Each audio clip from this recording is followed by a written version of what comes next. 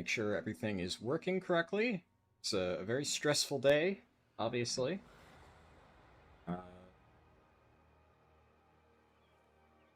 Seems good. All right. Hello, Kramer. Jane nod for a moment. I thought you overslept. No, I went to make a fresh mug of coffee, and I had to restart my computer because it was lagging. But I got all that set up. Honestly, I'm gonna just log in now. I have Darkmoon Fair buff, but I don't really care that much. I'll only lose a few minutes, and there's a few things I want to set up. Obviously, if you're, I know a lot of people here are obviously joining immediately from Discord and stuff. Cutting it a little bit close. Yeah, that's my specialty. What's it called? Thanks for the add-on, no problem. Yeah, so about that, yeah. I have a free leveling add-on. It is pinned. It is made entirely by me, and it is 100% free. Right now, it supports most of the Midnight campaign. I didn't manage to get Voidstorm finished in time for launch, but it will be done, like, tonight. Like, we're almost done with it. I wanted to make sure the add-on was out, because, like, there are potential problems, with, what's it called? With, like, CurseForge uploading, etc. So I didn't want to take any chances whatsoever that there were issues, so I spent more time making sure all that was done. I figured I'd make a video explaining it. So I'm going to finish up the remaining stuff soon. You can get it for free on CurseForge. Like I said, the link is pinned. And, yeah, it'll be constantly updated. I'm a little bit stressed, admittedly, but the other thing that I do want to make absolutely clear is I'm going to be leveling fast, right? As I always do. But one thing that I actually have decided, yeah, I need to update talents, right? Because they changed some stuff. Interesting. I don't know why the war mode bonus is like that. I wonder if they set a fixed war mode bonus for both factions. That'd be interesting. I know it got nerfed, but I want that, and then we'll go with Lycara. I'm gonna be trying to level fast, right? But I am primarily just trying to showcase my add-on, because I'm really proud of that, and I have not really had a lot of time to do speedrun practice. Now, I'm still going to be able to level fast just because, I have studied basically every single quest in excruciating detail, and I have the muscle memory generally down. But there's a lot of differences between, like, speedrun optimization and just leveling optimization, and the speedrun stuff I can only really get with practice, and frankly, I just haven't done as much as I usually do because I've been developing the add-on.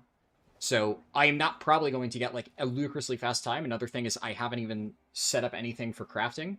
I'll get, like, the free crafting stuff, and whatever I can make, But I haven't worried about that at all. I've said in the past that I was going to get, like, warlocks to summon me around on my alt accounts. I don't have that set up, man. that takes time to set up, and I sure as shit didn't have time to do that, so... there's a lot of stuff that I like to do for super fancy leveling runs that I just... is it important to have, like, a slight launch day optimization, or to spend an additional however many hours developing the add-on? So I think I picked my priorities correctly. Oh yeah, Druid of the Claw build is 100% better than Elun's Chosen. You weren't following me on Twitch? I've only been streaming on Twitch for like a few years now. Hey, Single Day. Thank you. Where do Horde go for launch? So, Alliance can start in Stormwind, Horde can start in Orgrimmar, and both factions can start in Dornogal. And my add-on will point you directly to where to go. So you can see here, this is the Leatrix spot. She will be right around here, wherever it's 0 yards. And she'll pop up any moment now. I need to set up my cancel aura macro. I was going to put that here.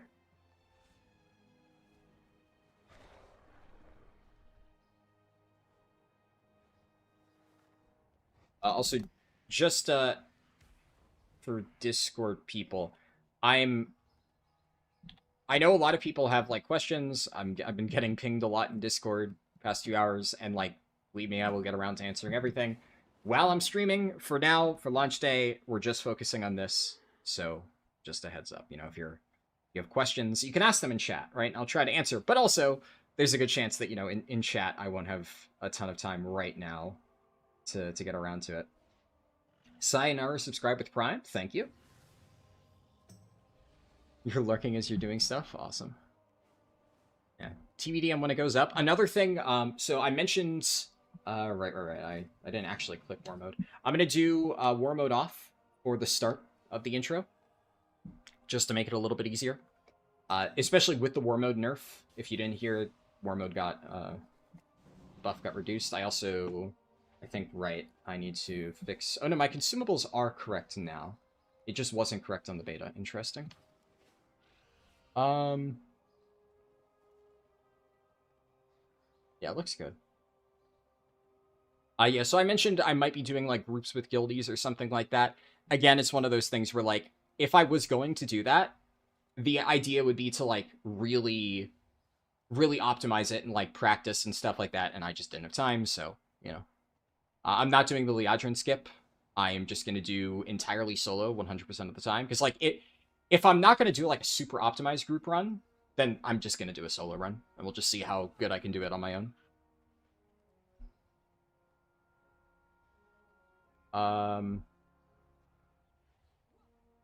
I got another pop-up for a Twitch sub, but it didn't actually say. So, if that was just a delayed pop-up from Sayonara, then cool. But if somebody else subbed and I didn't see their notification, sorry. I don't know, Twitch is weird with its UI sometimes. Hello, Uats?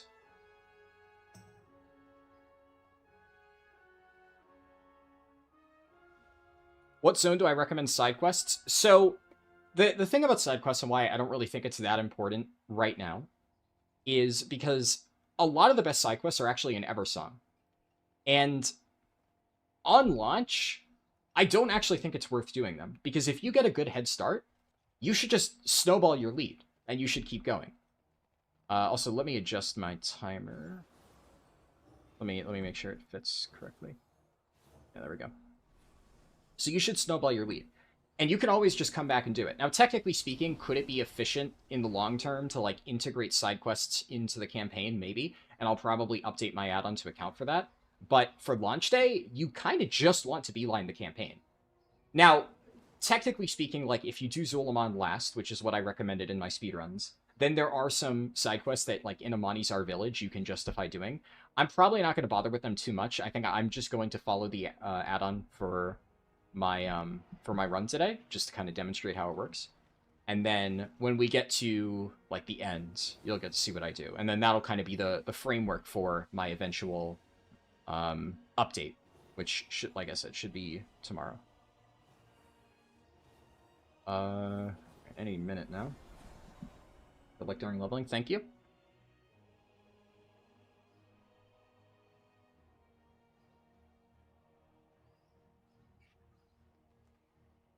Also, I am going to just sit here and wait for Leatrix to pop up. I do have quick quest and everything enabled, right? Yes. Yeah. So I'm gonna just wait. If people in chat start spamming me saying that, like, Leatrix's up and blah, blah, blah, blah, blah, or if I see, basically what happened during the launch test, for people who didn't watch it, is a bunch of people got Leatrix, and, oh! So I just heard the noise that usually means that XP is about to be enabled. But yeah, on launch test, a bunch of people started, like, getting teleported, and you could see there was a beam of light around a bunch of them. So if I start seeing those beams of light, and I can tell that, oh, Leatrix worked for some people, but not for others, then... yeah, like that. That means it's buggy. And then what I did on launch test is, like, flew out back in, and then here we are. I'm gonna start my timer. Talk to Leatrix. Oh! Hello? Okay. It is... Quick Quest is automatically... selecting the wrong option. I'm sorry, Pelham. Quick Quest is kind of fucking me here, so I'm just gonna disable it, and... we just let it rip. I think for whatever reason, Leatrix's dialogue option isn't correctly displaying, so Quick Quest is just picking the, like, play the cutscene thing, so... I'm also not getting the quest, though. Yeah, so, okay. At least it's not necessarily that Quick Quest is bugged, it's that the only thing that is available is the cutscene. So I guess technically speaking, I should restart my timer. Because it's not actually enabled. That's good, though. I like that they did this. They turned on Leatrix, and now, presumably, they're turning on the quest shortly afterwards. So what I'm going to do is, the moment the quest appears, I'm going to pick it up, and then when I'm on, like, the loading screen, I'll start the timer.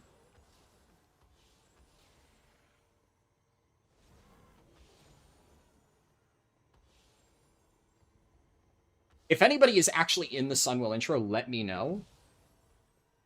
But as far as I can tell, they've enabled Leatrix, but they haven't put on the quest.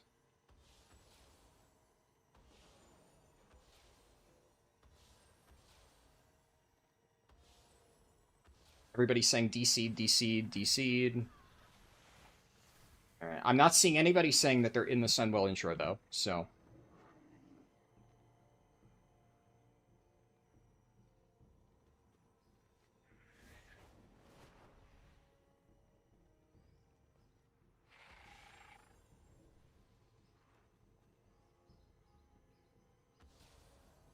Your guild is in the Sunwell intro.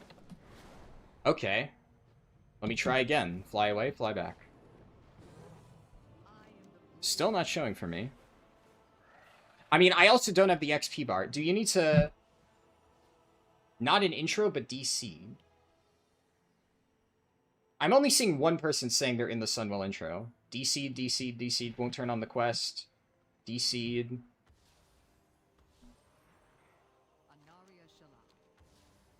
Alright, well this is... Oh, you had to fly all the way out of... Oh, okay. You flew all the way out of Orgrimmar and you got the quest. I'll try that. You're in the intro, but you're in Europe. Maybe it's a North America thing.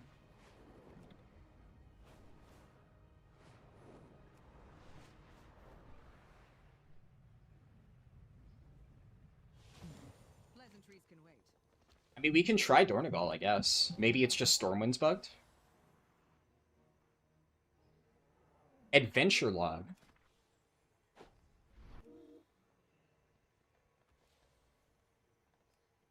Oh, it doesn't? Yeah, definitely not working. You relogged. You know what? At this point, honestly, I don't really think anything else will work. I'll try it.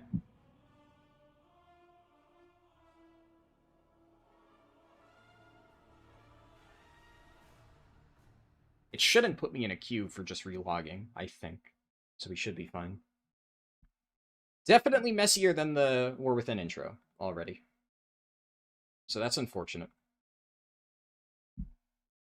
I'm seeing a lot of people saying they're DCing, though. Remember, I am on a dead roleplay server. I am unlikely to DC. This is why. So, for all of the super awesome people who watched my 8-hour Sunwell intro video, when I gave an extensive history of all the launches, and I said, and this is why...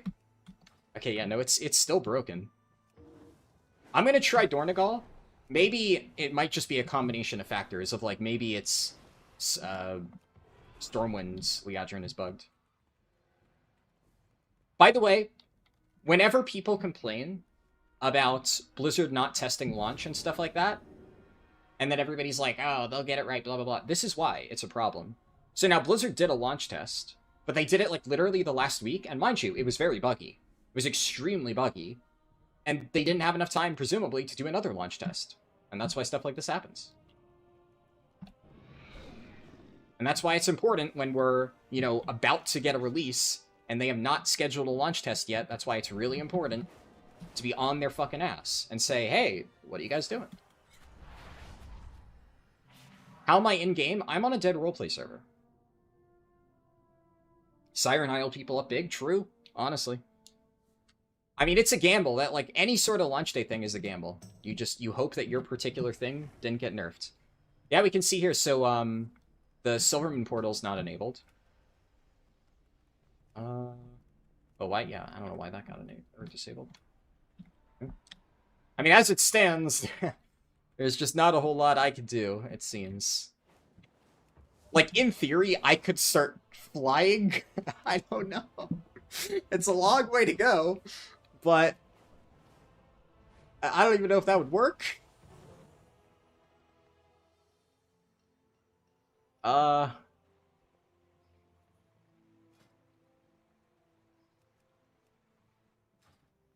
try relogging again, maybe. I don't know. It seems there are some people in the Sunwell intro, so... But I think everybody I've seen say they're in the Sunwell intro is on Europe.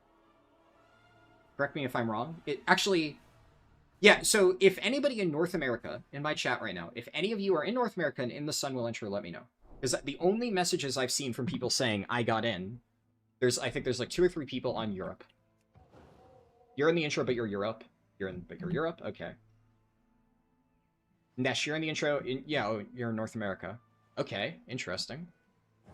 Are you... I should still have you on my friends list, I think. I mean, there's a decent amount of people on my friends list who are in there, actually, come to think of it. So, yeah, that's one way to check. Ah, well, I mean...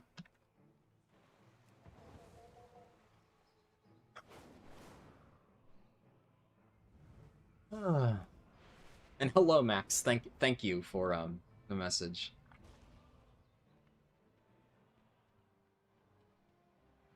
Some servers on Europe and NA are down. Yeah, my server isn't down though. I'm stuck in limbo or something. I don't know. The quest doesn't exist on this server apparently. You know, I'm gonna start flying and like does it work? I don't know. Like, I could use my Goodwin's Hearthstone, but I don't really want to. Is the guide so that you reach 90 doing the minimal quest required? Right now, the guide is just campaign. Voidstorm is not finished yet. It'll be added later tonight after my stream. And I'm going to have a small adventure mode segment. I am going to add multiple types of guides for, like, alt leveling and stuff. Eventually. But, I mean, it's a lot of work, right? I posted what I could before launch. But the vast majority of the campaign is there. And frankly, on launch, doing just the campaign will serve you the best. So, this is Dragonflight all over again? Well, I haven't opened up Hearthstone just yet. So, it's not quite Dragonflight all over again. I will say, though, the real nice thing about this is actually, like, best of both worlds. Because here's the thing. At absolutely no fault of my own, I'm shafted, right? I'm behind the pack. So, there's nothing I could have done to avoid this. It's Blizzard just said, you know, fuck your server. So, I don't have to feel bad about making a mistake or anything. But now, also, I wasn't really planning on going for, like, a giga-fast speedrun anyway. Like I said at the beginning, I'm just going to try and level as fast as I can. And now, I've literally been put in a position where the only thing I can do is just roll with the punches and level as fast as I can. So by definition, it's like the lowest stress possible type of launch you can get. Which is nice, actually.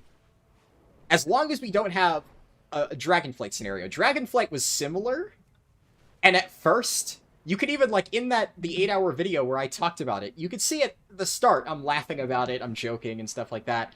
And then I get stuck in login hell for 2 hours. And that's not fun, because then I just can't play the game at all. And then it's not, you know, interesting for stream. But, I mean, if I could play the game, even if it's fucked, yeah, we'll roll with it. Far more within delves until you get to 81. Right now, we're going on an adventure. I'm gonna see if I could just fly there. I don't fucking know. I mean, so what I'm assuming, right? On the beta, Leatrix was incredibly bugged. So what I'm guessing happened is they just never actually fixed the code for Leatrix on the beta, and they just didn't realize it was broken. So I think some servers got the functional Leatrix, because on the beta servers, some of them were correct, but on some of the other beta servers, Leatrix was only up in Silvermoon. So the reason why I'm flying there now is my guess, is that on my server, Leatrix is only up in Silvermoon, but the Silvermoon portal is not there. So we're just gonna fly there and see if she's there. And, like, I could open up my other account and try and, like, server hop myself over. But at this point, you know, it's fucked anyway. I don't care anymore. I may as well turn this in while I'm here. Oh, my XP bar hasn't even turned on. Why is my XP bar not turned on? That's actually a bigger issue, right? If my XP bar hasn't turned on, maybe it's just not even correctly flagging me as eligible.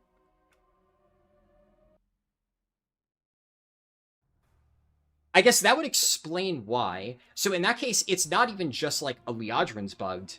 This server just hasn't been enabled for like...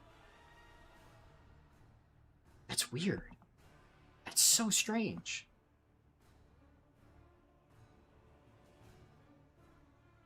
I'm gonna see if like logging into one of my alts and then logging back over fixes it. Because all I've been doing is I've been logging out and back in. Your casual friends were halfway through campaign before you got to start? Yeah. What's the add-on for leveling? Yep, follow the arrow. That is my add-on, and you can get it in CurseForge.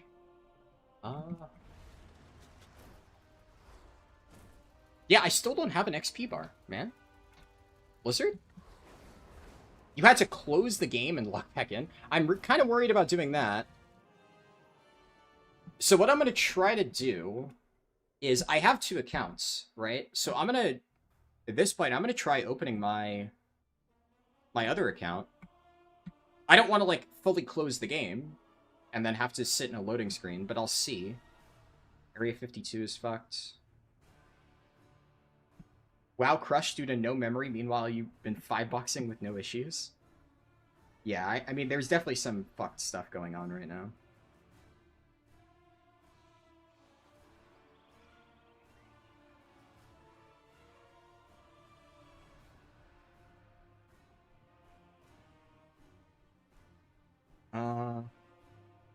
Also, apologies for the double audio, because I'll try to... I'm stuck on logging in game server on my other account, so I can't pull up the audio settings. I'm going to try to log back in. We'll continue flying.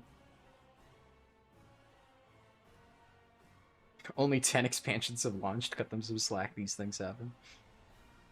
You can't get into the game? Yeah, you're in good company from what I've heard. I can get into the game, but I can't start the questline.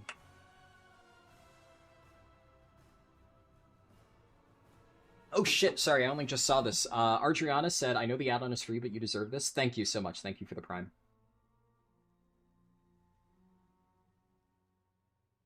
What realm am I on? I am on Argent Dawn, North America. It's a dead roleplay server.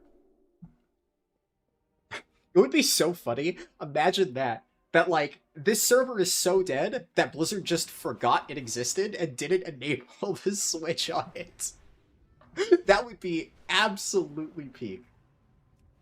And then my dead roleplay server strategy just colossally backfires on me. I'm not the only one who had the idea to just fly there, I guess.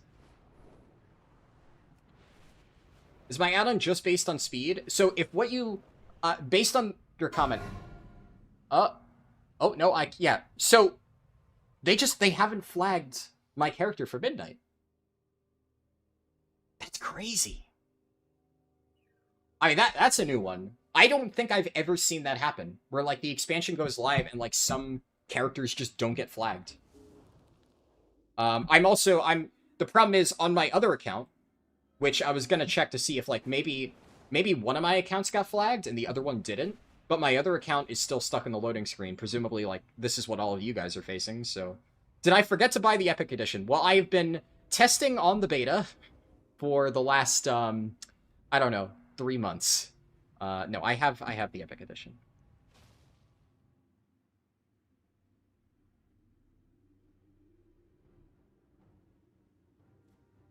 Yeah.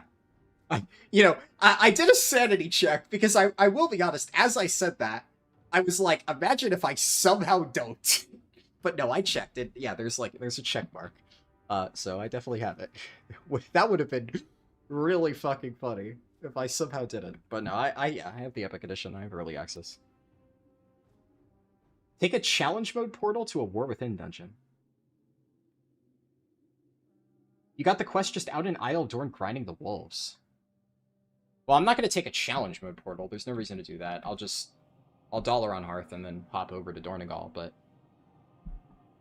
I'll try that. I'll see if just going somewhere in Isle of Dorn causes it to flag. The Race to World first players using the mobs are complaining that it was nerfed. Yeah, who could have seen that coming? By the way, as certain groups were openly developing guides on Endeavor farming, I have been saying for days now that Blizzard is aware and will most likely nerf it, and to not bother doing Endeavors. Guess who was right? As always. You finally logged into Illidan? Nice.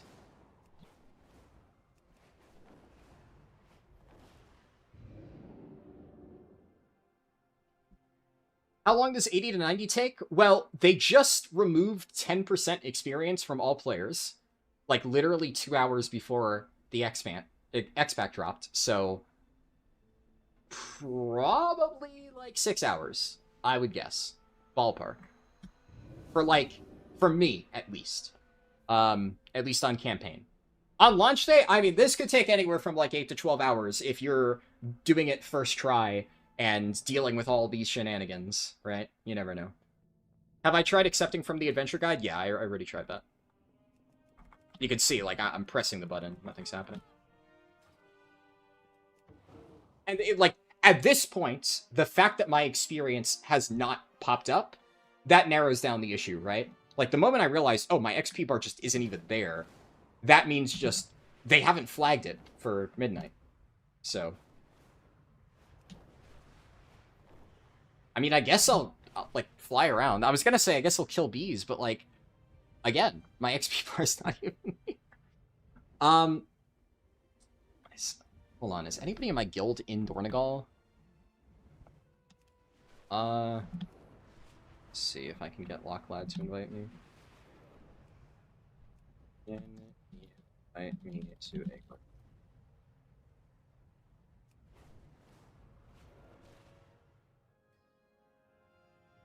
You were finally able to log in on Tyke. You're in Midnight Full now? Nice. It looks like it might be if you fully relog, it fix.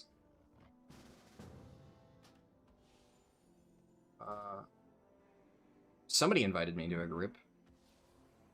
You are in Isle of Dorn, my friend. Sorry, but it needs to be in Dornegal for it to phase properly.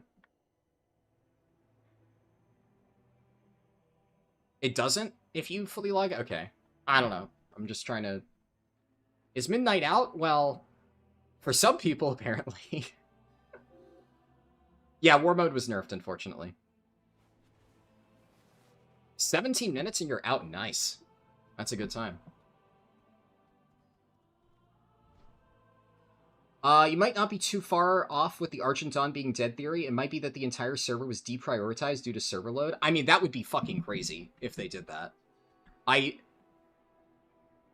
half joking, but if they just deliberately neglected some servers, that would be fucking wild. My other account got in. Who the fuck? Okay, my monk has mail from some random person. So we'll see. I'm currently logging into my character on my second account. Go back to the tune that your XP popped on. My XP didn't pop on any character.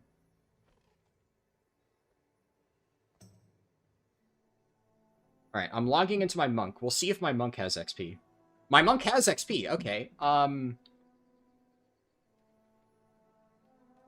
Does that fix it for my druid? No.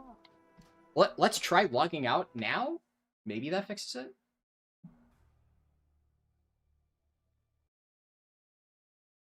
Oh. Okay, is OBS still fine? It did a little bit of a visual glitch. I think we're good. It would genuinely be crazy, though. So, what I'm gonna try, real quick. My monk... Which, my monk is on Zul'jin, to be fair. So my monk has XP. My druid doesn't. Dude, is that... There's no way. There's actually no way that it's actually the server. I mean, there's one thing left to try. I log into a character on this account that is not on a roleplay server, and we see if that fixes it. Where are... They're all on role... I have a lot of characters. Okay, well, let's log into Takasa, I guess. That's on Zul'jin.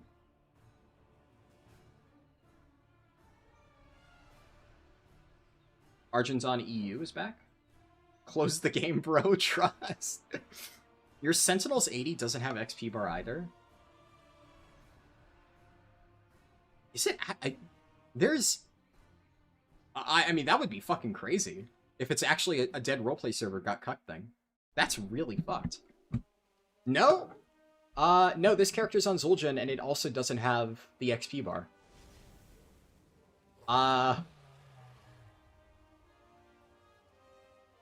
Change the plan, guys. I'm leveling my monk first, apparently.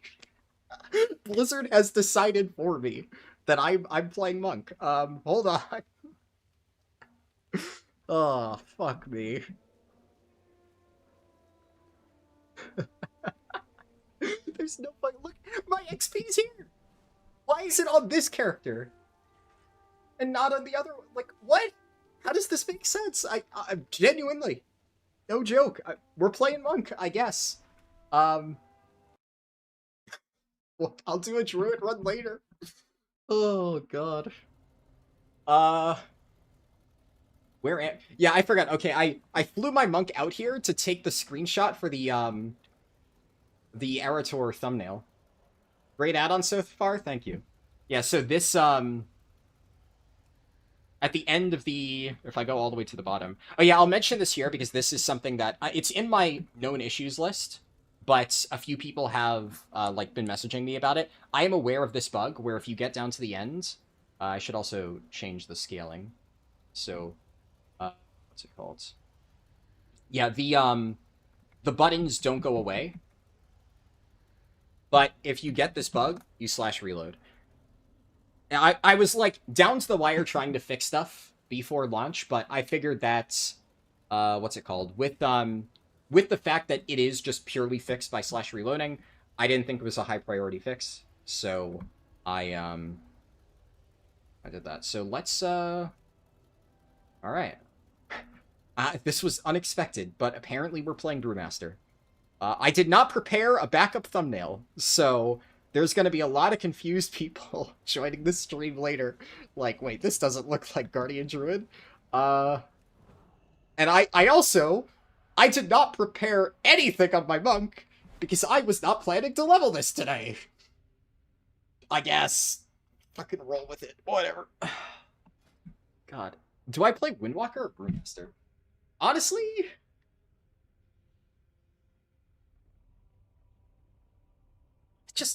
fuck it. I've been doing all my, like, testing with Windwalker.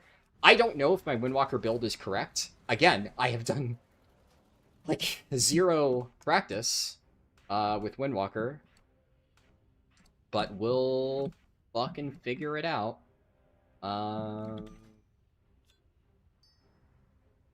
Swen is definitely a bear. Brew.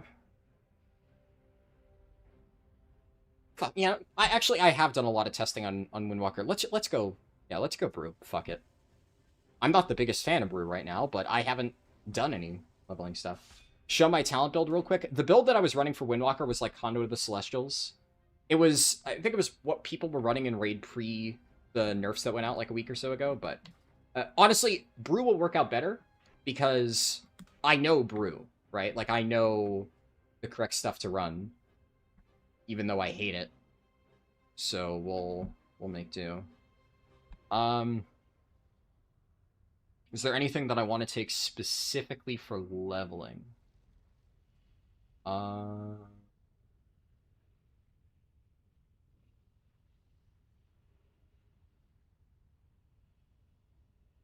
Seems fine.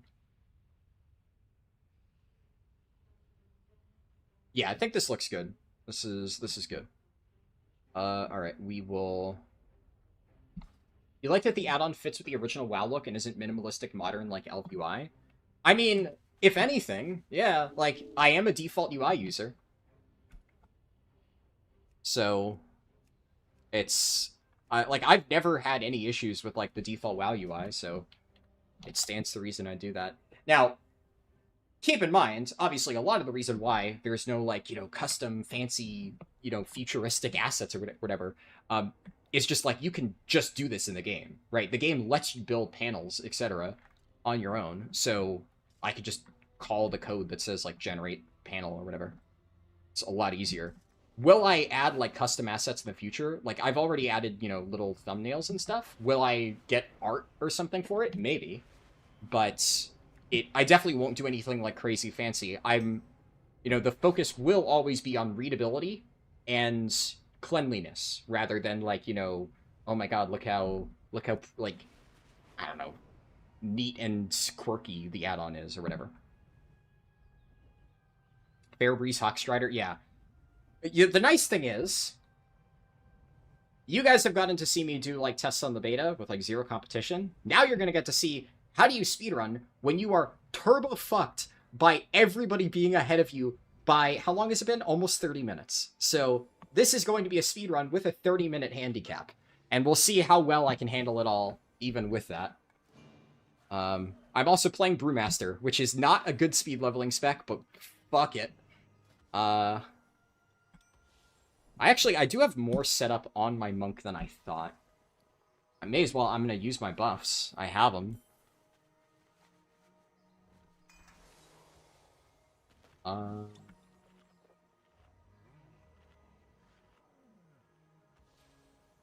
Do I have... I do have a Radinax on me, yeah.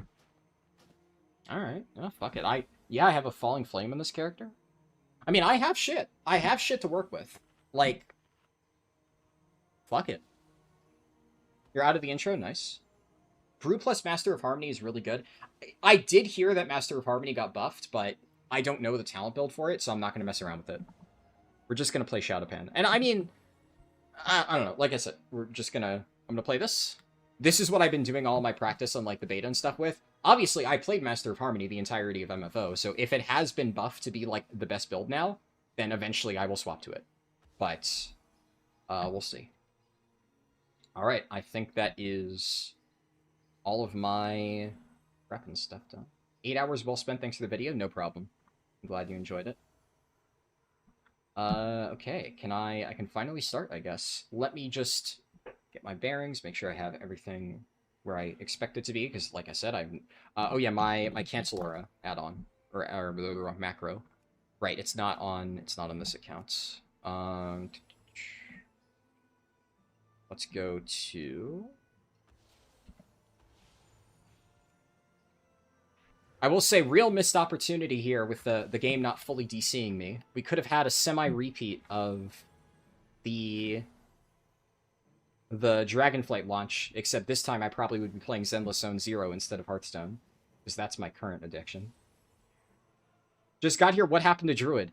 Blizzard said no, I guess. Oh, Hina Lover gifted 2 subs, thank you. And why is there a Horde player here? What the fuck? Alright. Wait, was Orgrimmar disabled for them, so they had to come here? That's fucking crazy, if so. Alright, okay, we'll start the timer and we'll get going. May as well. And... oh, right, I have... that, okay. Thing is best, yeah. What was I gonna say? Yeah, all of my pre-quests, by the way, all of my prep was on my bear. So, yeah. Fun.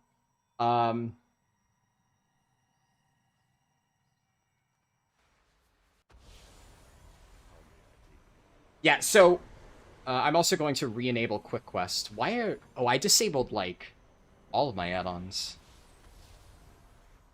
Why did I disable, like, half... oh, you know what? I know why all my add-ons are disabled.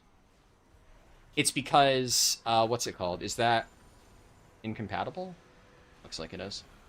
Back when the last time I really played this character was, like, at the very start of prepatch with, when, like, all the add-ons were broken, and I haven't played this character much since I've updated it, so we'll see. This should work. You can't play? Yeah, I'm sorry to hear that. A lot of people are having issues. But okay, Quick Quest is enabled, Leatrix is enabled. That's probably all we need for now. What's it called? Yeah, so I'm probably going to get a bunch of questions, by the way, about the whole druid thing, right? There's nothing I can do. So please, if somebody in chat is asking, like, hey, why is he not playing druid when the thumbnail says druid or something like that, just, you know, I would appreciate if people can, like, answer that so I don't have to answer it like a million times. But it's definitely an understandable thing that a lot of people are going to be confused about. And I don't have, like, I don't have a backup YouTube thumbnail that I can just swap to, right? In fact, the druid thumbnail that I'm using, I just reused most of it from my test speedrun, because I didn't have time to do anything fancy.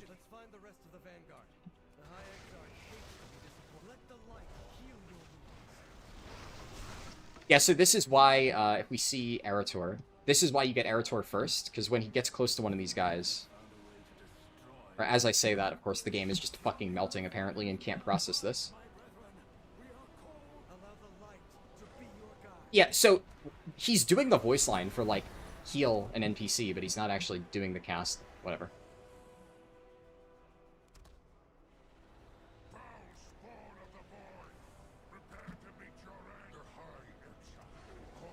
Go here.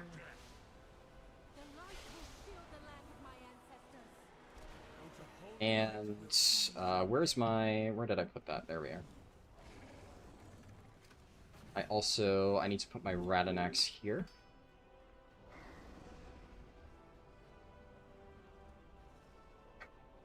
So, the funniest thing about me being forced onto Monk is... I talked about this before in my Discord a little bit, but, you know, if you've watched some of my recent streams and stuff, it's... Like, I have not kept it secret that I do not like the current state of Brewmaster Monk, and Guardian Druid is the tank that I currently enjoy the most. Thing about that is, currently, for Raid, it looks like I will have to play Brewmaster Monk, which, you know, is what it is, right? You know, I'm in a Hall of Fame guild, right? I need to play whatever I need to play to help us get the kills, like that's just how it goes. That's what you sign up for. So, as much as I would love to play Bear, I'm probably going to be forced onto Brewmaster. So the fact that I literally could not level my Bear, and I'm basically forced to level my Monk first, actually just feels like Blizzard is just really rubbing it in. Which is just really, really fucking funny how that works out.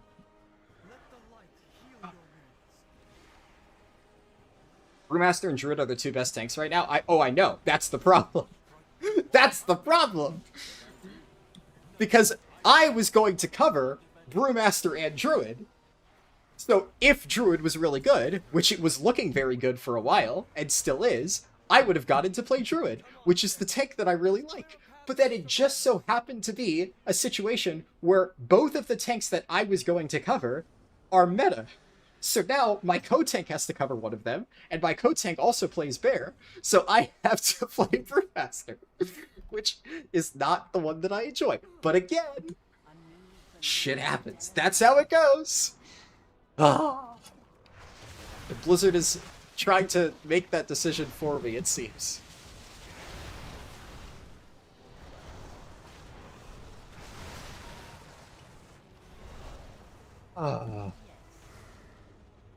At least the add-on's working well so far.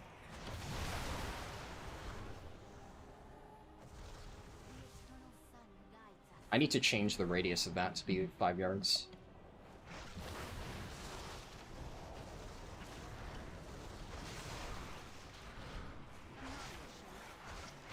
Erator, I need you to heal this guy. Funny thing is, I'm actually so far behind that the Sunwell intro is just kind of empty now. Cool arrows add-on, thank you. I put a lot of work into it.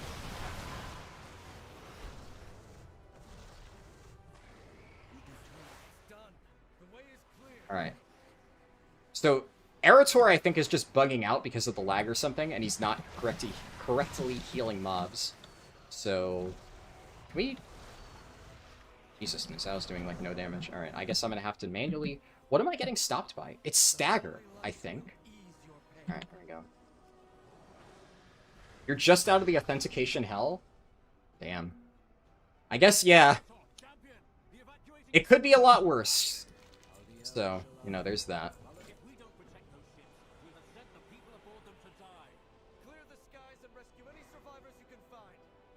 Bear is better? So yeah, I agree that Bear is better. I'm not going to jump into my, like, anti-Brewmaster diatribe, as usual. I think Brewmaster is actually going to end up being quite bad. Brewmaster's kit is not in a good spot. Brewmaster is currently held up entirely by being extremely overtuned. Bear actually just has a very good kit. So Bear will still be a solid tank, even if the numbers are reduced. Brewmaster, if it gets gutted, it's just going to fall off a cliff. Whether they do that, probably, at this point, I doubt they're going to nerf it enough for this tier to where it's not played. At this point, there is a very, very, very good chance that, yeah, Brewmaster Bear is the tank comp.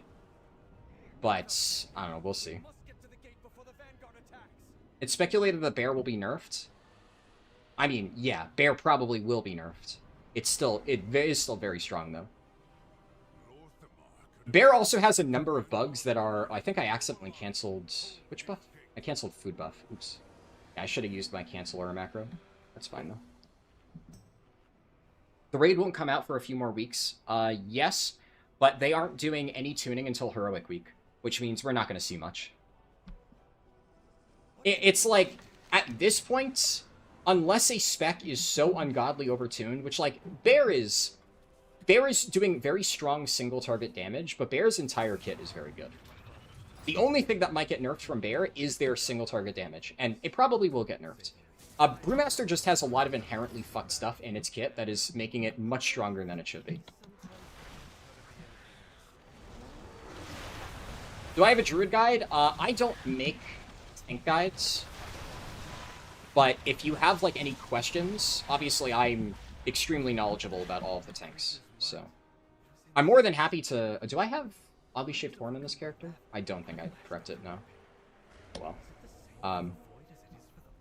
Yeah, so the problem with, like, class guides and stuff is they just don't perform that well. For the amount of time that it takes to make them. That's kind of the issue I have with, like, the class guide meta on YouTube.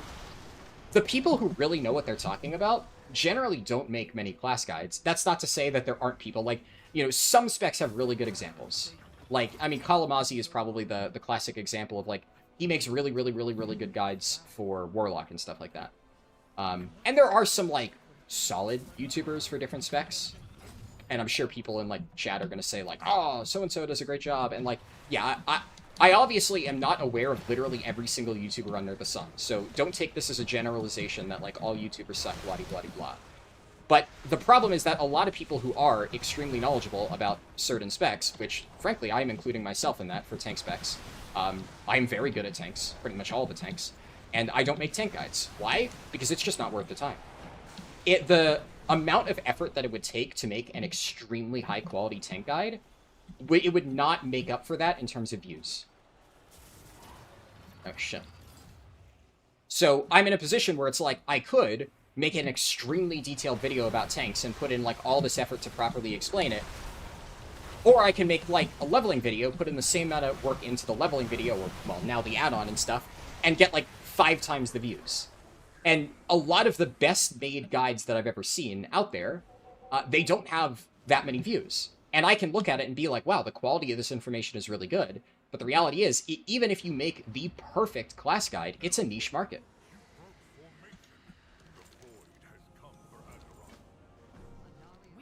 But then also, the problem is a lot of the people who do, and again, generalization, I'm not going to name names, but it's like, if you've, like, seen any YouTube videos for World of Warcraft, you probably know exactly the types of channels I'm talking about. There are a lot of, like, WoW in particular, I think more than a lot of games, has a lot of, like, slop tubers who will just make videos on literally everything. And they have absolutely no clue what they're talking about, but they will have a guide on every single spec. Those guys have no fucking clue what they're talking about. 99% of every single one of their videos is going to be feely crafty misinformation garbage. But because they don't care about that, all they care about is getting a video guide out for every single spec in the game. They're just going to rapid fire those things out. And so they'll have a million class guides, and to a brand new player who doesn't understand how complicated this game is, will see, oh, this YouTuber has a guide for every single spec. They must know what they're talking about. When in reality, the best class guides are made by people who pretty much only play that spec. And that is like their entire channel. Like the example I gave, Kalamazi for Warlock. You don't see Kalamazi making guides for, like, you know, non-Warlocks. I almost fucked that up. Because I tried to cancel only gun shoes and not glider. Thankfully, I still stuck the landing. Research one patchwork sim. Exactly. Yeah.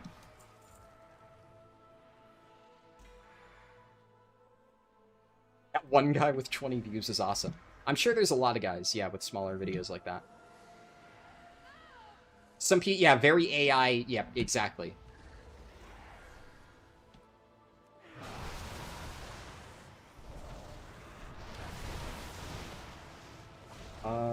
The guy that makes DH guides and Wowhead makes videos. I know there's a few good DH theory crafters, but I don't know specifically which one you're talking about. What stats should you chase for your druid? Generally speaking, right now, Guardian is very haste heavy. While leveling, honestly, though, you really shouldn't worry about, like, any of that stuff that much. Stats while leveling are not that important. Item level above all for that kind of stuff. Haste, generally speaking, though, as a rule of thumb for Guardian Druid is very good. After that, it doesn't really matter. You'll get probably comparable value to everything.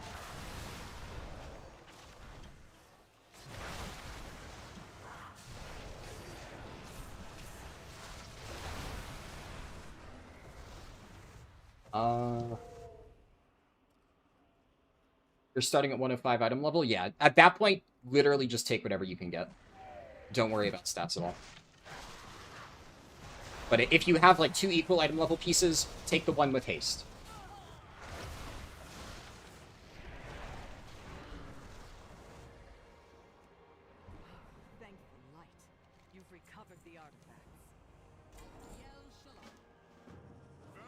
So our final charge of Radinax.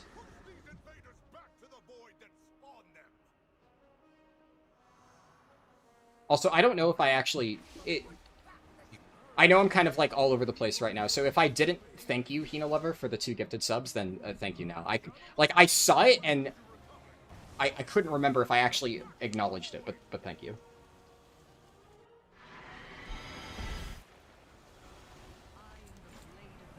Fairbree's first quest is a huge bottleneck. Yep! That was discovered very early on during launch tests, and obviously because they didn't really do any testing, it didn't get fixed. This expansion, by the way, just as a rule of thumb, I did read it. Okay, awesome, thank you.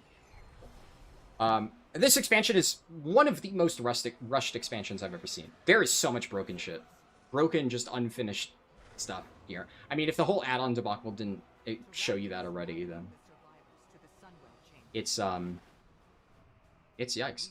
Wait, entering the first delve DCs you? So the same bug that happened with the War Within launch test is now on live. Lovely. Do prop helis have any chance of being viable?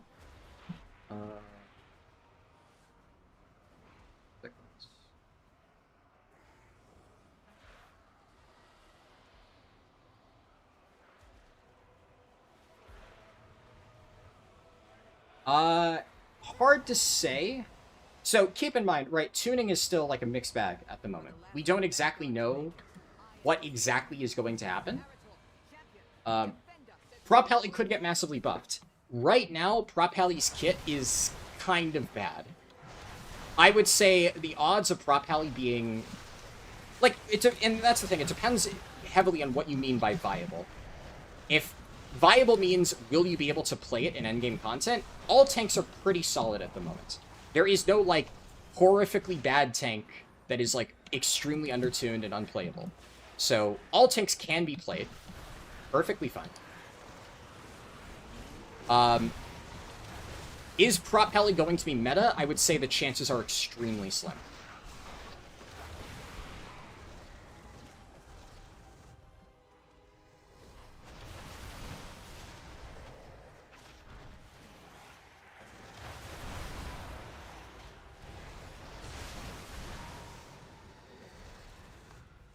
Oh, come on, I'm 2% off. Okay, we just do this, and then...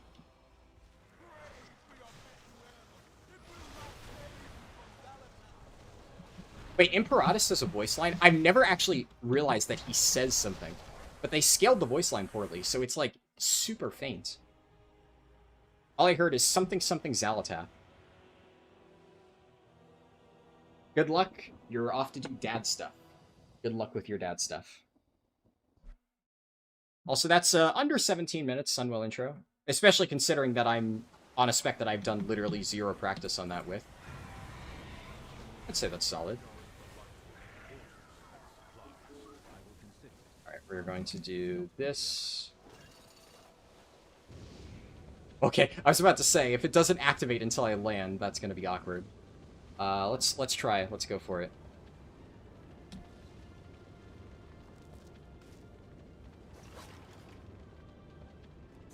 I missed it. Still a time save, though. You are not needed. That is your decision to make. Your aid was timely and well. He switched to the Eversong Woods guide. Remember that I'll speak to the Vanguard while you get the other matters settled. Shit, I just realized I never did a test run on Horde to confirm that this works correctly for Horde. I haven't heard anybody... Nobody has actually said that they've run into an issue with this quest as Horde, so I'm guessing that, like, my coding worked. I basically eyeballed a value for, like, one of the quest objectives that's Horde specific. But I bookmarked it in my head of, like, at some point I need to go back and test that it's correct. And I forgot. You haven't had any issues? Alright, perfect.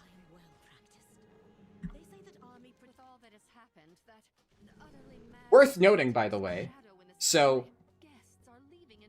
just in case you ever see, hypothetically, somebody saying that there's, like, 2 separate guides, right? Like, if somebody were to say that they have 2 different guides for Midnight, one for Horde and one for Alliance, I just want you guys to know that the only faction-specific things in my entire add-on is 3 lines of code. So, just to be clear, right? The faction differences for Midnight leveling, 3 lines of code.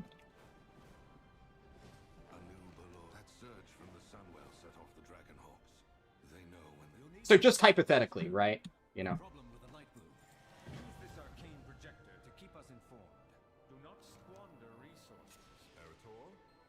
Okay, we reach Fairbreeze. The first delve doesn't work. Yeah, a few people are saying the delve is broken. So I guess, yeah, I'll repeat that. Multiple people now have said the first delve fucks your character, so just be warned if you're getting there. I beat you out of the starting area? Ah, you know what? I'll take that as a W, considering I had like a 30-minute, you know, handicap. Will we be able to fly in Silvermoon? It's 2 different versions of the zone. So, in Old Silvermoon, no.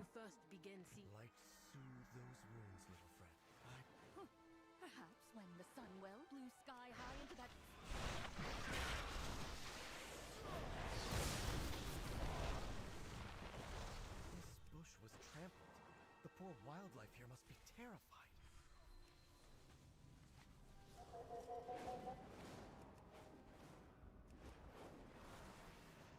The light bloom first appeared. That creature must have come from the light bloom. We should let the Magistrix know. Tag on that. Perhaps this sudden growth is tied to the okay, people are saying Hawkstriders are a bottleneck. That's the wrong.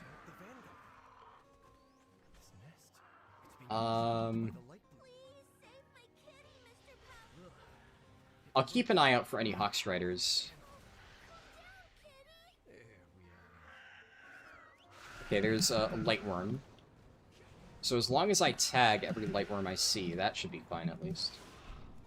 We are about halfway done with that.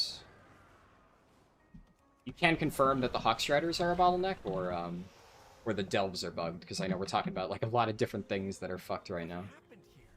Hawkstriders running amok. I must be missing some book. Oh yeah, somebody was standing on top of it. The Hawkstriders? Gotcha. Thank you. Those hawks Somebody got that one. terror. Okay, we got this one. I have to stand right here on the edge of the border. And get it that way. Get the links. Oh, I missed the click. Got it. The nearest light room is nowhere near the village. How did the group get all the way out? There's shit, I missed that. Okay. I get this Lightworm tag, so now all we need is Hawkstriders and Lynxes. So they should be, yeah, around here too. This is where we're probably going to find the most of them, like along the borders, where the other quest objectives don't overlap. Yeah, so like around here, for instance. But this is a little bit awkward, right? So we need to load into Fairbreeze, and then... No, you can't reach that one. Okay. Yeah, so that bug's still in the game. That's good to know. Thanks, Blizzard. Lynxes are the bottleneck? I mean, it looks like both of them are the bottleneck, to be fair. This is a Hawkstrider.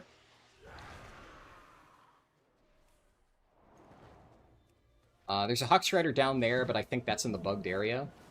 There's a Lynx. Click, click, click, click, click, click, click. Ah, he got credit first. Okay, this Hawkstrider we found we can get from the very edge. Okay.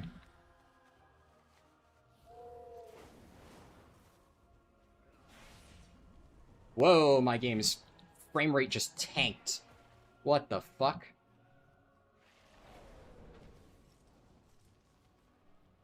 Okay.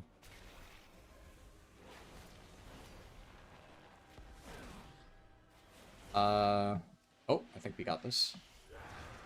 Alright. Yeah, so now Lynxes. So, you might be right that Lynxes are the true bottleneck. I can get this? Maybe? Nah.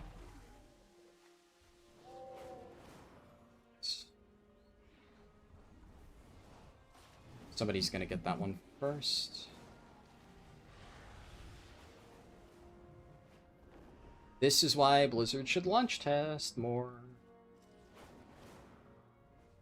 What's interesting, though, is there are some Lynxes, if I recall, on the buildings.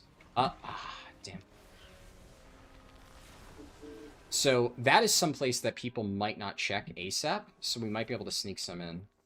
Like, there should be some up here. Oh my god, the servers are fucking melting. I've never checked, though. Are there... I don't think there's Lynxes all the way up here, right?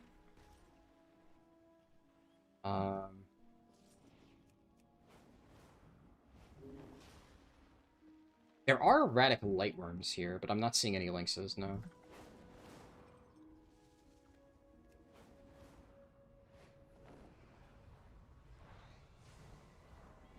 But I would imagine the building up there is still the best place to find Lynxes the moment they appear.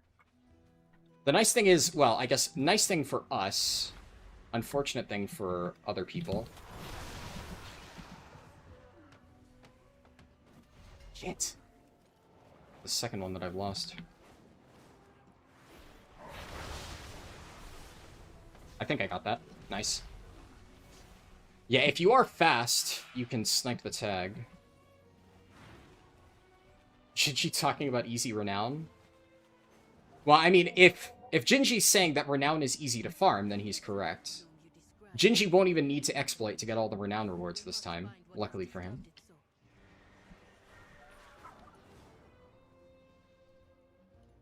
Yeah, people overreact about, like, renown and needing the Darkwind Fair buff and stuff like that.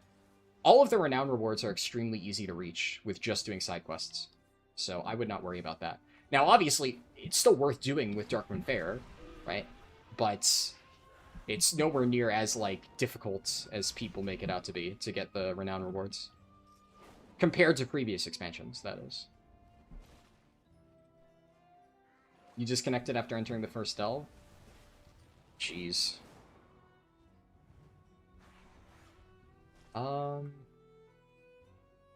One more links. I'm really hoping that I can just find one that is uncontested, because I don't want to have to sit there and, like, click a bunch of other people. My best bet is just spotting one as it spawns, then getting the tag, but I'm trying to find, like, an isolated location.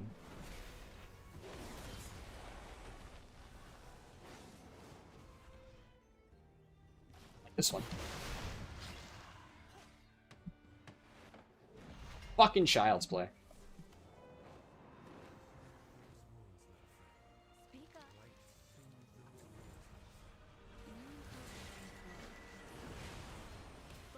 Follow the arrow. It should lead to the answers we seek.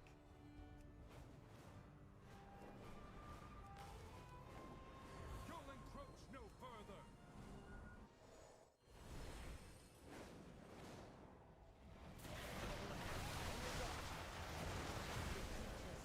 They remind me of home, yet they live on the surface. It should not. The runestone. Right. Able to hold back the growth, but not those things. I shall watch for you. We must discover what caused these creatures to flourish so suddenly. Let's split up. We're in login screen DC limbo. Two of you later. Yeah. Sorry about that, Lumion. Plans has been forced. This is definitely... it's really unfortunate because, like, I gave them so much credit for, like, how clean the War Within intro was. And I even said that I thought Midnight might be clean, too, because it seems like whatever they did for early access might, like, have solved their crappy intro problems, but... this one's pretty bad. This is definitely among the worst intros I've seen. Especially, the bug that I got on my Druid, I've literally never seen before. I've never seen that happen. Where, like, it just doesn't flag your characters being eligible.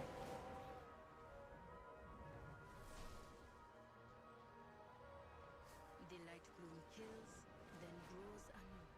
A vicious cycle that cannot be And we did confirm that it was... It wasn't anything to do with the RP servers, at least. So that one, I wasn't sure at first, but the fact that it was... My entire account got, like, not flagged, at least my second account, that's really bad. Because what that means is there are probably other people out there who just, their account is currently not flagged. Now, I'm lucky that I have 2 accounts, right? Well, I have more than 2 accounts, but, like, one of my main accounts got flagged. So that's good. But it's fucking crazy that, like, I just literally, an entire account of mine, I can't access the expansion that I paid for. Like, that one is particularly bad. Seems like a very specific issue on my account. I mean, maybe. Also, where is... Oh, Orenya's just slow. Okay. You have found me. Perhaps we meet again. The Rutani, they are being driven to grow. This light you speak of may be the cause. You unstuck your character? And that... Or you're saying you'll see if it fixes it, okay. Dude, my muscle memory keeps going to Rising Sun Kick. It's so weird that it's gone. Report back to Silvermoon. They need to know about this. Wait for the roleplay.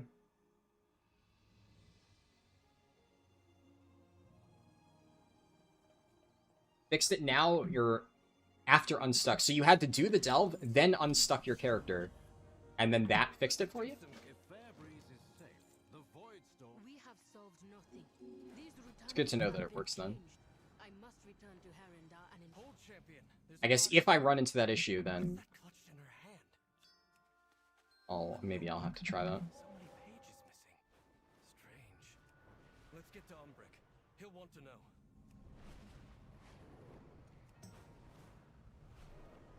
One of my own. Dead. These notes. Cassia? My sympathies, Magister.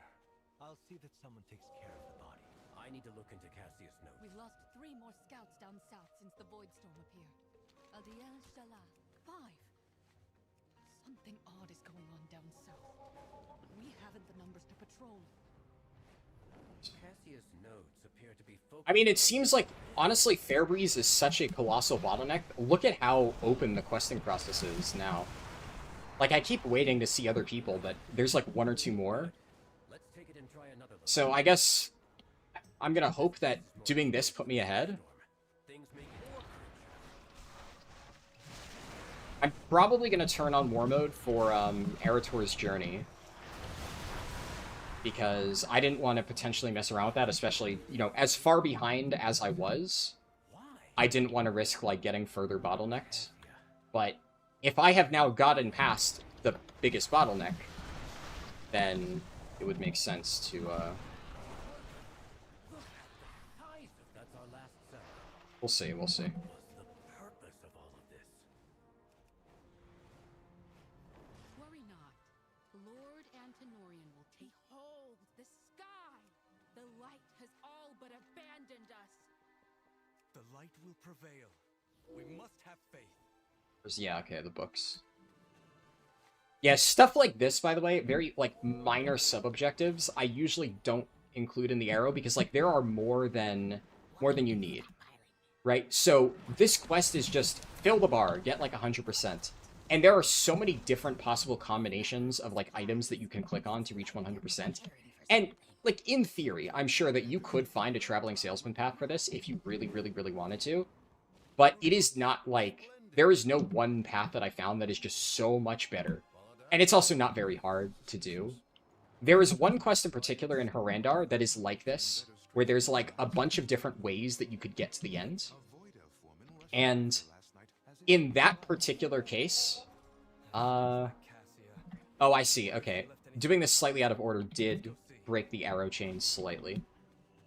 I think that I might actually adjust to make it obey correctly. But it works correctly afterwards, no matter what. Why can't you ride in combat as a DK with the talent? Is, what's it called? Rider of the Apocalypse bugged or something? I don't play Rider, so I have no idea. Well, I don't play DK much at all, anyway. What brings you here? What needs bring you here? Lord Antonorian is away. I can help you. Tranquillion is also a bottleneck? I mean... Unless you mean, like, the battle for Tranquillion, if it's, like, a separate phase, and that's a bottleneck. Are you okay, 3 named NPCs. I know what you're talking about, then. So that is, yeah, Battle of Tranquillion. But that... Okay, that's not the same, though, right? Because you share progress. So, the problem with the links is that literally only one person could get credit for the links. So that is a really nasty bottleneck. Because low spawn rate plus only one person getting credit, and you can't even just snipe a tag? That's really nasty. Even if I offered my aid to Silvermoon, I have little to give now. You only need to fill the bar, but there's 0 enemies, only the pickups? I think that's fine, yeah. That's not a problem. Excellent. Wait, what's that glinting over there? I mean, I guess we'll see right now what you're talking about. I will not stand by as that cult takes this town. See to the citizens. I'll find Antonorian. Make him pay.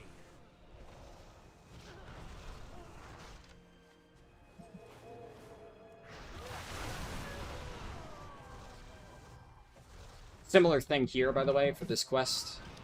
There's way more citizens than you need, so, like, theoretically, yes, you could have an optimal citizen path, but also you can just kind of walk around. Another problem with, like, whenever there's an objective where there are a bunch of different ways that you can get the objective with, like, shared tags, it's impossible for me to make an add-on path that takes you through all of them, because what if somebody else got the tag? Like, what if somebody beat you to it, and the thing that I tell you to go do just isn't there? That's a problem. So I can't do that. So unless it's, like, a non-shared tag that everybody has access to, the add-on doesn't, like, directly put you on a path. It just says, go here and do this stuff. I guess I'll double-check if the guard captain is up. Yeah, it looks like, are these just really long respawns, or did that guy literally just barely I think he barely went ahead of me. But it looks like there is only one person here, so I don't necessarily think this is like a nasty bottleneck per se. Yeah, I think I just got really unlucky.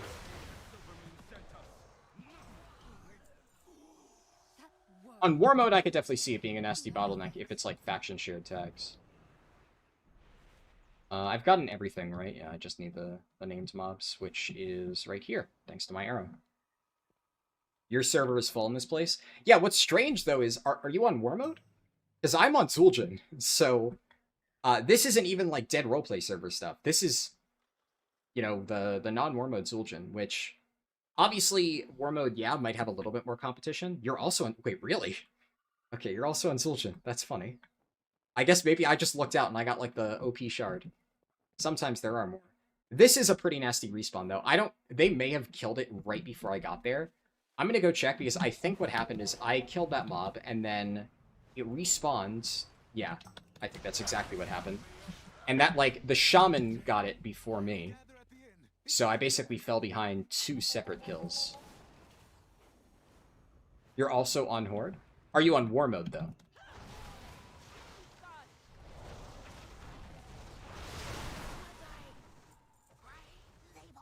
I mean, either way, if that's another bottleneck, then we got through it. You're not in war mode? Oh, I'm also not in war mode, so... Have you seen Umbric? I've bested every evil I've faced. Champion, find Umbric. I'll keep guard here. I will say, I think it's a good sign that I nailed the arrow logic when I keep thinking to myself, like, wait, where am I supposed to go next? And I just look at my arrow, and then I follow it. And it's like, I haven't done enough test speedruns to have perfectly gotten the muscle memory down, but I did crawl through all of these and record all this stuff, and I made the paths, like, extremely optimized. So I don't even need the muscle memory. It actually is kind of working. As long as I generally remember, like, what the quest is, and I don't remember exactly where I go for the objective, I can look at my arrow, and it honestly does do the job for me. Which, you know, that's the idea, right? It's supposed to do that.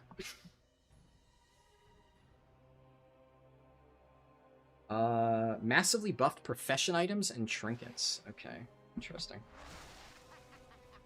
So easily fooled. Okay. Shaman got the tag, so... I wanted to make sure that I didn't, like, kill it before he had a chance, but... The entire time I was here. We've rescued who we can. But my research... Follow the arrow. Eversong is marked with targets for the Twilight's blade. What was in that lockbox?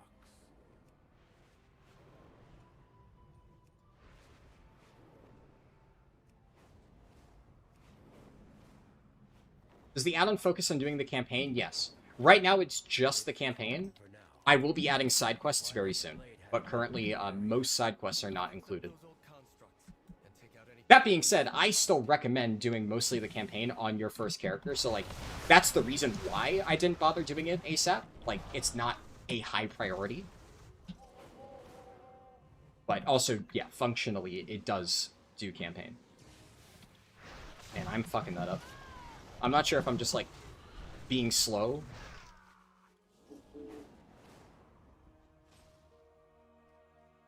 Let's not mess this up. Just gonna mash my... There we go, okay.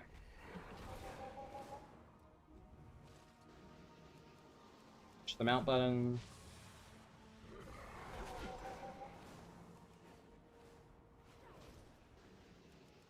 Mount button. Can't wait to test it out later tonight. Awesome. Yeah, so interestingly, I actually made it so there are multiple, like, constructs around here, but I specifically have the arrow point to this one because there's no mobs around this one. I need to, well, a mob spawns after. These other ones, somebody cleared it out, so they technically would have been empty. I could have gone there. But there's, like, a bat that will attack you and keep you in combat if you go to one of those. And it's, like, basically no time difference at all. So the time difference that you would lose by, like, getting stuck in combat, it's technically faster to go to the one that the arrow pointed you to. Come on. What? How did... Oh, does getting hit by a swirly drop that? I don't think I've ever...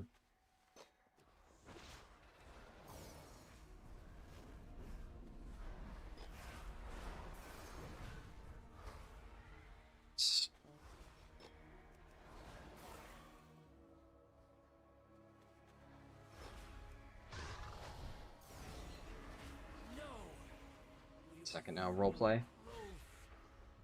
The Fairbreeze quest is a pain, 10 minutes, you haven't been able to shoo any... Oh, yeah. Sorry, I'm only just seeing this, so if I'm reading this late, apologies.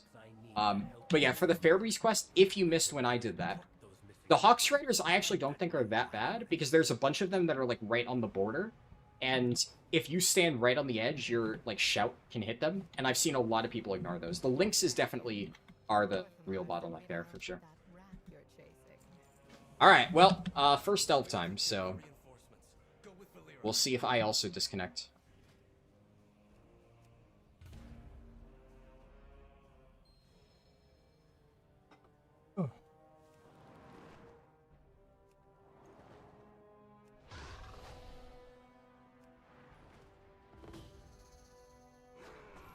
Place for a banner.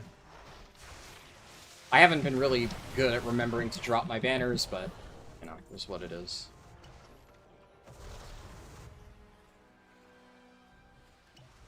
Yeah, I guess, you know, I've talked about this a little bit, so obviously if you guys haven't seen it, I made a video talking about the add-on that I made and general stuff. Kind of pointless to watch right now if you're actively watching the stream, right? So I'll kind of just, like, talk generally about plans and stuff.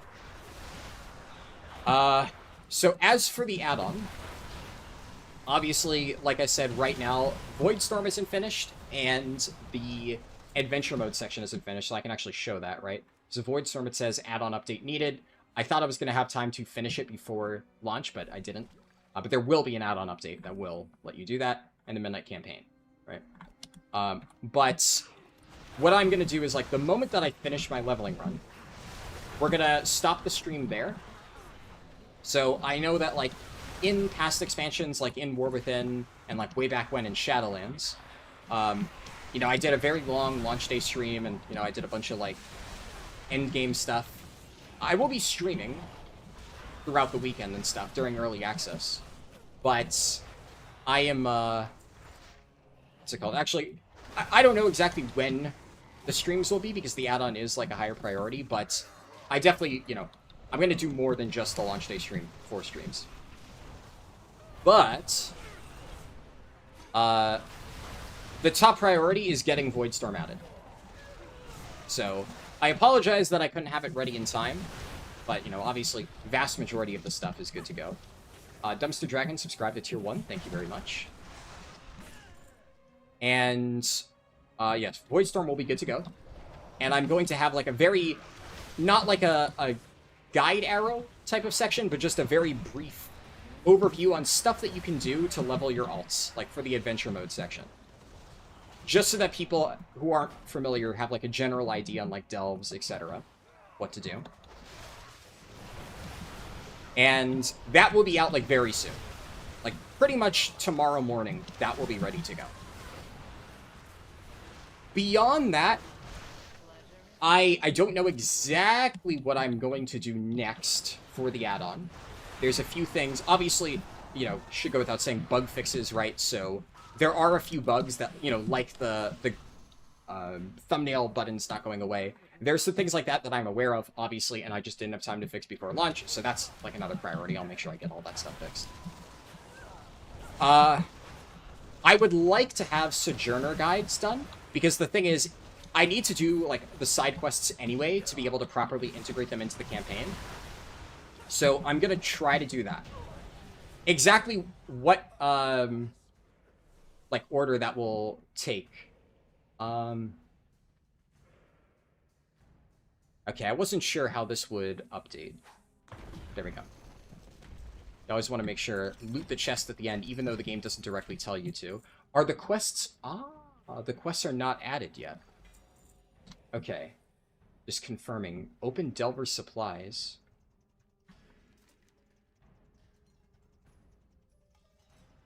Huh.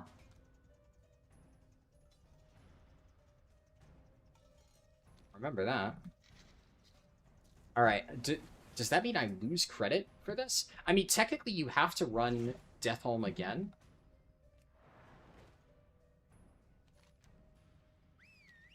Is this bugged? I am 99% sure this was not a thing before. I never remember, and it's also bugged. It's Bran, right? This is just a bug, right? Huh. How do I do this then? That's awkward.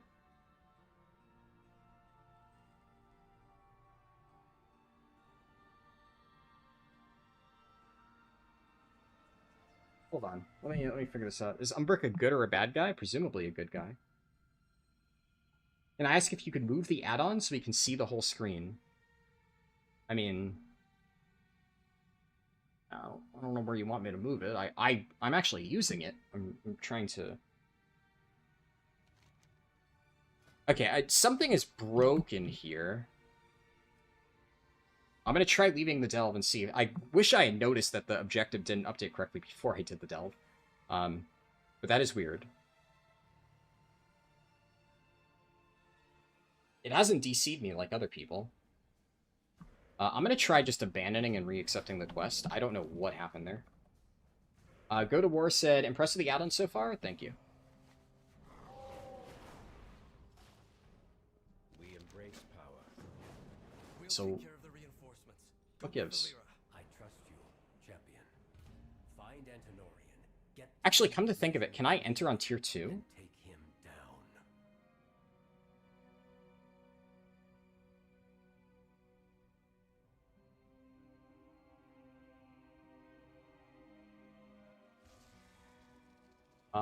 I might be able to do tier 2, actually. Yeah, because I did technically clear the delve.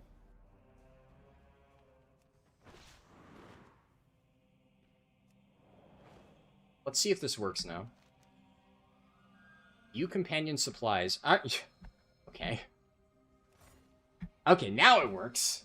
So, it bugged out and gave me Bran, and then I think the objective didn't update correctly. Weird. I don't know. Either way, it's working now. Unfortunately, that means I need to run this 3 times instead of 2. So, is what it is. I mean, at least I didn't get DC'd, right? Better than nothing.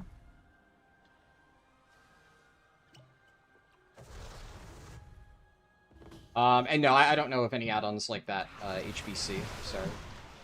But yeah, I mean, like, I don't know why, for the person asking why to move the add-on, I don't know why you need to see the rest of it. Like, nothing's going on up here. If I don't need to see it, you sure as hell don't need to see it. And quite frankly, if I have to pick, do I want to display my add-on or, like, whatever's in the background here?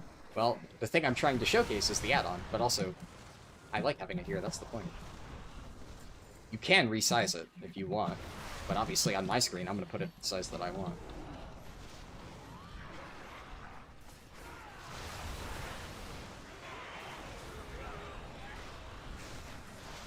Shit.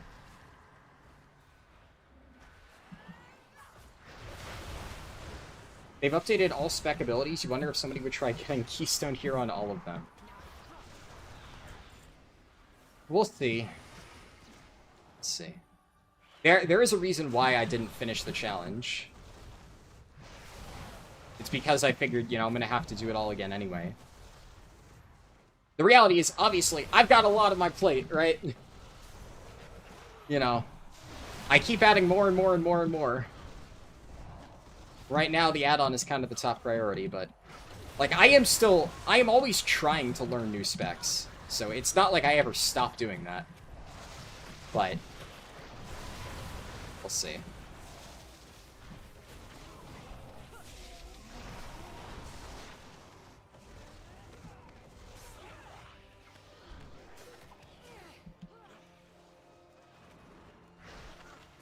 But yeah, generally for the add-on stuff, right?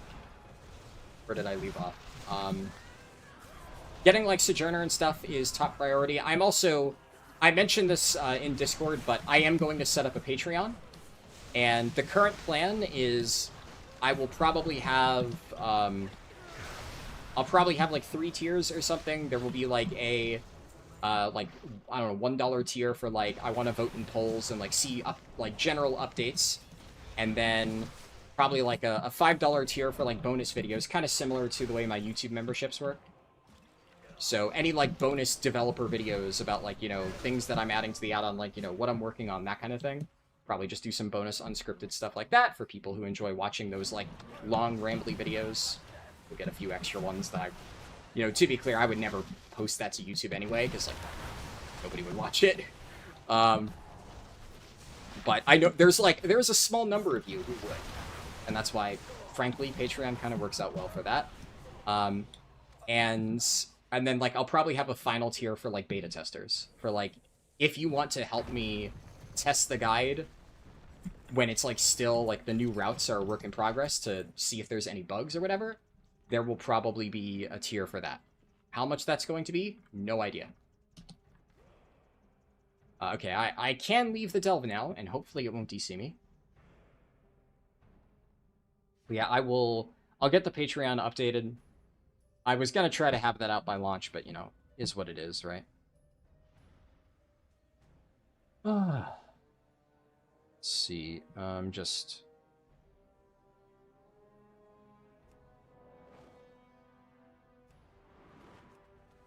The Devo? Damn. Devo's cruising.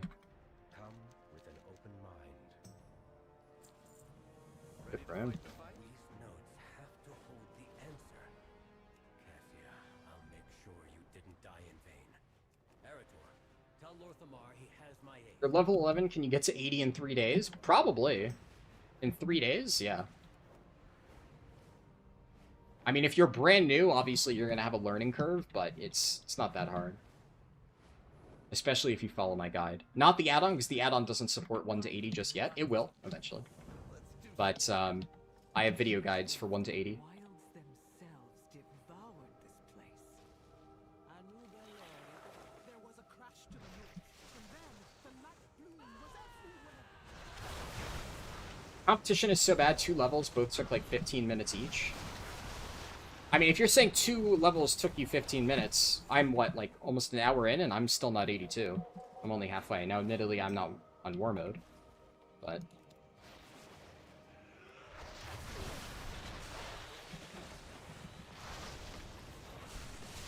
But yeah, so, what was I gonna say? Other add-on stuff, because, like, Sojourner is just kind of, like I said, overlaps with integrating the side quests in, I will probably make a route specifically for that, just for people who want to get the entire achievement done. Now, I've seen some people ask, like, are you going to do miscellaneous routes? Like, add-ons like WoW Pro will have guides for how to get, like, the achievements for every single zone in the game or things like that. My add-on will not be that. It will never be that. Like, I'm not going to just do... like, to be clear, there's nothing wrong with, like, WoW Pro having guides for that. That's its thing. But the entire idea behind this will always be, like, optimized leveling routes, right? And it's, like,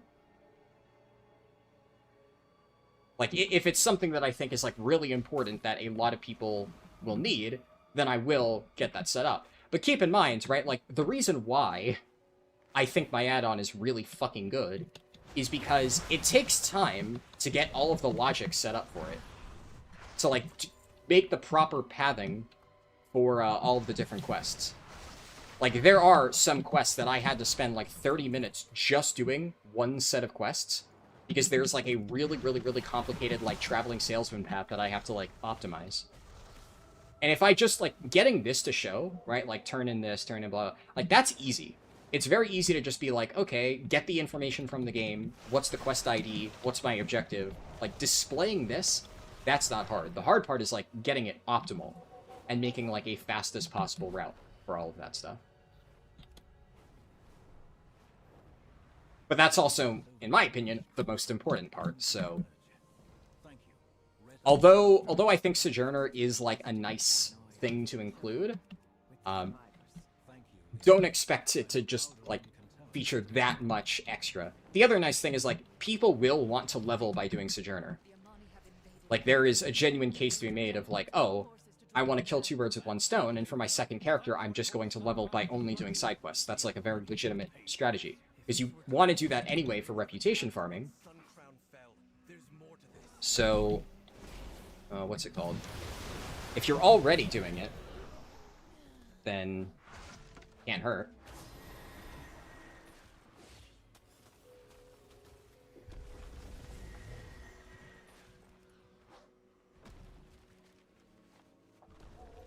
What professions do I have? I only have engineering. Well, on this character, I haven't really set anything up. On my druid, I only had engineering set up for all my fancy gizmos. I have the bracers on this character, but I never got the tinker. Because again, I was not planning on leveling this character today.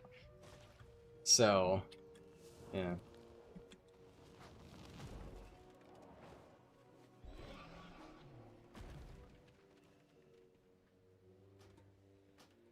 It is kind of funny, though. Whether I like it or not, I've leveled Monk for the past 3 expansions first now. This was going to be the first expansion in a while where I haven't started as a Monk. And the game said, nuh-uh, get the fuck back in Larice. But it's fine. If anything, the cool thing about this is I can do, like, maybe what I'll do is I'll get, like, an optimized campaign run with, like, the warband bonus on my druid. And we could simulate what could have been if I had had time to, like, do all my setup at some point. I don't know.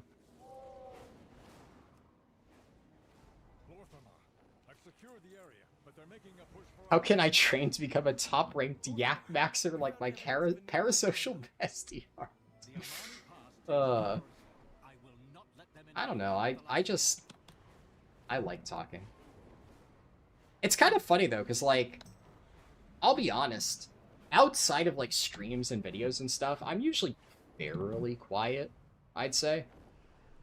It's just, if I can, like, talk in a vacuum without any, like, social anxiety about, like, interrupting somebody or, like, you know, talking over or having somebody, like, talk over me or whatever, if I can just talk in a vacuum and just respond to messages and stuff, it's, like, perfect. Why did I... Okay, I must have just rolled out of the waypoint before I registered. Would my add-on ever cover leveling alternatives, like first-time crafts? What the heck? Oh, are we good? OBS? Well, I mean, that's a WoW issue. Okay. Okay.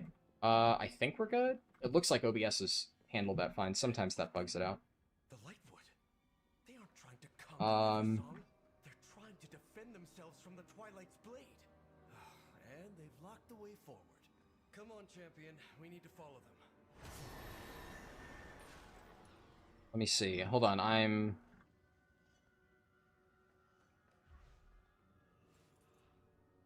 Yeah, if you are messaging me right now, just... I wanted to make sure it wasn't anything important, but, you know, please don't message me right now on Discord. Okay, hold on. Before I answer your question, Poltergeist, because I can't answer it. This is a really, really, really interesting one. This was by far the hardest quest to code, because you get absolutely nothing from the game. I would probably need to have, like, some weird silver bullet hard-coded stuff of, like, detecting specific NPC kills without getting that information from the quest log. But the game just tells you solve the riddle. How most of this is done is I literally just tell the game, hey, give me the state of this quest objective, and it automatically updates. So here I have to make notes, right, with the current structure. So you go over here, and because I can't actually register any information about what you're doing in relation to these mobs, it's just a waypoint, so it clears when you actually get over to it. But obviously, you want to go here, you want to kill Spawn of Shadra, and you want to loot the Fang. I'm going to sit here and wait. I'm assuming they're killing that other mob, but what can I do about that? You're curious if doing 30 crafts will end up being BIS? I mean, well, yeah. As for where that price point falls for you, like, it kind of depends. Hard to say. But, yeah, I mean, it's a no-brainer that, like, getting a bunch of free XP in, you know, 5 minutes is going to be really fast. The thing is, you might not even do Dream Surge now, because if you didn't hear, Dream Surge got nerfed. So, you know, unfortunate. But, what's it called? Almost certainly, yes, you will do crafting, if you want to be optimal. Like, it's good. It's just fast. But right now, would I recommend it? Not necessarily. As for, is it going to be covered in my add-on? Yes, but that is, like, a very low priority. I will have a section in the adventure mode part that basically says, hey, this is a thing that exists. You can do it if you want. But for right now, it is not a priority at all, because prices are going to be so fucked. I have no idea. It's impossible to really say for sure. But eventually, the idea would be there would be a section of my guide that has like the step-by-step shopping list and stuff recommended, kind of like it was in my written guide. Horde is gone. Let's find Zul'jin. Yeah, it will cover it eventually, yes. As for how much detail I'm able to include, that depends. Okay, here's another thing. I am very proud of this. This is the only time in my entire guide where this code is used of embedding an image. I literally built this in Photoshop. Like, I had to take the screenshot and, like, number all the steps and stuff. So the arrow will direct you to these tiles in order. There's the embedded image, and you can click this, it pulls it up. So you can see we're going here, here, here, here, here, here, here, here. Now, I wanted to make sure people understood how this works. So they're not just like, why is the arrow telling me to go here? Like, what am I supposed to do? Which is why I felt it was important to add a way to convey that information. And, like, how else are you going to do it? But if we follow the arrow and we just go wherever it tells us to go onto this tile, okay. It's telling me to go here now. Tells me to go here. Tells me to go here. Tells me to go here. Then here. Then here. And it's solved. I think that is, with the limitations of the fact that I cannot get any of that information from the game itself, I think that's clean as hell. That is like a really hard quest to get working. There is like a very minor bug, but right now the objective doesn't clear because like there's literally no actual quest objective processed by this. But you can just hit next and then it works correctly. That's why I have the override buttons for stuff like that. But that should be fixable, but that's one of those things where any bug that you can solve with like a very basic like /reload or like pressing next, right? I did not prioritize fixing because it's not that big of a problem. It's not going to disrupt people's ability to play. There were a few like really nasty bugs that I had to figure out like why they were happening, and sounds like I fixed all of them because nobody has told me that they run into like a major issue yet. Like the biggest one really is just the module buttons, which again can be fixed by reload. And that one I would have fixed if I hadn't discovered it like 3 hours before launch. Basically, the module switch buttons staying was a result of I changed the code to like I changed the way that they were loaded because of the way it works is when you complete all 3 of the zones, it detects are all 3 zones completed, and then it adds a button for Voidstorm. And that code works, but I don't know, like, I couldn't figure out exactly what I changed to fuck it up, but I changed something that causes it to no longer clear, and it's, I don't know. It should be a pretty simple fix. I added the Voidstorm button, like, last second, and I accidentally broke it. And then at first I'm like, oh fuck, what did I do? And I was gonna just revert the code, but then I realized it's fixed on /reload, and I figured, fuck it. Because at least the Voidstorm thing works correctly. Champion, we've cornered Zul'jin. It is time to bring this incursion to an end. Alright, we're gonna Hearthstone here. So yeah, people earlier asked, like, do I cover Hearthstones? Note, if you set your Hearthstone to Silvermoon earlier, now is the time to use it. So I use my Hearthstone. Much to discuss.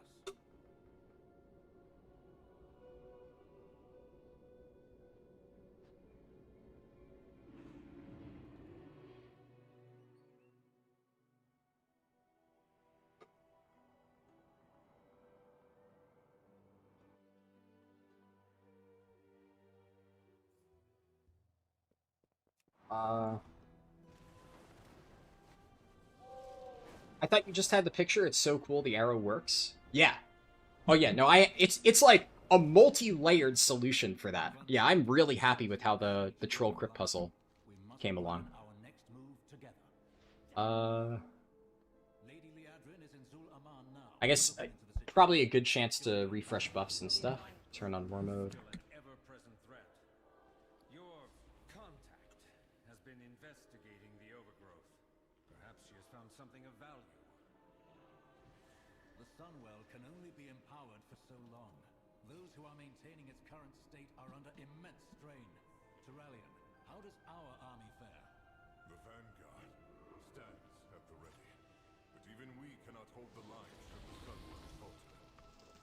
I'm hearing...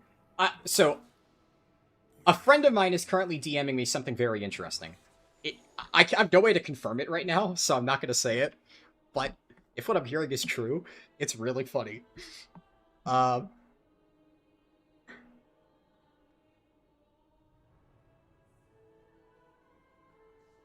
see, though. Either way...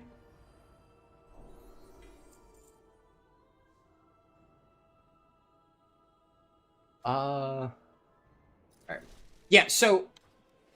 Okay, so here we have, by the way, I guess, yeah, I've mentioned this in passing, but I'll just quickly, like, talk you guys through, like, exactly how it works, right?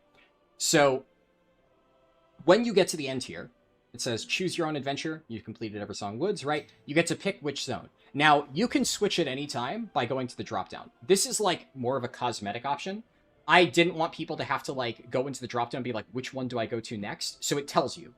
And it's very easy to follow buttons. This is the options you have. Now, if I click on the Arator's Journey button, it loads the Arator's Journey guide. This is the visual bug that I was talking about. I believe, yeah, because I was already looking through here earlier, right? But what's it called? It like it loads the Arator's Journey guide. I can, because the buttons haven't disappeared, I can also quickly click through here to show you. So we have the Harrandar guide, the Zul'jin guide, etc. And when I finish the Arator questline, right, these buttons are still present at the end for all three. But I guess technically I probably could, for each zone, at the end of the Arator questline, I could remove the code for the Arator button. But technically it is set up in such a way that nobody should be able to see the Arator button at the end of the Arator questline if they've actually completed it. If they skip ahead, it should still show up. I could maybe change that just because it's like, you know, it's not that big of a deal either way. But the important thing is, let's say we do Arator first, right? So at the end of the Arator guide, the Harrandar and Zul'jin buttons will be there. Makes sense, right? But then the key here is that if I do Harrandar second, then at the end of the Harrandar guide, only the Zul'jin button will be there. So it dynamically checks which quest IDs from like the end of the different zone chains have you completed, and it only shows the buttons for the zones that you have not done yet. And then, the real kicker is that after I do Zul'jin, the end of the Zul'jin guide shows Voidstorm. And the same code is used for all three of the different modules here. So no matter which one you pick, the final zone you do will always show the Voidstorm button. And then it'll always direct you into the Voidstorm guide. And obviously, there's still some quirks here, right, with like the visual bugs, but the logic behind it does work. Like, that was the main reason that I wanted to get the Voidstorm thing done and then accidentally broke the display. It's because I just wanted to be 100% sure that the guide switching logic worked correctly, and that, like, it hiding correctly worked, and it does. You'll be able to see that, obviously, as I continue. But we're going to go down here.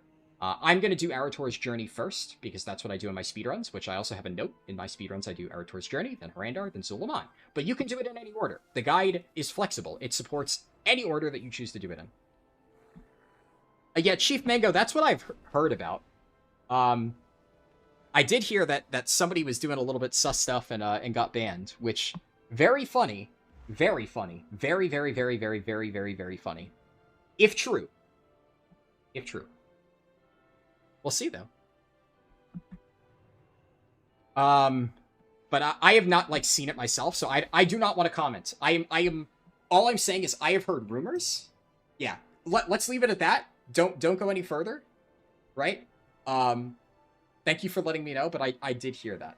Yeah. You hope the guy that got banned was the Utopia guy? I don't think it was the Utopia guy. Let's put it this way. When I talked about the Utopia guy, I was very vague. The Utopia guy accidentally doxed himself to me. I don't know if he knows it or not. I'm obviously not going to dox him because I'm not a fucking dickhead. I am kind of a dickhead, but I'm not like that kind of dickhead, right? But he... the funny thing is, I know, Chief Mango. I'm responding to Dark Midget, right? And just, yeah, I don't want any... We can talk vague, right? I'm just deleting those messages. I don't want anybody, like, potential drama. So I saw what you said. Let's just end it there. We can, like, later on, if there's, like, a whole thing about it, I don't know if there's, like, a Wowhead post or something, we can discuss it in more detail. For now, I don't have all the details. I'd rather just not, yeah. Specifically what I was saying, though, Dark Midget, completely unrelated subject. What's it called? The Utopia guy? I even asked him out of curiosity, like, you know, oh, can you just tell me, like, what your character is, or whatever? And he was like, oh, I need to keep my identity a secret. And I don't think he realized that, like, he had his Twitter linked to his account. So, like, I was able to, and it's like one of those people who's really bad at, like, hiding their personal information. So I know who the Utopia guy is, and I know it is a different person.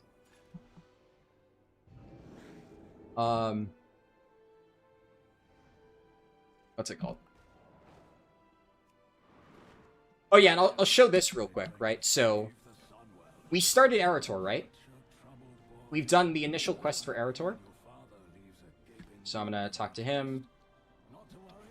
And now, if I want to, I can go back over here, and I can pick up the breadcrumb for, I'm gonna do Harrandar, because that's the next one I'm actually going to do. And if I want to, I could switch. You could go to Harrandar, and the guide will just update. Okay, we're on Harrandar now. Cool. But okay, I actually want to do Arator. Go back to Arator. And the arrow is taking a second to, I think, correctly update. But it will. Yeah, there we go. Okay. Sometimes it needs you to, like, phase out of an area for, like, the game to, like, ping it. Because the way a lot of this stuff works is I have, like, listeners, right, for game updates. Player has entered whatever. And then when one of those listeners, like, activates, it gets information, then it sends it to the arrow, and the arrow updates. But sometimes, especially when you're switching different modules, it can bug out a little bit.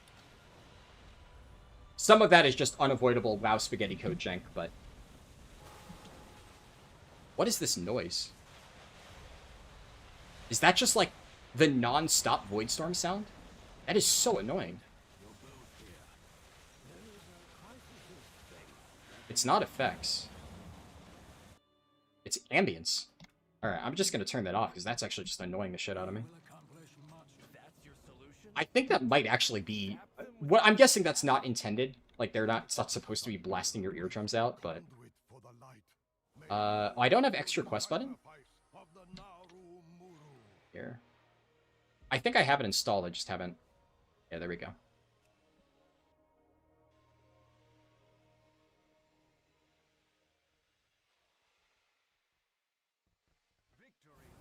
Alright. I know you are tired. It is hard to continue, but we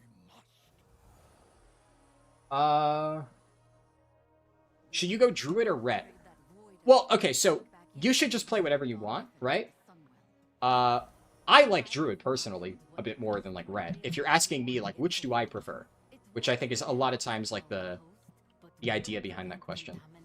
Did I not get this guy?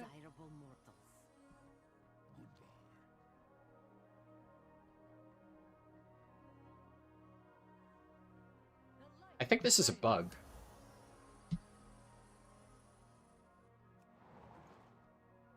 I'm guessing okay. What it... Yeah, I think this is actually an add-on bug. Oops. Did I miss one of these? Valid target. Valid target.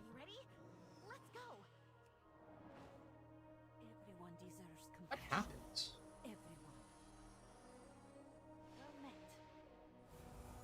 How do I end up at level 81 at this point? Are you saying I'm low on XP? I will help anyone in need. Greetings.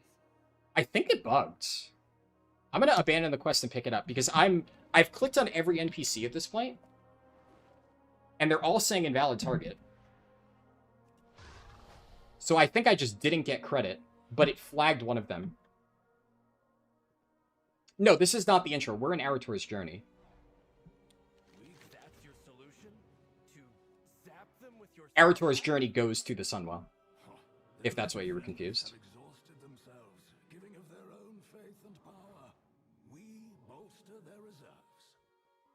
Yeah, admittedly, I knew that running away from them could be a little bit finicky. It's so good to see you again. Yeah, it is a bug. Okay. Yeah, I definitely channeled Zul'jin, and I did not get credit. Okay. I know you are tired. Well, at least, so now I know it's not a bug with my arrow, per se. It's just that one of the quest objectives didn't give me credit correctly, and then my arrow basically skipped one step ahead in the chain because it thought I had one more credit than I did. So, it's not my arrow that's broken, it's fucking Blizzard that's broken, and my arrow is actually just smarter than Blizzard. W. It won't repel the devouring host. But that is a weird bug. I've never run into that in testing. At least, We have no way somehow fixed it. the devouring host. What's the situation? We have taken different paths to reach the light, but together we assemble for the same purpose, to protect Azeroth. What if I promised that my task would take you far away from here? Alright, yeah, we talked to Alonzo's Fell, and then this is where I would use my Gidwyn's Hearthstone if I had one. But I didn't prep it on this character because this was not the character I was going to use for launch day. So we're gonna fly. I do not have the pet battle dungeon teleport. I don't have any of that stuff. We're gonna go on a 3-minute adventure. So as I slowly fly down to Light's Hope Chapel, how are you guys doing in chat? How's your leveling going? Did you skip the intro quest and alt? Yes, but from what I've been able to see on the beta, it doesn't activate until you've done the entire campaign. Nothing happened per se, it's just I have to fly to Light's Hope Chapel, because the character I was planning to use was my druid, and I have Gidwyn's Hearthstone on my druid, but I don't have it on my monk. So we have to do... we have to do the travel. Why didn't I start at my expected character? Craziest bug I've ever seen. My second account just didn't get flagged as, like, ready for midnight. XP bar didn't pop, couldn't access Leatrix. My main account, though, like, it works fine. None of my characters in my alt account, which my druid is on my alt account, none of them got flagged.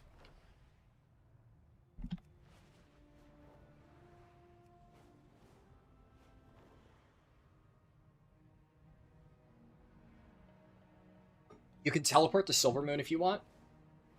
I mean, I could, but that would only save like 30 seconds, so that's not a big deal.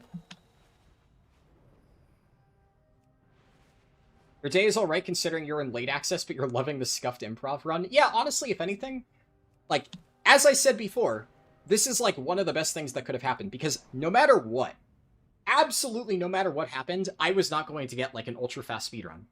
So at this point, we're just embracing it. It's like, it's the scuffed run, and we get to follow the arrow.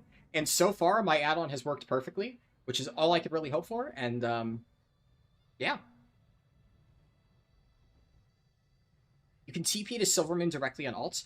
Oh, I see what you guys are saying. You can yes, you can do that, yes. But in terms of skipping the campaign, right? So, sorry, I should have phrased that better. You can get to Silvermoon, but if you want to do the campaign on alts, that doesn't unlock until you get to, like, adventure mode. But if all you're concerned about is, like, professions and stuff, then yeah, that is very easy to do. The scourge almost broke through the chapel. I've called for assistance from the Ebon Blade. We could use your help pushing back this latest attack.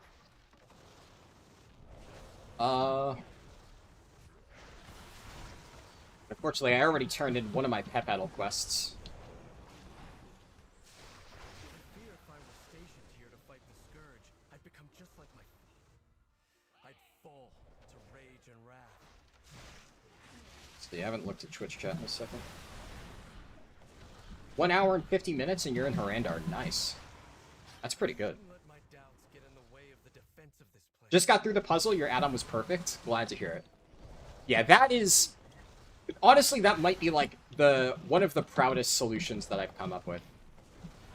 Because I think, like, not only did I have to make custom code for it, but I think it just looks clean. Like, it's a silver bullet solution that actually just kind of fits. It doesn't look, like, janky at all. Now, I want to improve the way that it's handled slightly. Like, I do, especially the first part, I want to make sure that I can track certain stuff. I need to find a way to do that eventually. It's just I would need to add, like, a completely new logic tracking thing to be able to handle a quest like that more cleanly. But for what I had to work with, I think it was pretty good, yeah.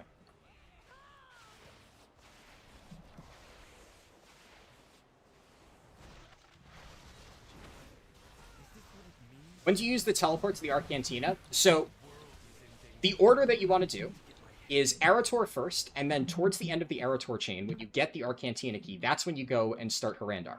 You grab the first quest, so this one, Harrandar, then you go and turn this in. And then after you turn in this quest, you go back to Silvermoon, you pick up the Zul'jin breadcrumb. And then once you have that set up, then you just go do all Harrandar. 100% all quests in Harrandar. The final quest in the Harrandar chain takes place in Eversong Woods, and it tells you to go back to Silvermoon. At that point, you don't go back to Silvermoon, you go down to Zul'jin, because you're already very close to it. And because you picked up the breadcrumb quest earlier, you can just go there and directly start it without having to pick up the quest in Silvermoon already. So, you go, you do all of Zul'jin. At the very end of Zul'jin, you once again get a quest that says, go back to Silvermoon. At that point, you use the Arcantina key. Because then, the Arcantina key takes you, well, to the Arcantina. You do the final quest in Arator's chain, and then there's a teleport back to Silvermoon. And now, you're in Silvermoon, and you have the final quest for all three chains. Arator, Zul'jin, and Harrandar. And you just turn them all in, all at once. Without having to, like, zigzag back and forth. It requires, like, obviously a little bit of zigzagging, specifically for picking up Harrandar and then going back to do Zul'jin. But it's infinitely less time spent zigzagging if you do it that way than if you have to do each zone one by one. Is that not the measure of a paladin's accomplishments? The most revered paladins didn't draw their Okay, now, yeah, Scarlet Monastery. I was gonna get Warlock set up to summon myself here, and whatever. Flying the Light's Hope, he's just like me. Yeah. I made this super fancy prep video, and then I didn't even get to follow my own prep steps. Like, we'll do a speedrun, like I said, at some point. Obviously, I'm gonna have to level my Druid. So, what I'm probably gonna do is I'll actually level my Druid, like, after a lot of my other characters, and I've gotten the 25% warband bonus. And we'll do, like, a full optimized campaign run with the 25% bonus, like, super clean. What would it have looked like if I had a super fancy launch day run? What is, like, the perfect campaign speedrun? And then we'll be able to close the book on that, and then we get into just pure alt leveling. But I did all that prep with my Druid. Which, like, and see, look, I understand. I completely understand why a lot of people love doing all of this crazy prep for expansion launches. But for, like, the past 2 weeks, people have been, like, non-stop asking me, what should I do? What should I do? Should I do this? Should I do that? And I keep telling all of these people, don't do any of it. It doesn't matter. Like, are you going for world first? No. And, like, the people who are asking me are not going for world first. There are a lot of people who are, like, in contention for world first in my Discord. And if you are one of those people, by the way, who's been, like, active in the Discord and, like, sharing information and, like, comparing strategies and stuff, you're awesome, and thank you for that. Like, you know, there's, like, no substitute for that. Of, like, having just a community of a bunch of people really interested in the same thing who are just, like, willing to share their information. Like, I always talk about how I like to make information public. I want to make sure everybody has access to the same information. There's a lot of people out there who don't share that mentality and who do want to strat hoard and keep everything to themselves. So for all those people who have been doing all the super optimized beta testing and have been, like, active talking in my Discord, helping other people with that information, thank you. Because, you know, without you guys, all of that information would be paywalled behind some dumb fuck guide that nobody actually wants to use.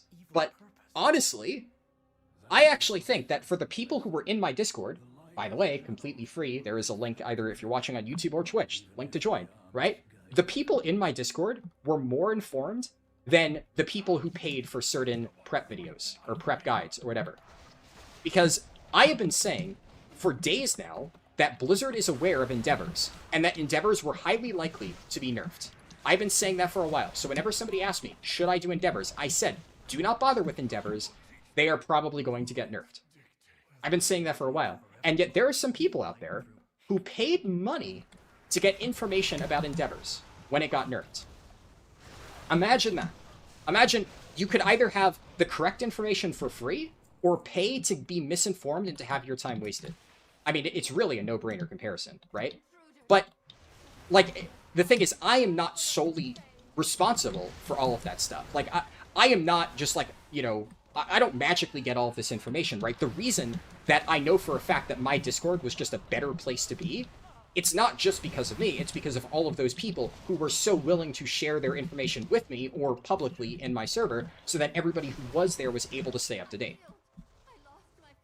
So, you know, that's awesome, right? But for those people, right, doing all of the crazy prep stuff, it makes sense. They're actually going for world first, right? But for all of the people who were, like, just kind of looking to, like, see what was actually good, what was worth doing, for most of those people, like I said, it's not worth it because 99% of the time, stuff like that either gets fixed or, like in my case, I did actually spend a lot of time prepping, right? And I didn't even do endeavors. I didn't do any of that crazy shit that I knew was going to get nerfed, but I did prep a lot of stuff just to have, like, a slightly faster leveling time, and I can't even play that character now. So it doesn't matter at all. Now, I did, and that's where I kind of drew the line. I'm like, do I really care enough about doing, like, this extra prep stuff just to potentially save a bit of time on launch? And thankfully, I did significantly less prep for, like, launch day leveling this time around than I've done in previous expansions. I did every single thing that I mentioned in my prep video, because everything that was mentioned in my prep video, I feel was, like, solid information that anybody would benefit from. But if it went beyond that, there are definitely things that in the past I have done that I haven't included in my prep videos. Not, like, kind of like endeavors, maybe. Stuff that is, like, a little bit more fringe that I don't think is, like, really worth doing for most people. Like, the amount of time required to set it up isn't. And, like, even a good example of that, something I did do, is I got the Alterac Valley reputation maxed out.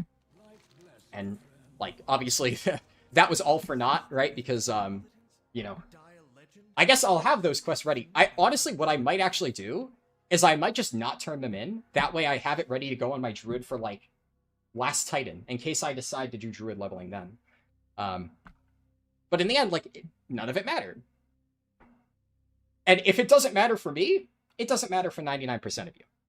It's much better to just be efficient with your time, do only, like, the really easy things, and the amount of comments I got on my prep video of, like, oh, this is so dumb, you're spending all this time to, you know, get a Hearthstone that only saves you 3 minutes of travel time, like, oh, it's such a waste. Like, I got so many comments like that, and, like, the Gidwin's Hearthstone, the only mistake I did is I left myself open to that, like, really dumb type of comment by saying it takes 30 minutes to get the Hearthstone to save 3 minutes. I said that sentence of spend 30 minutes to save 3 minutes. I just shouldn't have even said that in the first place because I just opened myself up to that type of stupid comment. In reality, it's not even a direct comparison like that. You're not spending 30 minutes to save 3 minutes. You're spending 30 minutes during a pre-launch, like, thing, doing mindless content in Eastern Plaguelands, like, when everything is gray and is dying in one hit. You're walking through a bunch of one-hit mobs, and as you do that, you watch Netflix or something on your second monitor, and then after watching Netflix for 20 minutes and getting a quest completed, congratulations, you've now saved 3 minutes on launch day. And 3 minutes on launch day is a lot. 30 minutes to save 3 minutes is, like, literally the best trade-off of any of the prep things that anybody recommended. It's infinitely more efficient. But so many people, like, their brains just cannot think beyond, like, why is one time bigger when you say it saves other time that's smaller? Me no understand. And, like, it's just such a black and white way to look at why Gidwin's Hearthstone is a valuable time save. Because when I prepped Gidwin's Hearthstone, I was watching Netflix on my second monitor. I'm pretty sure I was actually watching The Diplomat, which, by the way, if you have not seen The Diplomat, holy shit, that show is fucking crazy good. Highly, highly recommend. But I've been meaning to get around to watching the latest season for a while, and while I was doing a lot of my prep stuff, I binge-watched that. Definitely worth it, right? So I was gonna watch that eventually, and I can either sit here and just watch Netflix on my own, or I can watch Netflix while I prepare a Hearthstone that will save me, you know, in theory, 3 minutes on launch day. In the end, It didn't, because I couldn't get on my druid. But it would have if the game wasn't shit. But you know, what can you do? It saved a lot of people 3 minutes, and that's what matters. It was worth putting in the guide. I wonder why...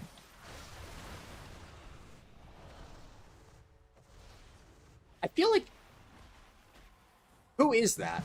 That's like a streamer, right? I've definitely seen that character before, Pocket Yumi. I forget which streamer that is, but there's some like High Mythic Plus streamer, I'm pretty sure, right? Or am I crazy? But I could swear I've seen that name before. Why am I not getting credit for healing the... Yeah, so normally the peons are supposed to give like good percentage. But I don't know why they're just not giving me any credit right now.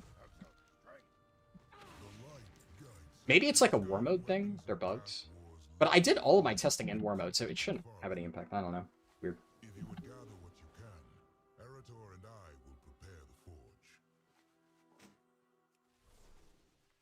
Why can Alonzus, who's a priest, open a portal? Yeah, it is kind of weird. You got to 84, nice. You didn't feel like getting the Hearthstone, so you didn't, but idiots feel the need to chime in on everything. Yeah, and like, you absolutely don't need to do that. There's absolutely nothing required about getting the Hearthstone. But...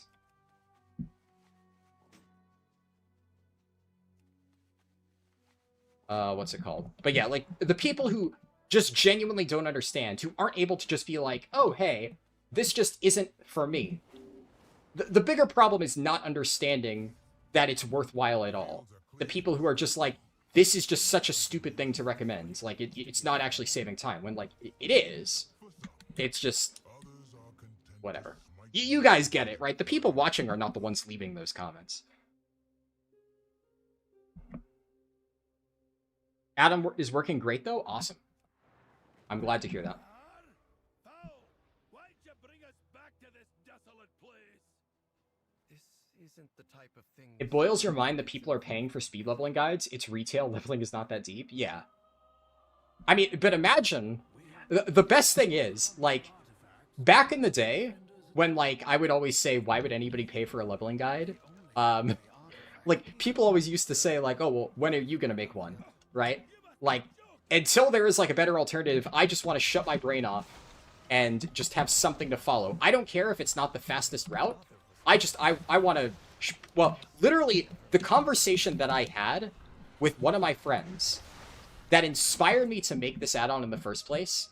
Well, like, okay, so I've thrown around the idea of making an add-on for a while, so it's not like that was directly the thing. But, like, the straw that broke the camel's back, where I got so frustrated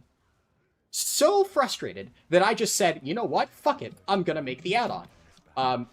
Is months ago, I was trying to explain to someone that the route that they were following was terrible. It was, like, objectively just bad. And I'm like, if you just follow the route that I am telling you to follow, like, you don't need anything to follow. You don't need an add-on. You don't need an arrow. Literally, the quests are just better. You are following an arrow that is leading you down an incorrect path. And they were like, well, I like to just brain off follow the arrow. And I'd rather just brain off follow the arrow, even if it is theoretically slower. So that's when I'm just like, okay, some people, literally, that's just all that matters to them. So... That's why I decided I'm gonna call it Follow the Arrow, because that's all that matters, right? The people who really like these types of leveling guides, they literally just want to, like, lock on to the arrow, and that's it. All they do is just, this is their guiding, guiding principle or whatever. And that's the only thing they care about. And the nice thing is, now, you'll be able to follow an arrow that is actually good, and that actually points you in the most optimal direction. Which is why I spent so much fucking time making sure that my arrow logic was ironclad. This thing is the most optimal arrow you will ever fucking see. It is insanely clean. Oh, hey, Corvus. Is anybody else from my guild here? I don't know if Corvus is leveling with people.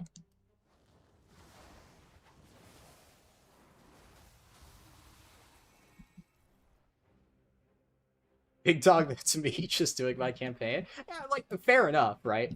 Now, admittedly, the campaign is fairly linear, so it's hard to really, Okay, so it looks like Markhag spawns here. I wasn't sure.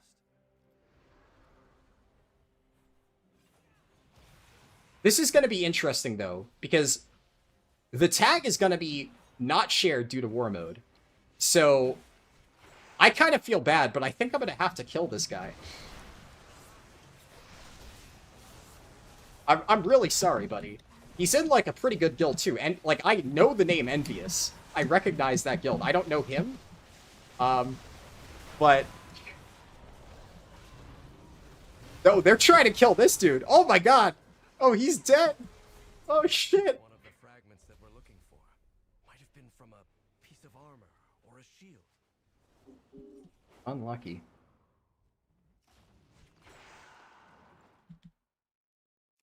The Horde left behind this dark past long ago. I couldn't resist. I had to hit him with the paralysis. I'm not gonna kill them. I'm not gonna, like, literally... Well, I did kill one of them. But, like, in fairness, I did not start the fight. Everybody else was ganging up on that other person, and I'm just like... Yeah, you know. May as well just, like... I'm like, sticking my foot out. I'm, like, tripping them as they walk past me. I'm not gonna directly murder them. I'll nudge it in the right direction. Because, like, you know... The reality is, these mobs, there's also Nagash the Scarred, there's, like, another named mob up ahead. Oh, shit. Okay. Whew. I was like, oh no, I'm getting DDoSed in Retribution. We're good. We're fine. Looks like a piece of an old shield. Odd for him to be lugging that around. Oh. Nudging towards murder is crazy. Look, it's a cutthroat world out there and launch day war mode leveling. These were the risks you signed up for. When everybody asked in my Discord, is it worth it to level in war mode? Like, you know, there's a chance that you're gonna get ganked. And I always said, like, you know, there is a chance that I get killed, but there's also a chance that I kill you. That's just kind of how it works. And that's also, it's an advantage of war mode, right? Like, if you can just murder, like, a fraction of your competition, that's just optimal. Also, I just realized I haven't been looting the mobs for the Stone Guard span. Or whatever. Like, imagine every single person that was ever, like, a competitor for you in life. You could just kill them. Like, war mode lets you do that. It's just allowed. You can do that. You can't kill everybody. I can't kill these guys. I unfortunately still have to compete with them. They're spared for now.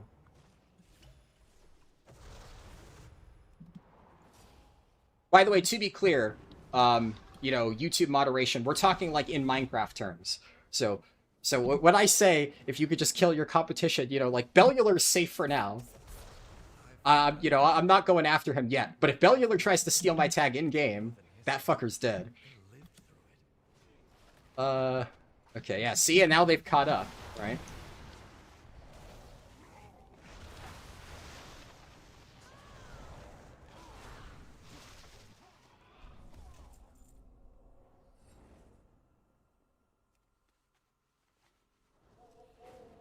How dare you waste my time, Harldan? Oh, I'm so sorry. Shit, dude, the drop rate in these things is fucking awful. I'm gonna be real with you guys. If I see one of these Horde fuckers standing near a ledge, I am ropping their ass into the lava. I do not need more competition right now.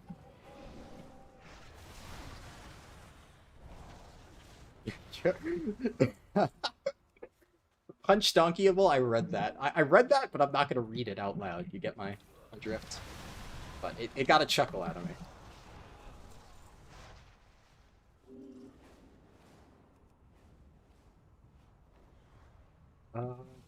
Tack. Okay, I'm going to be honest. You know when I said I'm going to rop one of these guys off if they're competing with me? I really just want to rop somebody off into the lava. Like, I just think that would be really funny. Please get near the lava. I really want you to get near the lava. I really want to rob somebody into the lava now.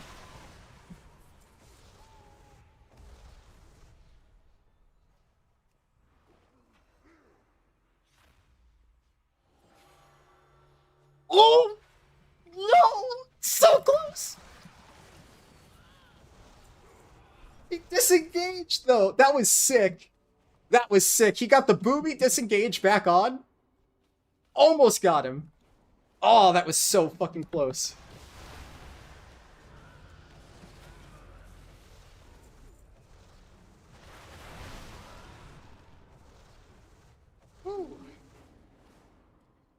Alright, one more for the road.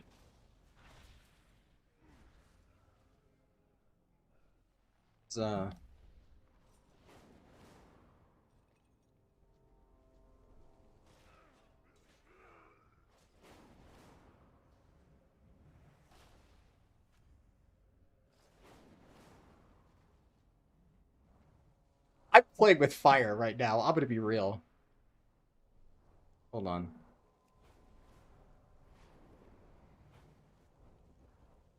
This whole expedition has something to do with my father, doesn't it? This is Foul's third lesson. What have you old meddlers got planned for me? I found the leader of the Dark Horde. She has the final fact. The Dark Horde prepares to raid another border settlement. Get that last shield fragment and scatter their troops. We didn't get the Rop, but we did get the Whirling Surge dismount on that random guy. Poor bastard. Dude, I love war mode leveling. War mode leveling is the most fun shit ever when you are the dominant faction, because you get to just be a degenerate bully piece of shit.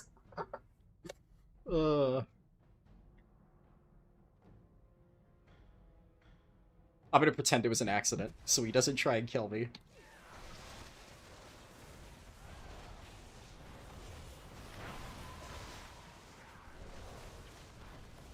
The final shield fragment. And I think I know whose it was. I hear them fighting back there. I hope they're not killing that monk. I already feel bad hitting him with the Whirling Surge dismount. If they get killed, that would be really unfortunate.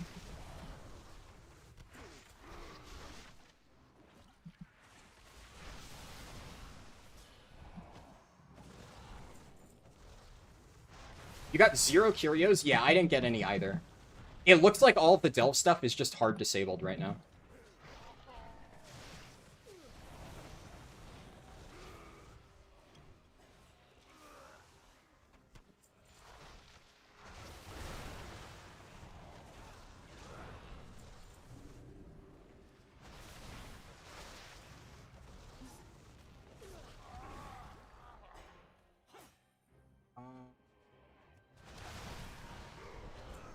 I wanted to check the add-on channel real quick just to see. Oh, get the tag. Nice, nice, nice. Okay, we need one more. Okay, yeah, there's a bunch.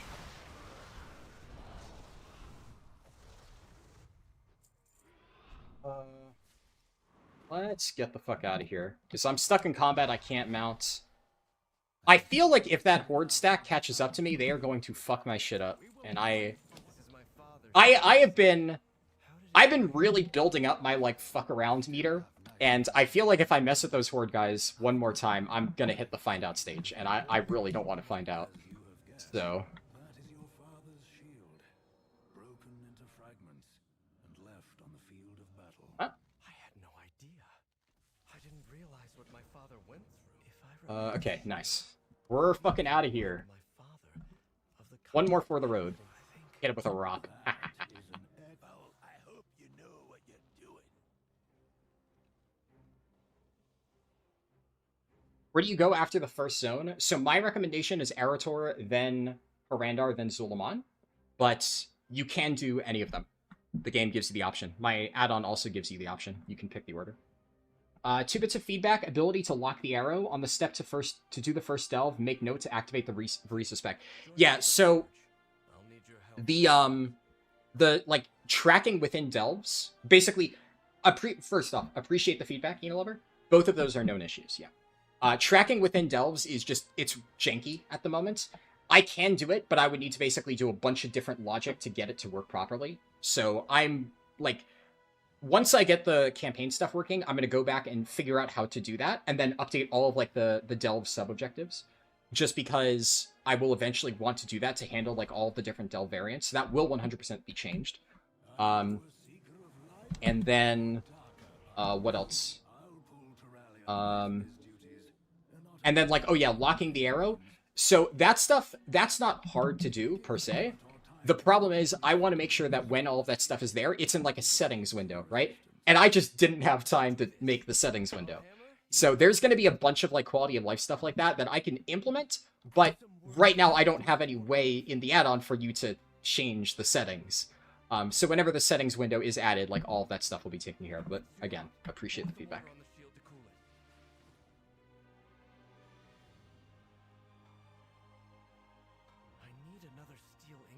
Yeah, something I actually never realized until I started making the arrow is that there's a fixed order for this quest, which is kind of weird.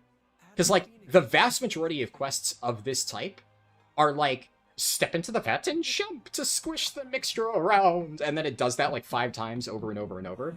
But this one actually just has a fixed path through all of it. Unfortunately, quick quest is bugging.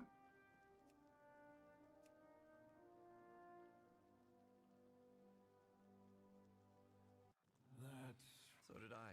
I did. He said some things can't ever be redeemed.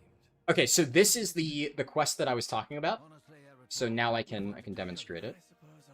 So you get to this part of the Arator campaign, the Arcantina. You get the Arcantina key, and we're just gonna leave off from here, right? We're not gonna worry about it. We're gonna head over here. Now, I already picked up the Harrandar breadcrumb. Actually, this is interesting. So in the past, you could only pick up the breadcrumb for different quests if you turned in the previous one. But for whatever reason, right now I have both of them. So previously on beta, I think this is a change. But okay, I won't complain. It used to be that you needed to manually go. But like, here's the thing, right? My guide is still set to, what's it called? Arator. But if I just go down here and click Harrandar, it'll take like a few seconds for the arrow to switch, then boom. Now it goes here. And now we do Harrandar. Even with the risks of traveling to your homeland. Harrandar is a dangerous place. I warn You gotta wait for Orwinia to do not do this. I'm gonna refresh my buffs while I wait. may no longer welcome me.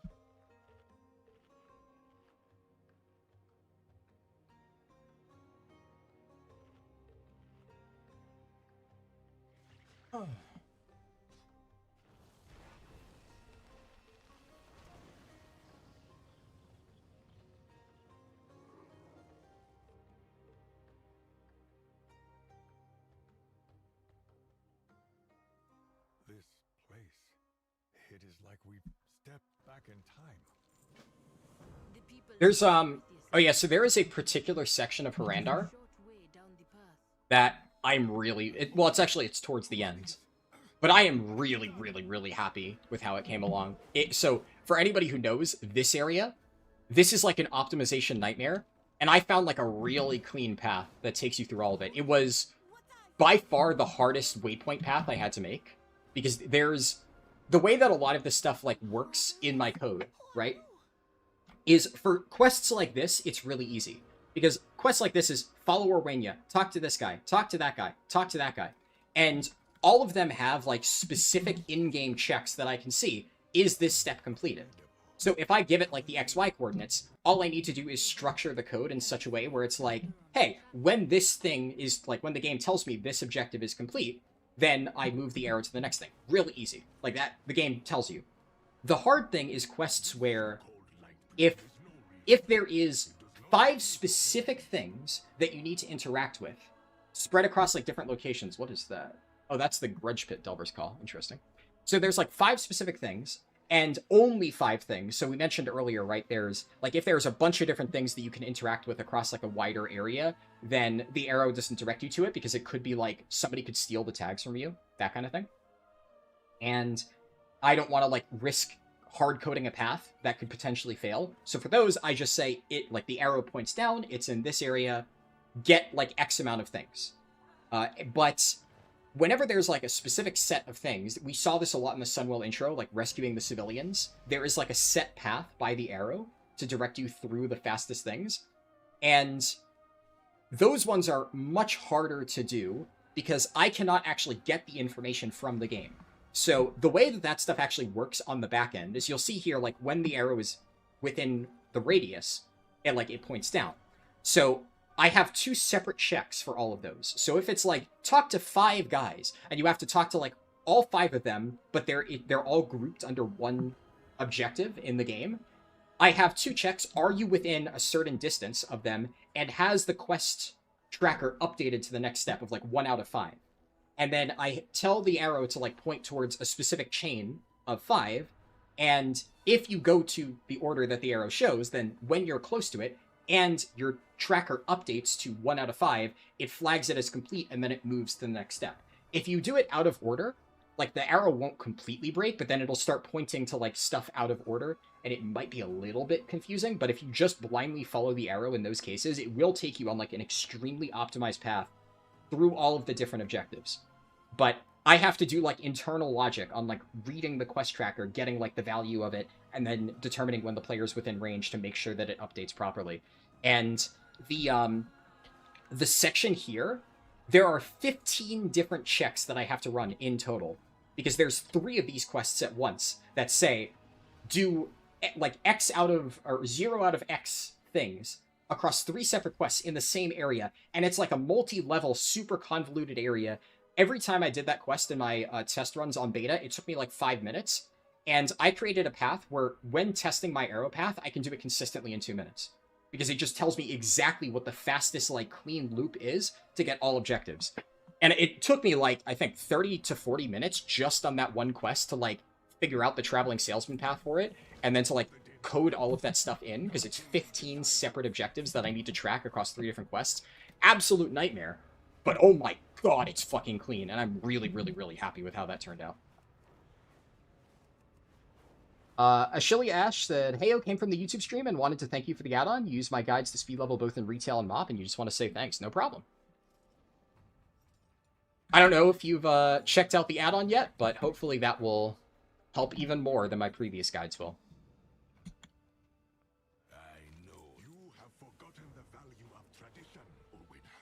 Go to the Den of Echoes and remind yourself of what it means to be Harldan. Kaichu subscribed with Prime. Thank you very much. You're hating this riddle? Hopefully you're not hating the solution that I provided to the riddle. Because I agree, the riddle is really annoying, but I'd like to think that the built-in like helper and like a cheat sheet that I put makes it much easier. Also, I missed this message earlier. You guess Soda already quit retail again? Did something happen? Did like Soda rage quit?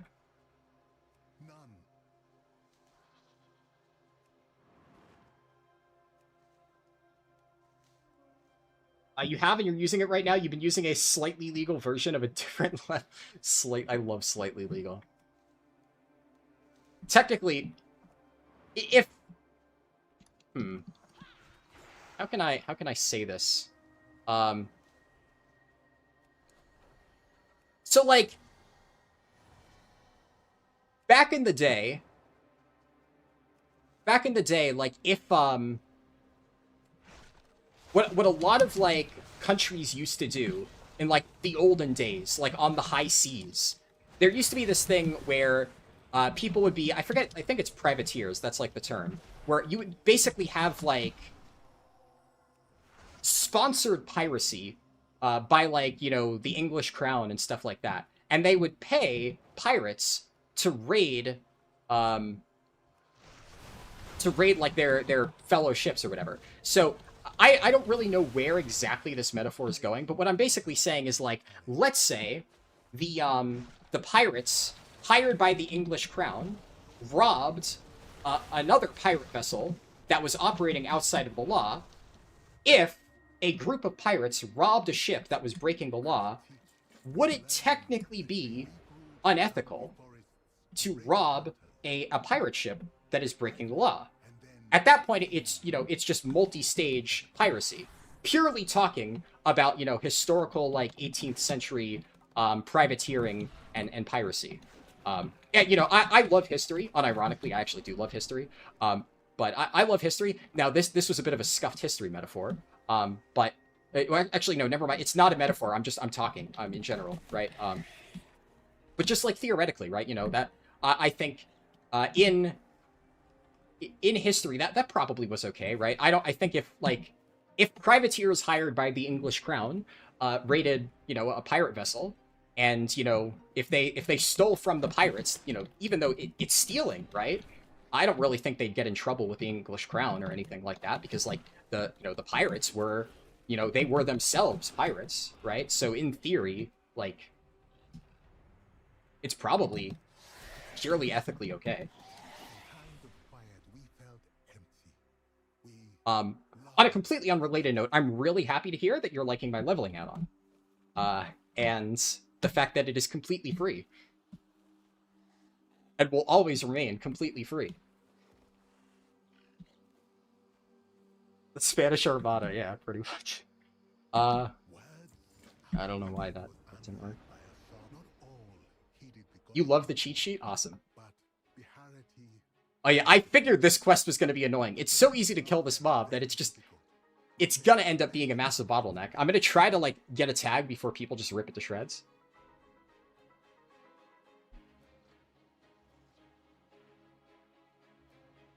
Depends on who catches you? True. Yeah.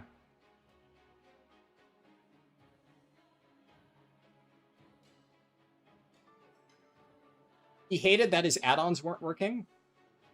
Well, he clearly wasn't using Follow the Arrow, because Follow the Arrow works impeccably. Fast and Furious would tell us that the second pirates are good guys. I love the Fast and Furious logic. Mashing 1.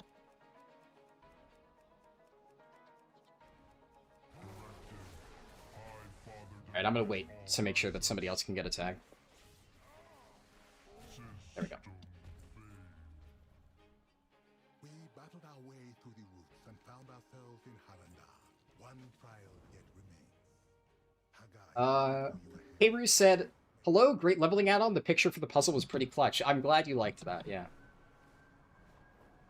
Oh yeah, so this is an example of what I was talking about earlier. The pickup step for Delver's Call, Gulf of Memory, you know, it doesn't override this other stuff. So that works perfectly fine.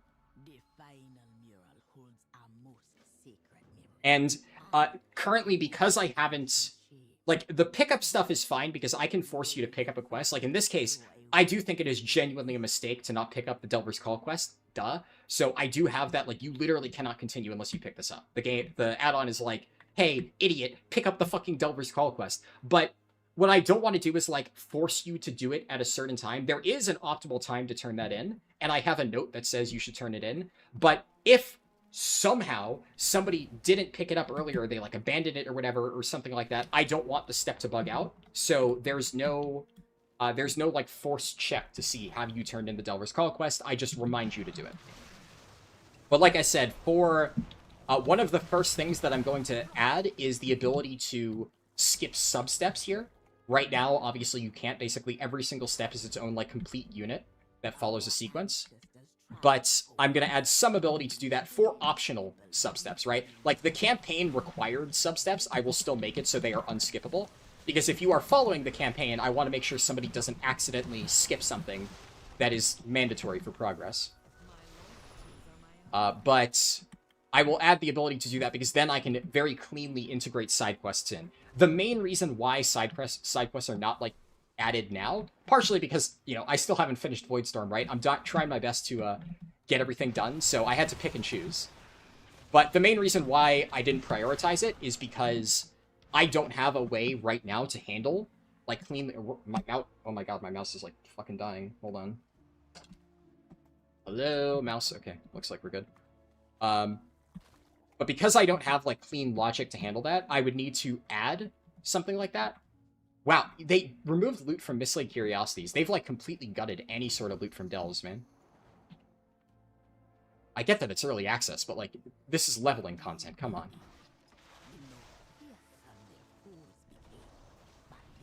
Everything is ethically okay if it benefits me. You sound like the Utopia guy. That was basically the conversation I had with the Utopia guy, by the way. Basically just like, all I care about is like preserving what helps me level faster. And I'm just like, okay, but like you understand why that's just not a good outlook to have on life. And he was just like, I don't care. That's my worldview.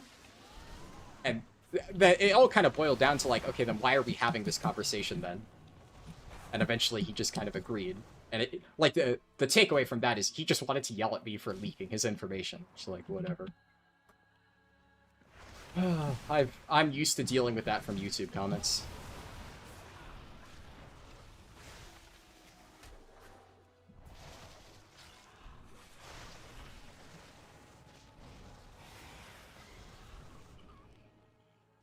Appreciate the historical deep cut metaphors. Glad to hear it.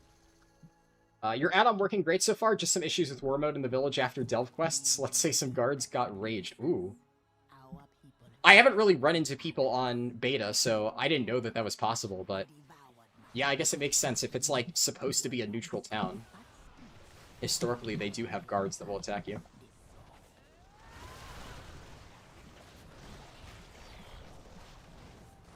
I mean, so far, I've only had one PvP run-in, but admittedly, it was kind of the highlight of my leveling run so far, so I kind of hope that I run into other people. But I hope they don't kill me. I hope I just get to, like, mess with them.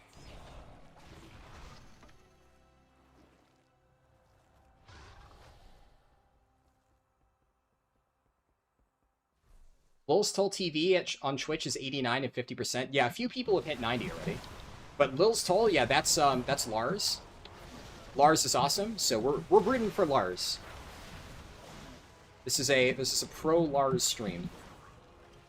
I'm glad to see that he's gotten that fast. I need to watch his VOD, because Lars told me that he had some like secret tech that he didn't want to reveal. And you know, I get it. Like if you're going for one of the fastest solo times, I totally understand wanting to like keep your info to yourself. But he said that he would stream it. And that, like, he'll explain how it works after the VOD. I'm actually so curious, Chief Mango, what is Lars doing? I'll go watch his VOD later, because I am curious, but... I wonder what the secret tech is. Speak with her. Oh, yeah, outside of the delve. Exit the delve. Some people hit 90. Well, so, I'm also 83. Yeah, but keep in mind, the people who are hitting 90 right now... Those are the people who are doing, like, crazy, like, fringe exploits to just get as much XP as possible. If you're following the campaign and you're doing it really fast, you're probably around 85 right now.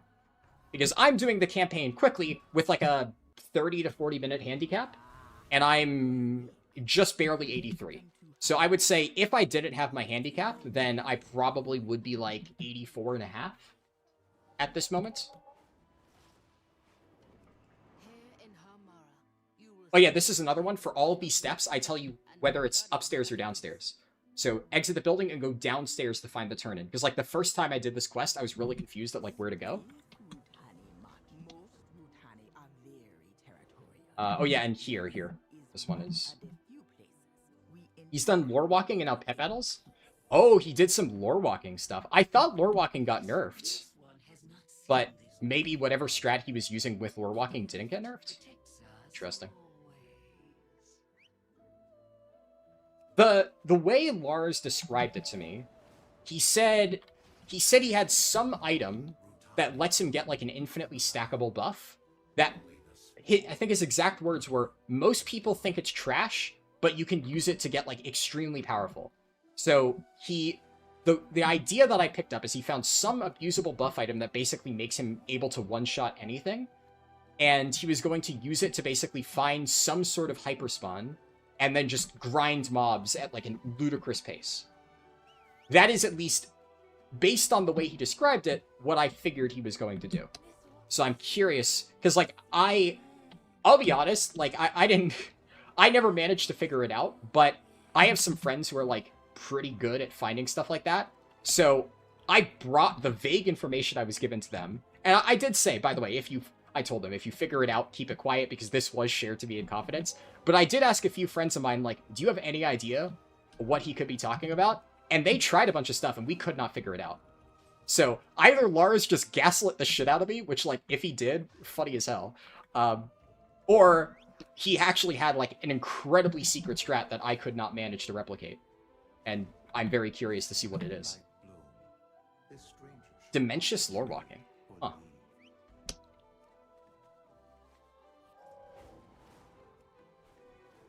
He's dinging 90 down. Nice. W. Lars. Is he first 90? Or first 90 solo? I'm curious. Lore walking dragon riding. Oh.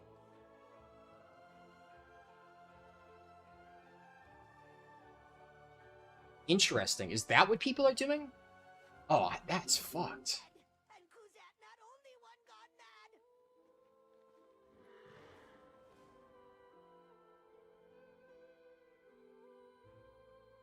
Interesting. Yeah, I'll have to look into that.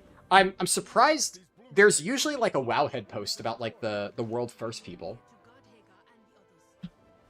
Of like who got world first whatever level. But there hasn't been anything yet. People in my Discord are saying that there are like some people who have done it already, and obviously, you know, people in chat right now. Shit, I gotta get the tag. Curious though.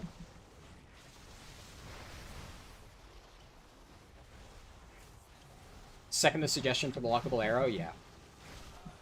Yeah, so kind of just to reiterate, right? I know that you said like, you know, people have already mentioned that. There are a lot of like very easy to implement like customization options that I could have already done, but the problem is basically without an options menu, how do I add the ability to do that, right? So there's like a bunch of different option things that I want to do. I was going to have like an entire, like there's going to eventually be like a little, like you see on a lot of add-ons, like a little cogwheel thing. You click here, it brings up settings, and there's like a whole settings page with like a bunch of different things that you can change, right? But that would be a lot of work to get all that stuff set up. To get like basically all of it combined to get the options page set up would be a lot of work just to include that.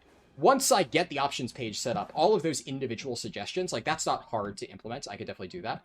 But until I actually get it working, it wouldn't be practical. So like that I wanted to include, but the reality is it's like, it would have to be all or nothing for that type of thing. I can't just like, I don't want to have like some janky way to enable like one or two specific settings. It's either, I figured I could either make the entire settings window and all that stuff working fine, or I could just basically wire in a bunch of default settings that I think look good, make the add-on work out of the box for now, so that people could use it for launch, and then later on we add like a fancy options window with all these different ways to customize it. But, oh shit. Come on. Yes. Got the tag.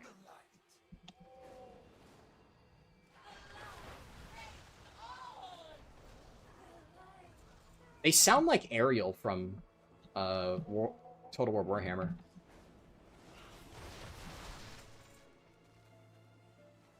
I guess they are kind of similar, because, like, in terms of the lore or whatever. With the help of my guide, I'm already on your third character at level 90. Hell yeah. Oh yeah, shit. I always forget. I always run inside here, but I do have a note that says Ianka is on the top floor of the building.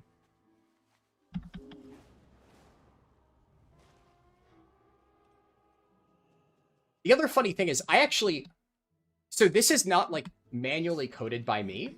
I have no idea how it knows, but you can notice the arrow will say that you're, like, however many yards away from the target.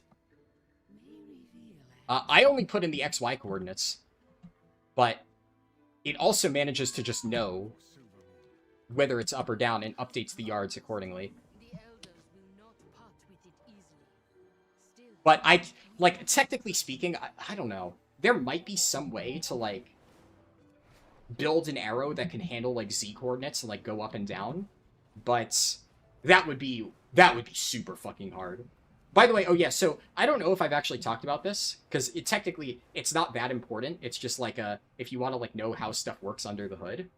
Something that I never realized before I started making this add-on is like these arrows that you see and a lot of other add-ons, they're not like something that you generate in game. There's technically a waypoint arrow that you can generate like from Blizzard's default UI.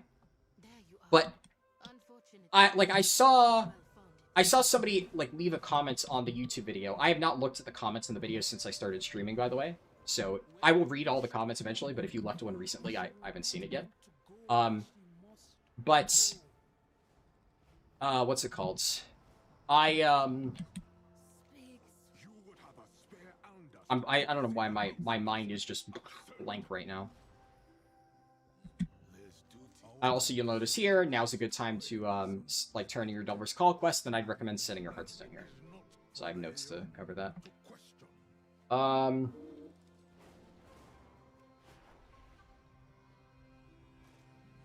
was I saying? I completely... Oh, yeah, the arrow. So, these, like, arrows that people generate, like, a lot of people remember the big, like, Azeroth autopilot, like, 3D arrow. And somebody left a comment asking, like, oh, could you have used that one? That is, like, first off, that is, like, a custom asset built by, like, I think technically it's, like, it's from an old add-on called Crazy Taxi. And Azeroth Autopilot used it, but it's, like, it's trademarked or something, right? So I had to build my own arrow. Now, I like the old Azeroth Autopilot arrow, so I built my own arrow in this style. But the way that the arrow works is this is just a 2D image. This is a 2D image with a sprite sheet. So I assume that you could just, like, load the arrow into the game and then rotate it. But what I quickly realized is that it looks really bad if you do it that way. If all you have is just a 2D image that you rotate, which, like, the arrow does rotate, right? It still does turn a little bit. But if you just have a flat image that gets rotated, like, you know, however many degrees based on where the thing is, it doesn't look good. There's, like, this uncanny valley element of it. I'm not saying my arrow is 100% perfect, but I think it is rather clean. And I might try to clean it up at some point. But the way that this actually works is this arrow is, I think it's 108 copies of this arrow slightly rotated in a sprite sheet with, like, a bunch of different cells. And when you're, like, certain degrees from the target, it loads that cell of the sprite sheet and displays it. So it's literally an animated thing that's just changing depending on your direction. And then the color is, there's alpha coloring. So basically I'm changing the color of the arrow in the game, which also means that it should be very easy for me to eventually add the setting to let people change what color it is. Because this is all, like, this is not like a flat image. This is I would say it's like off-white-ish arrow, and then it's turned green or red depending on the direction, manually within the code. So I can very easily add the ability to just, you know, somebody picks a color value, and then when the color gets updated, based on the direction, it just uses a different RGB, is that the term? RGB value? Or whatever? Instead of, like, the green to red one. Only important people wear suits anymore. I have no idea what that was what that was in response to.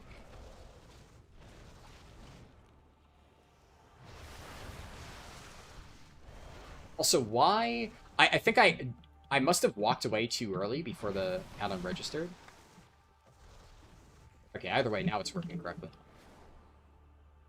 What class am I playing right now? Brewmaster Monk. But yeah, turns out, by the way, building this arrow, really fucking hard. Really, really hard. By far, in terms of, like, obviously building the entire rest of the add-on was comparatively harder. But in terms of one single feature that was the hardest to implement, believe it or not, the arrow. Getting this working, building this thing, and, like, figuring out how the fuck do I do a sprite sheet? How do I even do that? That took me, like, an entire day. I built this entire add-on in, like, basically 7.5 days. An entire day of that, and, like, probably a little bit more, was just spent figuring out how the fuck do I do this arrow. And the way that I actually built it, so I'm not good at 3D modeling, right? the way that like TomTom does their arrow, TomTom has this like super duper fancy like add-on or arrow with like golden filigree or whatever on it and shit like that. It looks really good. I don't know how to do 3D modeling. So the way that this arrow was designed, I created a 2D arrow in Photoshop. I added a drop shadow to it. I copy-pasted, I duplicated that cell over and over and over again to create, like, a 3D effect on the bottom of it. And, like, so you can see here how, like, there's like, shadowing along the bottom. That's because of, like, the stacked drop shadows on the 2D arrow on top of each other. Then I grouped them all together. I merged the cells, and then once they were all one object, then I applied a bevel effect to it to make it look like it's popping out. And that is how I generated every single frame of this arrow. And I did that entire process by hand for all 108 frames. It was a lot of work. So yeah. But that's something where, like, I think it's kind of cool because before I made this add-on, I never knew that's how these arrows were generated. I always thought it was just like, you know, you have some fancy 3D thing that you can, like, rotate with in-game code. No, there's no way to do that in the game. You just have to make a sprite sheet, which is kind of neat. TomTom had a different arrow and someone random on Reddit made 3D versions and gave it to them. Yeah, I noticed that there were... So, I'll be honest, right? I didn't copy TomTom's code, but obviously I looked at TomTom's code because I'm like, okay, how the fuck does TomTom do what they're doing? Which is how I realized, and I'm like, okay, so I need to figure out how to do this myself. And obviously I'm not just gonna steal their code or their like arrow sprite sheet and stuff. So that's why I had to build my own. Technically speaking, TomTom actually has a way to hijack their like arrow. So if you download TomTom, you can have your arrow use TomTom. And I think that's what WoW Pro does. But I didn't want my add-on to have any dependencies. I don't want people to like have to download TomTom to use the add-on. So I wanted to build the entire thing myself. And I looked through and they have like multiple different types of arrows in their files. So I'm guessing that's what you're referring to. Of like, there's one that they used to have and that must be why like one of the folders was there. But then there's the new fancy version, which I think is what they use now. I normally don't fight these mobs, but this guy's pulling all of it, so... I mean, I'll piggyback.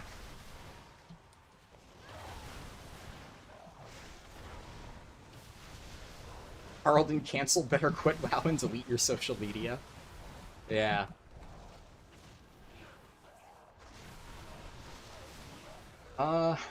Dinging 90 quickly is nice and all, but you still need to do the entire campaign. Yeah, exactly, which is why I was saying before, right, like, is all of this stuff even worth doing?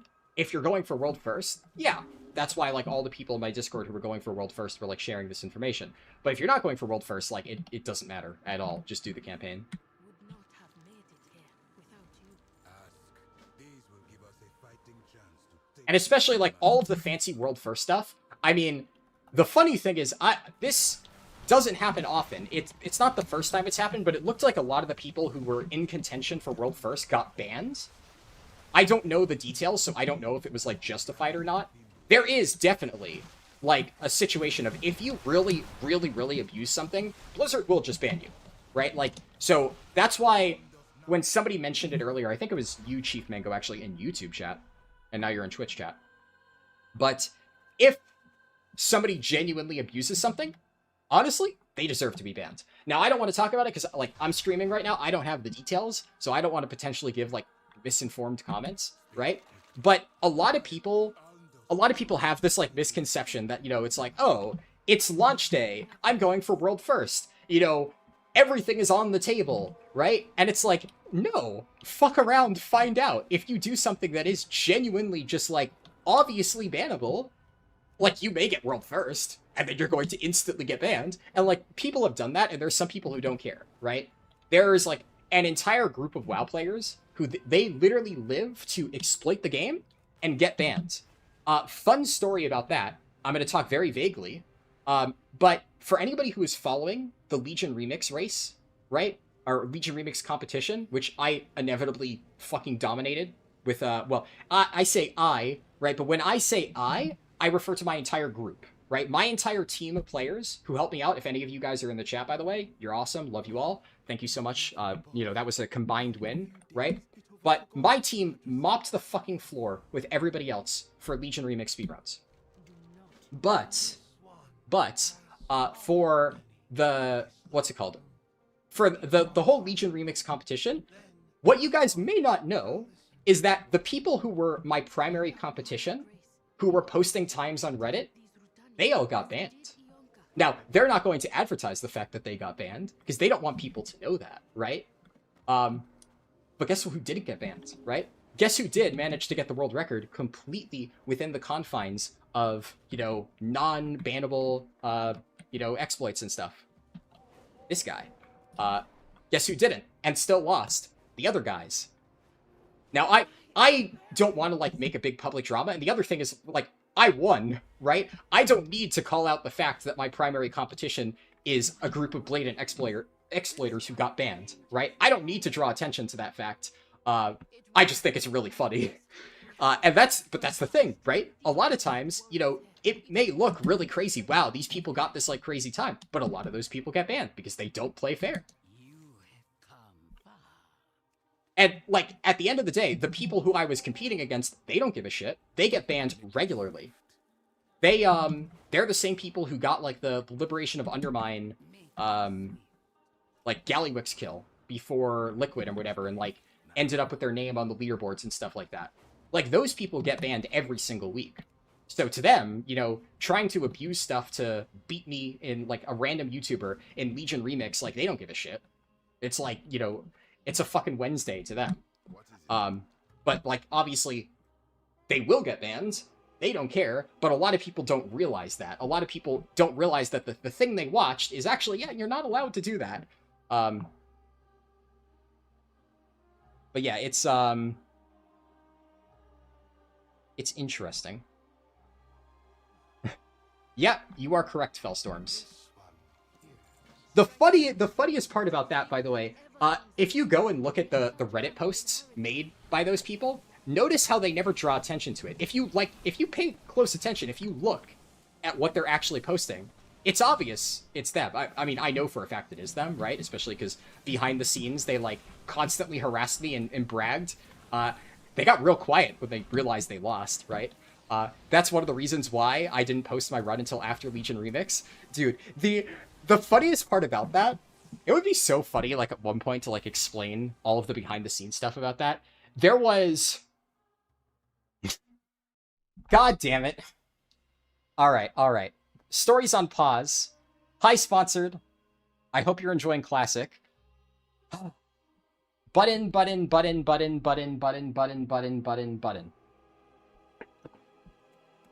Give me a sub, please. But all joking aside, I hope you're doing well.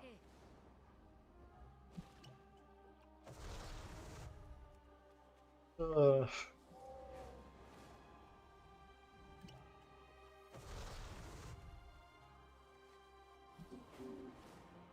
too, Big Dog. Much love. Yeah, I hope TBC Classic is treating y'all well, because unfortunately, I did not get a chance to play, which I'm pissed off about, but, like, with the way that this expansion's being released, like, basically within a month of TBC, there's, like, no fucking shot that I'm gonna have time. Oh, by the way, so the earlier thing that I was talking about, this section, this is, like, the crazy traveling salesman path that I had to design. I think it's clean as hell. This place is a nightmare to navigate if you don't follow the arrow.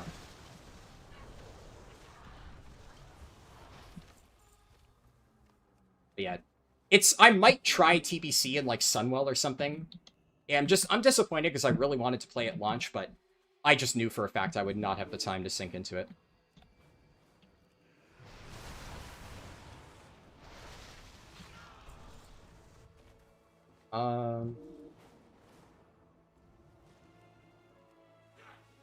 It sucks that your record is invalid because the group was too big. Didn't even know that was a rule. Yeah, I know, right? The funniest so, yeah, I guess back to what I was saying before, right?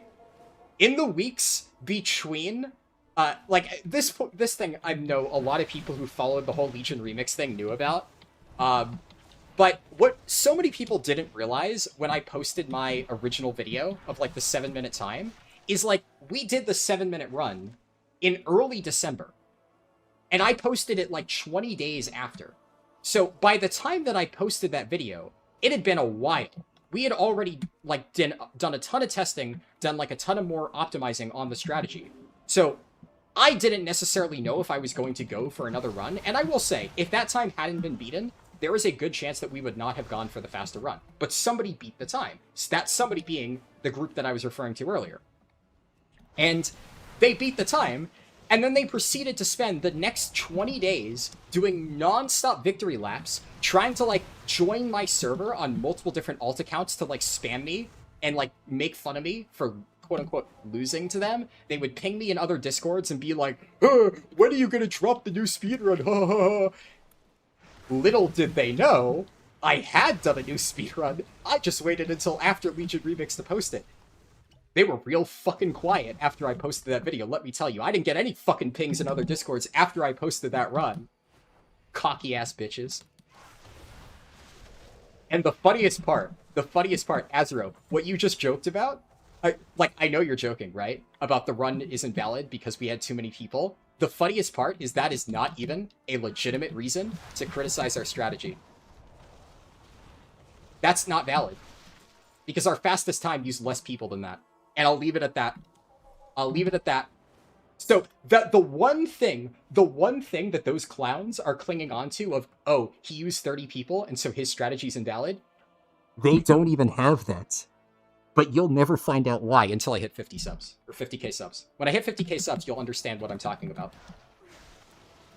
That is the 50k sub special. I haven't officially announced it until now. And for people who know, look forward to it. But that's the funniest fucking part. Oh, you thought I waited until after Legion Remix ended the day after to post the best run? Oh, wouldn't it be crazy if I waited even longer to post the best run? Oh, I'm really curious what they're gonna say. That would be really funny. But again, we'll leave it at that. And I'm not gonna bring it up again. So for those of you who happen to be watching right now, or happen to watch the VOD, right? Obviously, you know, you can extrapolate from that information whatever you will. And it will not be brought up again until we hit 50k subs. And then you get to see something really cool and really funny.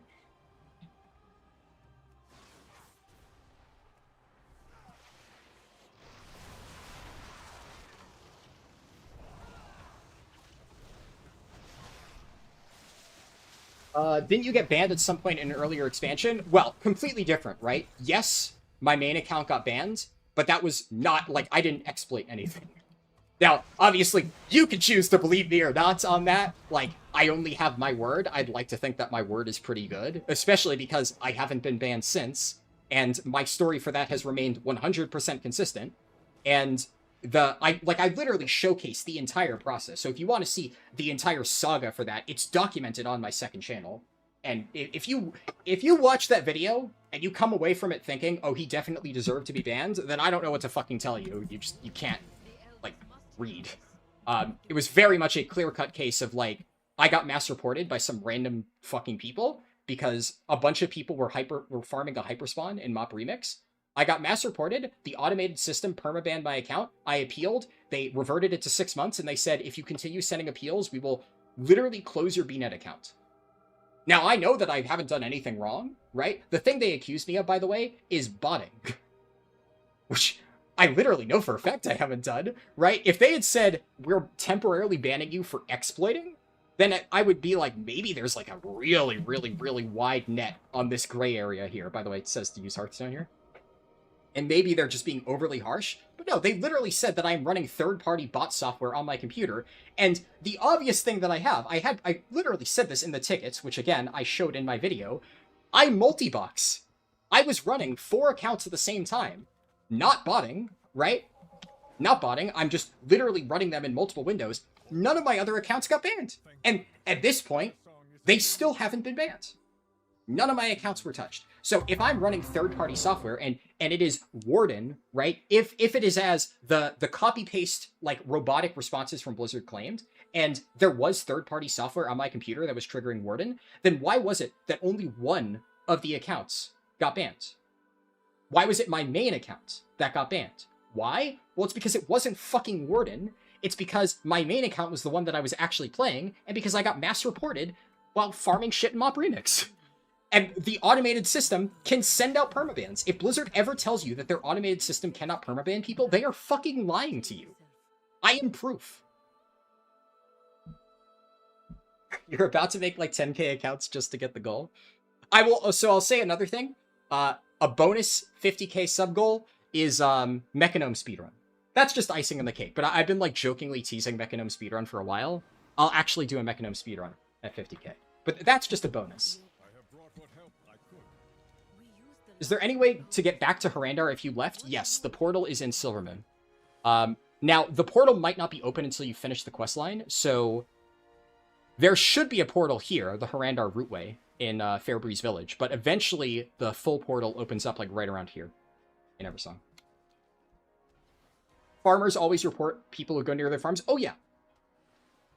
I'm not speculating, by the way. I literally had people whisper me saying, I am going to mass report you on all of my accounts if you don't leave. And I said, fucking do it, right? Fucking mass report me. I know I'm not doing anything wrong. I know that Blizzard's system can't send out automated bans. Oh, psych? They can? Fuck me, I guess, is basically what happened. So, yeah, at this point, unfortunately, I've learned my lesson. Botters can just get you banned. If they want you to be banned, they will just mass report you on a shitload of accounts, and Blizzard's automated system will just fucking shut you down. It's fucked. It's completely fucked. And it still happens, by the way. I still regularly see Reddit posts of people saying that this happened to them, and every single fucking time, there's just idiots in the Reddit comments like, oh, nobody gets permabanned without doing something weird. You definitely are just trying to get, like, unbanned from Blizzard. It's so fucking stupid that people allow this company to do what they do without pushing back on it at all. And just assume that, like, oh yeah, Blizzard has done all of these other garbage things. Surely they're drawing the line at automating customer support and automating their permabans. They definitely wouldn't cross that line, right? Fucking crazy. You're level 84, nice. Same shit happened to you, you got mass reported from a 2x4, yeah. Yeah, it happens a lot. Obviously, the problem is it only happens to people who, like, actively engage with that part of the game. Like, what's it called? Like, I did a lot of, like, really, like, I'm not gonna say, like, exploity, because, like, the problem with Mop Remix is Mop Remix was a game mode designed to make you do hyperspawn farms. If they didn't want people to do hyperspawn farms, they could have just changed how the fucking loot worked. But they, after months, made it clear that they didn't care if the best way to farm threads was by farming hyperspawning mobs. And so I was trying to get a fast time.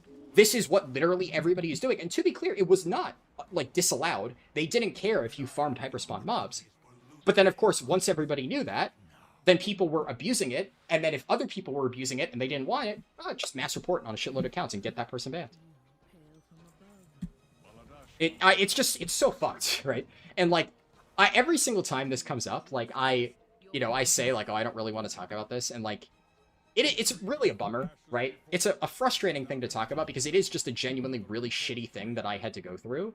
But at the same time, like, every time it, like, roughly comes up, and I just, like, I think, like, I don't want to talk about this, I'm just reminded of the fact that, like, it's still happening. This still happens to other people regularly. I haven't gotten banned again, thankfully, but there are still people out there doing absolutely nothing wrong, getting mass reported, and getting banned, and Blizzard does fucking nothing about it. And it just pisses me off, right?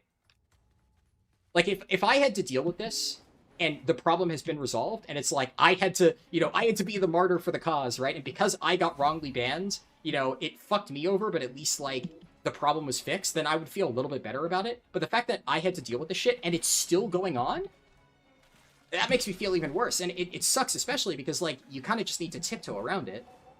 Because now there's just that constant fear in the back of my head of, like, what if it does happen again? What if somebody just does decide one day to mass report me? Because it sucked, man. It really fucking sucked. Now, admittedly, ever since then, I have been insanely paranoid, for better or for worse, right? But part of my paranoia is I have 5 WoW accounts now.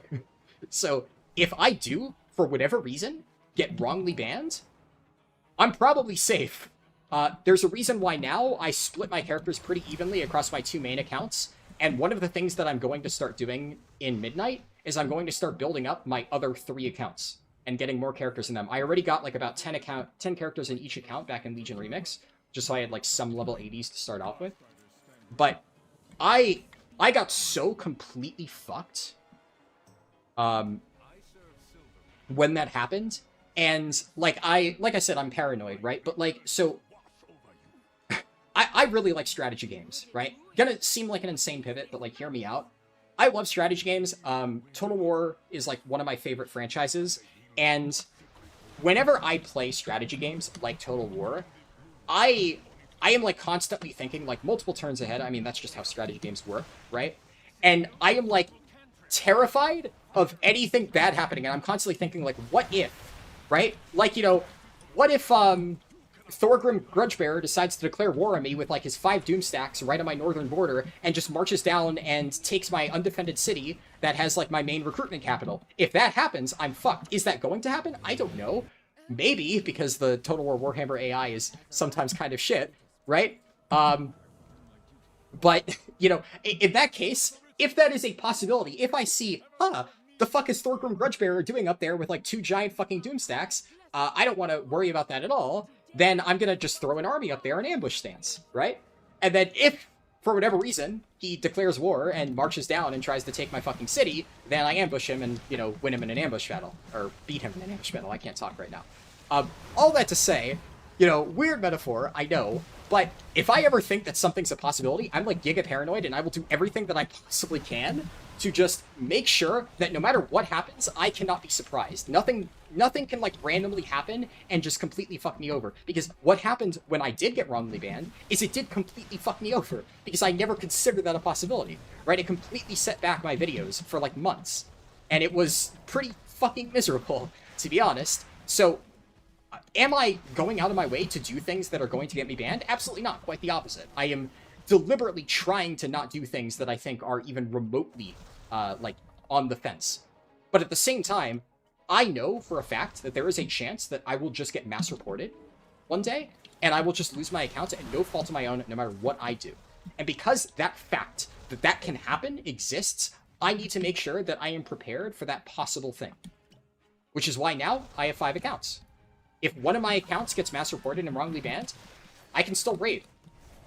I will have, like, if, let's say, like, you know, obviously, if it happened, like, middle of raid prog, that would be a different story. That would be, like, fucked, right? But let's say, like, right now, this account gets banned, I would still have every single character that I need for my guild split runs ready before raid. It would not fuck me up at all. I would have everything that I need to finish my add-on and all that stuff. That, like, that possibility of getting wrongly banned, it cannot hurt me again. And, I mean, I've had to spend a lot of time, setting up everything to make sure that that possibility is no longer on the table. And it's exhausting being stressed out about that. But at least it's taken care of now. So it's, that's just how it goes. Crazy you got banned and I've never been. True. Yeah, you do, like, a lot of even crazier stuff. But the thing is, I would argue the stuff that you do, Azero, like, isn't even bannable. I wouldn't say. But, you know, the problem is, people look at that stuff and they're like, oh, it's, like, technically not the way the game should be played. And so they just frown upon it, right? So even though absolutely nothing that I did was bannable, the fact that I got banned for something completely unrelated to anything that I was doing, mass reporting, people look at the stuff that I'm doing, which is totally allowed, and they say, oh, well, it's clearly because you're doing this thing, which I don't think should be allowed. But it is, right? That's not bannable. That's not why Blizzard said I got banned. Blizzard said I got banned because of third-party software, which is just false. No matter how you look at it, it's just false. So, like, that's the kind of shit that we gotta deal with, right?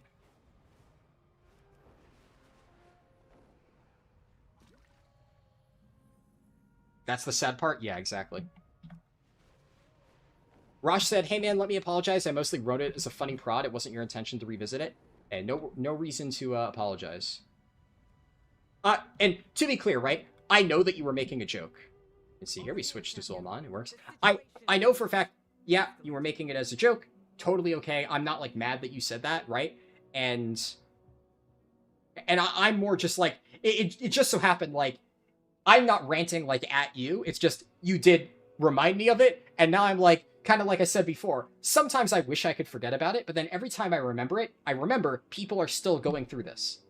And I'm not, like, the only person who has had to deal with this shit. And then it pisses me off all over again, and then I want to talk about it, and, you know, and frankly, until Blizzard openly recognizes that they have a problem, and that they need to fix this problem, and they publicly say, hey, we're sorry that we have automated our customer support, and that so many innocent people have been wrongly banned because of us, and until they do that, and then directly apologize to me, and say, hey, we're sorry for, like, fucking up a good chunk of your year, and making you do all this stuff.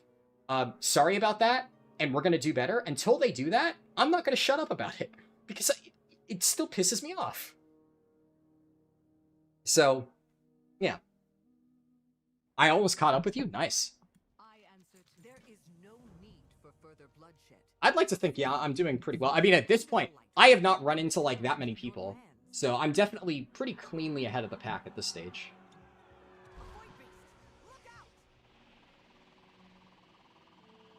And considering I started 30 minutes behind the pack, I'd say being at all ahead of the pack now is quite nice.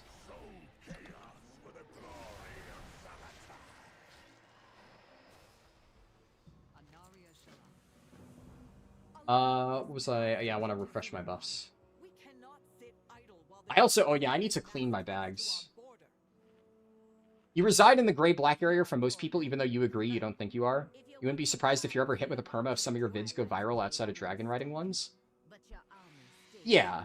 I mean, I would hope that they wouldn't, like, just because something draws attention. Like, that's kind of the problem. Like, a lot of that stuff is, like, it's only okay if Blizzard's unaware of it, and I don't like that. And that, like, it kind of, that all circles back to, you know, the whole, like, launch day stuff. Of, like, there's some stuff that just shouldn't be allowed, no matter what, whether it's, like, launch day or not. But then, on the contrary, I think, like, the stuff you do, for people who don't know, by the way, Azero, the person I'm responding to, it does, like, a lot of fancy Demon Hunter skips. So, a lot of, like, if you've ever seen videos, especially back in, like, Mop Remix, of people doing, like, out-of-bound, like, Demon Hunters clipping through walls and doing, like, fancy speedrun strats and stuff, a lot of times, those are discovered by Azero and, like, people in his community who, like, figure that stuff out. So, that, when we're saying, like, the stuff that Azero does, a lot of people might think is, like, you know, bannable or exploity and stuff. Glitching out of bounds, doing stuff like that, that is not against the terms of service.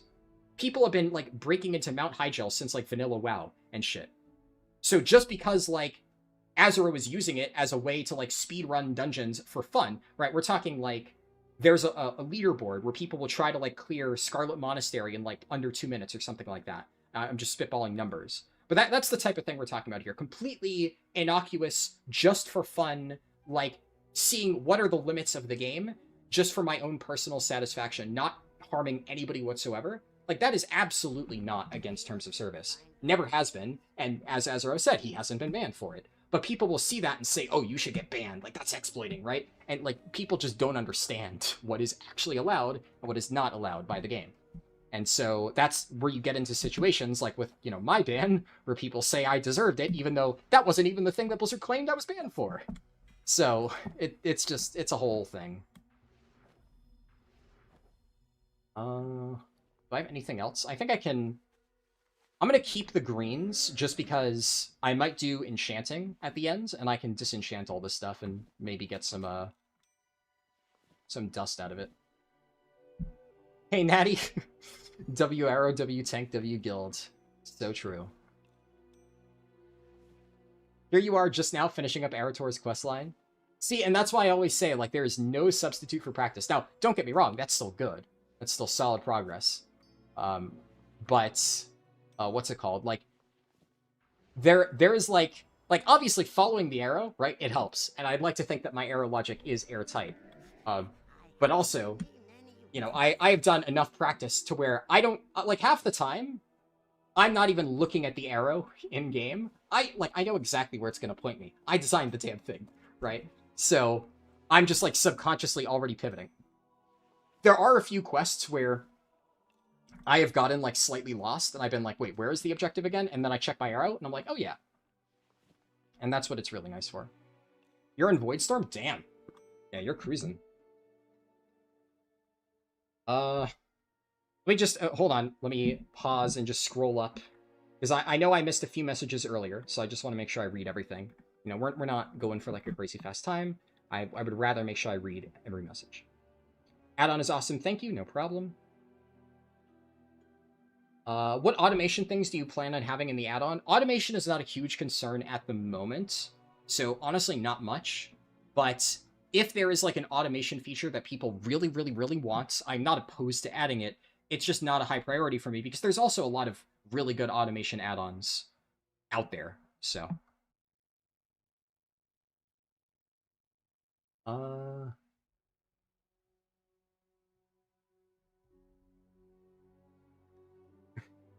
Bellstorm said, I thought Silverbro had it in the bag because you said you wouldn't do another run, but you ate my but I ate my words. Yeah, so funny thing about that, I kind of mentioned this like offhandedly in my Discord server after the fact. I was deliberately telling everybody that I wasn't going to do another run. The public narrative was, we are not doing another speedrun. We're done. We give up, right?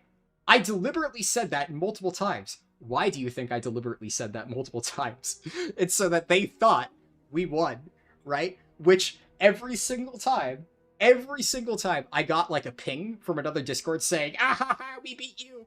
Just massive grin on my face like, oh man, the karma is gonna be so fucking good. And so fucking good it was, man. That was a fun day. The day I published the Legion remix video, oh man. That was a fucking karmic feast. Love that shit. And yeah, that was entirely why I did it. I mentioned multiple times, like, oh, I'm not trying again, you know. And I deliberately said multiple times, I'm not going to try again. If anybody beats my time, you know, good for them, really happy for them. I hope that everybody can remain respectful and not, like, shit-talk each other for beating times. There was a reason I said that, right? But especially, it also, the funniest thing is, so many of them were, like, convinced, absolutely convinced that I was like shaking with anger, literally, you know, like the fucking Utopia guy, like, oh, how could they beat my speedrun? When in reality, I just knew if I kept banning them, if every time they tried to brag, I just banned them and deleted their comments, that's what they would think. Oh, Harldan's not going to do another speedrun. He's not going to try and beat us. He's just mad. Yeah, that's what I wanted you to think. Because I did do another speedrun. Fucking 5D chess type shit. So that was fun. The whole Legion remix, oh man, what a roller coaster that was. Like, I will admit, incredibly stressful at the time, because nothing is certain, right? And like, the thing is, although in the end, like, I did, you know, the door got shut and locked, and I posted my run and I won. But for all I knew, somebody else was planning the same exact shit, and it barely beat my time. I had no way to know. So I had this, like, gigantic, like, really complex, like, meta strategy of, like, how I was going to, like, navigate this publicly, and, like, everything just kind of worked out for me. So I was like, all right, cool. You know, it's exactly what I said earlier with, like, the whole, like, Total War Warhammer shit. Like, I had every single fucking contingency planned for, and then I just kind of posted my run, and I won. Nobody was contesting the time. All right, cool, I guess. You know, I'll take the free win. But yeah. We choose Zul'jin after every song. Well, you can choose any order that you want. You can do Arator, Zul'jin, Harrandar in any order of your choosing. The order that I recommend is Arator, then Harrandar, then Zul'jin last. But it is totally up to you. Multiple people are level 90 already in Nosfall, but they're all doing, like, non-campaign stuff. Okay, let me catch up. I think I read all the messages I missed, at least in Twitch chat. YouTube chat, I apologize, YouTube chat. I will catch up with you in a second. I was reading YouTube chat, so. On the riddle part 2 with the image, the puzzle was different than the picture. The puzzle should not be different than the picture. Are you sure you clicked it in the right order? There should only be one, like, hard-coded into the game thing. And Revolt even said, hell yeah, the Amani riddle was Biss. Yeah, so it worked for that. How did you... You'll have to... I don't know if you, like, recorded it or anything, Natty, but there should only be one solution for that puzzle. And I had multiple people check, and, like, on beta, everybody had the same solution. So... if I have one ask for the add-on, can you make a little button for the quest items? You mean like having the quest items show in the log? I could try to do that. That's a little bit more complicated, but I can try to make that work. Keep in mind, though, this is why I said, like, a lot of fancy stuff for, like, quest automation, there are add-ons for that. So if that's what you're looking for, let me introduce you to Extra Quest Button. Pelham makes Extra Quest Button. It's a really good add-on. Really cool dude. And he has been updating it and making it really nice. So if that's what you're looking for, there's an add-on for that, right? And now, if there's stuff that I think is, like, really, really, really important to add, that people really, really want, I can try to add that. But at the end of the day, I'm not trying to, like, completely reinvent the wheel and add, like, everything that already exists out there to my add-on. A lot of the stuff that I tried to do for this add-on that I spent a lot of time doing, I think that I just did it better than other people.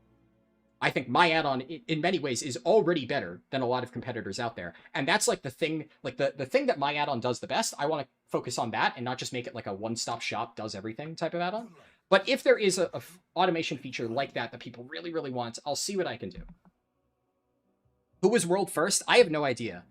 There hasn't been an article out yet. People in my Discord have been discussing it. I'm curious if there's been any new discussion.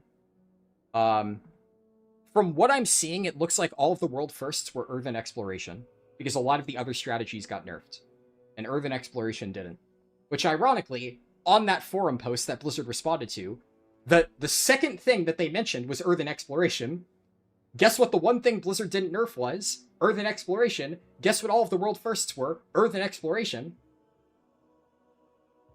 Whoever that guy is that made that forum post that Blizzard directly responded to and credited with nerfing endeavors, that person must be a fucking prophet, because they perfectly predicted every single thing that got nerfed. They're like 5-head gigabrain. Has Warcraft told you about the drama with that one Discord being nuked? I don't think so, no. I think he mentioned it in passing, but I didn't hear the details. You swear it was? Like, number 3 was pulling up a silver one in the picture, but pulled up a red one for you? Weird. That would be interesting.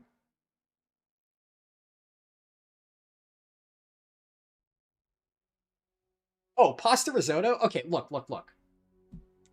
My brother. So if this isn't all to count, alright, you seem to have been chill. I don't understand why you were so fucking weird before. Everything you've said so far, fine.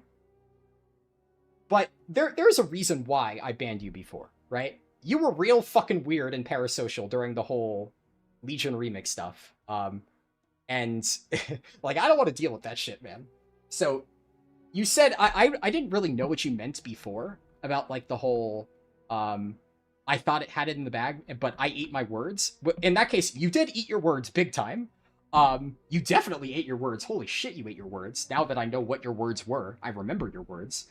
But also, like, yeah, that was kind of cringe, right? So if you recognize that, like, everything that you did was, like, really cringe, like, I will, like, not ban you again if you're just gonna be chill going forward, but, like, keep in mind, like, that still wasn't fun to deal with. Like, I am, like, half joking about it now because I won, right? In the end, I did win.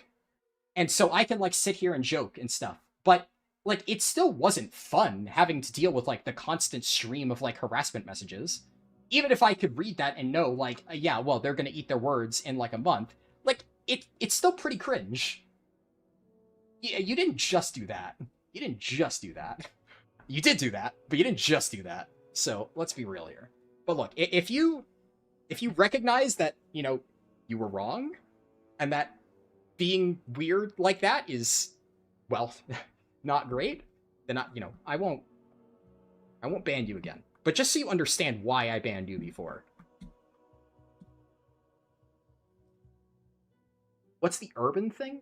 Oh, Earthen. Sorry. I guess fucking I don't know, my accent or something. Earthen exploration. So like the earthen racial, where you can do like the flying and get exploration XP that way. That's how people got the world first stuff. So it like that's the thing. It's not like actual. I don't want to say it's not actual leveling because like the earthen people are gonna fucking rip me to shreds, but you know what I mean, right? It's like different leveling. What level is Locklad? Somebody said Locklad going for 90. Or Mad the Lock, okay. Yeah, Mad's 85, nice. That's also its own old thing, though, that was moved over. So much random-ass drama. That drama got resolved, though. I think I told you. But, like, the main people... I guess, yeah, I can talk about that because it's, like, chill or whatever. There was, like... Maybe some other people will, like, hear this and, like, maybe they'll realize I'm not, like, the super-duper evil boogeyman or whatever that they think I am. There was, like, this really weird thing that happened where I wanted to do just an Earthen Chromie Time speedrun, where I just do, like, I do my regular Chromie Time run, but I do it as an Earthen. And I just wanted to see, like, how much of a difference does the exploration racial make? And the entire point of the run was I'm just going to do my route and just see how much the bonus XP impacts it. And a bunch of the people in, like, the Earthen Skywriting Discord got, like, real fucking weird about it. And they, like, interpreted the way that I said or described my run as, like, he's claiming that his way of leveling is the true way of leveling, and he thinks that any other way outside of his Chromie Time routes is not legitimate, and he's, like, looking down on us. Like, weird, cringe shit. And I'm like, I never fucking said that. I wanted to level the way that I want to level my Chromie Time stuff, and I just wanted to see how much of an impact does Earthen make. And so I got, like, this bombardment of different comments from a bunch of different people in their Discord, basically saying, like, trying to educate me on how Earthen leveling actually works, and actually, if you really want to level with Earthen, we can get these fast times by doing this. It's like, cool, good for you. That wasn't the point in my fucking video. And then, because they just wouldn't shut up about it, I banned them from my Discord. And then they went in, like, Harldan is trying to silence discussion on Earthen leveling. He doesn't want people to know that there's faster methods out there. Like, no, dude, you're just being a fucking dickhead. And, like, it's my Discord. Like, if you are a dickhead in my Discord, I am allowed to ban you from my Discord. I don't have to sit there and let you spout off about the fact that you don't like this video that I made. If you don't like this video that I made, you can talk about it somewhere fucking else, where I don't have to read about it. I don't give a shit that you like this other thing and that you don't like the thing that I did. I like the thing that I did. I wanted to do the thing that I did. Shut the fuck up, is basically how that all went. But then, like, I don't know, it got, like, fucking spun way out of control. The story has a happy ending, right? The reason why I didn't talk about it before is at some point, like, the lead admin of the Earthen Discord did eventually reach out to me and basically, like, smooth things over, and, you know, we kind of discussed, like, yeah, I know it was an understanding, right? I was never looking down on Earthen leveling. They asked me some questions about, like, some stuff that I do for my runs and, like, how they might be able to incorporate it into, like, Earthen leveling and whatever. And I made it clear that, like, I have nothing against Earthen leveling. It's just not something that I'm interested in. And the people who got banned because they were just kind of being dickheads. That's really all there was to it. So that got resolved, thankfully. You know, it's always nice, because, like, there are a lot of burnt bridges in my past. And like, most of them do not have happy endings. Most of them are just like, yeah, I really don't like this person now. They're kind of an asshole. And that's always a bummer, right? Especially when it's, like, somebody who I actually did consider a friend before, and, you know, now we're just, like, sworn enemies, that kind of thing. There's been a lot of that. But that was a case of, like, yeah, no, genuine misunderstanding. The person, I don't know if I'm pronouncing it right, Lena, who runs the Earthen Discord, seems like a cool person. And yeah, we're chill now. So, I don't know, it's just, like, drama's so fucking dumb sometimes. And, like, the one thing that I really hate, that I've had to deal with, like, more often, I'm not even, like, a big YouTuber, right? But multiple times now, I've had to deal with, like, people just, like, applying things to my actions that, like, aren't there. Like, they interpret things that I'm doing as, like, he must clearly be saying this, that, and I'm like, what the fuck? No, I never said that, right? And it's so frustrating to see people, like, confidently spread misinformation about you on the internet, And I have now at least reached that stage, for better or worse, where enough people know about me, where there have been multiple times where I've had to read those conversations. People just confidently spouting off shit about me that is just blatantly untrue, and, like, ascribing intent to my actions that is just not even remotely close to what I was trying to do. And it's like, the problem is a lot of times, like, in those situations, it's like they don't know I'm reading it. That's the problem. It's not like somebody's, like, directly trying to have an argument with me. Because the reality is, a lot of times, like I just said, you know, I talk to the person in the Earthen Discord, and when we actually have a conversation, they're a reasonable person, they're a nice person, and, you know, it's totally fine. Like, you can talk it out, and misunderstandings are cleared up. But the problem is, I can't, like, talk with literally every single person in the world, and if there's, like, some random dude on Reddit saying shit about me, I'm not gonna, like, jump into the Reddit conversation and be like, dude, that's just fucking wrong. Because it would just be weird, right? Like, if some random dude on Reddit versus me, it's just gonna seem like I'm some, you know, bigger YouTuber trying to, like, bully this guy and say, like, oh, you're wrong, and, like, and whatever. So I read that, I go on my way, but it bothers me, right? I still have to read it, and I still have to know that, like, there is some person out there who just fucking hates me because they think I'm, like, the boogeyman for some fucking reason, and it's, I don't know, it's upsetting, but it's, I've had to deal with that more and more lately, and I don't know. I don't really know how to resolve that. I think that's just a thing that I'm gonna have to deal with. And, yeah. Den of Nalarak was a fucking pain. Yeah, Den of Nalarak as a follower dungeon especially is so fucking rough. One time you weren't leveling efficiently and Harldan came to my house and threw an orange at me. Why an orange? Why that specifically?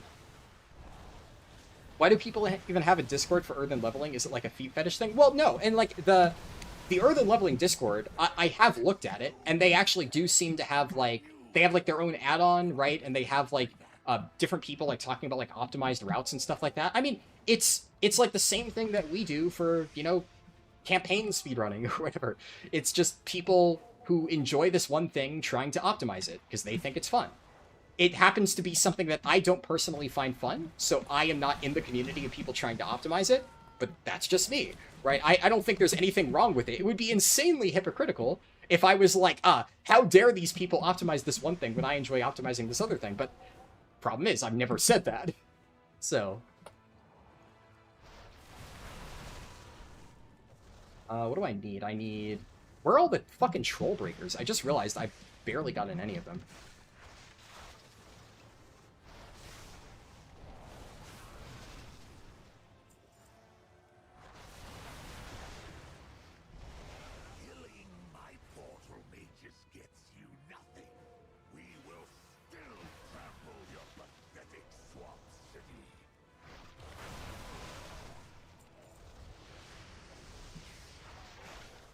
For real, that was the first thing that came to mind. Fair enough. I need one more troll breaker. Fuck are the troll breakers? Why they're all ritualists? Okay, here's a troll breaker. What you seeing that stems from one guy in some group hating X person bringing that up and then groupthink happens? Yeah. No, I mean, I would say that's pretty fucking accurate, yeah. It's just unfortunately there's not a lot you can do about that.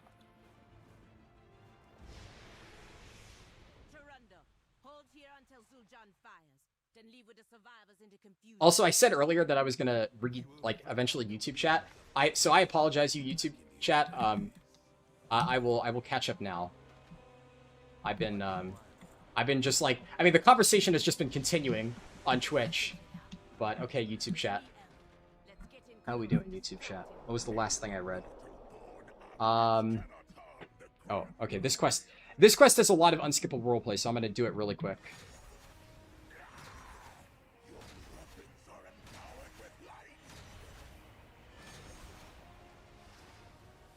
And then I'm gonna wait. Mash 3. Here we go.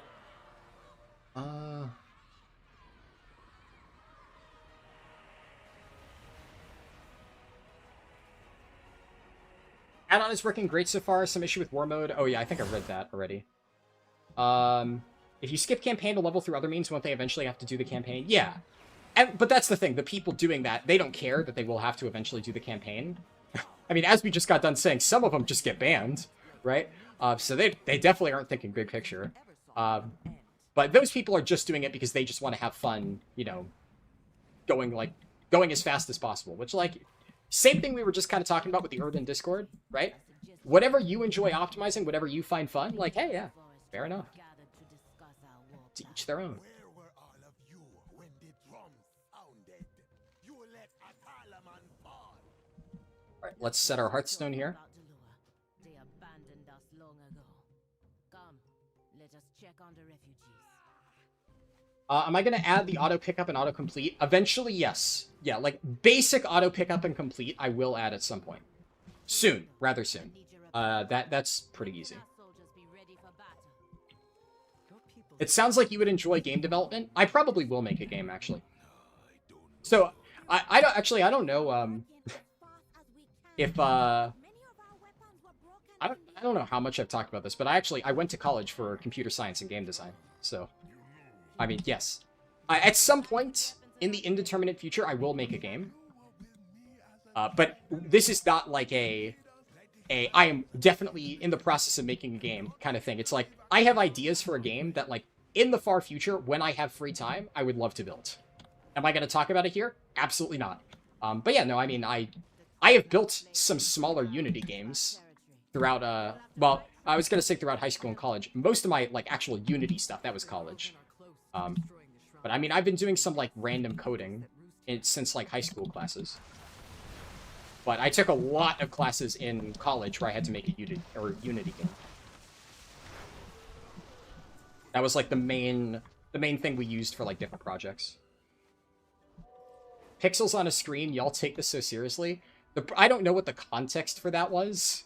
Because that could either be, like, I was talking about the people who were giving me shit, and you were siding with me, so I don't want to, like, criticize that, but...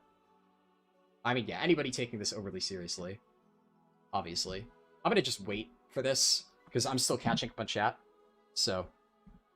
But technically, I should go ahead and do the other stuff first. What is the suggested second zone? Harrandar.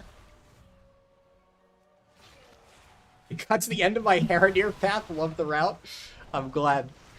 I was like, I didn't have anything to say for that quest, but I'm like, should I add this note? And I figured, fuck it. Of course the fucking, you know, evil guy is a boomkin. It's always a fucking boomkin. 50k Twitch subs? No, 50k YouTube subs. God, 50k Twitch subs, that would take forever. I'm never hitting 50k Twitch subs. No. 50k YouTube subs and you get the special video. Whenever that is. I don't know how long it's going to take to get there. At this point, like, when it comes to YouTube, like, generally speaking, as long as you don't just, like, drop off the face of the planet, you tend to see consistent growth, right? So I'm pretty sure I will get to 50k subs eventually. It's not like we're that far off in the grand scheme of things. If you had asked me, like, a year or two ago, am I ever going to get to 50k subs, I would have told you probably not. But at this point, like, I have been consistently seeing YouTube growth. At this point, I know more about, like, just generally how YouTube works, and I don't plan on quitting anytime soon, right? So, at this point, as long as I don't just, like, die, which, that would suck. Don't want to die. But as long as that doesn't happen, I will probably get there at some point. As for how long it takes, that's a separate question. On that note, I guess, you know, if you're watching on YouTube, you know, and you haven't subscribed yet, make sure to hit that sub button and press the bell, blah, blah, blah. Whatever the fancy YouTuber thing is that I'm supposed to be doing to boost my engagement metrics or whatever the fuck.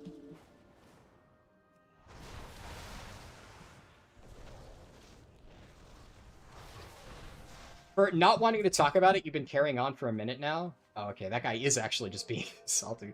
All right, we'll hit him with the little whack him with the hammer, which is like crazy because like whenever people say that, you know, it's like, well, I mean, same thing goes to you. You could also just not watch if you're upset with what I'm talking about.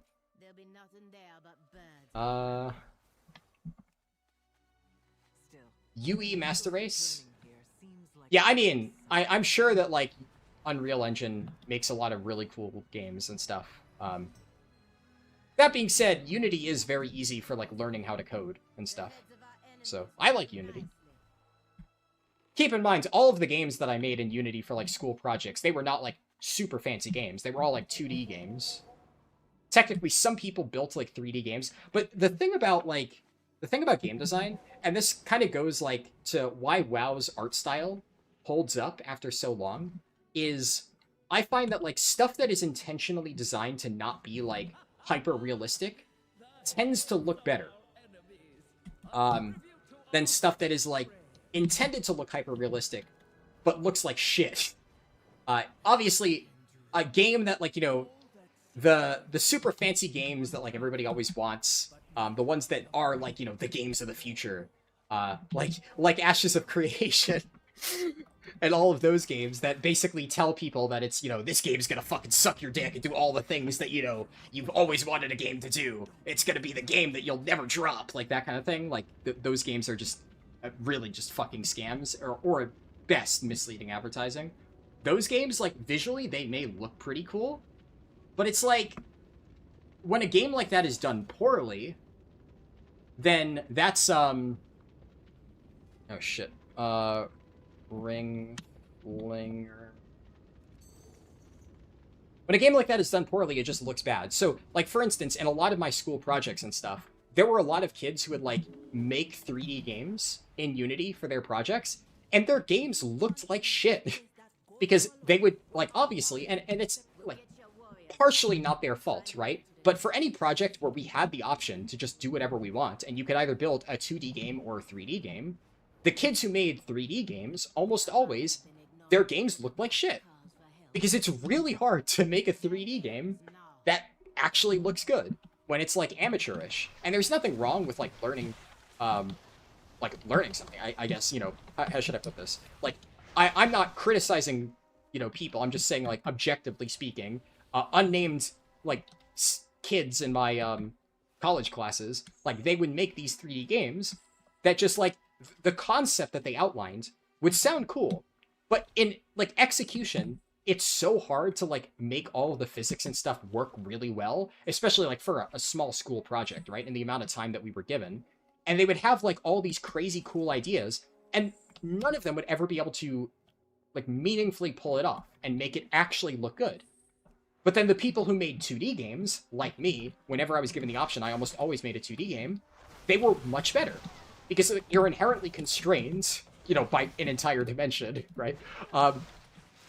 But when you have, like, less to work with, when, you know, it's simpler, like, I can make a 2D game. Was it, like, the craziest, fanciest 2D game ever? No. Most of the games that I made for, like, my college classes were, like, bullet hell shooters, pretty much. Because, well, I like playing bullet hell shooters, but it's really easy to make a decent bullet hell shooter in Unity, in 2D.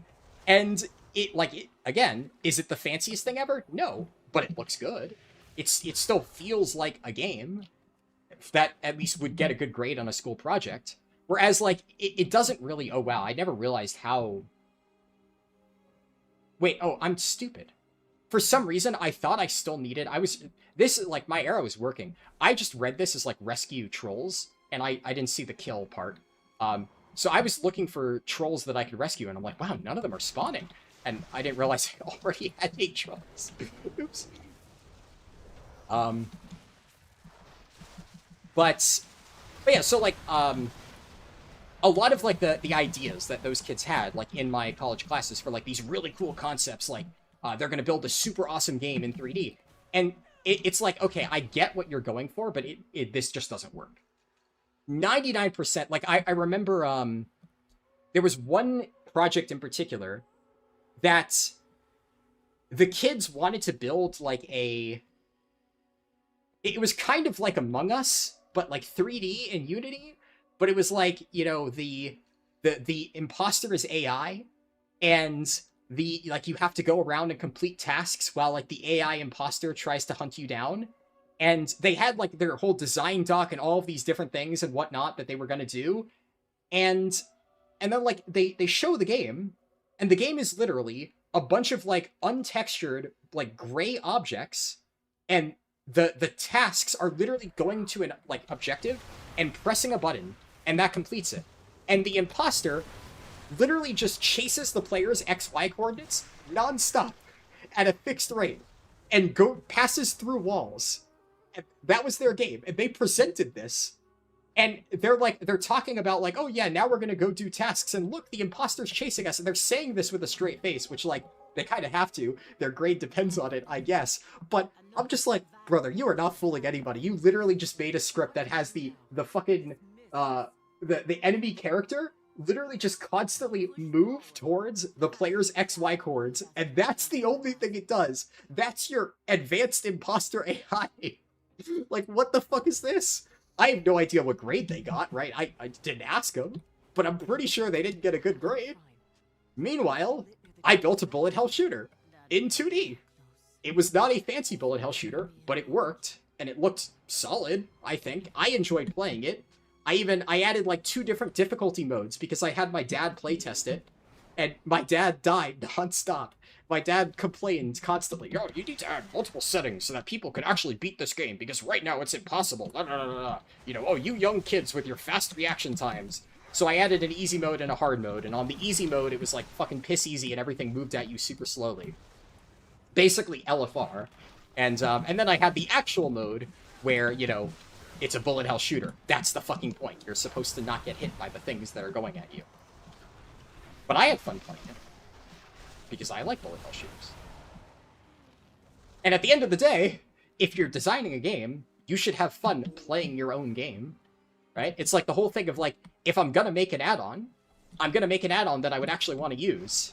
So, that's why I've said for a very long time, if I'm gonna build this thing, I want to make sure that it actually fucking works, and that it actually does something useful.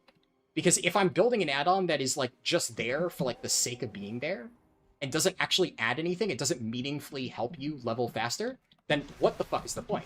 So all of the things that like you guys have been saying that you like, that I added, you know, the little puzzle solver thing, the advanced like arrow AI and stuff like that, or not AI, advanced arrow logic. I've been saying AI, the advanced arrow logic of like it directing you along a very specific traveling salesman path so you know exactly where to go. Like that's the kind of stuff that you don't get from other things. And that's why I wanted to make sure, like if I'm gonna build it, I'm gonna fucking build it right. And I spent more time making that really clean than, you know, finishing Voidstorm. But we'll get Voidstorm out tomorrow.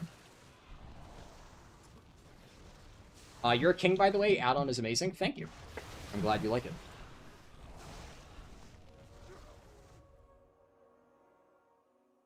Your friend recently was permabanned for something he knew he didn't do. They didn't respond at all. Only AI response was resolved by emailing a legal notice? Holy shit. Maybe I should have tried that.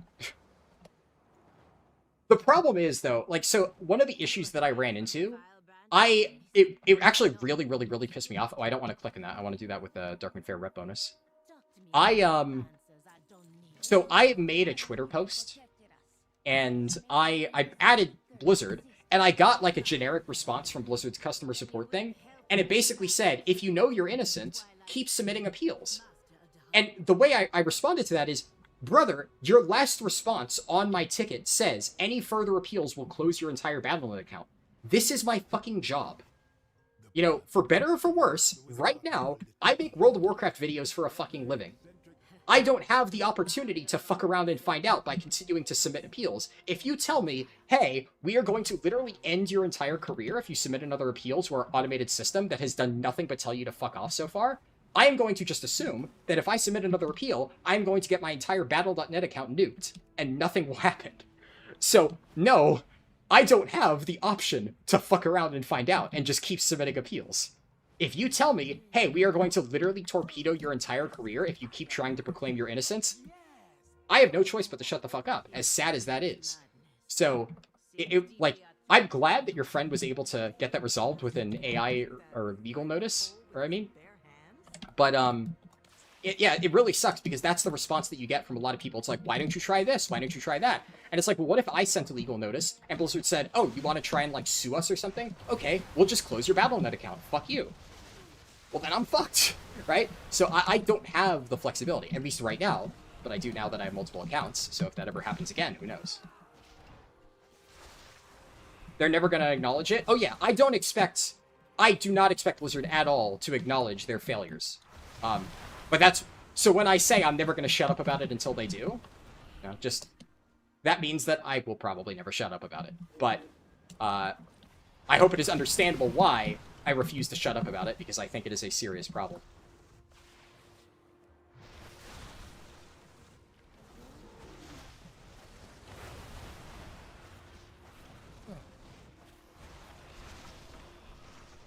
Mr. GM paid for W said, "I love you somewhat," smiley face. Thank you.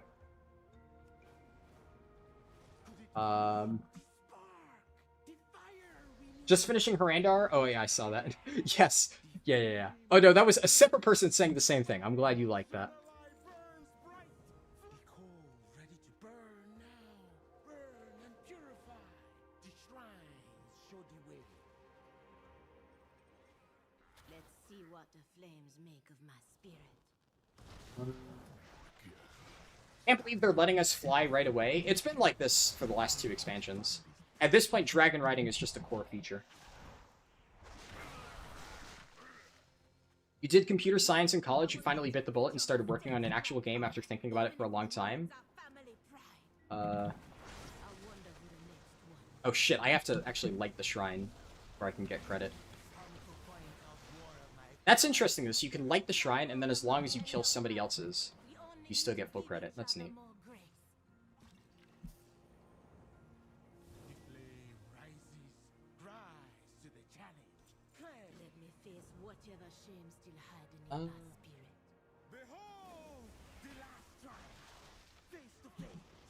You coded a Game Boy Advance game in C for one class? Holy shit. That sounds pretty cool. Yeah, we didn't do any, like, you know, old coding language stuff. That sounds really neat. This is the Hearthstone, yeah. Can confirm that the Amani riddle is working fine. Yeah, Natty, I don't know why you had an issue then. I have learned much of myself from your trials, and hope to learn more in the trials ahead.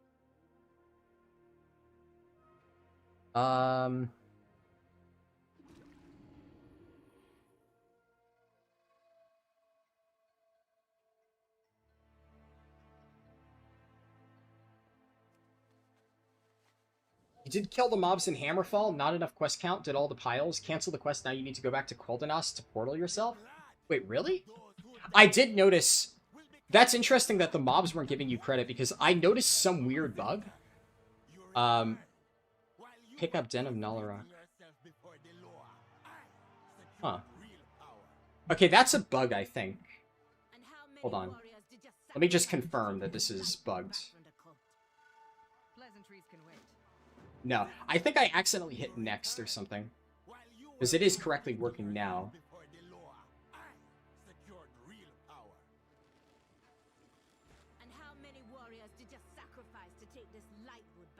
You didn't kill the mobs? Yeah, sorry, I interrupted myself.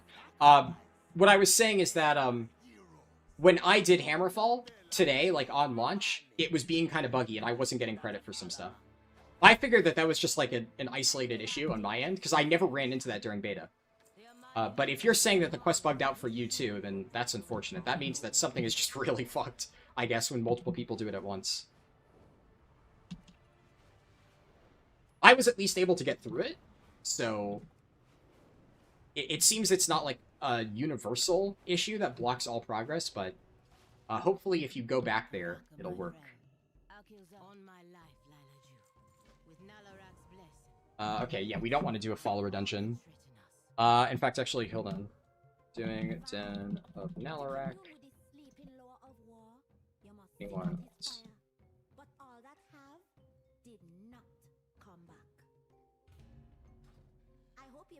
I'm gonna queue as a tank. We'll see how long the queue time is. 3 minutes.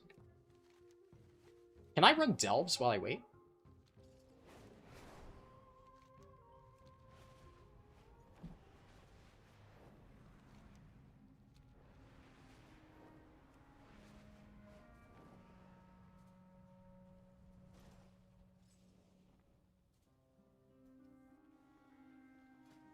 Let me try.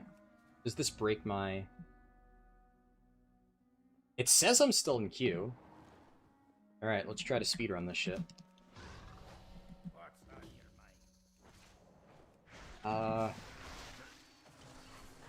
I don't remember this variant. Most of the variants are the same. Oh, this one. Fucking hell. Okay. At least this one's very straightforward. Just kill summoners. Is there...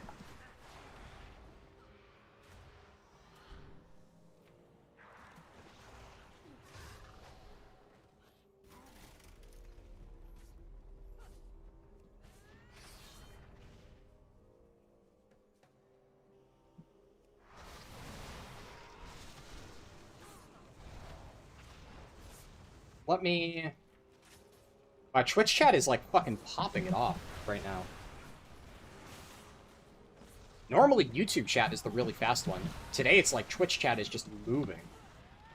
I gotta scroll up.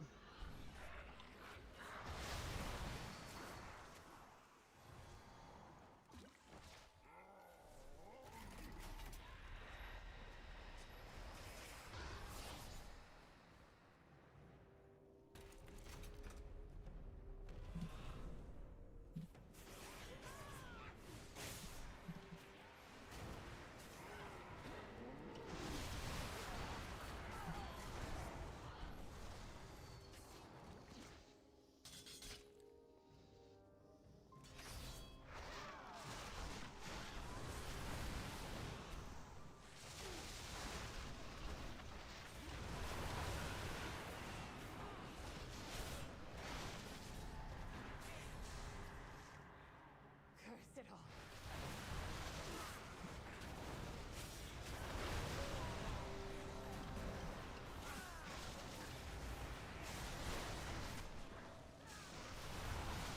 It turns out I can't really get away with just pulling literally everything.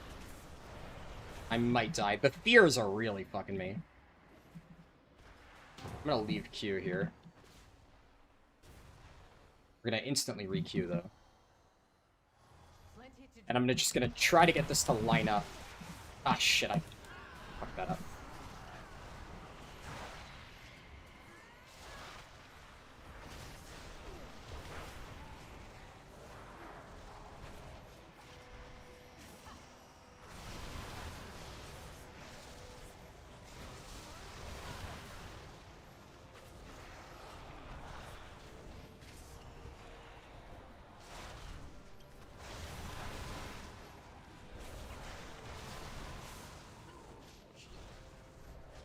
These mobs have so much fucking health. This is tier 2? I guess, like, honestly, my Brewmaster's not super optimized, so...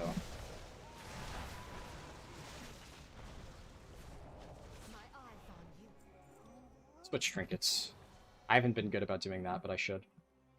I also should have dropped a banner, but I was kind of, like, tunneled. I'll drop a banner. Oh, fucking goddammit. I hate this version. It'll probably be better when I remember the lever order for this particular variant.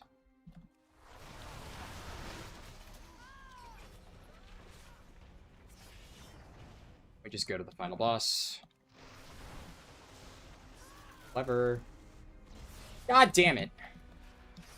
Oh, it makes you run all the way down here. Amazing game design. Love that.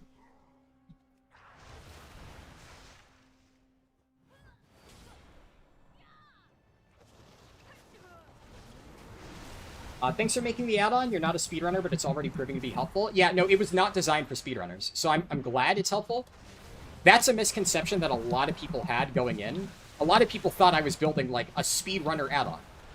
It's meant for all of you guys. It's meant to basically take my speedrunner knowledge and make it accessible for everybody.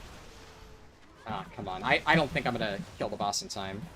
Unless... No, there's no way. I'm just gonna leave Q now, just to expedite it.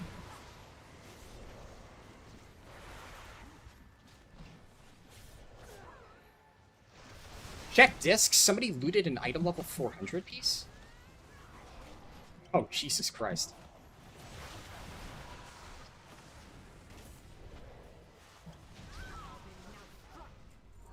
That is crazy. Is the add-on available? Yep. There's a... Should be a pinned link. What the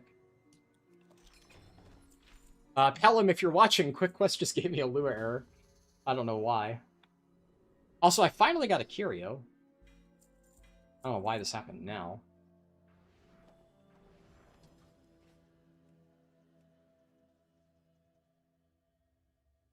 There's a reason pixel art is so popular in indie gaming? Exactly, yeah. Would the AI beeline it to players and be obvious? I'm not sure what that means.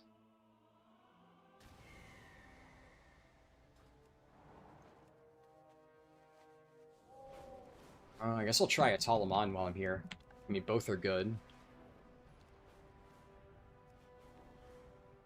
You weren't straight computer sciences, so the games you wanted to do for projects were all straight in C. Doing 3D never crossed your mind? That makes sense. Also, I've reached that point where, like, if I talk for too long, sometimes my throat will just say, no, stop. I just, like, locks up. I think I'm good. Halls of Torment is one of your favorite games? I don't know that.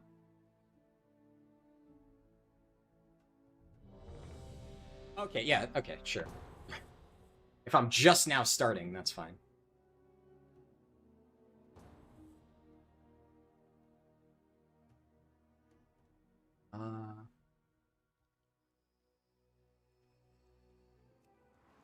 This must be the fireliners you spoke of.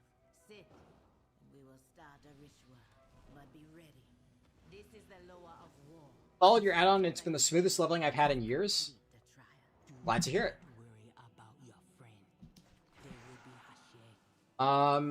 What's the play after finishing campaign? Mostly delves.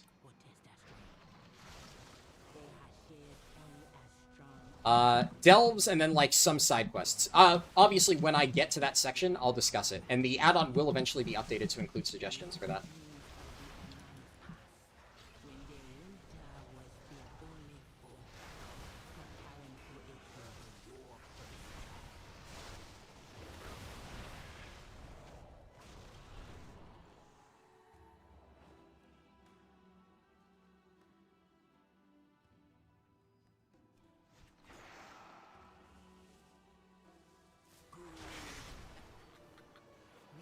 Resources will keep you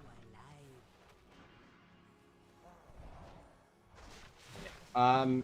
I'm gonna catch up on more chat stuff in a little bit. I gotta lock the fuck in. I'm putting my random dungeon group through the fucking ringer right now.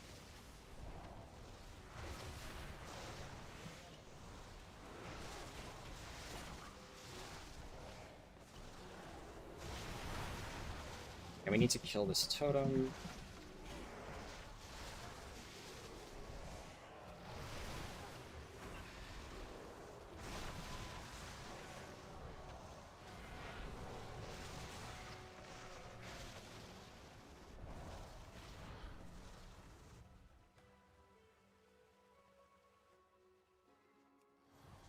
You survived the pull, and that's what matters. Now we let the dot fall off, and then all of our stuff gets cleared.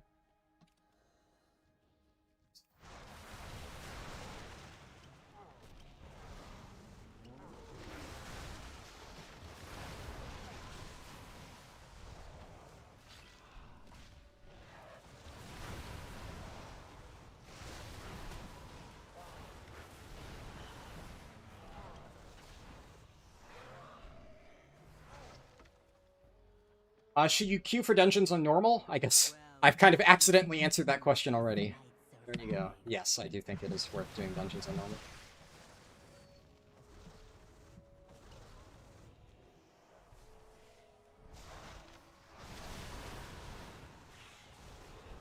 Shit. Just the kick.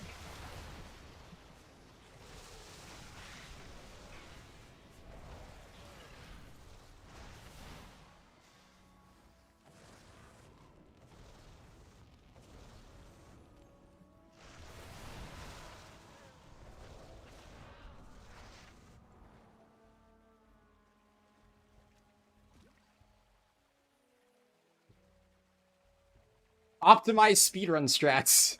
Well done. You just might survive. Fishing. Well done. You just might survive.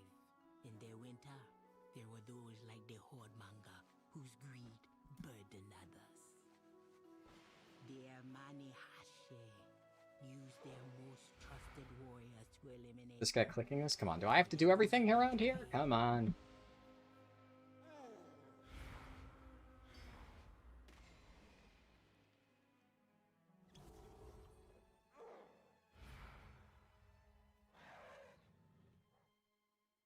Is Zul'jin the last campaign zone?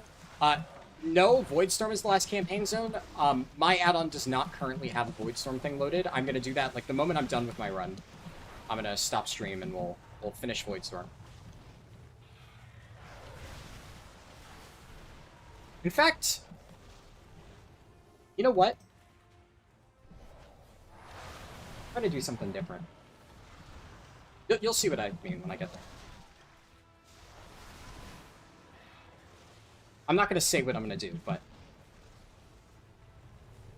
I've already made up my mind.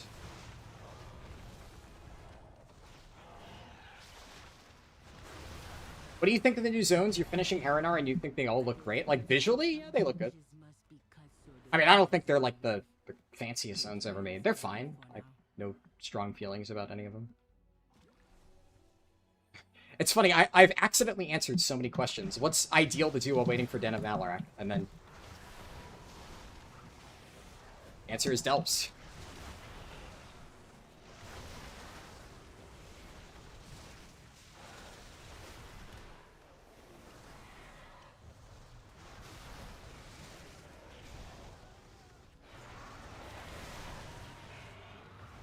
There's, like, some complicated discussion in Twitch chat about, like, monitor display colors and how they're made.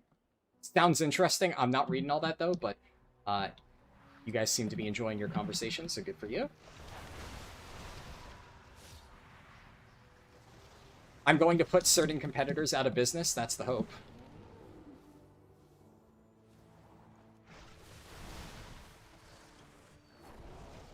Once you finish the campaign, you dungeon? No.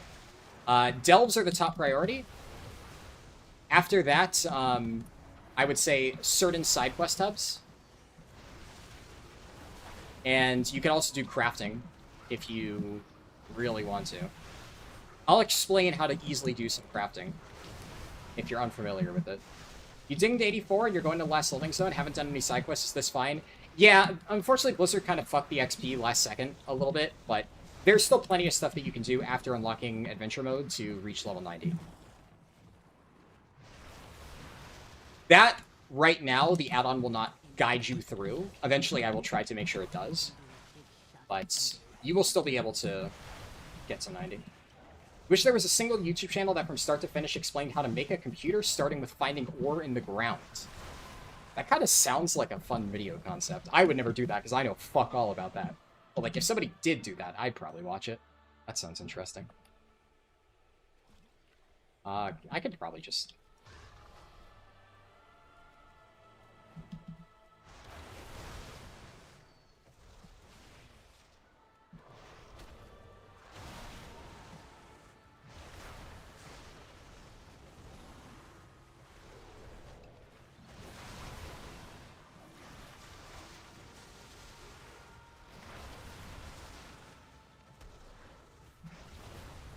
And somebody pulled extra shit.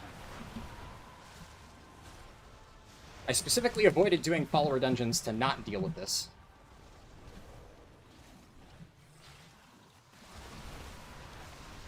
Hey man, the add-on is great. Are you leveling in low population with war mode on? That was the plan.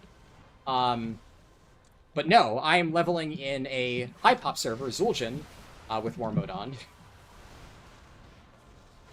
And why Brewmaster and not Windwalker? Purely because I did not have time to look up a Windwalker build because I was not planning on playing Windwalker. So the original plan was I was going to level my Guardian Druid. All my, like, prep, all my pre-quests, all that stuff, that's on my Guardian Druid. All my fancy speedrun items, that's on my Guardian Druid. My Guardian Druid could not get into Midnight for the first, like, 20 minutes. And so I decided I was going to just play my Monk. Because my Druid's butt. And I didn't do any setup on my Monk because I didn't think that that would be a thing I was going to do. And, like, Brewmaster is one of my mains. I have Brewmaster set up, so I just said, fuck it. You should level as Windwalker. Windwalker isn't quite as strong as it has been in the past, but it is still, It's still very good for leveling. It's better than Brewmaster for sure, but like, at the end of the day, I don't get to play Brewmaster very often because I play Windwalker for a lot of my speedruns. And the thing is, it's like, if I'm gonna play Windwalker, I want to play the best build. And I have not looked up what the best build is after the changes. So I don't want to just, like, fuck around with, like, some suboptimal Windwalker build when I can test at least a good Brewmaster build. Now, I have heard that Master of Harmony is pretty good now. I have not looked into the changes of, like, what people are running with, like, different talent setups with Master of Harmony. I'm playing the Shadowpan build that I was running during prepatch, but at least it is a good Shadowpan build. That much I know. The add-on is so good, you're loving it. I gotta say, it makes me happy to hear, like, how much people are enjoying the add-on. Because, like, I genuinely thought that it was just gonna be, like, bugged to shit, and that there were gonna be so many problems, and people are like, oh, you know, it was a good first effort, but you have a long way to go. But, like, basically everything that people have been suggesting is, like, minor UI adjustments, which a lot of them I've already wanted to add. I ran out of time, right? But nobody has, like, fundamentally said, like, I hate this, I hate the way that it's formatted and stuff like that, and that makes me pretty happy.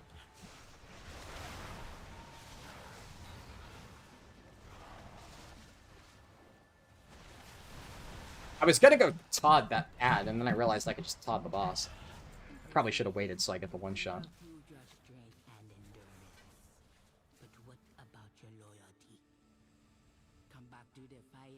Average wait time 1 minute. Your time in queue 2 minutes. You should have taken the follower dungeon. No, I hope you like. So I'm reading that now later on, but I hope you now see why the follower dungeon is not worth. Because like I was able to do delves while I waited on the follower dungeon, and look at how much smoother this has been than the average time you get in the follower dungeon. That boss died so fucking fast with followers. Oh my god, they do like no fucking damage and they pull so much extra trash.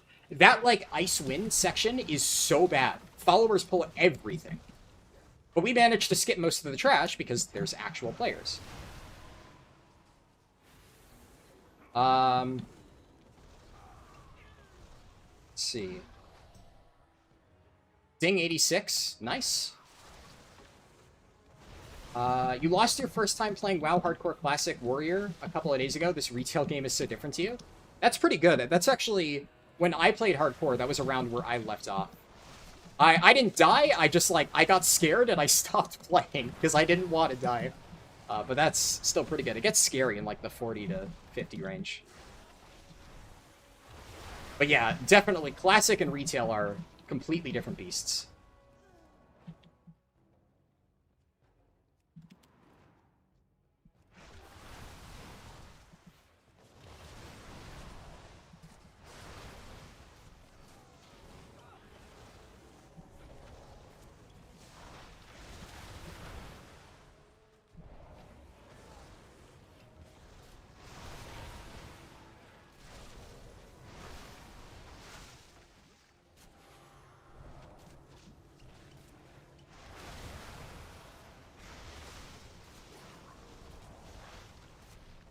Just got 90 with 3 hours, 50 minutes timer. Would like to thank you for the useful information you put out. First time speedrunning? Hell yeah, dude. That's a really good time. I'm glad I could help.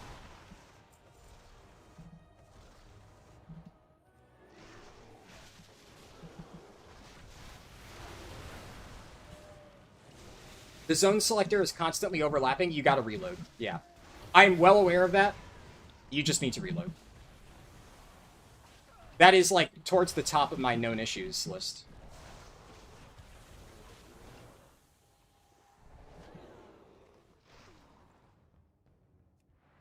The only reason I didn't prioritize fixing it is because it is cleared with the slash reload, but, you know.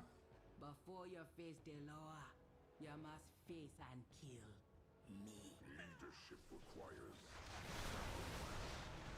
Wait, did Monkey Lol actually get the confirmed World First 90? Somebody in my Discord just added him and said, World First 90 legit. I believe it. If he did, good shit. But I have not had a chance to look through the data myself, but I believe it. Dude's a beast. How did I get to 90? Or me? I'm not 90, unless you're asking the guy in chat. Leveling faster than Harldan the G. Hey, look.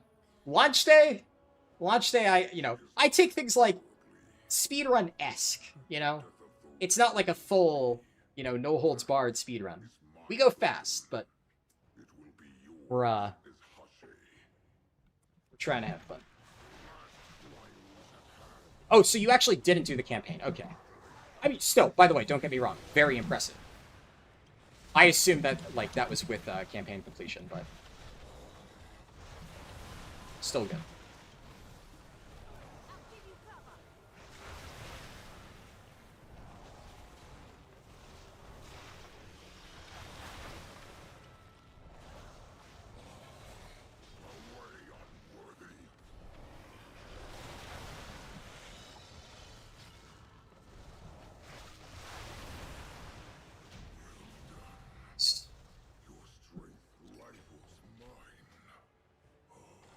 Do we have to compete for the drop? So I think we can... So this should take me, I think, to a Talamon, right? If I leave this way, it doesn't snap me to the dungeon entrance, which is fine. But since I already flew to a Talamon, I want to just do the delve. Dungeons just slowed you down so much in beta, you couldn't see a world where you could do it sub 4 with campaign after the nerfs.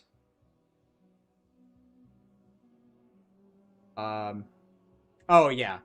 Yeah, for sure. I feel like if you were going to do that at all, you either do it with, like, a pre-made group, or, you skip it, right? Now, that being said, though, I mean, that was a pretty, fine Den of Nalarak, right? Was that, the most optimal random group of 5? No. But that was still a solid dungeon run. Follower dungeons are just so bad. People... I put in this note, follower dungeons are really bad. People might think, oh, that means it's slow, right? No. No, it's just bad. Because the problem with follower dungeons is that they will actively... Not only do they do no damage, and they die to everything, but they will actively make the run worse, because they pull tons of extra shit. So, they do, a fraction of the damage of actual people, and they pull twice as many mobs. So, you are taking, exponentially longer to clear the dungeon. It's not just a case of, oh, they are slightly weaker than actual people. The current design of follower dungeons is, genuinely an embarrassment. Final Fantasy XIV figured this shit out years ago, and Blizzard just needs to fucking copy their homework. It's really not that hard.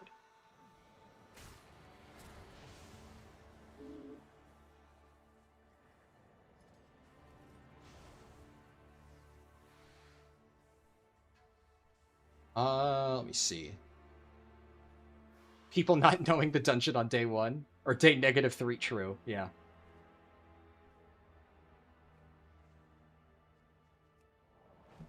To be clear, I didn't give anybody in my dungeon run shit. I was even I pinged things for people. I said, hey, go fish. Right? So, don't read too much into me saying, do I gotta do everything around here? I'm joking. I'm messing around. Did I give them shit? No, I just kind of offhandedly remarked. You have no idea what to do once you hit 90.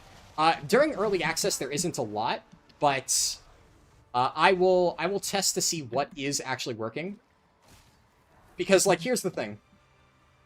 Blizzard put out a post saying what's working and what isn't, so I would go read that first and foremost. But there's always going to be something they've missed. So I will test it. If I find anything interesting, I'll make a video about it. But the reality is, there's not a whole lot to do. It's mostly for leveling characters. But, with Darkwind Fair being on Sunday, it also might just be worth it to wait to level your characters. So.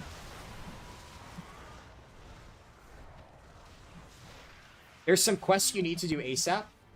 Not really.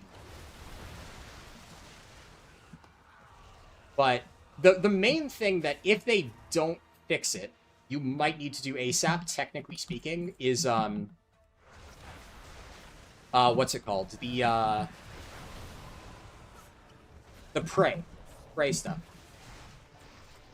If they don't change how prey works, you will probably need, or at least, need is in heavy air quotes, need. You will very much want to do your weekly prey for the progress on, your... I wanted to say Delver's Journey, but, your prey journey track, or whatever the fuck it's called. Because otherwise you'll fall, an entire week behind.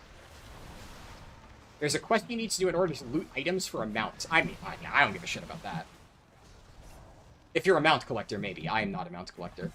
And if it's for, like, a cosmetic mount, is it something that you need to do, per se? You're stuck at a quest where he doesn't remove barrier. Can you describe the quest in more detail? I might be able to help if I know which one you're talking about. Wonder if they've kept the 200 item level greens being usable by level 80s. That would be sick for people doing alt leveling. It's entirely possible. There have been cases like that before. I haven't really looked too much into, like, alt speedruns, because there's just, like, still so many variables to take into account. But there have been many things like that that are just, like, intended. Rua's note is stuck at 1 out of 3 for you? What do you mean it's stuck at 1 out of 3? Like, on my tracker, it's stuck? Like, the add-on is bugged? Or the quest itself in the game is bugged? Rua's note is weird, because the way that that works is there is only 1 note available at a time. So you can't grab all 3 notes in any order. It'll, like, only 1 note will appear. You pick up the first one, it goes to the second. You get the second one, you pick up the third. That's not, like, the way that my add-on does the routing. That's just how the quest works. It doesn't even spawn in the second and third until you pick up the previous one. Which is really janky. Most quests don't work like that, but for some reason, it does. The quest, you have to pick up the notes. You have 2 of them currently, yet it says only 1 out of 3, and because of that, it isn't showing the third.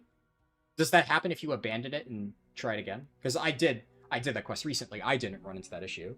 There might be, like, a temporary, like, the game is lagging and it doesn't properly load. I ran into an issue like that temporarily on one of the Sunwell quests, but abandoning and reaccepting worked. You tried 3 times. Damn.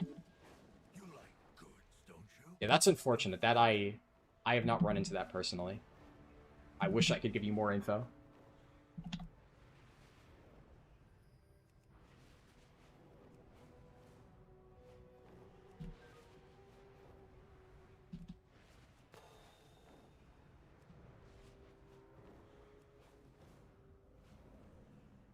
Is Voidstorm part of the guide?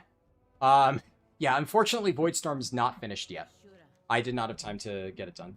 But like I said, it will be done, like, ASAP.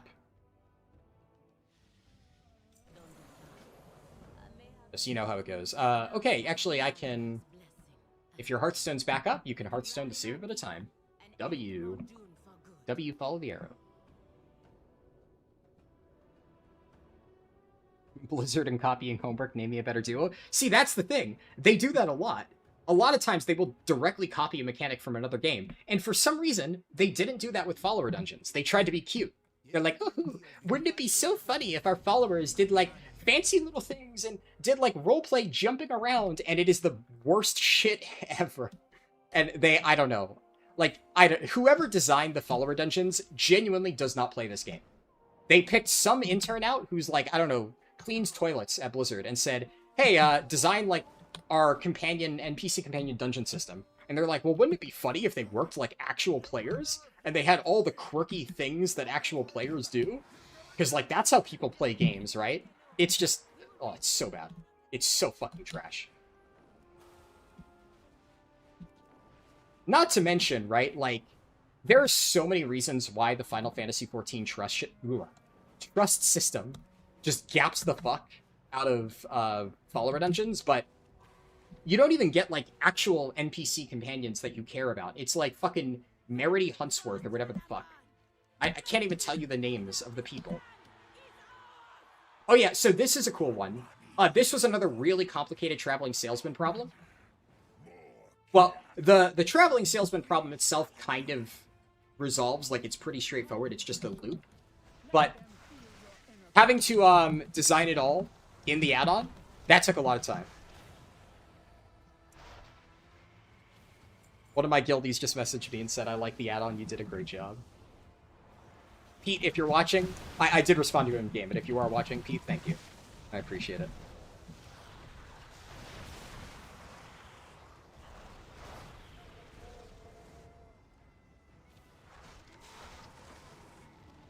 Haha, look, the hunter is pulling all the mobs in the dungeon was funny the first time. Yeah, exactly. It's like, it's one of those things where as a neat gimmick, it's whatever. When that is fundamentally how your system works and you force players to engage with it as part of the main leveling campaign, fuck off. And so this really annoys me. I ranted about this during the beta, but I'll repeat it again, right? When follower dungeons first got introduced to the game, I made a video talking about how they are completely broken, and that is just a objectively terrible system that is made for nobody. And you want to know what people said in response to my video? This system isn't made for you. Oh, why don't you care if people have a way to practice dungeons on their own? And it's like, no, you don't get it. Like, I want this to be a thing. I like that this exists. I want to make it better. Oh, if you don't like it, then just don't interact with it. And that's, like, it's so fucking annoying trying to give, like, genuine feedback. Because, like, again, the trust system in Final Fantasy XIV is really good. And I really like it. And when I heard that they were adding that to WoW, I'm like, wow, that's great. I'm finally going to be able to do dungeons during leveling without having to worry about, like, random pugs. And then they just did the shittiest possible implementation. And then when I tried to make a video talking about how bad it was, I got shouted down by a bunch of random dickheads. And guess what? Blizzard made 0 adjustments. They've done none of the fixes that I recommended in my video years ago, whenever it was introduced back in fucking Dragonflight. And now it's required 3 times in the campaign. Gee, would have been nice if when it actually came out, and there were clear problems with it, people actually took that seriously and suggested changes instead of just hand-waving everything and saying it doesn't matter because you don't have to engage with it. Well, now you do. Now you do have to engage with it. Ah, gee. Bit too late. Only feedback I can give. It was a little confusing when I had to fill the bar and the arrow just pointed down, but that's literally with 0 prep or even reading the quest.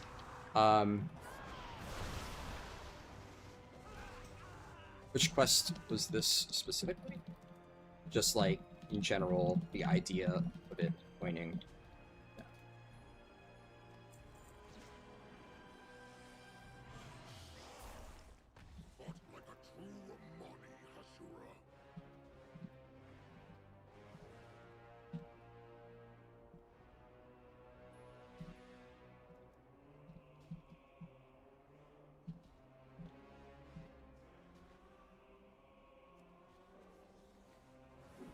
I'm just responding to one of my guildies giving feedback about the add-on. Basically, he wants the arrow, when, like, in this situation, when it's, like, pointing down, wants it to be more clear on, like, the fact that you're supposed to be here. Which, the nice thing is, I actually already have the code to do that. I just need to tweak it. But the final idea is eventually it's going to, like, do a slight bounce, like, up and down. It's extremely hard to tell because it only moves by, like, 0.1 pixels. But it actually already does that. It's just... I couldn't find a way to make it look really clean. Like, the transition looks a little bit too jumpy, so I just basically... I kept the code in place, but it's basically unnoticeable if you don't pay super close attention to watch it, like, barely growing and shrinking. But I have the ability to adjust that, and I'm going to try to make it look a little bit cleaner. And then it should be a bit more obvious when it is, like, actually bouncing.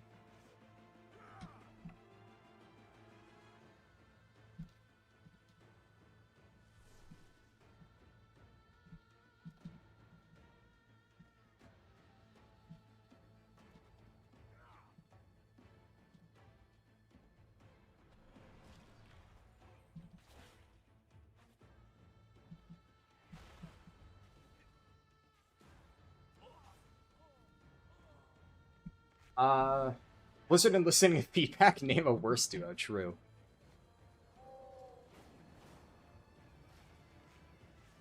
Delver's Call Collegiate Calamity says 9k XP, it's a visual bug. Thankfully, I had the same reaction the first time I saw that. The display on the quest says 9k, and then when you actually turn it in, it works properly, thankfully. Why is Valera dead half the time? Yeah, they kind of, like, nerfed Valera to shit, and she just falls over now. It's a little bit unfortunate. I'm sure it'll be partially resolved, like, by getting more experience for her, but right now it's very weak. But you will die for the glory of Valentine. We need to take the fight to Mordoon. Let's go. You seek to challenge me? Ha! Your strength isn't even enough to break my barrier.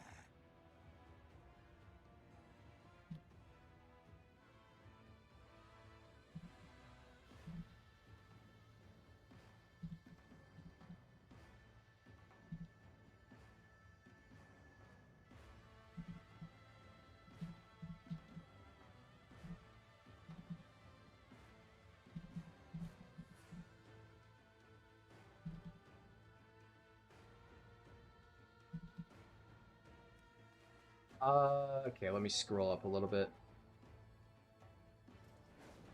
It happens if somebody leaves group. Oh, so there's a quest where if you were in a group, it bugs out? Interesting. Great Loa, you helped us get this far, but it must go forth. What's the best DPS spec to level 80 to 90? Assume you tested it on beta. Almost certainly Havoc Demon Hunter.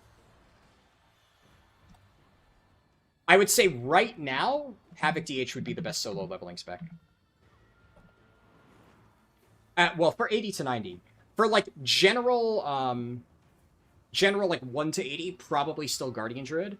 Because Guardian Druid is just, like, insanely strong at lower levels. But 80 to 90 survivability is less of a concern, because every spec is, like, relatively tanky. So in that context, like, Havoc is still very good, like, the entire way, don't get me wrong. But if all you care about is, like, mobility and damage, Havoc is really good.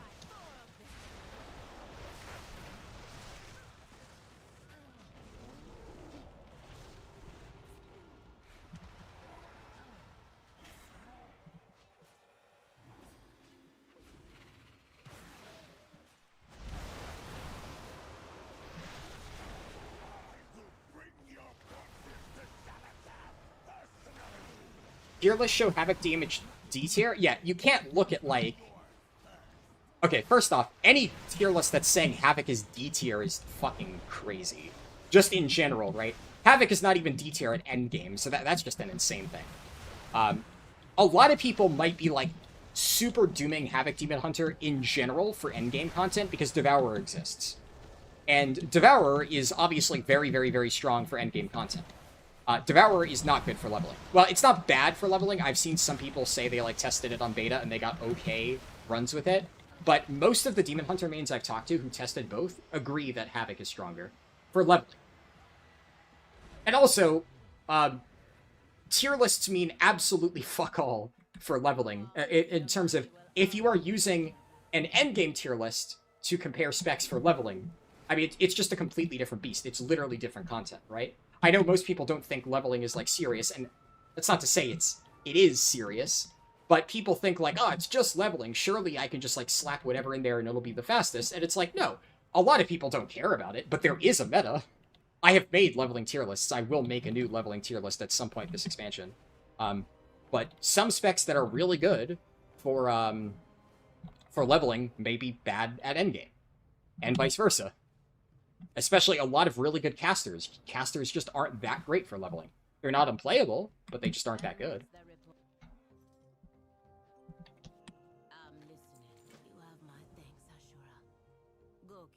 Final Midnight DPS tier list by, I don't know what Vesp is. Havoc DH and Windwalker. The thing is, by the way, tier lists in general, I just don't put much stock into tier lists people make at this point. If you're looking at any sort of tier list right now, just throw that shit in the trash. It's way too early to be making definitive claims. Now, I can make generalized statements about current balancing.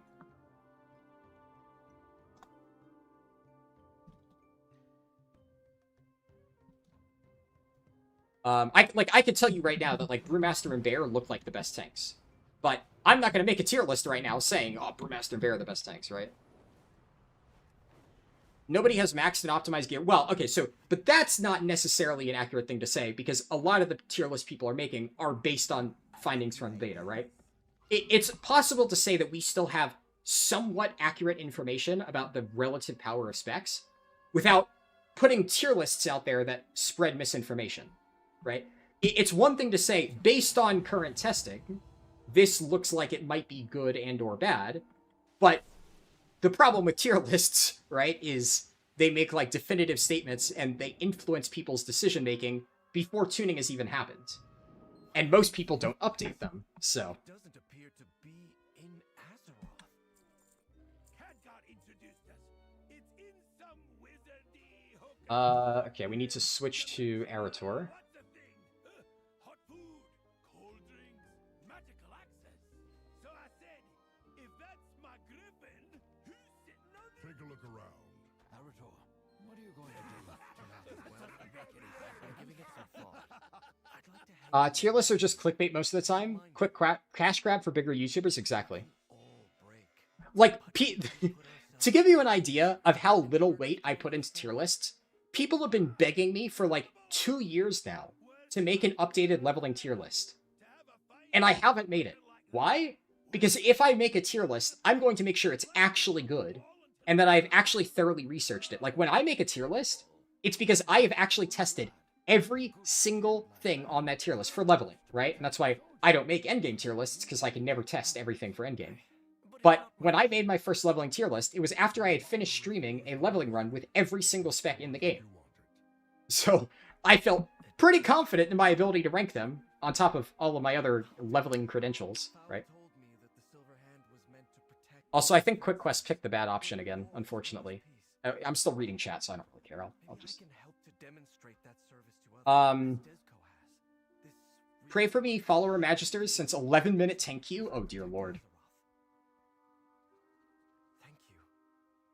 You had that problem too for the pet battle quests. In quest log it said 1.9k. But it does work though, right, Lingo Pingo? Just to confirm. You're 14 out of 17. Are you done? What do you mean? Yeah. Are you done with what? Thank you for helping. Where's the Arcantina key? I think that our presence has been missed in Silvermoon. We should return. It does? Okay, cool, cool.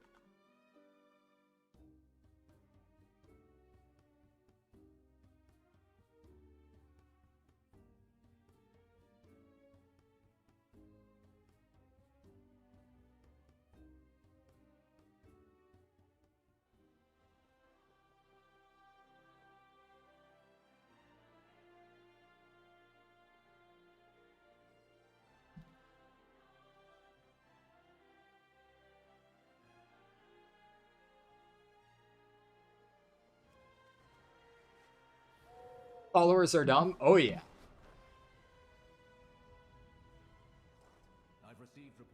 Okay, so yeah, I want to show how this works. The Drakthir weekly 5 quests, I don't even know what those are. I did not prep those. Interesting. Spire's crafting doesn't work? Oh, really? No, nobody mentioned that. So thank you, Lingo. I did not know that.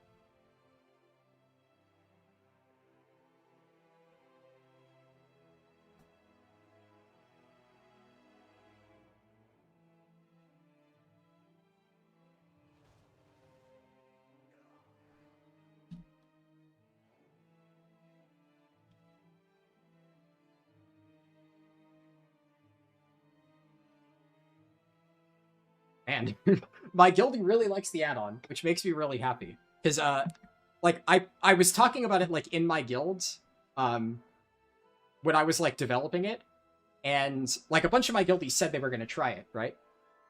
But it's, you know, it's one of those things where, like, I knew they were going to test it because, like, you know, I'm in their guild, you know, they'll give it a shot, right? But it seems like they actually really like it. And it's actually really helpful, which makes me happy. Because I mean... but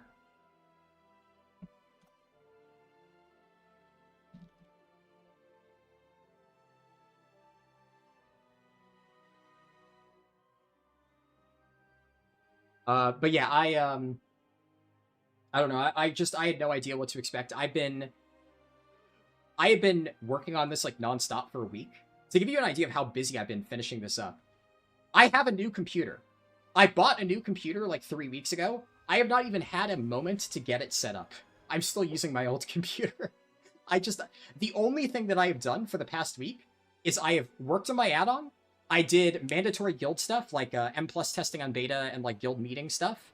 And I have done my dailies on Zenless Zone Zero because I like Zenless Zone Zero and I can play it on my phone. That is like basically all I've done. It's been like nonstop, and I've tried really hard to make sure that it's as polished as it could possibly be, and it seems like it worked out. Tested it 1 hour before launch with a friend who said he's going to help you, and 30 minutes ago, you wanted to do it, and it doesn't work. Damn. You did Unaran Plains crafting with the Naku dungeon portal. Oh, I have that. I didn't even think of using that. Damn, that's a good call.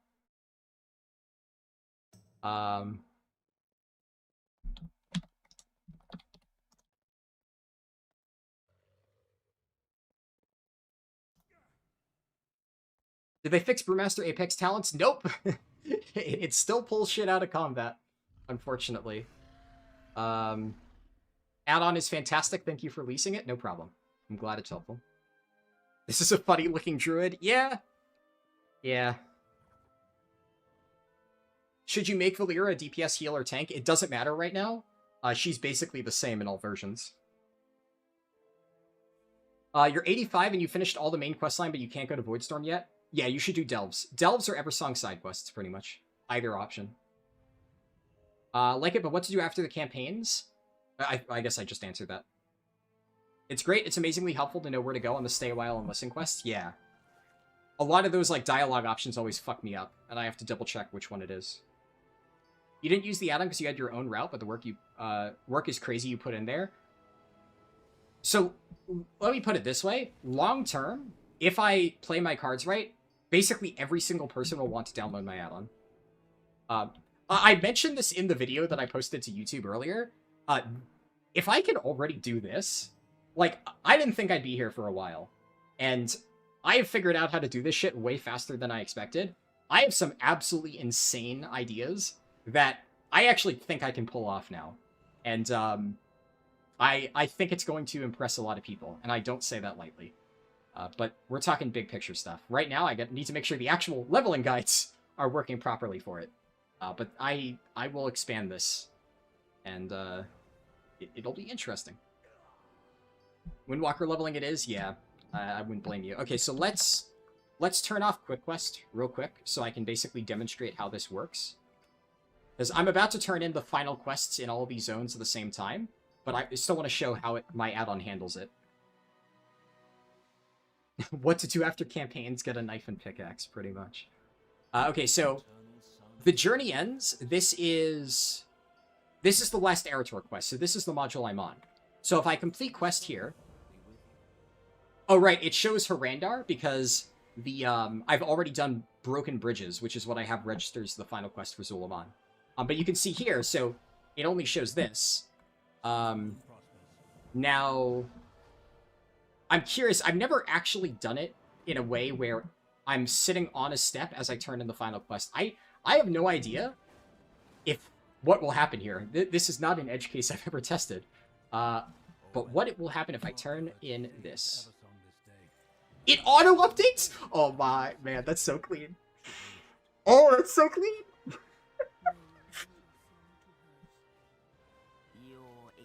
That's so crazy that it just works.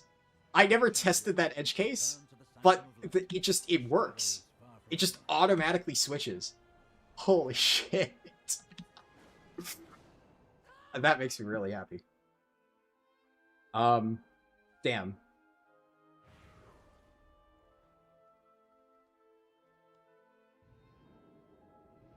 I don't know how to sound disrespectful, but you think the other add-on is a little bit better just for the reason it looks better? Yeah, I mean, visually, obviously, this is, like, very early, yeah. So, to be clear, I don't necessarily think that's, like, bad feedback. But yeah, I mean, keep in mind, this is, like... What you're looking at, I did this in a week. So, any sort of, like, visual, like, aesthetic improvements, yeah, give me time and it'll look cleaner. That much, yeah, it's just a matter of... I did not prioritize making it look cleaner. No, I get you. It's valid feedback. But that is 100% like it will continue getting better over time. 1 week is crazy? Yeah, I busted my ass. I have been working really hard. Harldan being so impressed with his own add-on. The thing is, like, there's a lot of times where I'm like, I don't know if I can actually do something, and then I'm actually able to do it, and I'm just genuinely surprised. There's a lot of stuff where I am, like, very confident.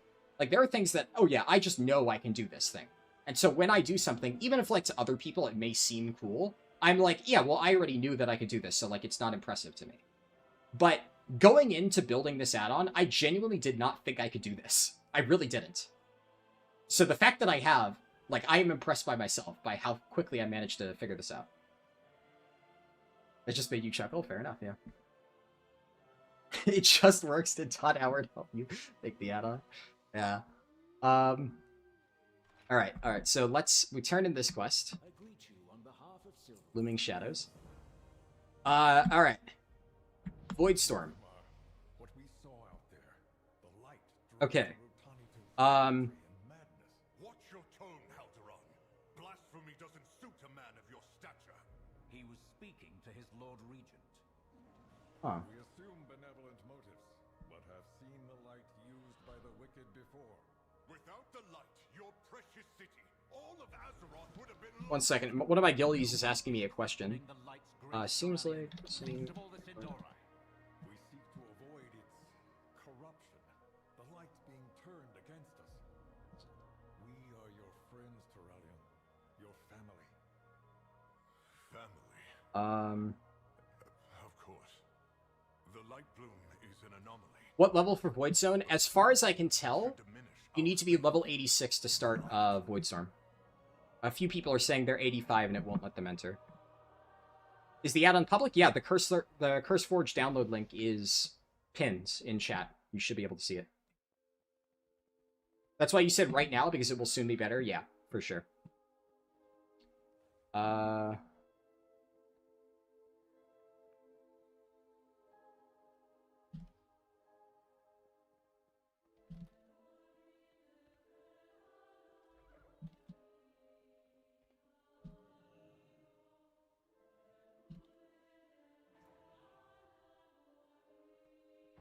Alright, give me 1 second. Void is 86. Okay, cool. You're level 85 and you're not seeing any quest to go into Voidstorm? Then, yeah, okay, so it must be 86 then. What I'm going to do real quick, I am going to go refill my coffee and water. It'll take like a minute or two. And I'm going to build the Voidstorm section as I complete it. So... We're already long past the idea of doing, like, a super optimized run. We're just gonna build it in real time. And, you'll get to see it get, like, tested. And, ideally, by the time I'm done with the stream, I'll be able to just immediately rip it up there on CurseForge, and within 5 minutes, all of you guys will have access to it. But I will do that in a few minutes. I am getting coffee.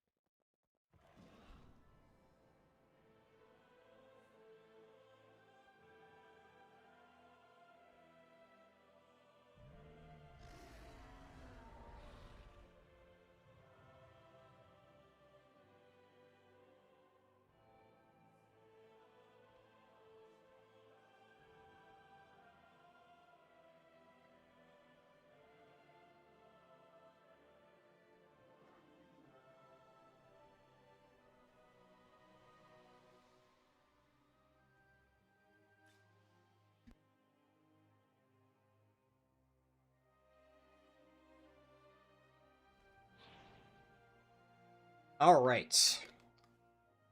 Let me Shadowflame Rocket on ice is so funny, yeah. It's such a fun ability to use. Okay. I need to open up my code. Hold on.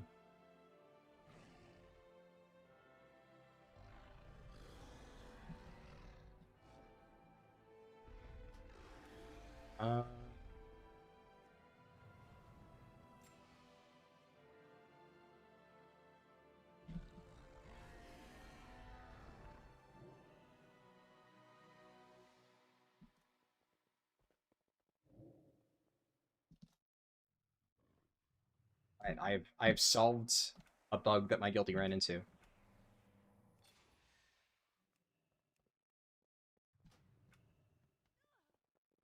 Apparently one of the quests is impossible with your view distance on the minimum setting, which is interesting. I've never known that to be a thing that can happen, but apparently it is. Alright. Harldan, feel like you're able to do a weather forecast? How long Voidstorm will be? How long the entire zone? Voidstorm is only about an hour. Voidstorm's pretty fast. It's, I would say Voidstorm takes about as long as Arator does. And, like, Harrandar is, a little shorter, I think, than Zul'jin. Zul'jin's probably the longest zone. And then, like, Arator and Voidstorm are pretty fast. Oh, until I'm live. I'm going to build it right now, live on stream. You'll get to watch me build it. Let me go to World of Warcraft. Where is a retail? Retail, interface, add-ons. I'm blind. Where's follow the arrow?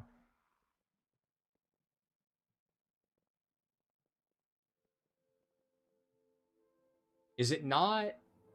I think the files... Oh, no, I actually am just blind. Okay, here's just fucking blind.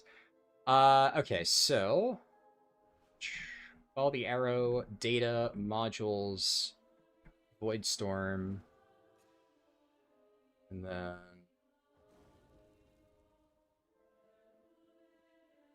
Zul'jin 2...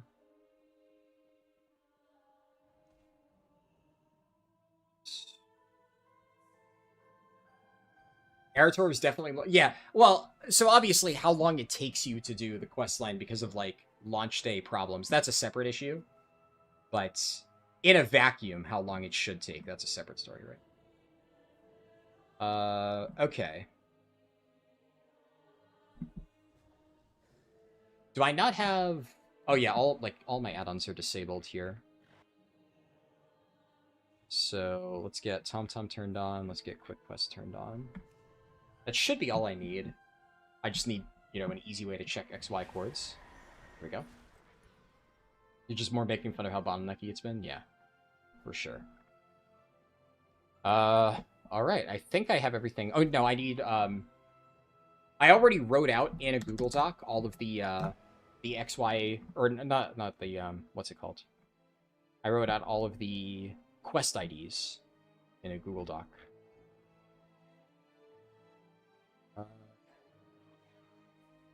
Okay, so we're on Deepening Shadows. So... Storm? Map ID, 2393, that's... Yeah, that's, Silver Moon. Deepening Shadows?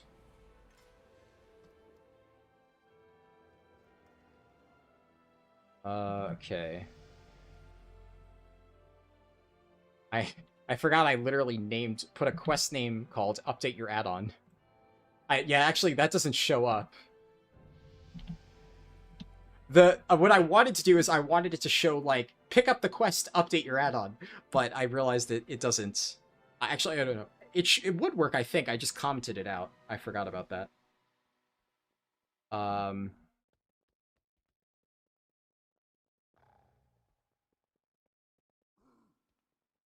Manchester's follower dungeon makes you want to quit. It's so bad.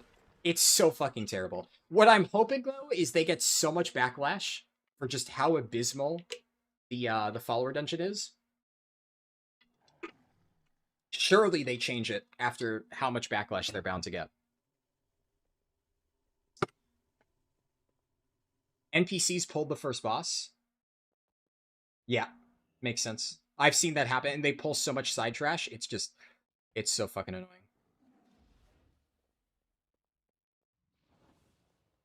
Okay. Let's grab the quest ID for Deepening Shadows from my Google Doc.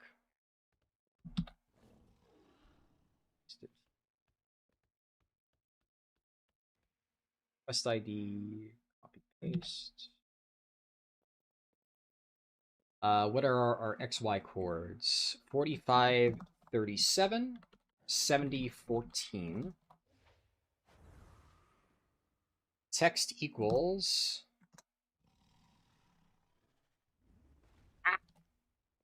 Accidentally just deleted half the code. Thankfully, Control-Z is a thing.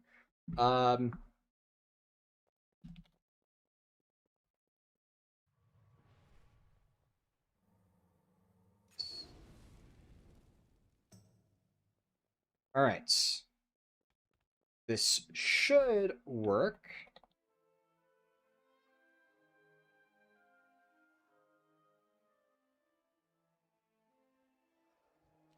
We need to put a stop There we to go. these fights. Agreed. This city's a powder keg, ready to go.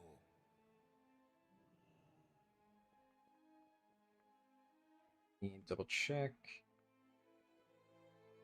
Okay, yeah. So I can directly update it here. Now, obviously, this won't magically pop into your guys' add-ons. Wouldn't that be crazy if I could do that? But as I complete the quest, I'm going to just build out the add-on. I mean, this is obviously how I designed it in the first place. I just went through it quest by quest, and then wrote down all the info, and then updated it, reload, abandon quest, do it again, make sure it works. Okay, cool. So it's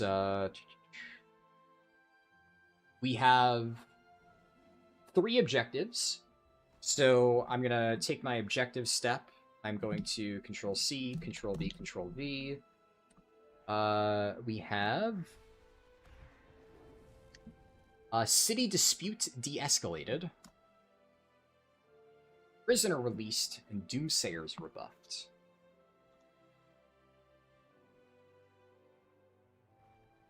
I think the turn-in point should be the same as the pickup, it looks like. I forget exactly where it is. Alright. So the first thing I want to do... What is the most optimal way to go through? So we need to talk to doomsayers, right? Yeah, this one. So the way that you deal with these doomsayers, by far the fastest way, talk to them, pick a random option. If they walk away, then you just get credit, 1 out of 5. I fly up to this doomsayer. If they attack me, I'm actually getting really lucky here. Really lucky here. Jeez. It's completely RNG, by the way. So I talk to this doomsayer, and then he turns into a Twilight Spy. I just fly away.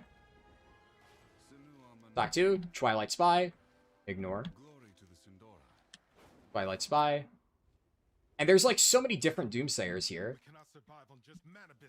So instead of having to kill the doomsayer to get credit, boom, 5 out of 5. Right? Sometimes you're just gonna high roll. I got pretty lucky that time. Sometimes you'll low roll. But it's so much faster to just, like, as you're flying around, just grab the doomsayers. If they become hostile, you can stay mounted. You could just keep going. So that's definitely the way to do that.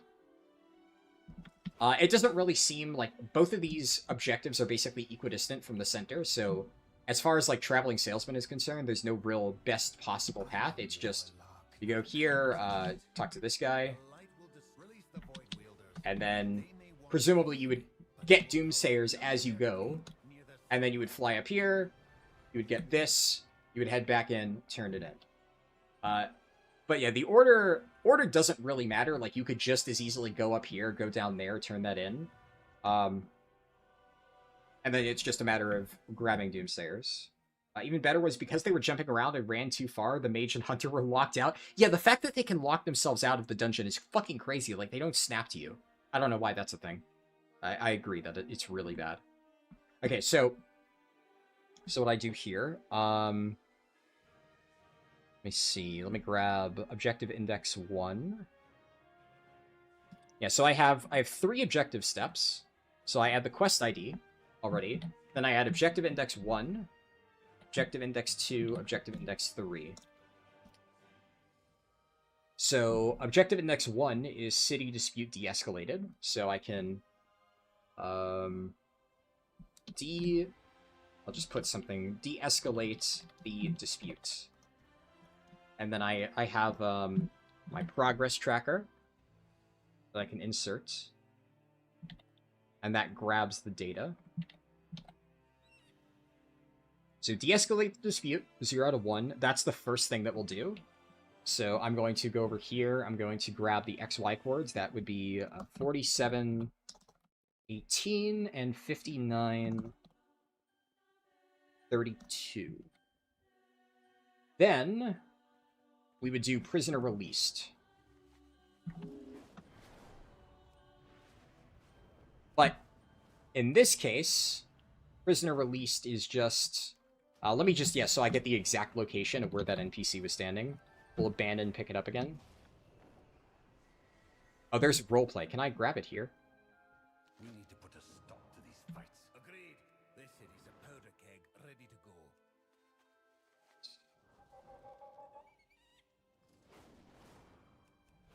I'm a warlock, not a coward. Alright, so we'll set the XY coords here, right? Because that's the actual objective. So it'll be 45, 77, 81, 60. Speak to Venal Lightblood. Progress.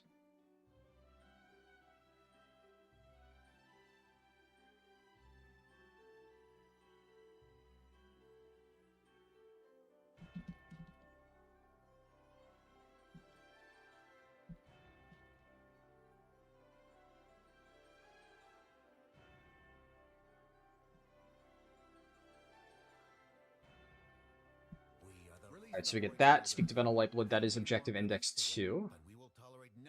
And then objective index 3, I'm just going to do the center point with a... what is this?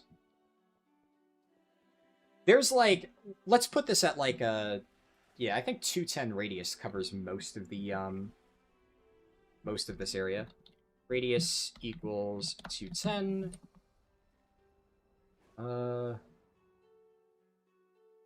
speak with Doomsayers, and then we'll put progress.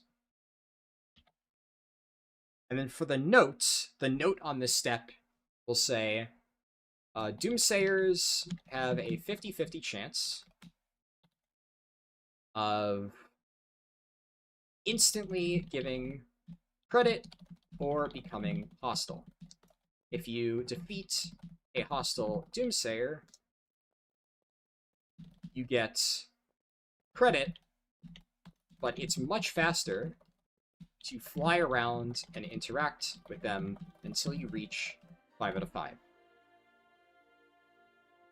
And then the turn-in point should be the same.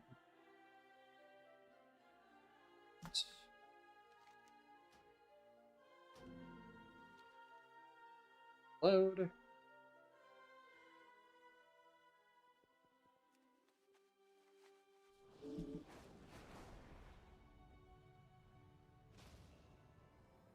And this guy is roleplay when he spawns.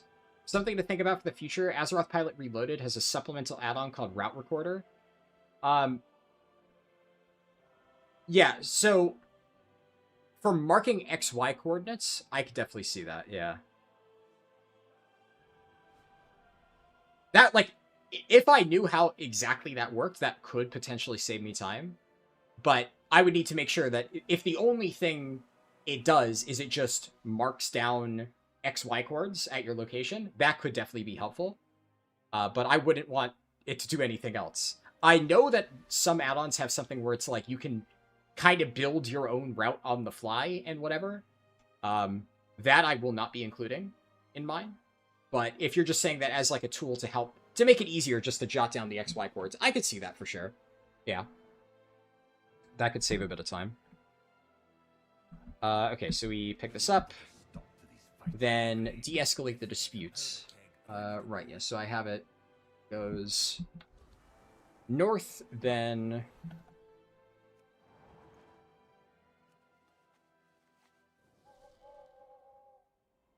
north, then it'll direct me to the south. We cannot survive on just mana biscuits. You already took our magic. But then for this, like, this is the kind of thing where it's hard to really show with the add-on, but obviously you want to just fly around and look for Doomsayers as you go. You don't want to just beeline there, because you're going to have to get them eventually. But in here, you know, we have a bunch of Doomsayers, right? This. Getting a little bit unlucky, but we can go here. This, speak to Ben of Lightblood.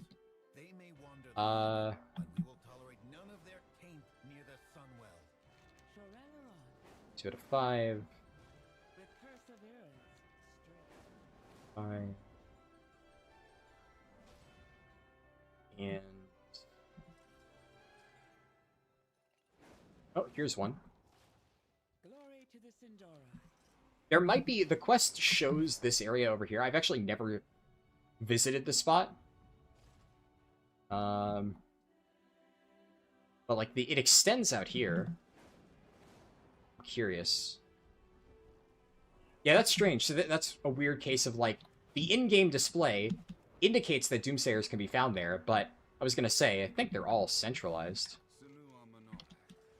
Getting pretty unlucky this time. Man. At a certain point, obviously, like... Come on. You know, fuck it. Touch of Death. Oh, that didn't one-shot him?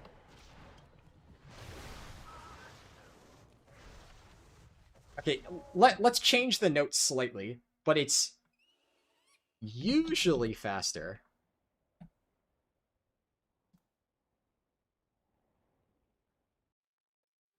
Alright. Better.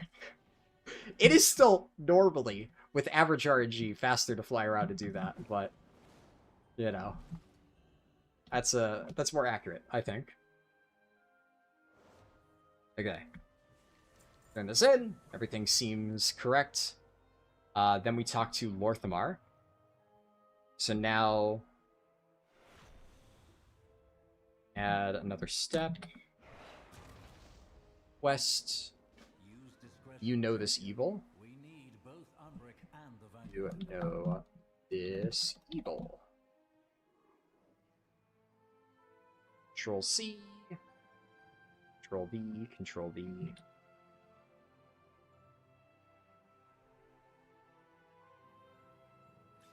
And then let me consult my Google Doc.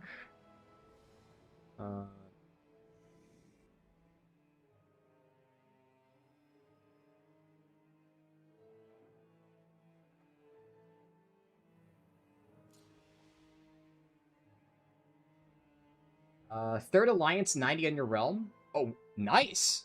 That's pretty good. I mean, this launch was a catastrophe, but still very good.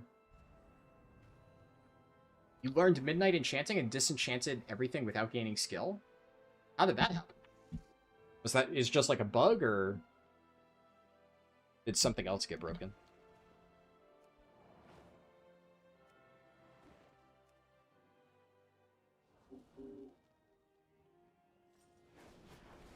Oh, you forgot. Ah, okay.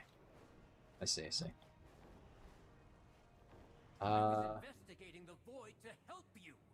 So, okay, so here, right, this is a good example. There are multiple objectives on this quest. I'm going to talk to Umbric, and then it's going to show these 3. So, this is Objective Index 1, Objective Index 2, Objective Index 3, Objective Index 4. So I need to add all of them, but then I have... I can pass an optional argument along with a quest index called Show After. So for all of these, I will... Let me first do Objective Index 1, 2, 3, 4. Okay, that's correct. And then for Objective Index 1, we do Speak to Umbric. Objective Index 2 is Lothraxian. Speak to Lothraxian.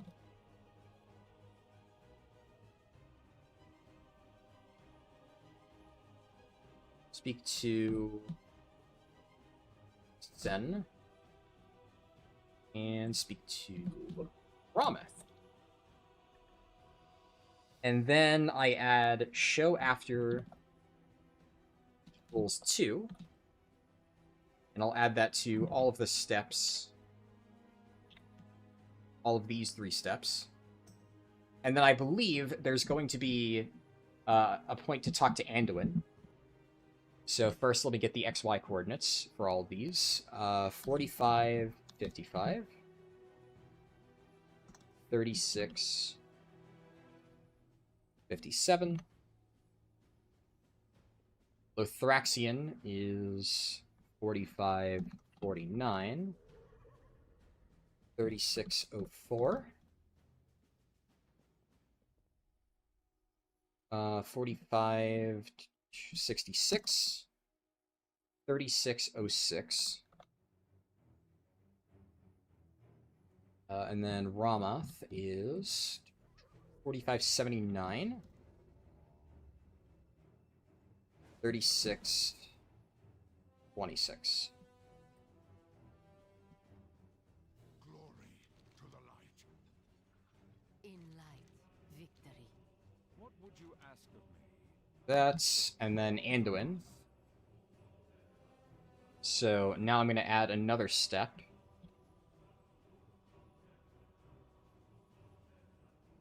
And then show after 1, 2, 3, 4, 5. Show after 5 for Anduin. Objective Index 5. Speak to Anduin. And XY is 45, 56, 36, 42. We are in this together. High Commander. Return to Lorthamar. And that's a quest objective, so I have to pass a quest objective in addition to the turn-in.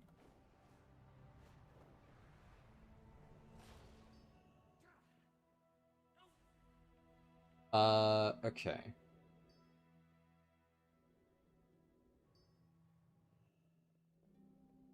Speak to Lorthamar. 45, 44, 70, 34.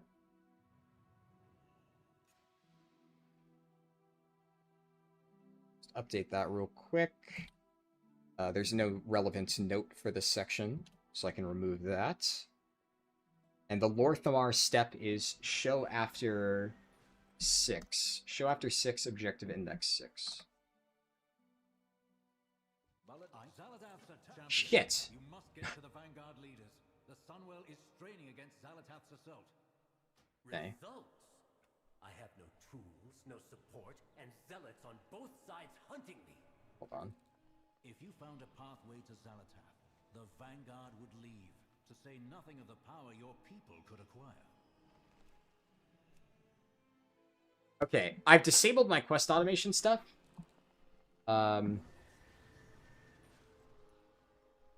You finished Manchester's? Nice. You're glad you hit 90 before that? Oh, you got all the way and then finished the campaign. Yeah, I mean, fair enough.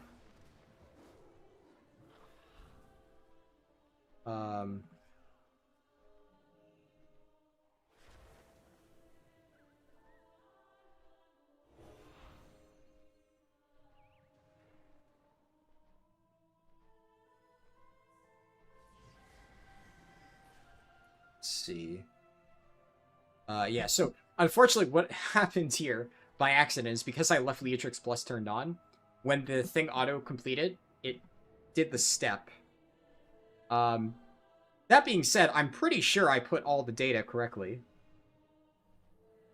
I will, before I publish this, I will double check that everything looks correct on, like, a different character. But It seems fine. Fingers crossed. Okay, so now... Next step.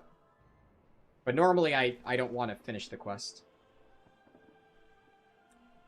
So that I can test it. You just wanted a good time from 80 to 90? Totally fair, yeah.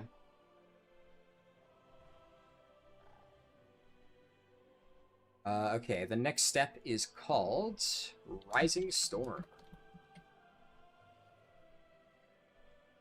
And there are at least 2 objectives. I can't remember how many there are.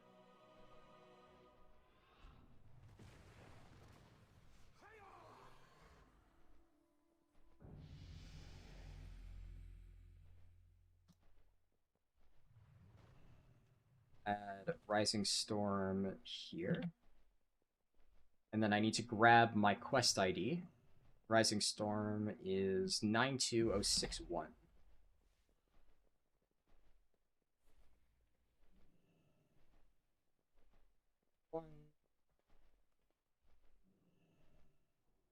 And speak to Cerulean, and then speak to the Vanguard.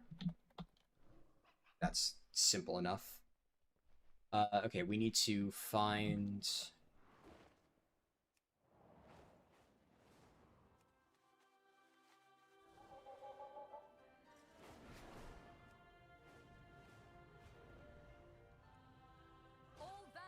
I guess technically speaking, the order you do this doesn't matter, but I think going to the Vanguard first makes more sense. It's just more intuitive, because you exit here, right? So you exit here, it's just easier to do this, loop up, and then wrap around. Technically speaking, you could do it in either order, but I think I'm going to do Vanguard first for the purposes of the add-on. Okay, we'll do 4566 and 4640. Speak to the Vanguard. If we could just take the fight to Zalatath, we'd give her such a drumming she'd hop back inside that knife. Zalatath's void storm rages against the Sunwell. Alright, speak to Cerulean. The void press. The situation is dire. We will accept any help, even from Magister Umbric. No! 27... 46... 99.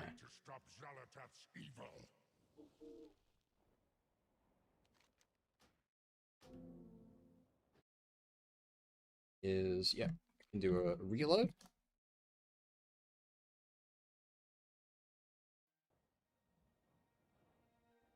Because of DCs, you started at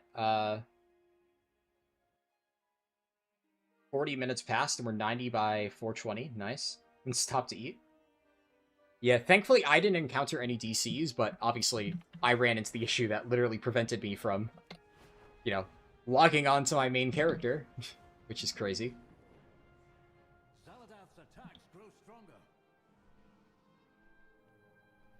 My frame rate is, like, going to shit. Which I am admittedly doing a lot of, like, running a lot of things at the moment. All the Harrandar doorways have a very familiar shape. I don't remember what they look like enough to know what that means. Alright, speak to the Vanguard.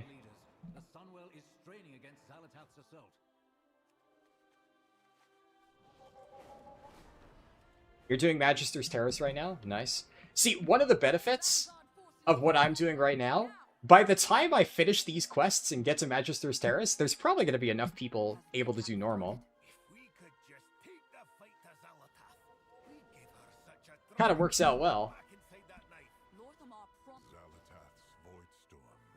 Yeah, okay, that's correct. And then the arrow goes back to the turn-in state. Perfect.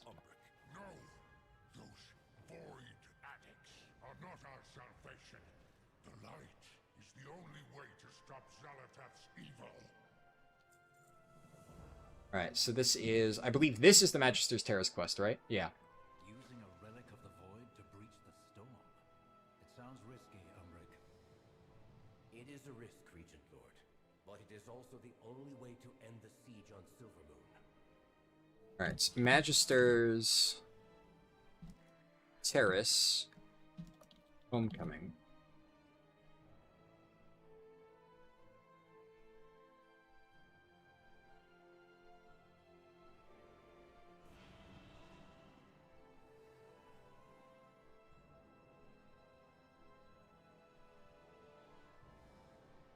Just gonna make the step name Magister's Terrace. Follower dungeons are gone next campaign for sure.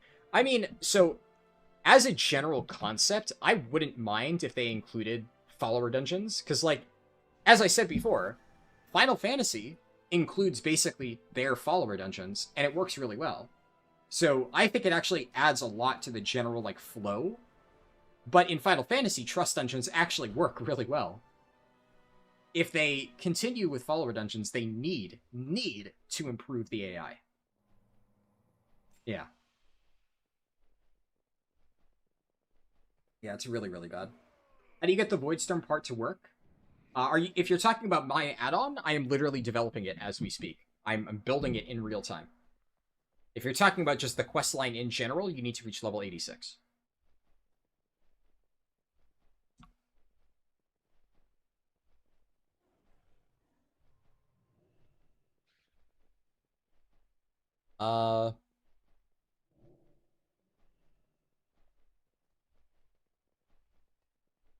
Follow the arrow.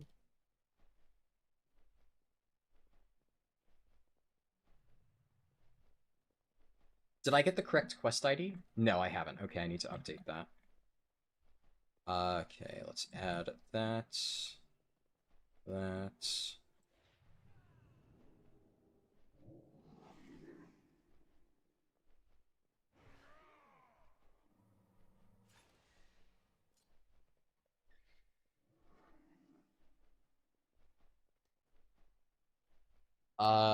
This was... I think I'm standing on where Umbric spawns. Yeah, I just wanted to be sure. Alright, so that's 45-30. 70-17. But it is also the only way to end the siege on Silvermoon.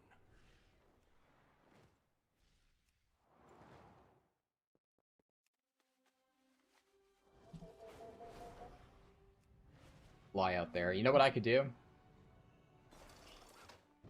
Boom. The arrow's so confused. It doesn't know what to do. Admittedly, this isn't really a bug, because the reason it's bugged is because, like, it's currently in a state that shouldn't be accessible. It's like an incomplete step. So the arrow is just, like, really freaking out. I do apologize if anybody what's the condition where you don't like flashing stuff? I don't really know how it works, so I don't know if this would, like, count as, like, affecting it. But I apologize if that is bothering people. But obviously that should never... Ideally, that should never happen, like, for the actual add-on. This is only because, like, I'm in the process of building it. How would you hit 90 on a second playthrough, just like Delves and side quests? Yeah, pretty much. So I will make an alt leveling route very soon. It's just, honestly, we don't even really know the exact optimal alt leveling route. Nobody's really put that much time to testing it. We have a general idea. Yeah, you know, delves, crafting, side quests, like, it's not that complicated. But in terms of, like, what is the most optimal path, that still requires some refinement. So I will figure that out, and then I will eventually make a video and route for the add-on. Epilepsy, yeah, that's the word I'm looking for. Good call. I recognize that name.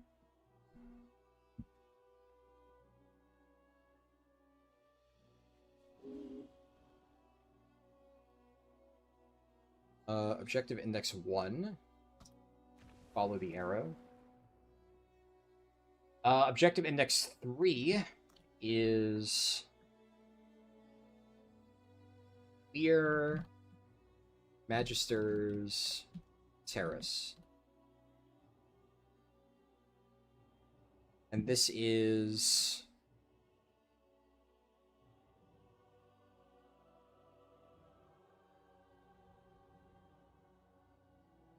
one second.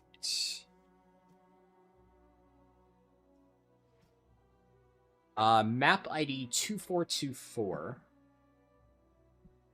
map ID equals 2424, comma,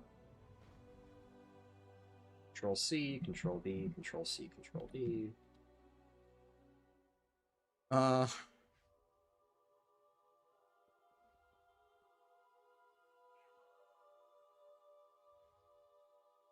I'm still... What am I working on here? I am currently building the Voidstorm section of my add-on live on stream. And when it's done, it'll be uploaded to CurseForge for you guys to use.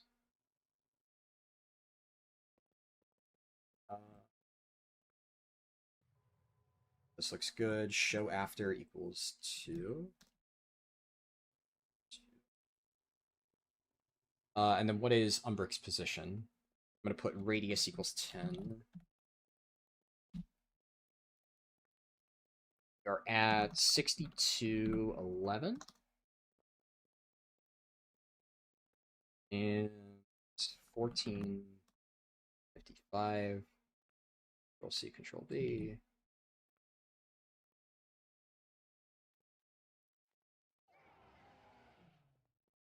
Okay. So I need to add a note. I'm gonna copy paste the note from Den of Nalarak, and then I'll update it to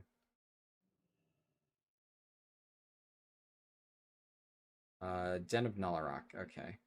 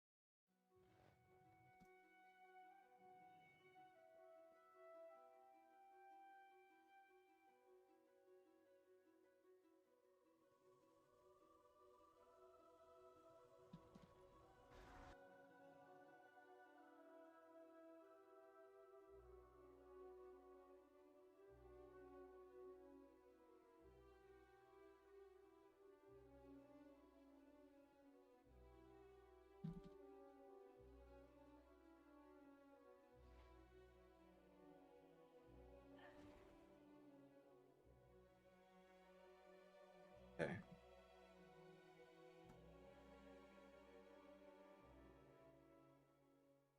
You saw Monkey get world first 90? Yeah. Yeah, I saw, he posted about it in my Discord. I was rooting for him. Well, there were a number of people that I was rooting for, but, Monkey was like the #1 contender out of the people who I was cheering for. So, yeah, that man is a legend.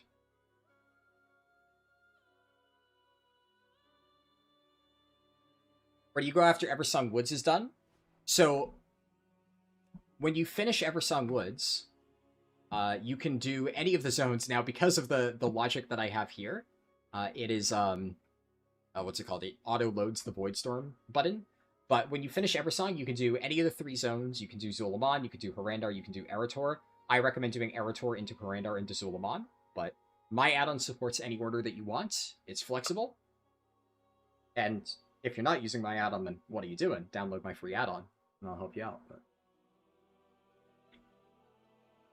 But yeah, I don't know the details of Monkey's World First. In my Discord, the only thing he posted is he did 80 to 81 elite farm, and then he did quests with dungeons on the side. As simple as that. Which, I mean, massive W in that case. Which I think, like, isn't that what he did for Shadowlands? Because, like, I'll have to, like, actually watch what he did. I don't know if he posted it somewhere.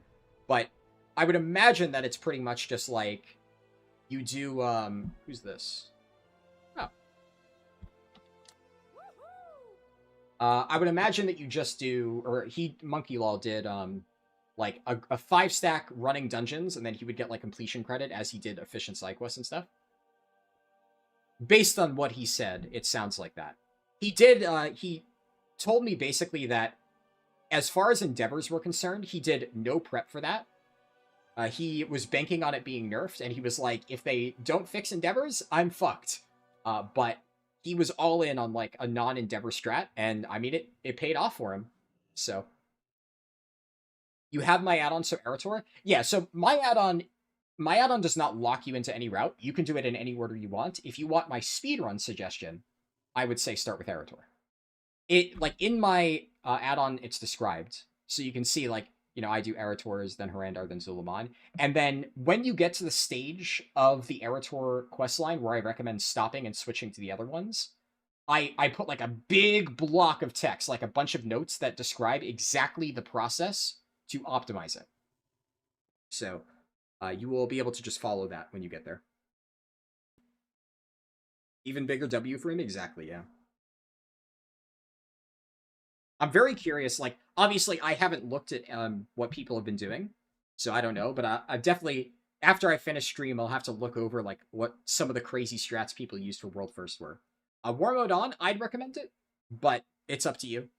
They nerfed the bonus a little bit, I think. Yeah, it's down to 15% now. Lame. But it's still worth it. I mean, 15%, still something. And no problem. World First so easy if Monkey can do it. Yeah. Where was I, though? Voidstorm. This is, I think, an accurate note. Seriously, don't do follower dungeons. It is the most miserable experience in the world. Like, this is probably a pretty accurate statement, I'd say. Especially in this dungeon, I'd highly recommend running on normal. I'd highly recommend running this on normal and doing delves or other side content while you wait on the queue. Good note, I think.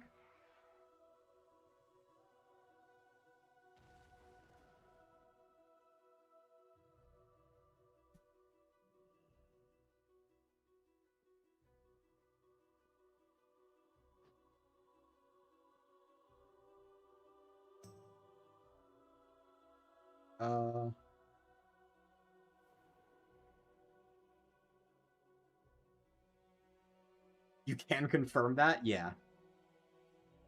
I think it's definitely a very fair statement. Okay. Now, obviously I need to make sure that it tracks properly. Greetings, traveler. There's a Void Elf dialogue. Huh. Maintain focus That's cool. and control.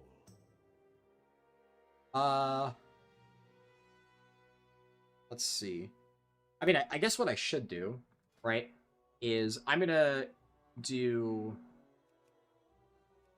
specific dungeons. I'm gonna queue for Magister's Terrace. And oh, there's Devo. And then while I'm in queue, I can start filling out the following steps. Because I've written down all of the, like, information and stuff. So yeah, I can get a head start on this. Alright, cool.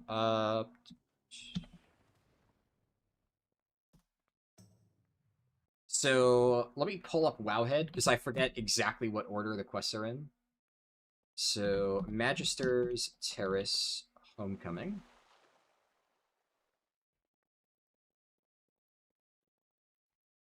Is Wowhead... I think Wowhead's, like, live stuff hasn't been updated. Whatever.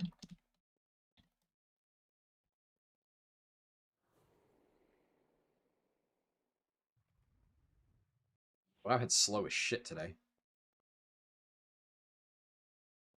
Alright. Right, yeah, so after this is No Fear of the Dark. So I can add that. And that is in Silvermoon. Now, where do you turn in Magister's Terrace Homecoming? Okay, it's turned in at Silvermoon. And there's no follow-up objective after what we've done here. I'll have to get the XY coords down for the final part, but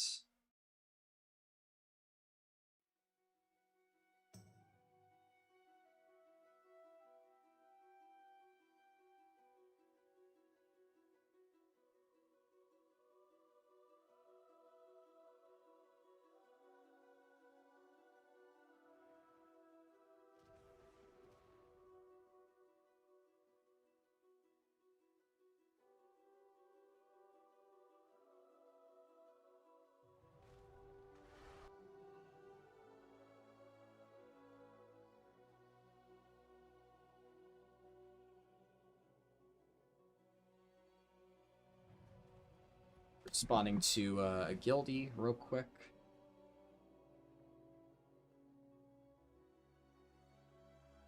Okay. I am surrounded by Horde players. That is scary.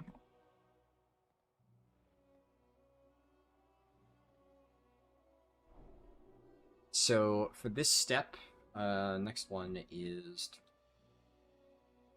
No Fear of the Dark, and it ends in Voidstorm. So I will Control C, and then Dark. Admittedly, I understand that, like, you know, add-on development, especially because, like, I'm not gonna figure out, like, how to get my code streamed on screen and stuff like that. It's not, like, the most riveting gameplay of, like, waiting in queue, so apologies for that. But here's the thing. I can either develop the add-on on stream and get it out to you guys faster, or I could do the rest of the campaign and then go back and do this all again on beta just to write the information down. So this is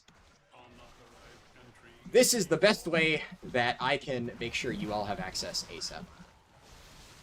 Fuck more remote, you give up. Voidstorm is impossible. Are people, like, camping the entrance on your shard or something? Oh, shit! I got into a random group with my guildie. Nice. I didn't realize... I thought he had just left the dungeon. I didn't realize he just got here.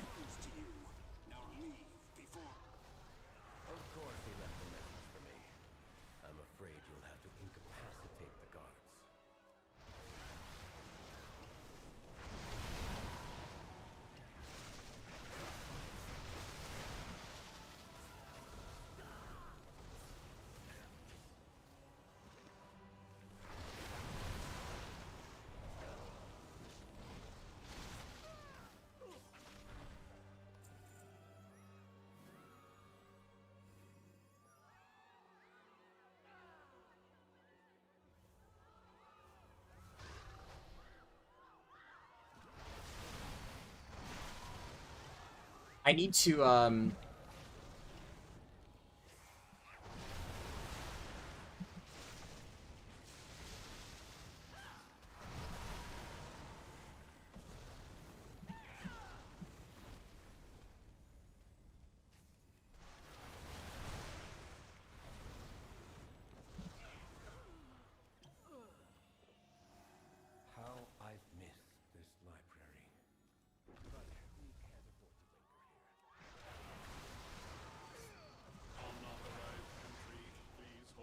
gonna tag these worms and drag them back.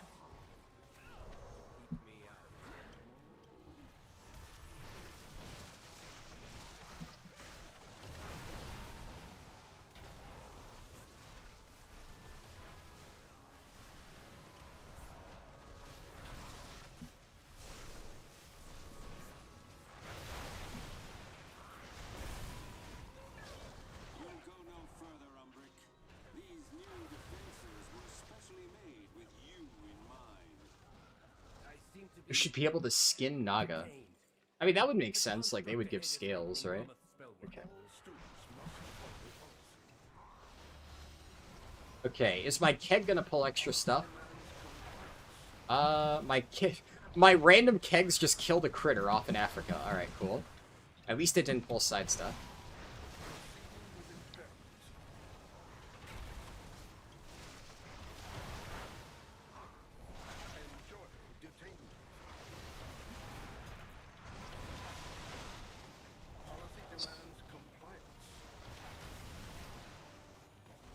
Adriana TV said, "Good morning. How's the run going?"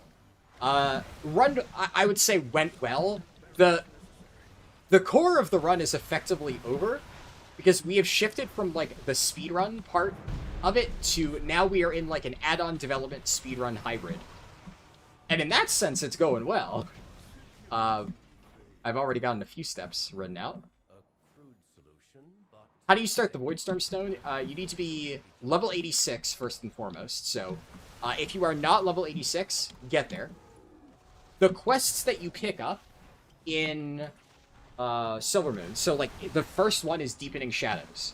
on my add-on, it'll say, if you have the quest Deepening Shadows, ignore it. It'll be covered as part of Voidstorm.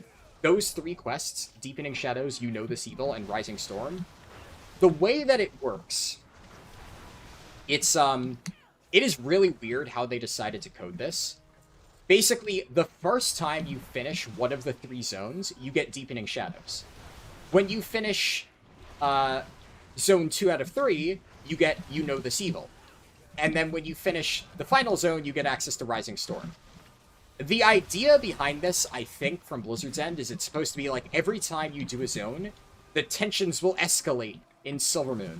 So it's like you finish Arator's Journey, and then, you know, you get Deepening Shadows, and you have to do that stuff, and then the quest just ends. And the first time I did it on the beta, I was like, what the fuck? Like, where's the next quest? And then I realized how it's supposed to work.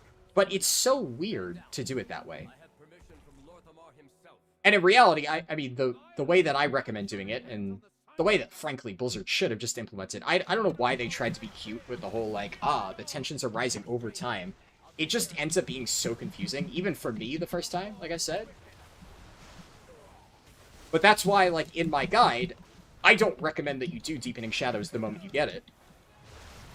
You're just going to hold off on it, and then the moment you're ready to start Voidstorm, you just do all 3 of them at once.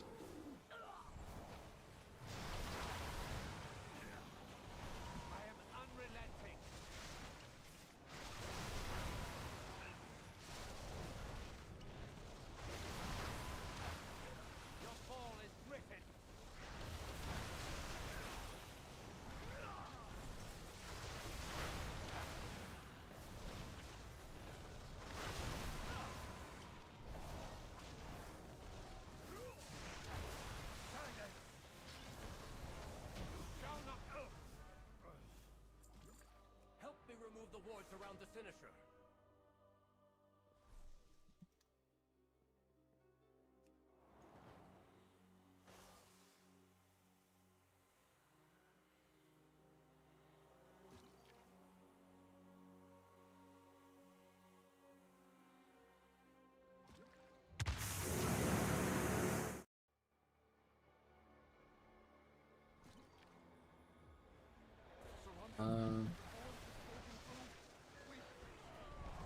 One second, let me respond to add-on feedback in my Discord.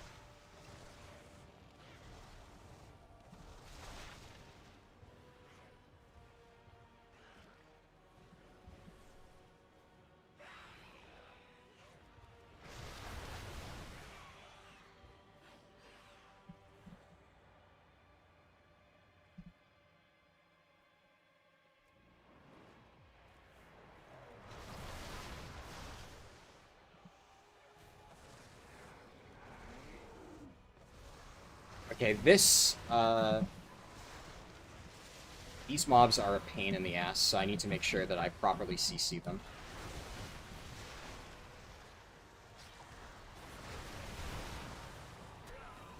Nice, got the leg sweep. What about you?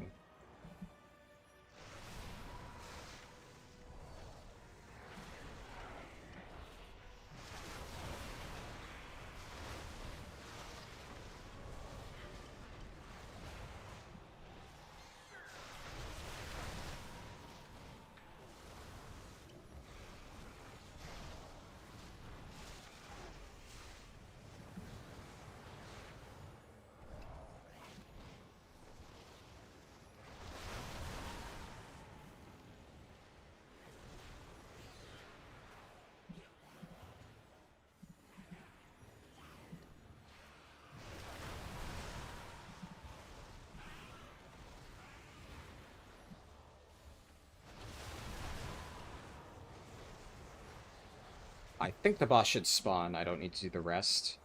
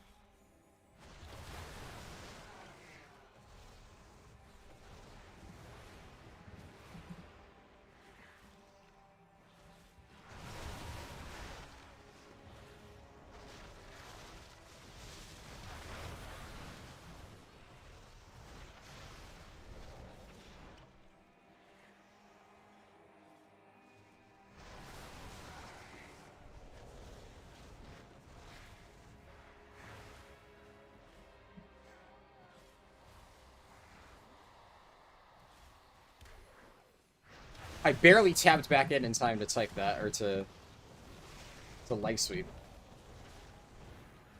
We got it.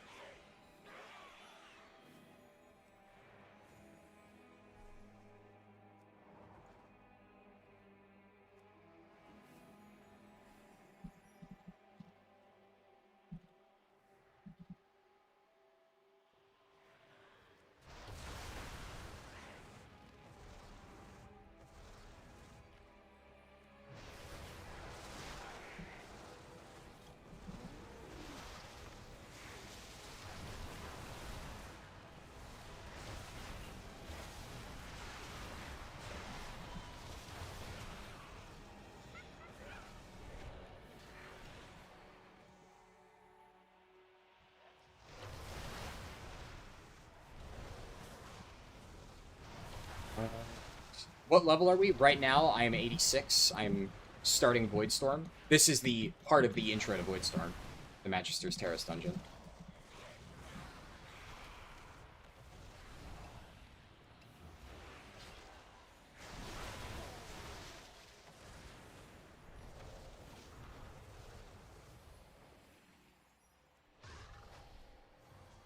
And I know what to do.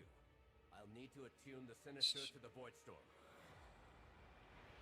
What? That's interesting, Siri Iser. Thank you for sharing.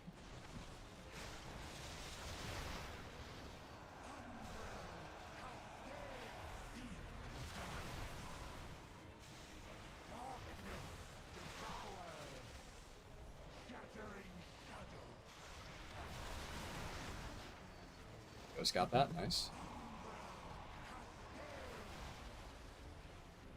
It's interesting how, like, Discord has been very quiet for me for, like, the first 4 or so hours. And now as more and more people are starting to, like, finish their leveling, it's, like, picking back up, and I'm non-stop responding to questions. Which, like, you know, I obviously could ignore it. I did say earlier I was going to ignore chat messages, but at this point, like, you know, we're already just kind of in development mode. So I don't mind stopping to respond.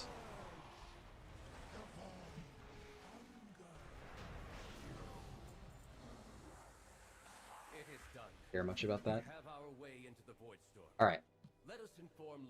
So before I leave, what I need to do in order to make sure the arrow doesn't bug is I need to go...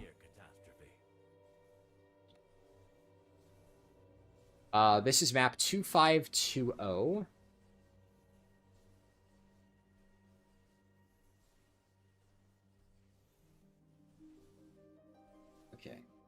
So, clear Manchester's terrorist. 2520. 2520, and then it is quest ID or the coordinates of. Oh yeah, I can't even get the quest coordinates. Right.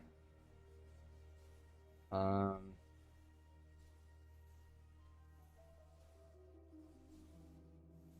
guess is it fine if I.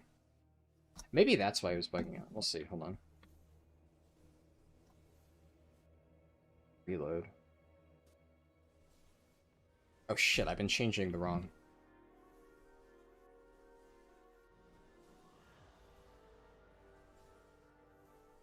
Two 520.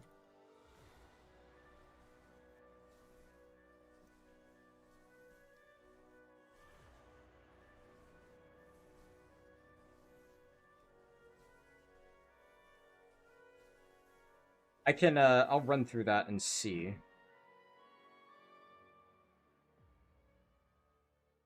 Stop treating that exit like an entrance.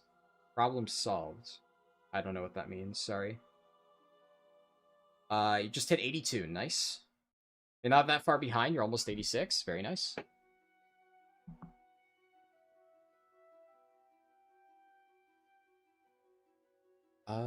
Do I have Falling Flame back up? No, 31 minutes.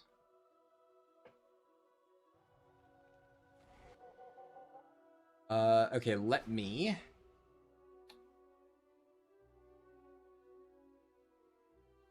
double check. So, Pelham wrote notes. I've been responding to this, but I'll read it out, right?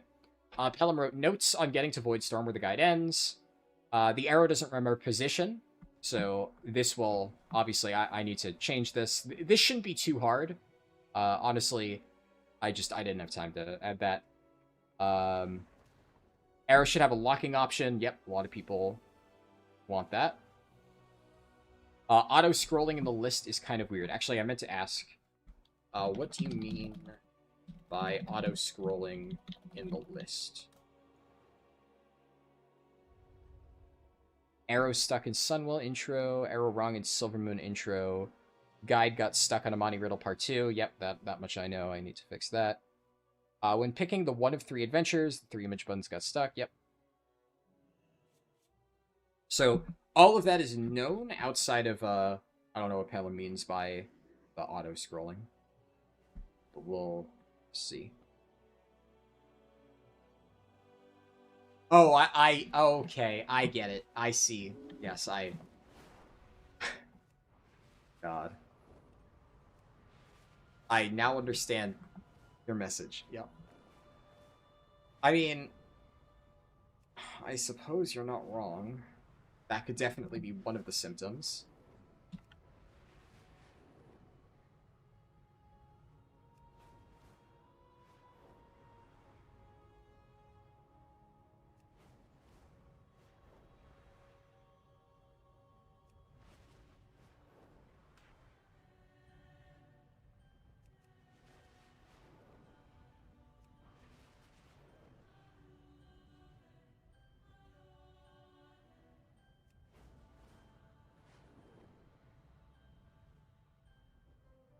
Alright, so the turn-in is... What you had to, Umbric.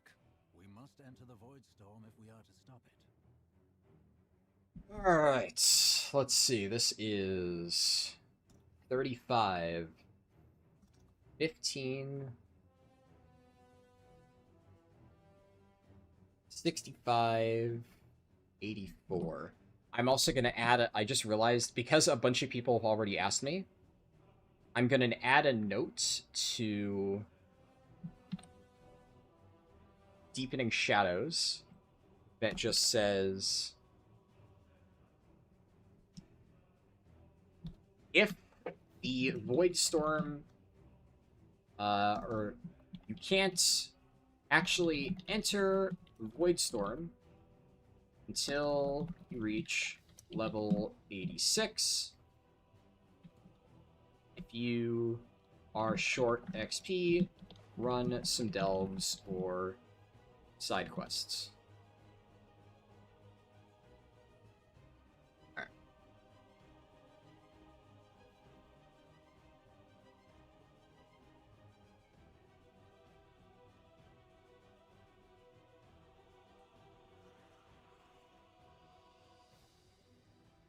Let me just reload to make sure that I have the correct location here.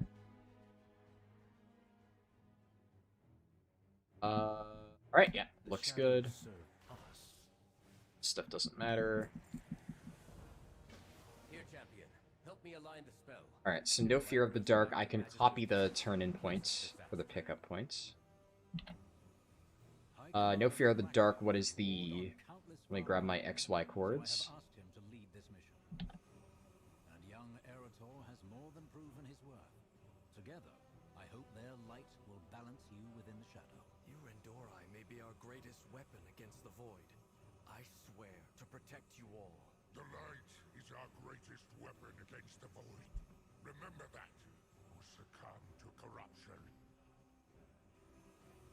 Connect. Shadow. Okay. Okay, this is an interesting one. I haven't actually thought about it, but how do I convey this with the arrow? And, like, this is the kind of thing where, like, technically speaking, I could just put, like, an arrow pointing down and say, like, figure it out, right? And it's, like, it wouldn't really make that much of a difference. Like, this is not that hard for people to gather on their own, I would imagine.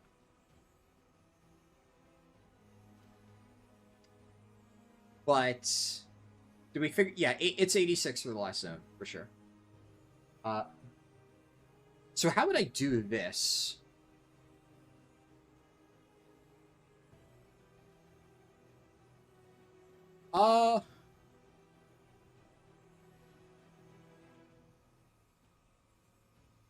Ideally, so the problem with this, right, is you click on this, and then you drag it over here.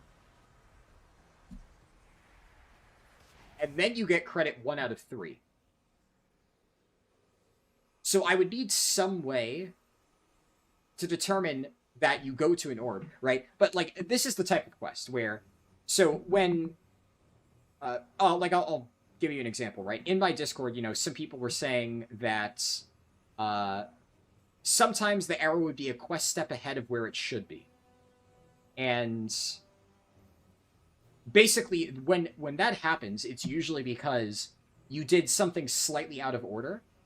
And, like, the way that I need to handle these things, and some quests I will look into, like, what more I can grab from the code. Because if I... Let me give you an example, right? So, if I type /FTA, it brings up the, like, opens and closes the add-on. FTA, follow the arrow, right? If I type follow the arrow commands, you can see all the commands that you can use, right? Right now, a lot of these are like debug commands that I just haven't bothered removing.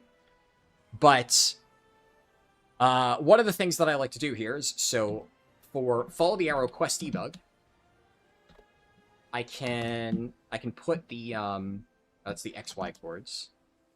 I can put the quest ID here. So we're on No Fear of the Dark. So I can get the quest objectives for this. So all this tracks, the only thing that I can actually get from the game is that I need to get 3 shadow foci and have all 3 of them been completed, true or false. Now, the way that I can basically very easily do, like, more advanced logic is for the quests that are like, kill this specific mob as one step, kill this other specific mob as another step, right? And the quest log lists all of that stuff out. Well, I can have an arrow pointing to a specific location, and I can say, true, false, is this mob dead? And I just ask the quest log, get this information for me, and it will tell me, true, false. So it's very easy to make, like, a very concrete direction thing for that. But for a quest like this, there is no way to tell, has the player clicked on this shadow focus? As far as I know, there's nothing I can call in the game to determine, has this shadow focus been clicked? Right? So the only way to handle quests like this are, I either just basically say, like, I put an arrow to this general area and I say figure it out, or what I do in a lot of cases is I basically hardwire in, like, some back-end logic that directs you along an optimal path, and then basically reads the quest log, for temporary updates and makes like adjustments to the route on the fly based on that. But it's not like I have no way to know exactly which part of the step you've completed. So a good example, since, you know, Sunwell intro has a lot of those, the Rescue Civilians quest in the Sunwell intro, the like Arm 5 Sentinels quest in the Sunwell intro, the Kael'thas weapons, stuff like that. There is a specific route that the arrow will take you on. And I cannot tell. Kael'thas weapons is probably a good example, right? To my knowledge, I cannot tell which Kael'thas weapon you have picked up. There might be some, like, flag deep in the code that I would have to, like, add some new listeners to find out. Maybe that's possible. It's not easy, so it's definitely not something that I do for most quests. If that is possible, I'll see. I'll try and, like, tighten up the logic for those. But for a lot of them, I know for a fact there isn't. A lot of them are just like the Sentinels. It's just the 5 Sentinels, and the game tracks when you've gotten 1, 2, 3, 4, 5. But I can't tell, has Sentinel A been clicked on? That's not a thing. So the way that I do it is I give you XY coordinates for Sentinel A, and I tell you to go there, and then until Sentinels equals 1 out of 5, I don't move on to the next point. So if you follow the arrow, it will simulate completing the objective of the arrow updating, because you'll go there, it'll be your first one, you click on it, you're within range of it, the arrow sees that it says 1 out of 5, and it updates to the 2 out of 5 one. But let's say you're leveling with a friend. Well, a lot of times what it could be good to do is have a friend run ahead and click the second Sentinel. So what might happen is your friend interacts with Sentinel number 2. You get shared quest credit for that. Now, my add-on recognizes you're at Sentinel 1 out of 5. The way that the logic for Sentinel 1 out of 5 works is if you are next to the Sentinel, and it is 1 out of 5, go to step 2. So then if you walk up to Sentinel 1, and you interact with it, then it's like the moment you get within range, it's going to detect 1 out of 5, and it's going to immediately go to the next step. And then even though Sentinel 2 has already been interacted with by your friend, my add-on will still say, in order, like, it doesn't know for a fact that you've done that, so it'll tell you to go to Sentinel 2. And if you go to Sentinel 2, it'll detect, oh, you're at 2 out of 5 now, and it'll go to step 3. But if you're just, like, trying to do it optimally, you might think, oh, well, I've already looted that one, so why would I go over there and just follow that waypoint? So,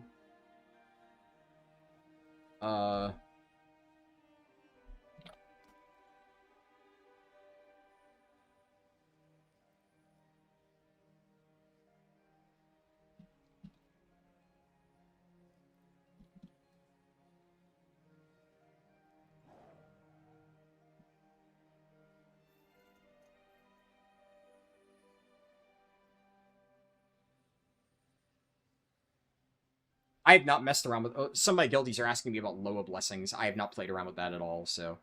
outside of the automatic campaign ones. What's it called? But yeah, so when people are saying, like, the arrow is bugging out, that's probably what they mean. Like, if they're leveling in a group, their friend did an objective out of order. And then because of that, like, there's just no way for me to track that. So now the arrow is basically constantly one step behind, because it wants you to go to Sentinel 2, but you skipped Sentinel 2 because somebody else did it for you. There's, frankly, unless there's, like, some way that I can get that information in the code that I am not aware of, which, for all I know, possible, there might just be something I'm not aware of, but I don't know of an easy way to do that. So that is the way that I have to handle that. So in that case, the arrow either does nothing and basically will say, go here and then figure it out, or I pre-code you, like, a path to take through all of the objectives, and then if you deviate, like, there's nothing I can do, right? There's nothing anybody could do for that. Like, technically speaking, I could have some override on the back end, but, like, the arrow still eventually, like, if you do all the objectives on your own, it will go to the turn-in point. So one thing that I did make sure is if you do the objectives out of order, while you're doing the objectives, the arrow will not show the correct location, because, like, duh, you're intentionally working against it. But it will not get locked within the objective steps. It won't basically get stuck and say, like, you must follow these objectives that you've already completed. The moment it sees, okay, you've done all of the objectives, then it will go to the turn-in point. So it can never get stuck. And I don't think anybody has said that the arrow has gotten, like, literally stuck. I think they've just said that as they're progressing the objectives, it will point to the wrong thing, which in that case, I did say in my Discord, when that happens, write it down. Like, if I did write the wrong thing, if I fucked up the code and, like, there is an arrow pointing to the wrong spot, it's entirely possible, and then I will fix it. But I think for a lot of people, they're just not understanding the back-end logic that I need to do for some of these quests. But the thing is, the fact that I managed to get that at all, most add-ons will just tell you, go to this general area and click on these 5 things. I'm at least trying to give you an optimized path through all 5 of them. But then, you know, there are some obvious hiccups with that.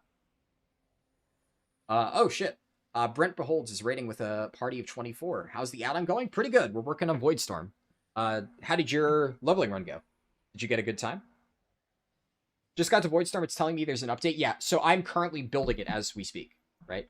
I put that in there because, like, I want to make sure that anybody who downloaded the add-on at launch and then sees it in, like, 5 hours from now and gets to Voidstorm will know I have to go update. But if you're a super fast speed leveler, which congratulations, then you've gotten there before I've actually managed to push the update. So you get to watch me build it, and then the moment we're done building it, it'll be added in. Run went pretty smooth. Couple delve DCs, but no PvP problems. Nice. Yeah, I had no PvP problems myself, but I was a contributor to some PvP problems in Blackrock Mountain. I killed at least one person, I dismounted another person with Whirling Surge, and I almost Ring of Peace somebody into the lava, but they did a really sick recovery. But, you know, that's part of playing in war mode. You gotta watch out for that stuff. Add-on dev pog. Yeah, figure we may as well do it on stream. You're 85, will you hit 90 before work tomorrow? So, things pick up a lot once you get to adventure mode and you can just do delves, right? Delves are very efficient. Way more efficient than the campaign. Buy shiny new expansion with cool delve follower, looks inside, level 100 brand. Yeah, I don't know why delves are really bugged at the moment with Valera. It's annoying. Goose Comic said, hey Harldan, your first break and you've been having a lot of fun with this time with your friends. Hope you're all having a good time as well. Nice. I'm having a good time. This has been a bit of a messy expansion launch, but, like, as far as expansion launches are concerned, like, this is still way better than Dragonflight. And I would say, like, overall, I'm enjoying this more than War Within. Because, like, look, obviously my druid got fucked. Is it, like, a little bit of a bummer that oh yeah, so, Brent, I didn't even get to do the speedrun that I planned. My second account that my druid is on, didn't get flagged correctly to enter midnight, so my XP bar never turned on, and I couldn't talk to Leatrix. So I was planning on doing a druid run, all the stuff that I practiced on beta, all of my pre-quests, all of my fancy items and consumables and all that stuff, and yeah, my monk's account has the flag, and my druid didn't, so we did Brewmaster first. So I like, from the get-go, I knew I wouldn't be able to do, like, a fast speedrun, so I'm just like, yeah, fuck it, I'm just gonna have fun. And Utopia destroyed. True. Speaking of Utopia destroyed, some people's Utopias got absolutely fucking nuked today, and I cannot wait to go and review the footage after stream is over, because, like, people have been linking me a bunch of stuff, but I'm not gonna, like, check it in detail right now. But I cannot wait. There were some completely disastrous Utopias today.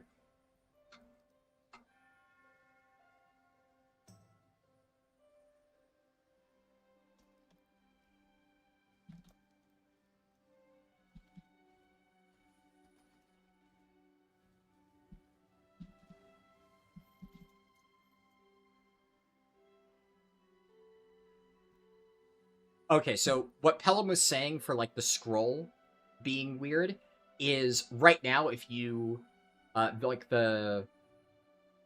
when the step moves, it doesn't auto-scroll down with the step. I am going to add code. This is something I already planned to do. I just obviously didn't have time to add it.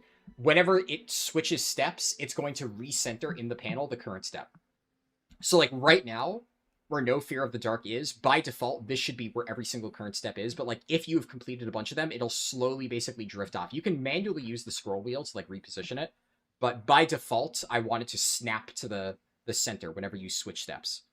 So, yeah, that was actually a good call. First quest in Voidspire, and you forgot to pick up the second quest? Give add-on. Yeah, the training wheels really come off hard when you don't have the arrow to follow.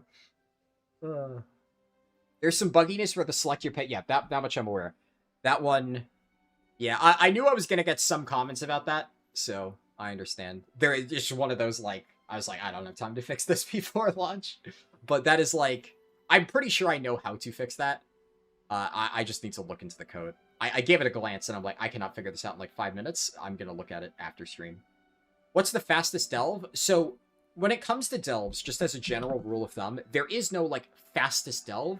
There are delve variants. So, you can see here, story variant traders do. Every single delve has 3 different variants. It will rotate depending on the day. During the campaign, it is forced into the A variant of each delve. So when I say A, B, C variants, if you go to delves, look at Midnight. So, Collegiate Calamity. There's 3 different variants. Invasive Glow, this is what I refer to as the A variant. This is the B variant. This is the C variant. And whenever one variant is set, it'll be the same for all delves. So, Collegiate Calamity right now is on Invasive Glow, Shadow Enclave on Trader's Due, Atalamon on Totem Annihilation, Twilight Crypts on Party Crasher. It's always like the first, and the achievement is a really easy way to track that. So, there are certain delves that have a variant that is really, really, really bad. Like, a great example, the worst delve I've ever done is March of the Arcane Brigade, the B variant of Parhelion Plaza. Now, thankfully, this delve is not available yet, for whatever reason. I don't know why, but it sucks massive dick. So, the fact that it's not available isn't much of a loss. But, like, this variant, March of the Arcane Brigade, is, like, turbo dog shit. But then, like, Shadow Enclave, a good example, is Trader's Due, the forced one in the campaign, is pretty good. It's pretty linear, it's easy to complete. Mirror Shine, this is an interesting variant. You have to, like, bounce a beam of light throughout the delve, but it's very slow. It's really, really, really not good. So, the best delves will depend based on the day. So, long term, if, I don't know, like, if you're familiar with my channel and stuff, I make a big delve video every single season. Covers all the really important stuff for endgame, and then I make a companion video on my second channel, which is a delve tier list.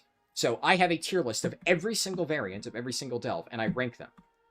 I'm going to do that again for Midnight, but what I'm also going to do is for the leveling, for adventure mode, I'm going to basically build the delve tier list within the leveling add-on. So while you're leveling alts, it'll pop up the delve tier list, and it'll update based on the current variants. So, if, let's say, a really bad variant of Shadow Enclave is currently active, so basically, if my add-on detects that currently the C variants are active, and the Shadow Enclave C variant is really bad, it'll be, like, in D tier or something like that. And if, like, same for March of the Arcane Brigade, Parhelion Plaza, which is, like, over here, but it's not in yet, so you can't see it. But, so, if it is the B variant day, then when you open the adventure mode section of my guide, eventually, this is, like, still work in progress, right?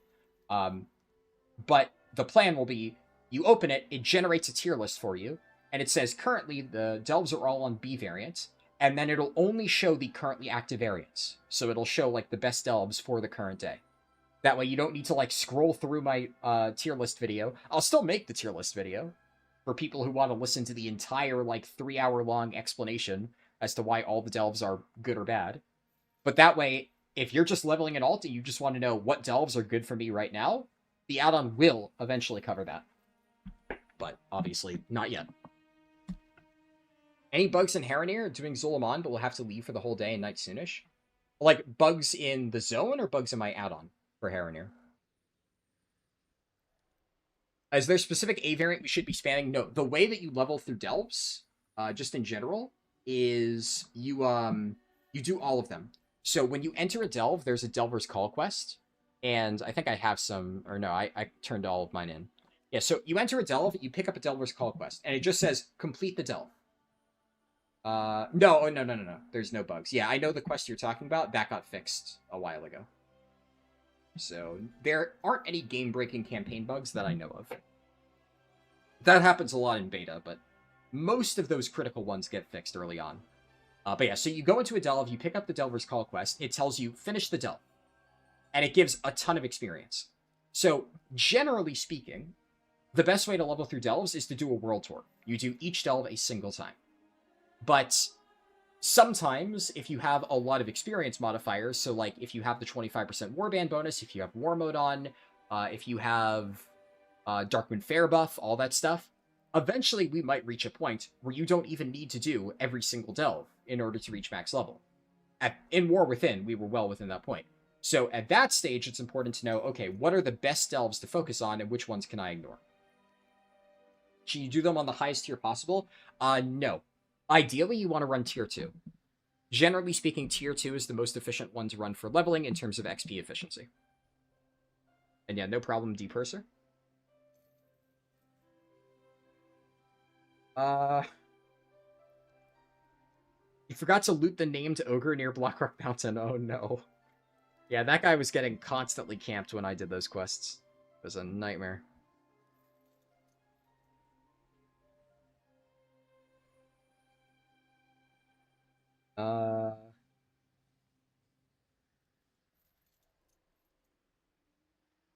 Alright. Alright, I ranted about the logic for a while. Alright. So how do I want to do this quest?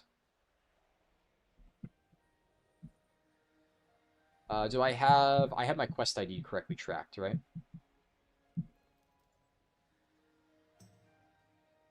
You just saw Twilight Blade Gnome. How desperate are they? True.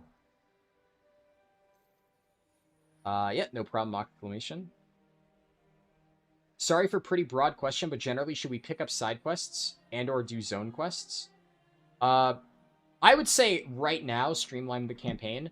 Some side quests are worth integrating into the campaign, and I will eventually, like fairly soon is the plan, update the add-on route to handle that. But generally, you focus on the campaign, and then you can come back and do whatever you want after unlocking adventure mode, is usually the best way to go about it.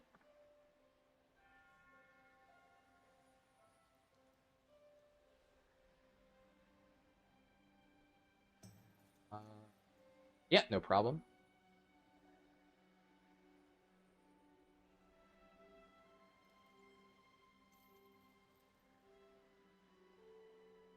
All right, let's think about this for a second.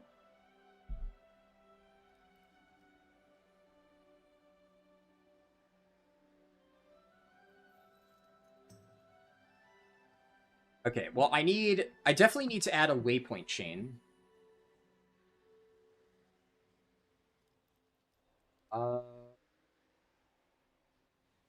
going to add a note that says you can connect the orbs in any order, but the arrow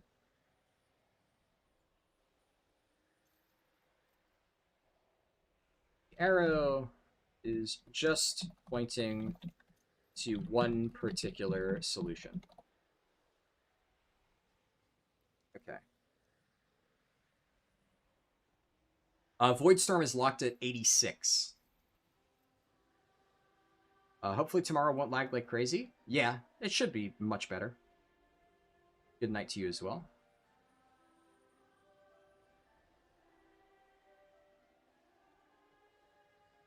I need to go into my code and find, I'm just going to copy paste a waypoint chain. It's easier than retyping it all out. Copy paste, waypoint chain. Alright. Chain start.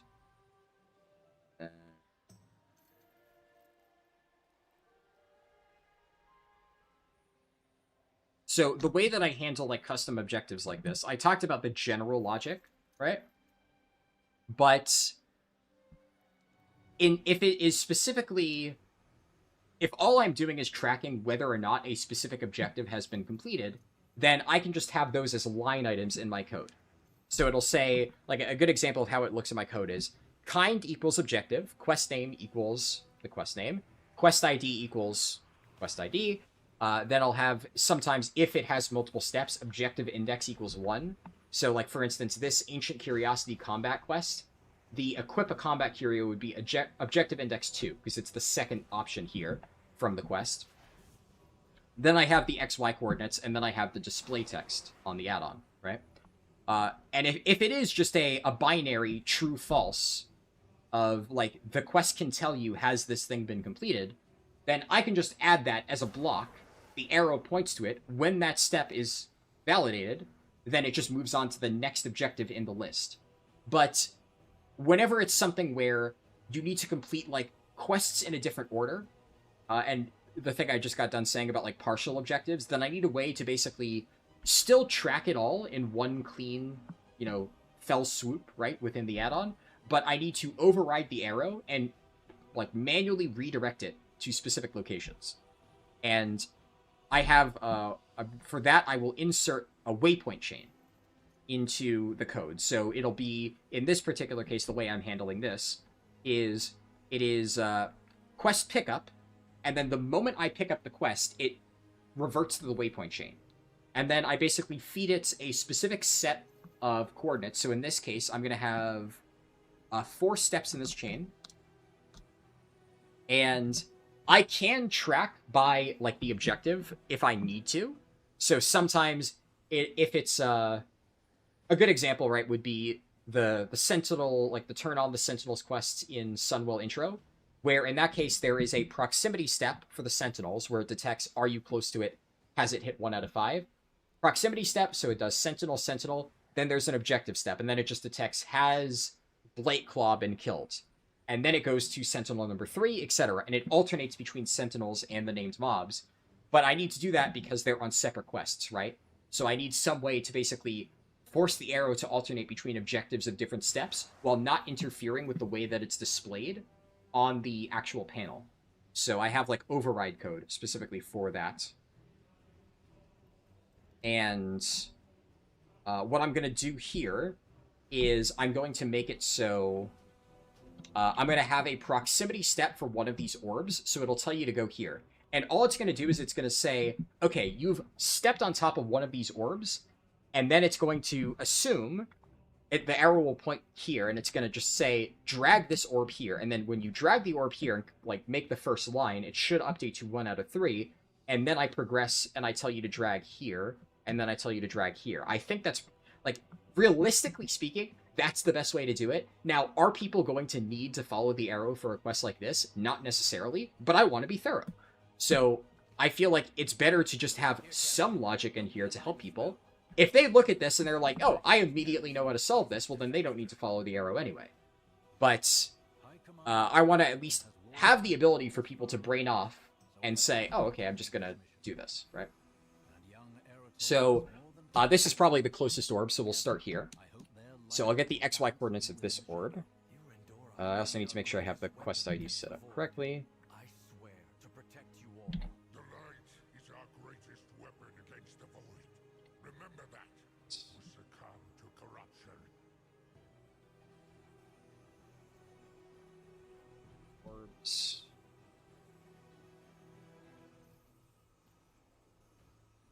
I have the sequence chain activated. I have my map ID is correct, and they are all objective index 1. Or no, that's actually objective index 2. Yeah, 1, 2, 3. All right, perfect. But oh yeah, no, never mind. I don't want a gate there. 1, 2, 3. Objective index 1. And all right. So I have proximity, a proximity step for 3501 and 6546. And then I'm going to copy paste that over to the final step. So the arrow is going to tell you to go here. And then it's going to, after you get here, it's going to direct you here. And then when you connect it, it'll move on to the next step. So this, what is the coordinates for this? 35.42, 65.11. Then it'll tell you to go here. Is 35.45, 66.00. And then it'll redirect you back to the start, which that I can just copy paste over, and that should work. Show after 3, objective index 2.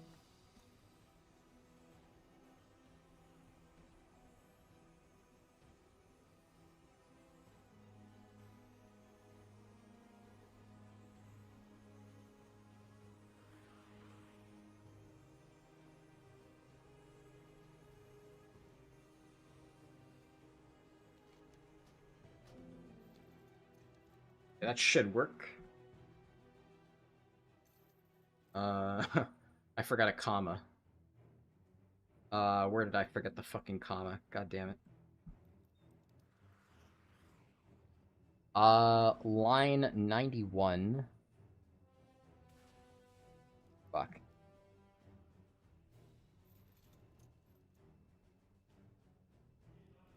Am I blind? Where is it?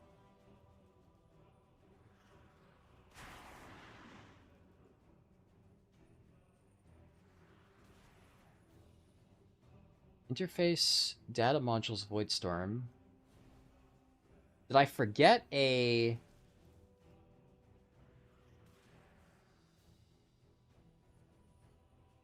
So confused.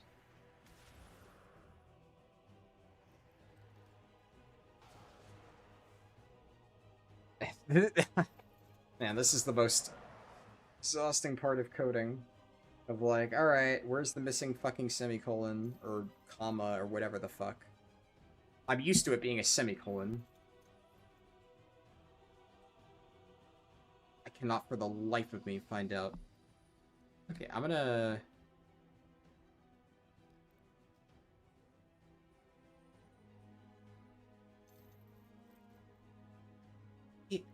Where is it?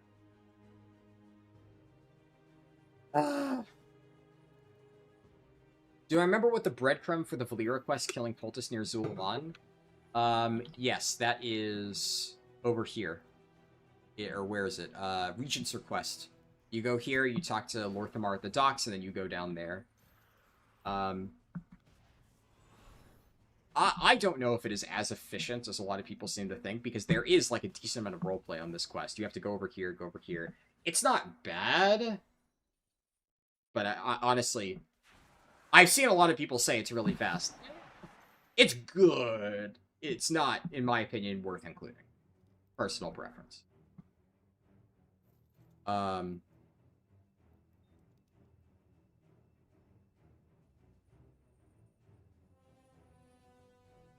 love this part. I love... See where the,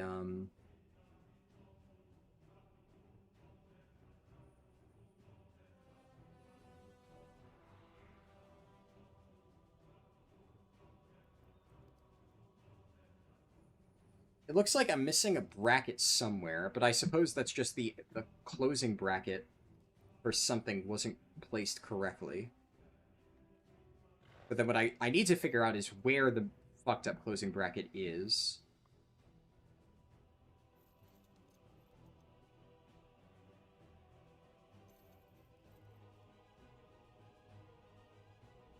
Ah!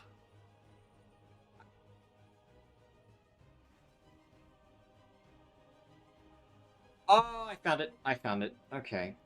Ah, god damn it.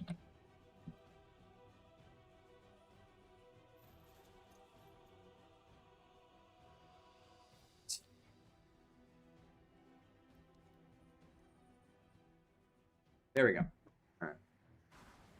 Alright. Most fun part of coding. We got there, though. Alright.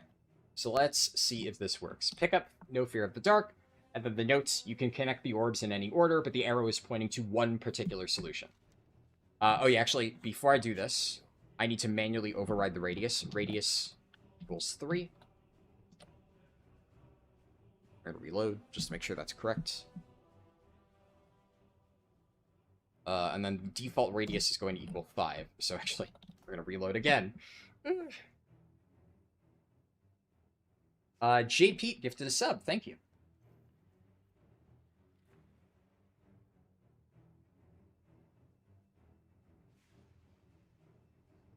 Oh, J. Pete gifted a second sub. Damn, thank you very much. Alright, let's test this. So I picked this up. So it's gonna direct me to stand on this orb, right? And this is just a proximity waypoint, right? If I get here, it clears, it goes to the next one. So we're gonna click this. The arrow is gonna point us to go here. And then once we're on top of this, once you click on this, it registers, because it's 1 out of 3, so the add-on sees, are we within 5 yards of this orb, and does it hit 1 out of 3? If yes, go to the next spot. Go here, same thing. Are we 2 out of 3 within the spot? If yes, and we do the final one.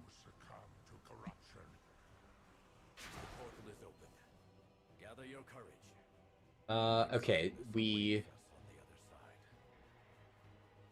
take the...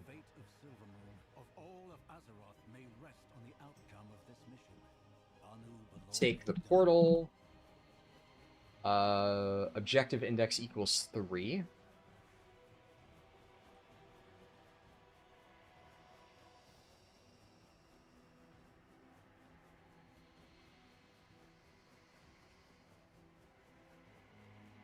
And the XY coordinates are 35, 28, and 66, 16.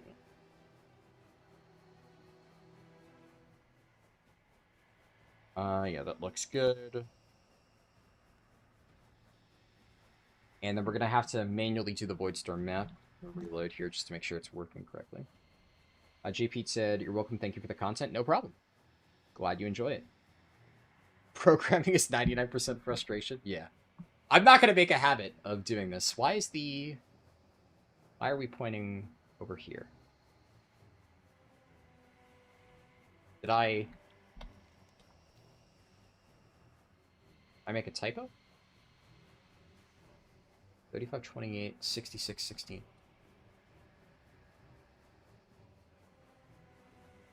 Oh.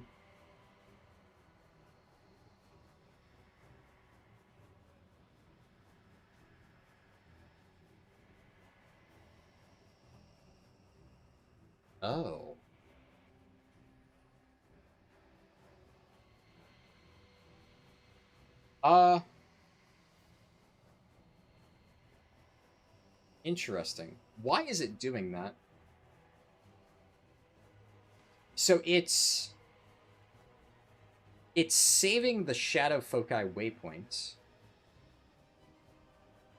Why?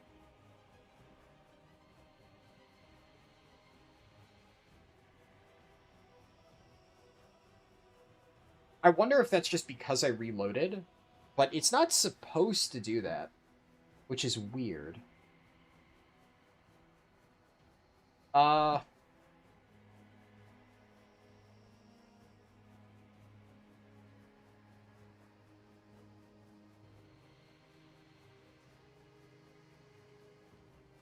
Reloading, see if that reproduces it.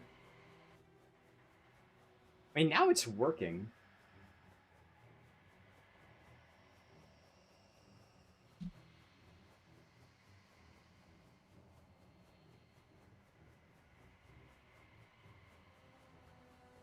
And it is still correctly registering shadow foci as objective index 1.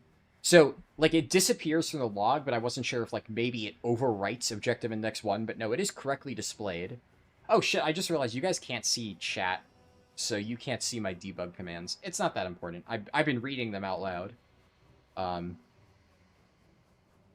keep the timer here. I mean, this is fine. I will Like, this is such a minor issue, and I don't have time to, like, do extreme debugging at the moment. But I am curious as to why it refreshed. The problem is I can't reproduce it, right? I reloaded, and the bug didn't pop up again. So I'm not going to try and, like, brute force reproduce it, especially for such a minor bug like that. But I'll try to see if I can reproduce it later. Has Siren Isle been nerfed? It would not surprise me, but I have no idea. Oh shit, Equiline gifted 2 subs. Thank you. It looks like Brent Behold's actually got one of the random gifted subs.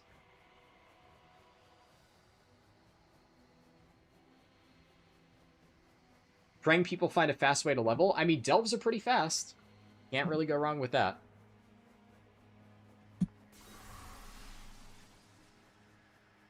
Alright, we're in Voidstorm now.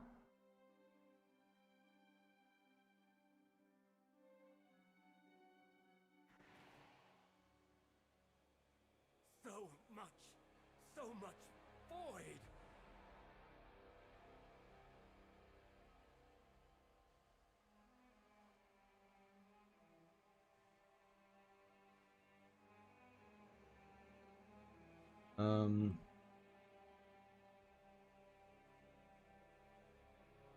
One second.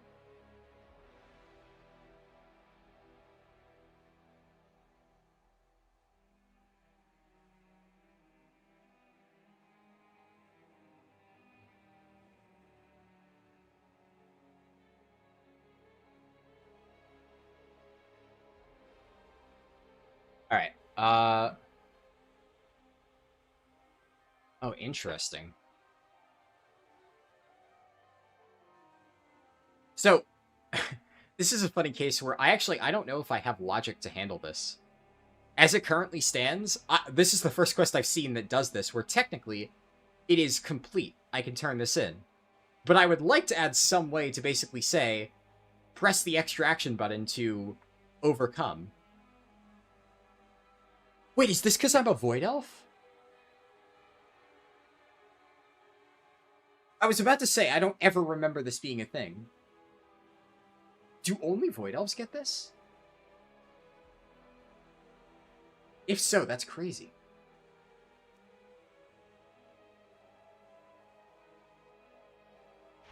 Resist it, champion. You control the shadow. It does not control you. Huh. Wait, so Void Elves just have a guaranteed time loss? I do not remember this. Can somebody confirm that I'm not crazy? And that is Void Elf only? You got it as a Warlock. I could see it being like... Well, it could be a Warlock thing too, though. I don't know. Honestly, it's entirely possible I just forgot that was a thing. Yeah, because Warlock is technically Void-related, kinda. So I don't know. It could be like just a general thing that I forgot about. You're getting like 1k per mob in Siren Isle? Yeah, probably nerf then.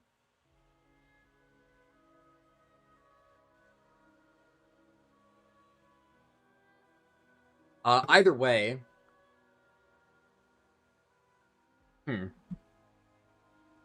Like, I could try and figure out some way to basically show, like, a little press the overcome button or something like that. But my current tracker has no way to handle that. Outside of, you know, our old friend, the Note Step. Note Steps are doing a lot of heavy lifting here. After entering Voidstorm, use your extra action button to overcome the void and turn in the quest. Eyes forward. Alright, let's see. So we have XY chords. It's like nothing I've ever...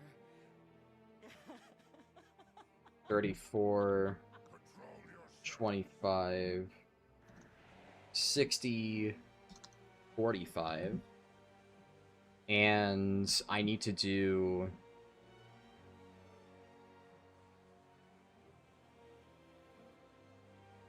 What the heck? What is this? Hype trains on Twitch are so weird, man.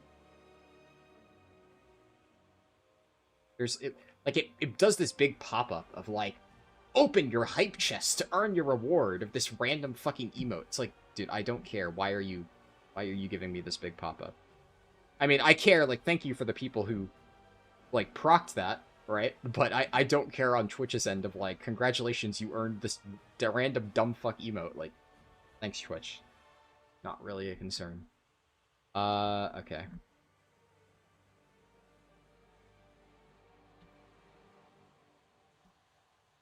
App ID 2405.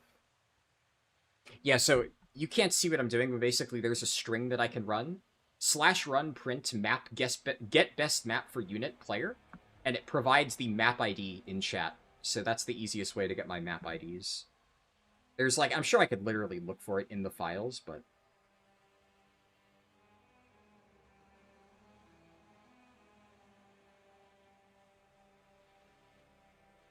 Okay, so that is 2405.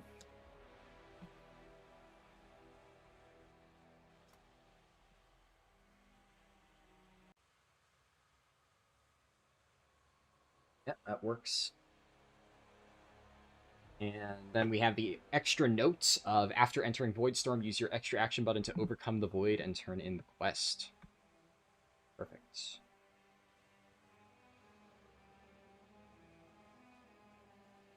Alright, turn this in. That looks like a treasure out in the distance. We must scout. Yes, yes. Save a piece of mind. And then there's like a quest that doesn't pop up until after a bit, so I'll add an extra note to account for that. I think it's Leatrix's quest, right? Like when you first enter, he takes a while to spawn, or something like that. I vaguely remember that being a thing.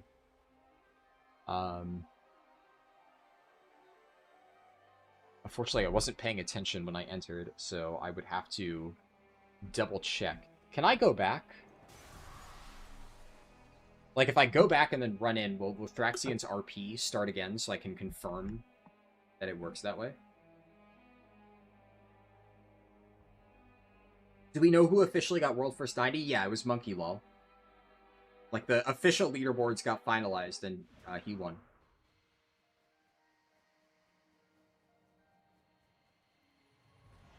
A few people got banned. So, there is going to be probably some spicy drama as people dispute who won. But, as far as I'm concerned, official leaderboards show Monkey Law won. Monkey Law has won multiple expansions now, and he did it with a pretty legit strategy. So, I am more than happy to just say, yeah, he won. The guy deserves it, right? Like, he did a good strategy. He literally, he didn't account for endeavors at all. He basically said ahead of time, I'm going to do my optimized route, and if endeavors don't get nerfed, so be it. And Blizzard nerfed endeavors, so he banked on it correctly, and he won. GG. It was a good strategy.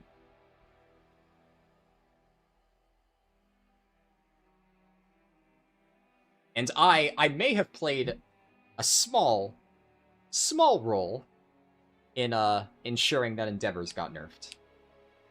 So I'm very happy that it worked out in the end, because I was definitely rooting on him to take the win. So, you know, I am very happy with the outcome of the race. Who got banned?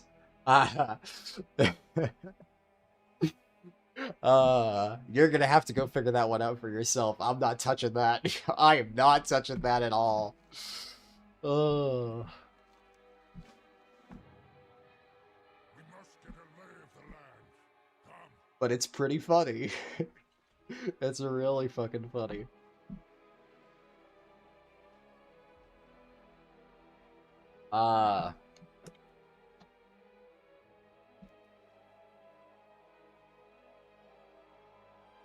Let's see. Ah, shit.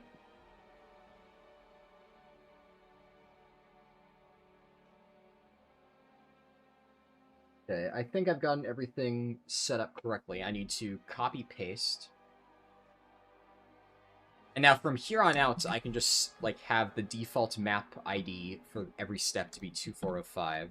So I don't need to do manual map ID coding, which is nice.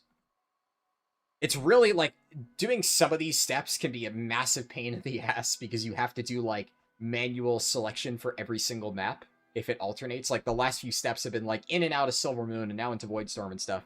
But when I can just have, like, default step is the Voidstorm map ID, and then everything just populates from that, and it's, you know, super easy. Okay, so we have 2 quests. I am going to call this step into the Voidstorm. Sometimes a lot of times I'll give the step, like, just the name of a quest in the chain, but if there's, like, multiple quests here and they all have weird names, like A Matter of Strife, and admittedly, this name does kind of go hard, but it's, like, kind of wordy, so I'm just going to call this step Into the Voidstorm. Simpler. That's just, that much is just kind of like a judgment call. Mr. Utopia? I have no idea if Mr. Utopia got banned. I'm very curious. But I have no idea what happened with Mr. Utopia. I'm gonna try and see. Mr. Utopia did tell me that he would post the VOD of his run when he was done, so we'll see. Although that was before I publicly made fun of him on stream. So, maybe not. Poor bastard. But he did kind of set himself up for that. If you don't head to bed soon, your wife says you'll be banned. Ooh, unlucky. Well, the good news is, whenever you get back, the Voidstorm module will be ready to go.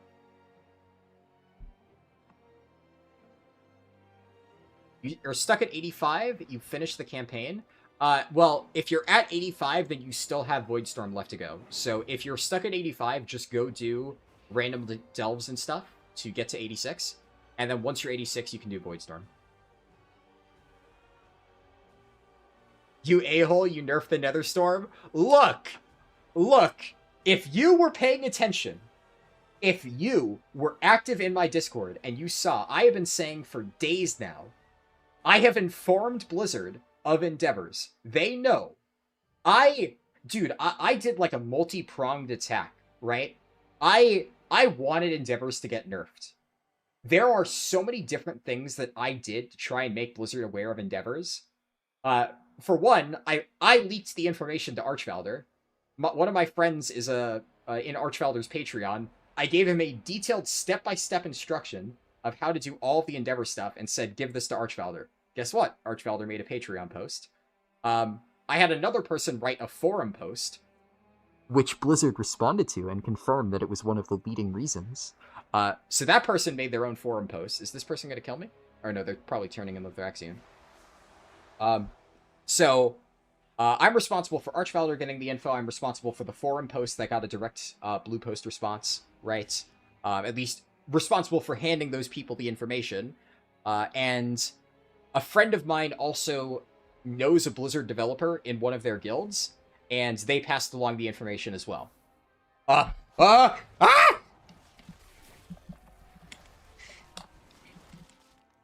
Don't shoot! I'm just developing my add-on. I've done nothing wrong.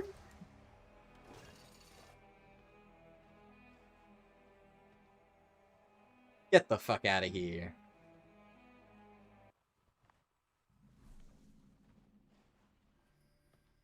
Now watch as I make my grand exit.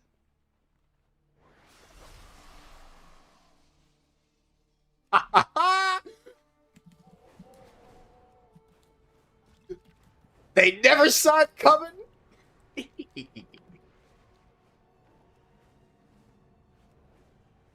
Oh my god. And that is why I love war mode leveling. Yeah, fun fact, by the way, whenever you go into one of those rifts or orbs and stuff in Voidstorm, it drops you off in another random portal location. So you could drop yourself into one of those and get snap TP'd to a different location of the zone. Oh. I am so glad he chased me down. Because, like, I saw those portals down there, and I'm like, I'm gonna head to them just in case he's following me. Stupid bastard. Alright, let's go find a safe place to sit here and continue reading chat.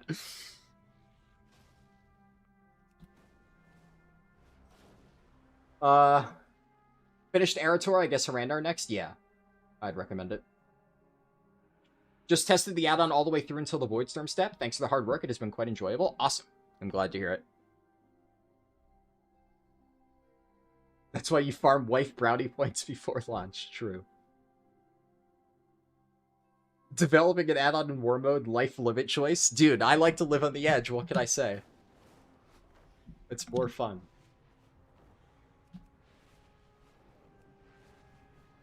Keeps you on your toes. Like, I mean, if I wasn't in war mode, I never would have gotten to show you guys the fact that the portals work that way, would I? So thank your lucky stars I turned on war mode, because you got to see one of the slickest PvP escapes in, you know, Midnight history so far.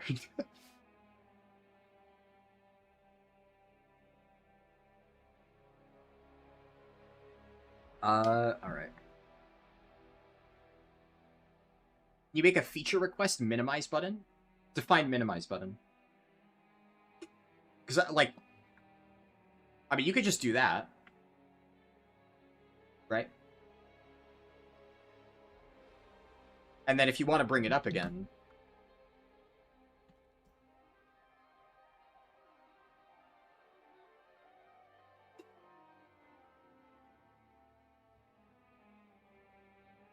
In order to make the add-on relevant, you got the cool Utopia strategies nerfed. I mean, unironically, partially, yeah. Like, one of the things the Utopia guy said is, why do you get to decide what strategies are good or what strategies are bad? And, I mean, the answer is just like, I don't like this thing, right? I don't think this is what Blizzard wants, so I'm gonna check, right? And look, at the end of the day, if I pass that information to Blizzard, and Blizzard says, hey, we're totally cool with this existing, well then I adapt, right? And if this is the reality, if this is the utopia that we're living in, of endeavors are a thing now, and I need to account for that in my guides, then I do that, right? But if I think, hey, this is kind of lame, I would rather this not be a thing, and I tell Blizzard, and Blizzard is like, hey, we agree, this is rather lame, we'd rather it not be a thing, and they fix it, I mean, tough shit. You know? Other people can adapt, right? Like, that's just how it is. And to be clear, right, I have absolutely zero direct line to Blizzard. So I got Endeavors nerfed without literally any direct communication. I just fired out a bunch of shots in the dark, and all 3 of them hit a bullseye, right? And Endeavors got nerfed. So sometimes that's just what you gotta do. And you have as much of an ability as I do to make noise publicly and try and get shit changed. Because if I can get something like Endeavors nerfed, or at least, like, the fact that the person who made my forum post for me, the fact that they got a blue post response, at least confirms that that was one of the primary sources that informed Blizzard's decision to nerf Endeavors. So I can claim, in this case, direct credit for getting that fixed. And anybody could have made their own forum post to say anything else. It's exactly what I told the Utopia guy. I said, hey, if you think that I'm wrong, make your own forum post, right? And notice how my name was not attached to that forum post. I fed them the information, but did it say, YouTuber Harldan thinks blah, blah, blah? No, it was just a list of broken things, right? And yet, it got Blizzard's attention.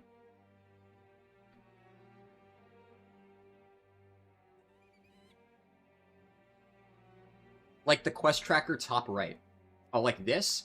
I guess, let me understand. So what would you want the minimize button to do, per se? Like, in the context of this add-on? I'm not arguing with you or opposing. I'm just trying to understand exactly what you're asking for. Like, because obviously this, you know, this is more of a way to hide it while still opening it. if the question is like, you know, can I have a way to like shrink this down and then easily open it back up, I could see that, yeah. But just to be clear, right, like, if you don't want this to be blocking your screen temporarily, at least right now, you can exit out and then type /FTA and it opens it back up.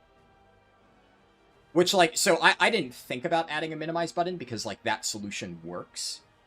But if what you're saying is you'd rather the ability to, like, temporarily shrink it, but then reopen it without having to type in the command, I could see that, if I'm understanding it correctly. Is war mode required to use the guides efficiently? Well, right now, it just guides you through the quests, right? So right now, it doesn't assume you have any amount of experience, so no.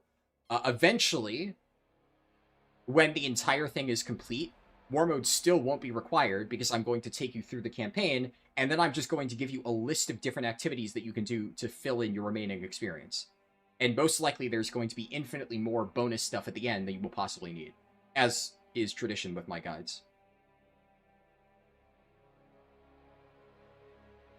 You're in a dungeon, you want it to take less space, you don't know how you reopen it every time. Yeah, yes, right. That's a good point. Eventually, when there's, like, an options menu, I could definitely see how that would be easier. People will, like, I think this is one of those things where eventually, once people get used to using the add-on, I don't think that would be too hard, because, like, for instance, right now, how do I open Leatrix Plus? Well, right now I have Leatrix Plus disabled, but Leatrix Plus doesn't constantly occupy space on the screen. When I want to change a setting in Leatrix Plus, I type /LTP. When I want to change a setting in DBM, /DBM, right? So I have a command like that. If you type /FTA, the window pops up. And just again, if you type it while it's open. I figured that some people, while trying to figure this out, might, like, be unsure, and they might be like, oh, does it have command? So there's even a command. If you type /follow the arrow in full text, that also works. It does the exact same thing. And if you type /FTA command, it throws up a list of debug commands in chat. A minimize would only show the current objective, remove the 3 buttons at the top, the scroll bar, and a maximize button. I could see that, yeah. Yeah. I'll keep that in mind. Admittedly, that would require a little bit more work than, like, a basic thing, because obviously I would want it to look elegant, right? So I wouldn't want it to just, like, smush the window down. I would probably need to make it so you click the minimize button, and then it changes the window to a different style that visually looks minimized, but is actually, like, you know, calculated in a way where everything's displayed cleanly. So that would probably require a little bit more effort to make it look good, but I will definitely consider it, for sure. Snowgoon said, hello, Harldan, kind regards. Hello to you.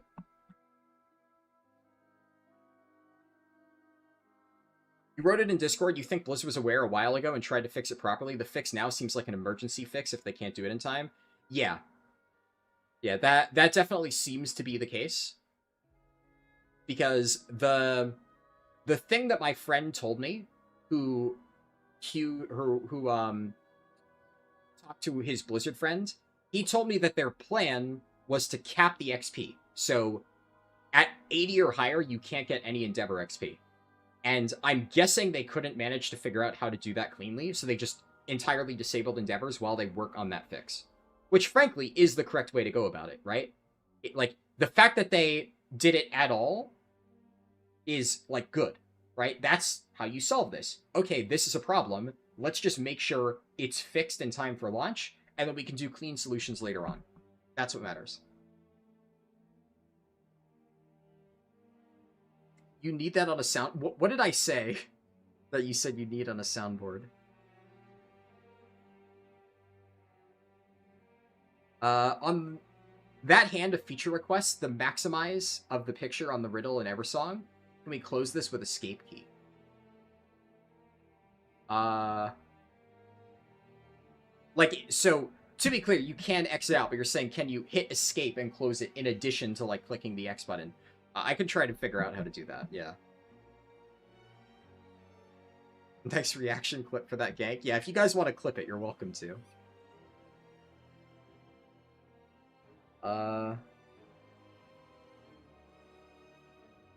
Best delve to spam? Don't spam delves. Do each delve once.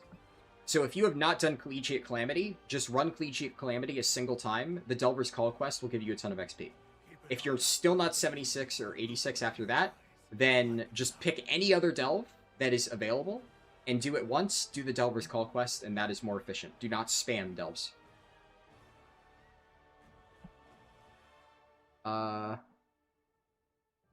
Is the Utopia thing because of the guy the other day? Yes.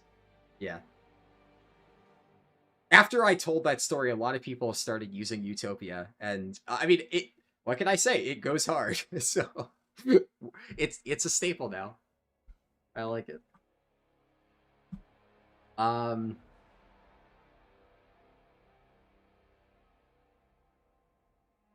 What kind of question is that? You didn't choose if it was okay or not. You just told Blizzard. Pungus, I'm not sure I understand what you're asking.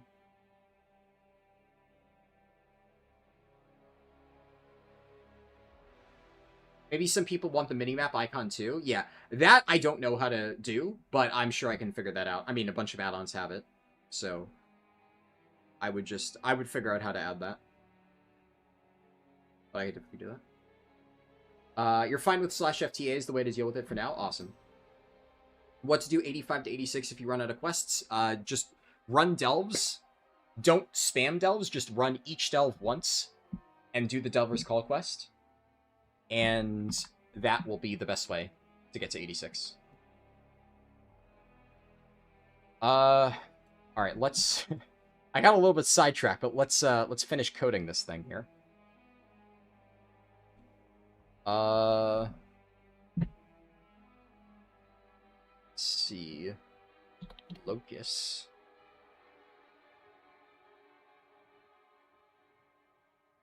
White Storm. Okay. Quest pickup. Quest turn in.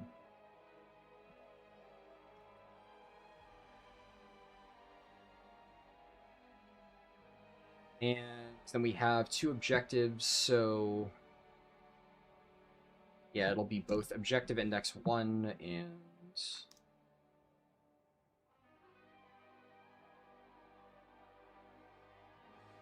let me get this, Are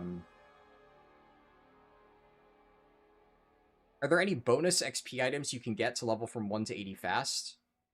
I mean, there are some, yeah, but, like, whether or not it's fast is debatable. I would say most important stuff is covered in my 1 to 80 leveling guides, which you're leaving this comment on YouTube, so I'd recommend looking at my YouTube channel and those guides. They're technically from War Within, but, like, they're still up to date, right? So if you have not watched those yet, then I would recommend doing so.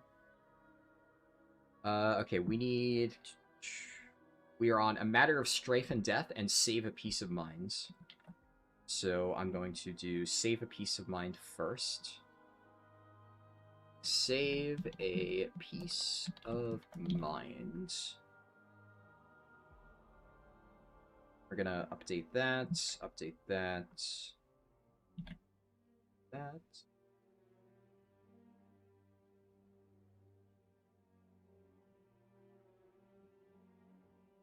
Then A Matter of Strife and Death. We'll add here A Matter of Strife and Death.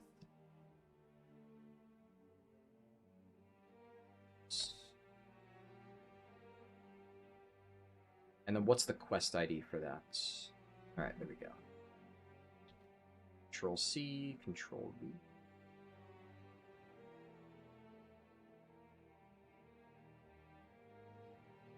Alright, and we have, for the text, it is activate loci.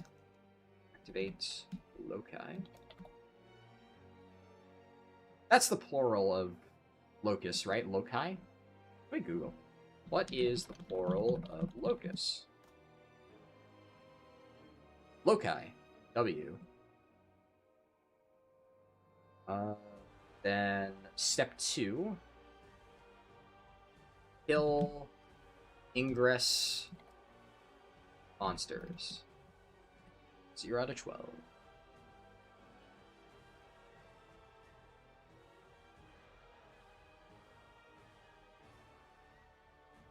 And alright, I think I have all of this updated.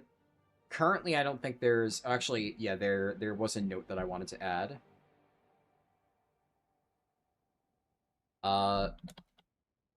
Thraxian takes a few seconds to finish his roleplay before his quest is available. I'm 99% sure that's true. I remember that from my test runs, but we'll see. Oh, the reaction to being attacked. Fair enough. Followers are so stupid, they just reset a boss. Yep, that's why. Normal dungeons. At this point in time, there are enough players around to I can't talk. There's enough players around to queue for normal dungeons, so I'd recommend that.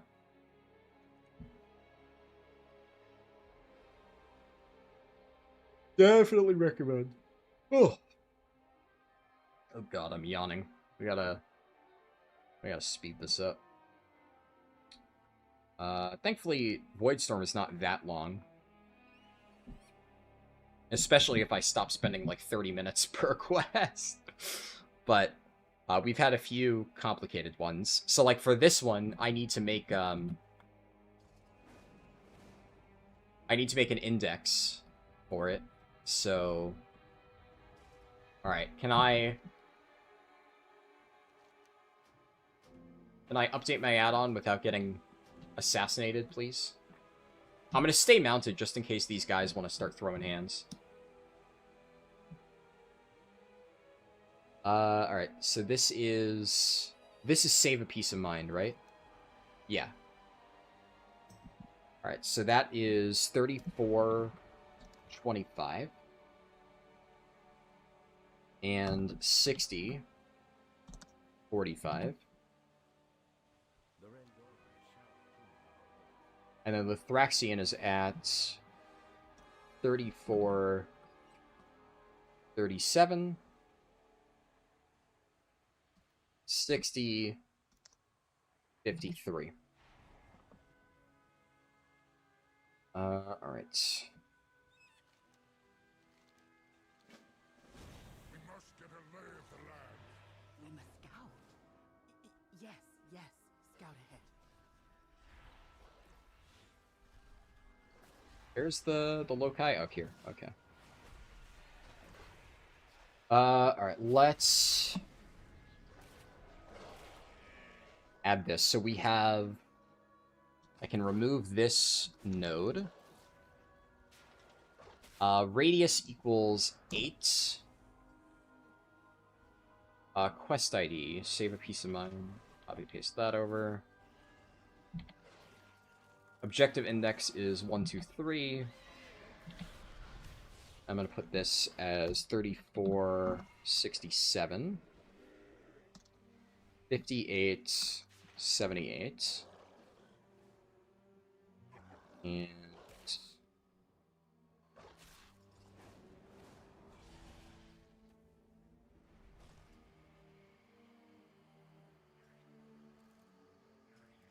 uh 36.20,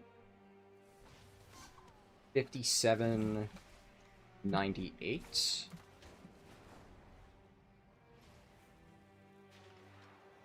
This would be 36.21, 60.10. Then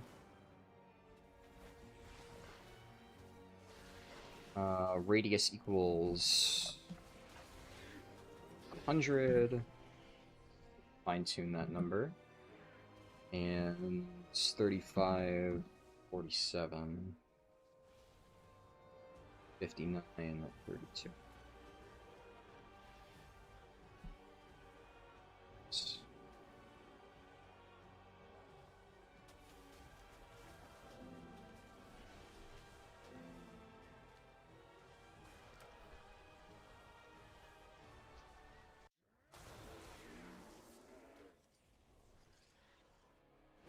Not yet as a DPS, it's probably a 10-minute queue. Yeah, okay, true. If you have only DPS queues, I could see that being a pain.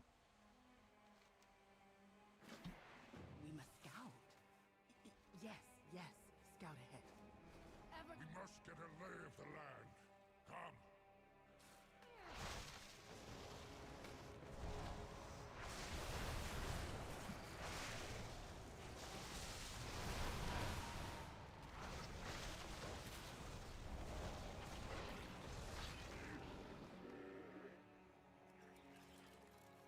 It is like drowning, flailing your arms out, but we will learn to swim. Fear not for my sanity, champion. My minion and I are Let's tag you. Try to get all this. Okay, those guys don't get kill credit. Try to tag you. These guys give kill credit. I want to make sure I get the tag.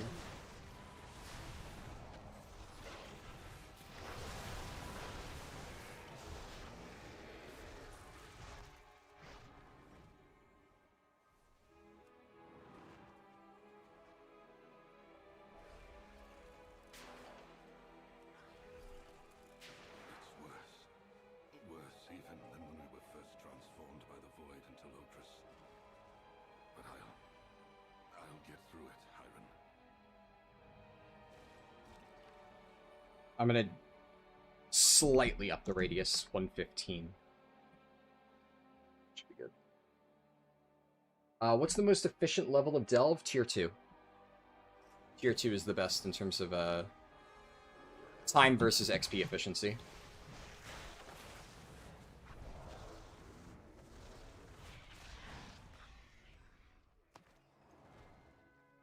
So both turn-ins are to Lothraxian here. Protect you from Arathor, the darkness beyond.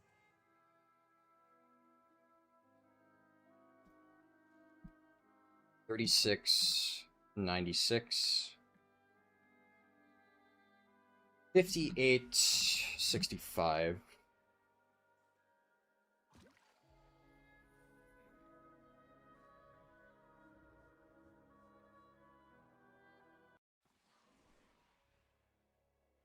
The army will come.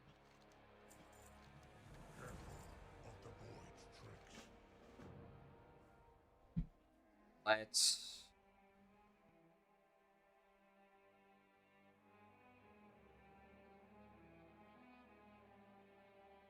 Let's do this. The far frontier. Also, give me a second while I do this. I'm gonna eat something real quick, and I'm gonna mute my mic. And I don't want to do, like, you know, eating ASMR directly into my mic, so I'll be muted for just a moment.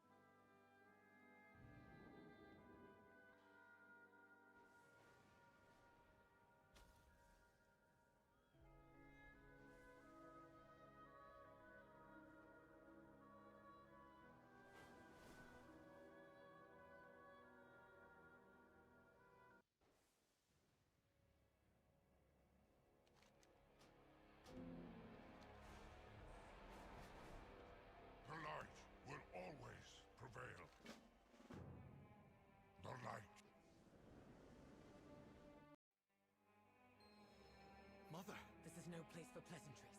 We must move, quickly.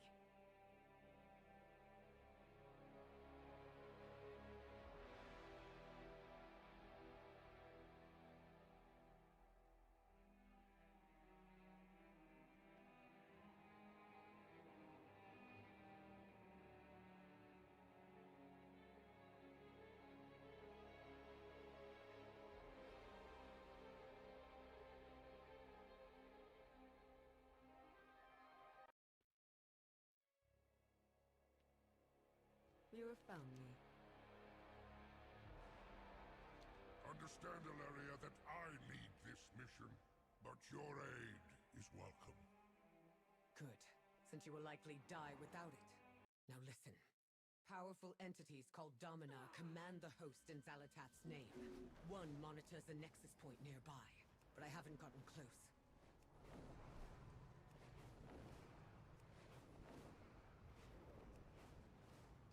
Shouldn't be here, Eretor.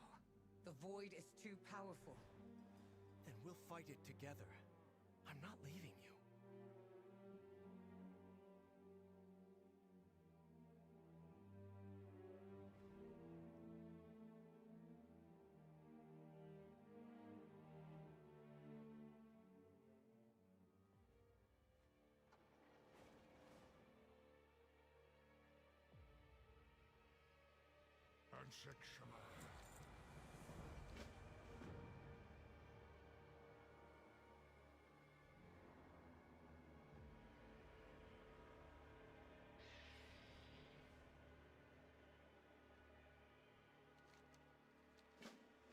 We must be cautious.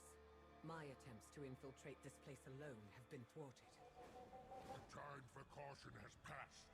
We will reach their leader and rip the information we need from it.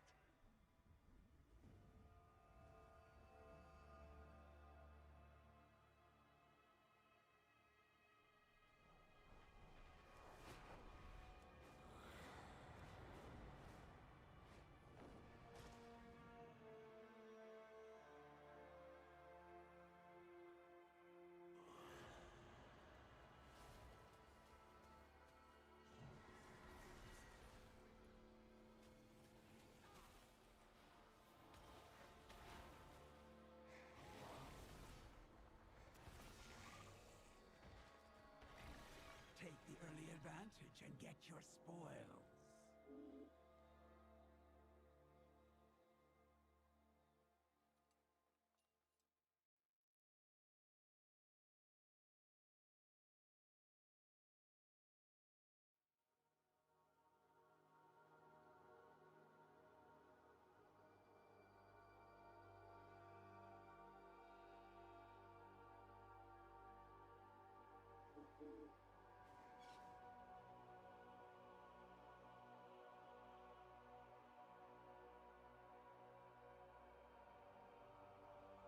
Okay.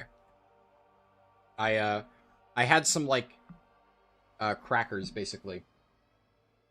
They're apparently healthy. I don't know. I needed something that I could eat without having to like get up in the middle of stream, so I had one of those there. But I genuinely am like starving right now, so that at least will like hold me over for the moment. I should also note, by the way, I am most likely not going to actually go to level 90. What I'm probably going to do is we're going to finish the campaign. I'll probably get to like 87, or like, well, I'll definitely get to 87. And I'm going to publish the Voidstorm module, and then I'm going to stop stream and take a break. I'm going to, on my own, finish leveling up to 90, just like doing random stuff, and then I'll make the adventure mode module, but it's not going to be very interesting, and it's going to be much later at night. I'm not going to start a separate stream just for that. I'll still be streaming for like at least another hour or two. Which giving you all a heads up so that you're not surprised when like I finish the campaign and I'm like, okay, now stream ends, right? At this point, like, this is no longer a speed run. I'm keeping the timer up, you know, for posterity or whatever.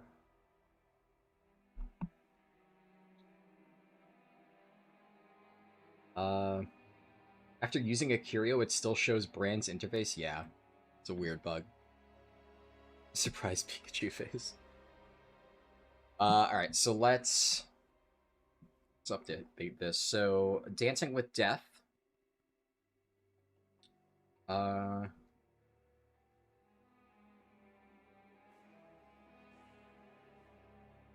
next quest is a strange, different worlds.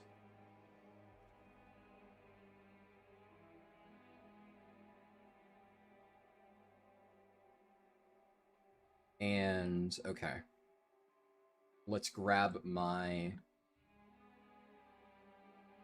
quest IDs for this. Dancing with Death. Update that there.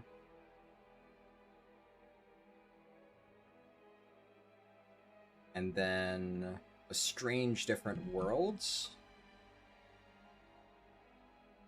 Add there.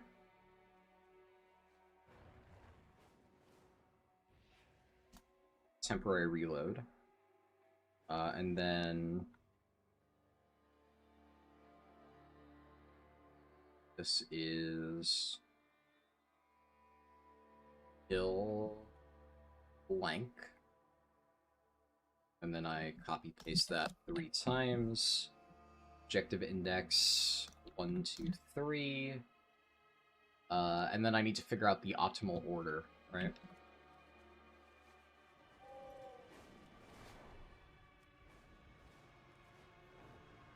Which, I mean, realistically, yeah, this one's pretty straightforward.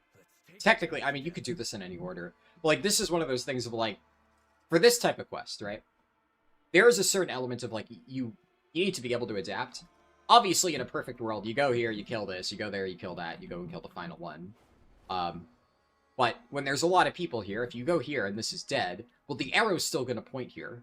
Because, like, there is, theoretically, it might be possible for me to do some sort of calculation where I'm like, I am tracking multiple different steps at the same time, and I'm constantly tracking the player's distance from one step to the next, and the arrow is, like, dynamically shifting between the closest objective. There's no fucking chance in hell that I ever do something like that. Because, like, that would be so convoluted. I can envision how that might work, but that is so overcomplicated for something that would not be necessary in 90% of cases. So realistically, it's just going to be like, I will direct the arrow through, like, the most optimal path, and then if something's dead, like if somebody got there before you, just take a detour. It does correctly skip a step if you've already done it, right? So if I kill Vathan the Rebel, then when I get to the Vathan the Rebel step, it won't get locked on that. It'll skip straight to Scyther the Slicer. Crazy name, by the way. You're clocking out of here, so good night and good luck, everybody. Thank you, Dark Midget. And good night to you. Alright, yeah, okay, so we determined that it's Void Grasper. Right, that's this guy. So the order I'm going to do is Void Grasper. Then this is...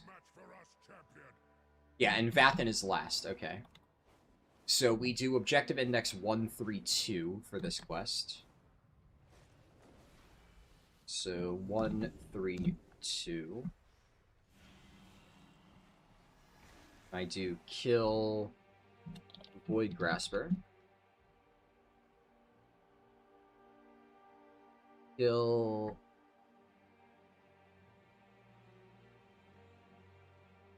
Scytherip?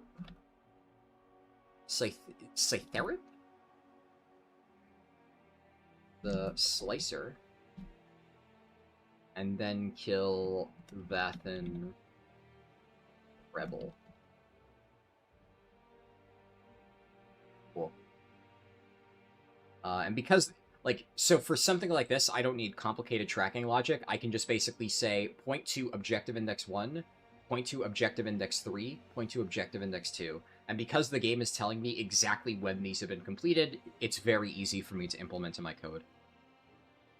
And, like, the Shadow Graph fragments, you just kill mobs and loot it, so there's no way to optimize that. It's just... So I'll do kill monsters and loot Shadow Graft Fragments. This quest is also pretty straightforward. I don't really think there's anything I need to discuss in a note.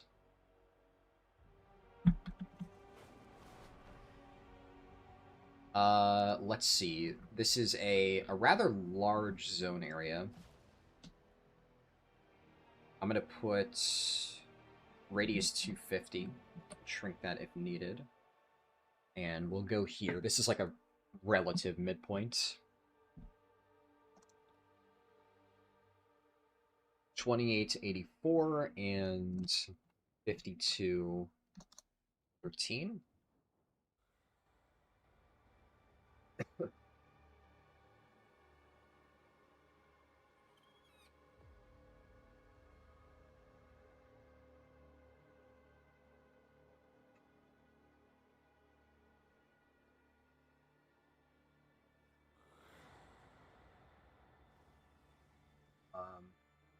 Hello, Charlie. Good to see you.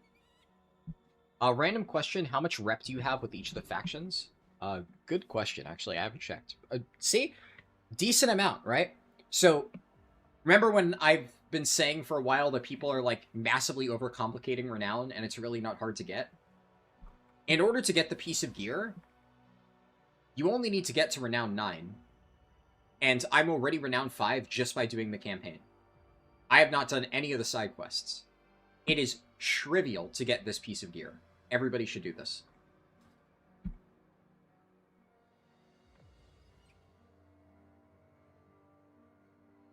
Alright, let's have the coordinates for this. Okay, cool. So that's the backup.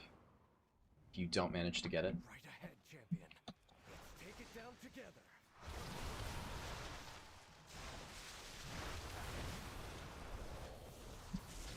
Got it. Alright, let's... 2806 50 33. I'm gonna put a radius of 12 on these guys because they have gigantic hitboxes. So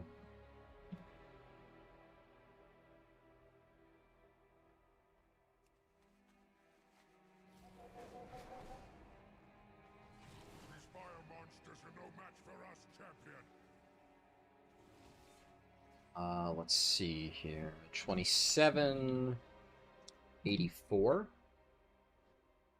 53 54.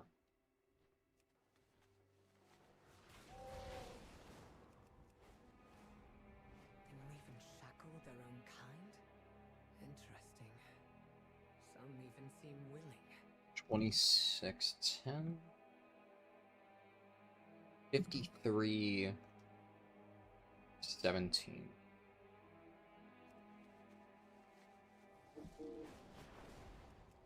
These fire monsters are no match for us, champion.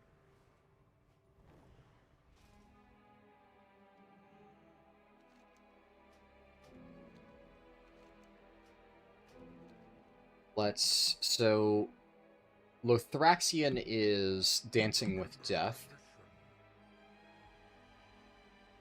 Okay, so that is 31, 27, 54, 40. Illyria is 31, 34, 54, 34. All right.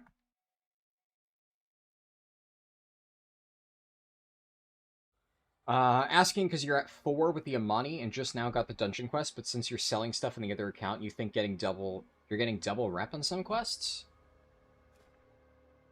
I mean, I got to 5 with Amani.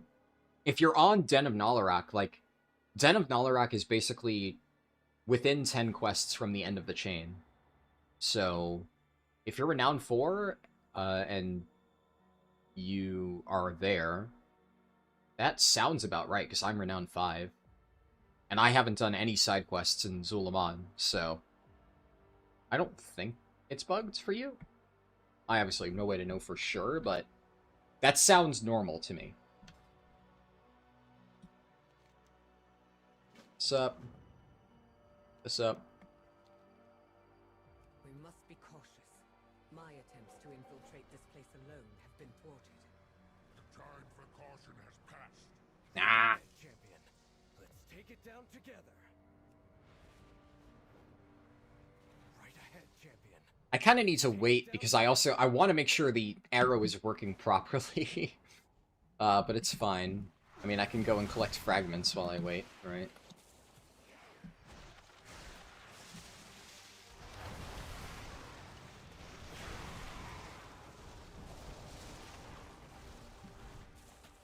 I don't think there's any other way to get fragments, right? Like, you have to loot it off the mobs, yeah. Sometimes these quests are like, you can kill mobs or you can pick it up off the ground.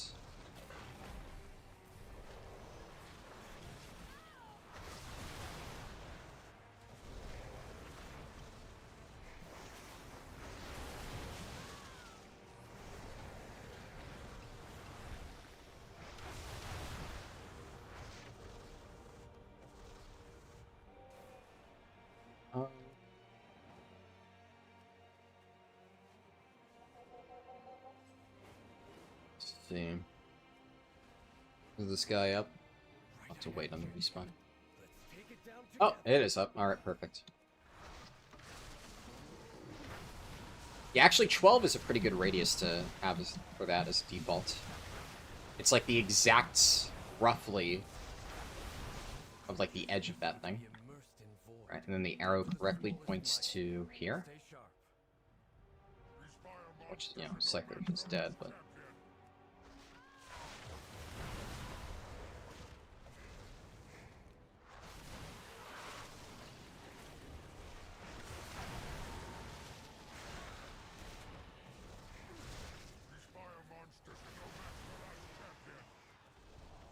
What am I at? 4 out of 12, man. The drops on these are terrible. Are you kidding? Oh my god. Also, why is this guy here? I'm 99% sure that he was, like, right next to me, like, an hour ago.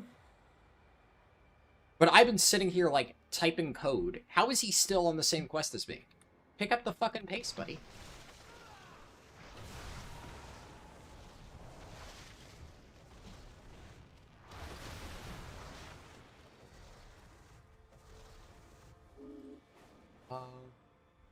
These fire monsters are no match for us, champion.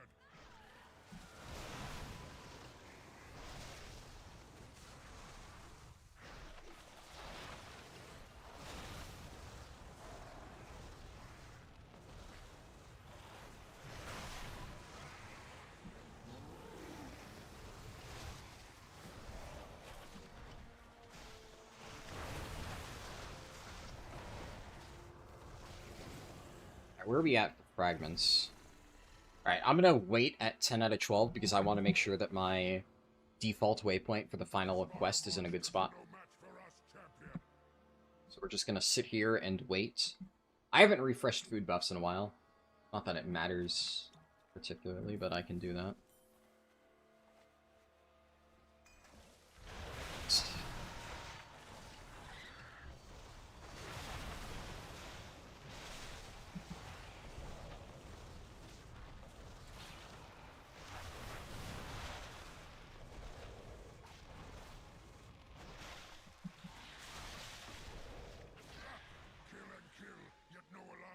Okay, so you do get...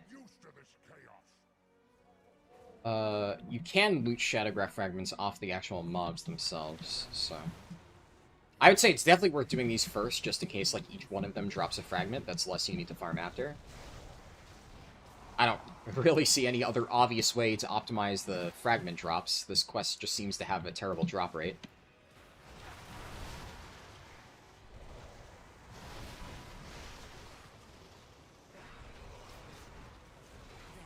Base of the tower. That's the one in charge. 289. Yeah, close enough. Alright, cool.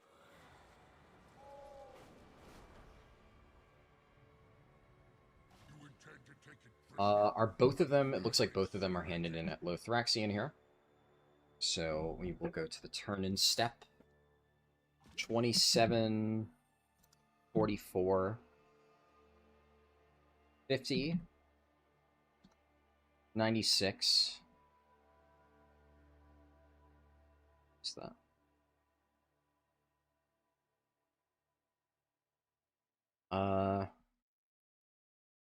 You intend to take it prisoner? I would rather incinerate it. Alright, yeah, that works. The army will come. Ansek Shamar. The light protects you.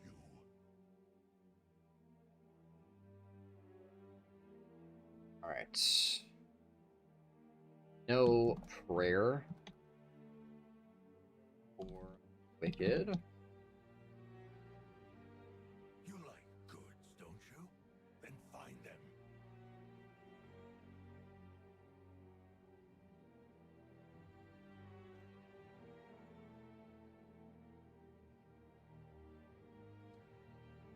What's the quest ID for this bad boy? Quest ID is 86565.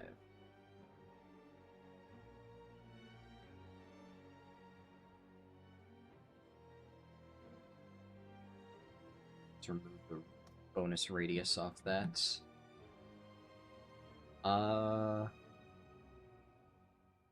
Click on the fragments. Progress.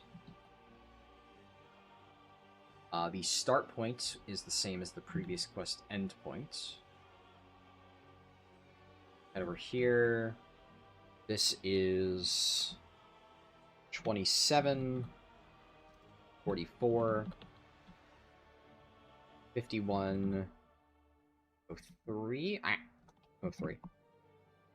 And look on this.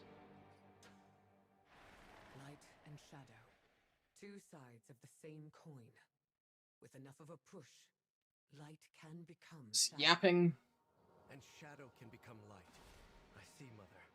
We can use their own materials to bind and capture that Dominar. Let me put a note.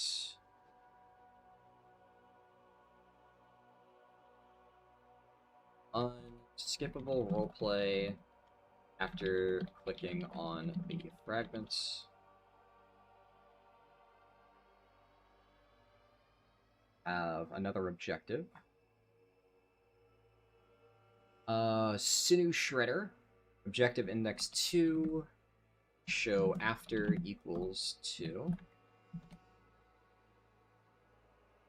And the text is just kill Sinew Shredder.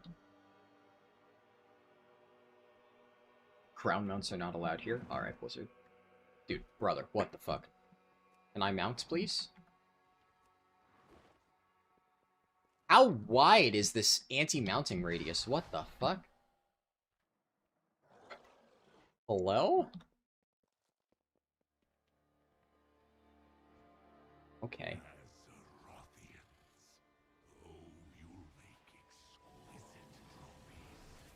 Radius equals 12. X is 26, 23.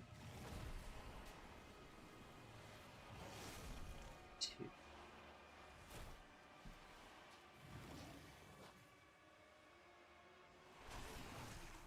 Oh, right, I can't move the arrow in combat.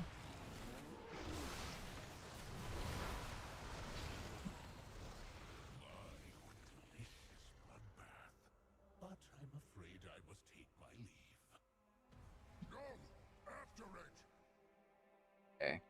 So this is a weird... I believe that it just hid quest objective 1. And so what I'm going to do is I'm typing my quest debug thing. Yeah, it's correct. So this is still... The way that this is tracked, this is still 2, this is still 3, this is still 4. It's just the in-game tracker hides this.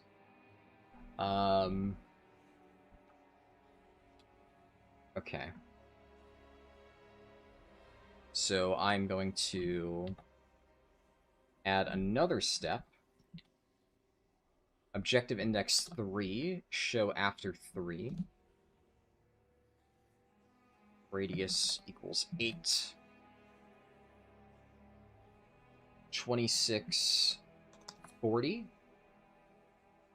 51, 14.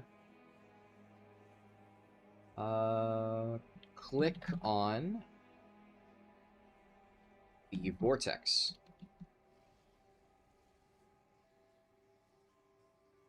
This doesn't really look like a vortex, though. I'm just gonna call it an orb. It's easier to understand.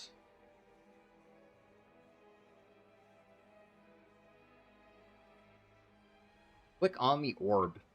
Oh.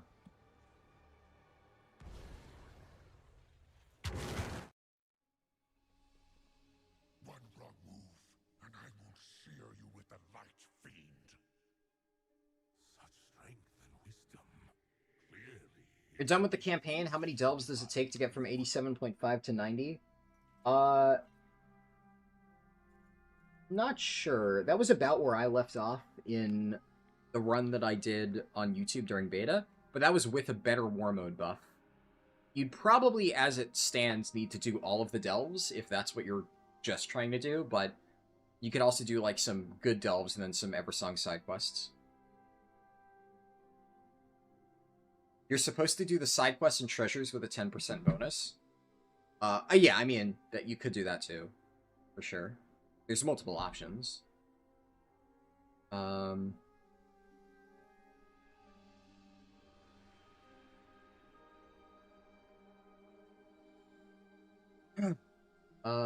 Fujipav said just hit 90. GG, thanks for all the help. No problem. Congrats on 90. Okay, let's...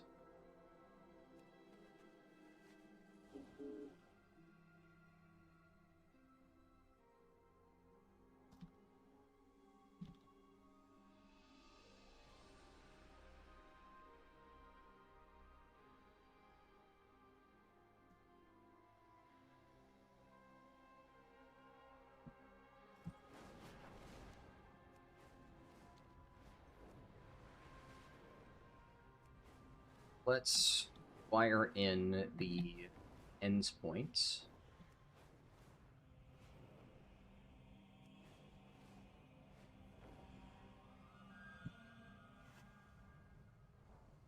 Our scouts discovered an ethereal maniforge due south.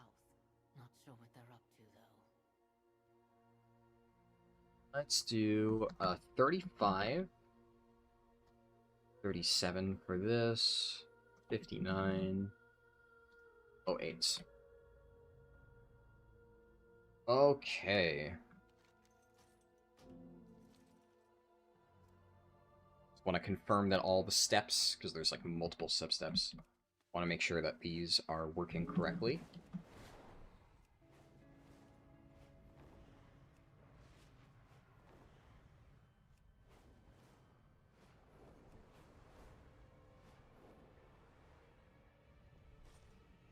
The light will always prevail. Light and shadow. Two sides of the same coin. With enough of a push, light can become shadow. And shadow can become light. I see, Mother. We can use their own materials to bind and capture that Dominar. The new Shredder. Am I able to mount now? So now it lets me mount. Weird.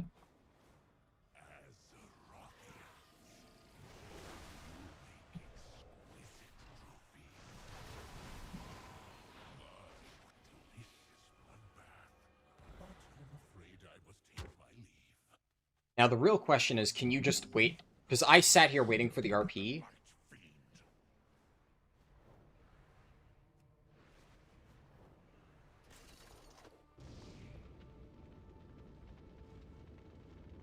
I probably should have used that earlier, but also does it really matter? I just wanted an opportunity to use Falling Flame.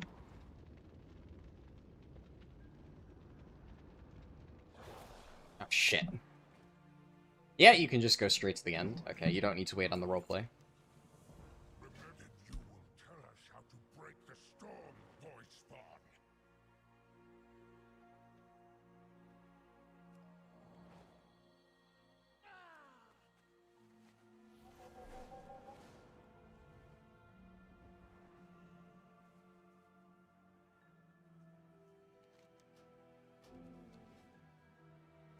Let's add another step.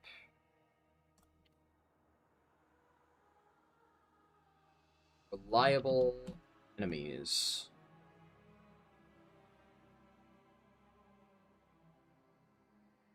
Reliable enemies.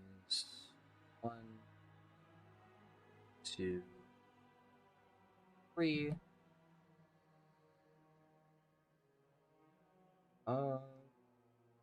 I'll keep the note just in case I need to add something there.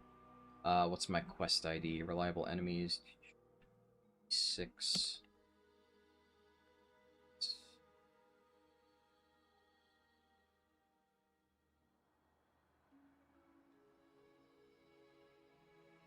We pick it up at the end of the previous quest. It's over there. Objective index is speak to Decimus. 35, 37, 58, 99.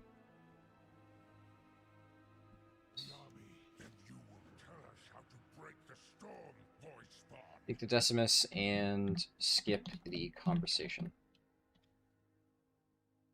And if you come on the fringes of this world, you will find nexus points. They keep the storm churning. Then we will destroy them. And there is... Okay, so this is actually an objective step. I'm pretty sure the moment I get there, it's going to complete. So that is what I like to call a follow the arrow step. Yes, precisely.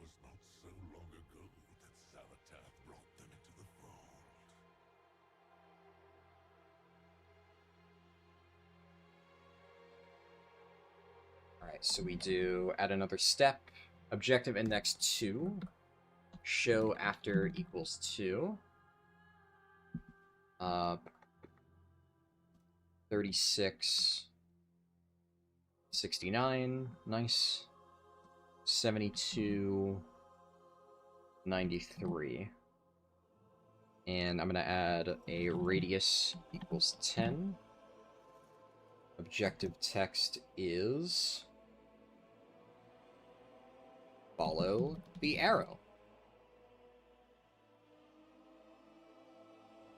Okay, Control C, Control V.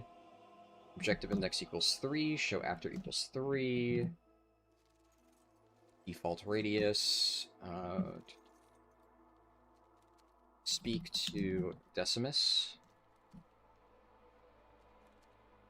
Here, 36, 72, 72, 93. Okay. And once mortal? then the turn in. That's what she told Salhadar. Perhaps it was even the truth.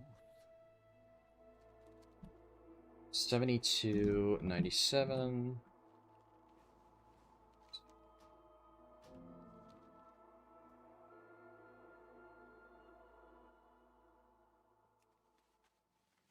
Delver's Calling gives AK, yeah.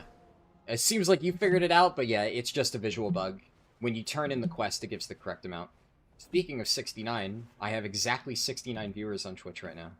Good shit.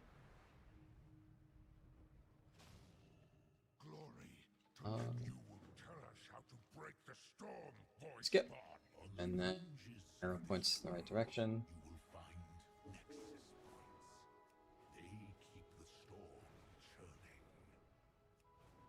Lumion said, dinged around 30 minutes ago, 90. Time minus DC stuff was around 7 hours, 13 minutes. Very nice. Yeah, that's...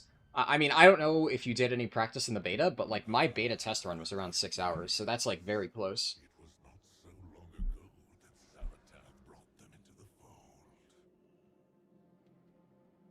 Talk to Decimus. And reliable enemies. So secure the canisters and disrupt their operations. Stay close, Eritor. Basically, no issues with your add-on, was a smooth ride and it helped a lot. Name is law, follow the arrow, that's what you did, awesome. Honest feedback for what you did in a week, impressive, more than impressive, clean working, and such a quality of life value in it. I'm really happy to hear you say that, yeah. And I'm glad that it was helpful. Yeah, I expected way more issues. And, like, the only issues that people have really been reporting, like, genuine issues, are, like, visual bugs that I was already aware of, and I didn't have time to fix. And, like, that is very fixable. Forgot to turn on war modes. You're 33% into 85. Now you have to grind 70% of a level. Yeah, it is lame, but thankfully if you do Delver's Call quests and just do a few delves in like Eversong and Zul'jin, you should get enough to cover it.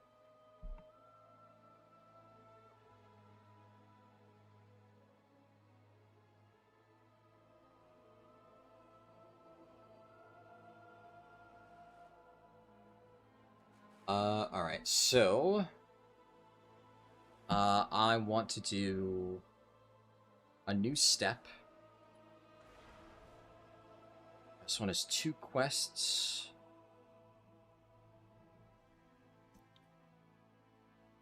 So I add I'm just gonna call this one Disrupt the Mana Forge. Then we're going to do Work Disruption.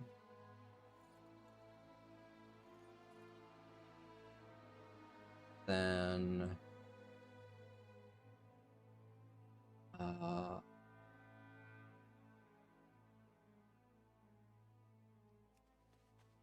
mean, it's only 2 steps, right? Because one of them is to stay a while and listen. So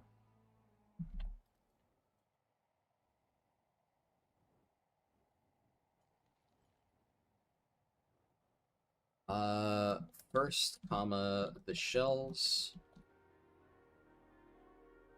Control-C, Control-V.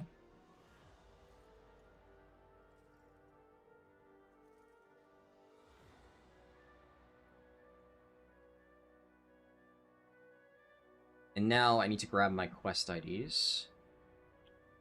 Where is first the shells, Control-C, Control-V.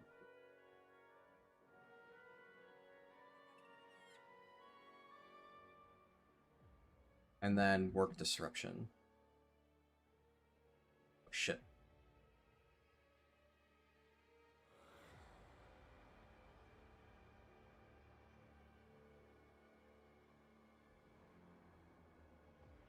Alright, objective index equals them.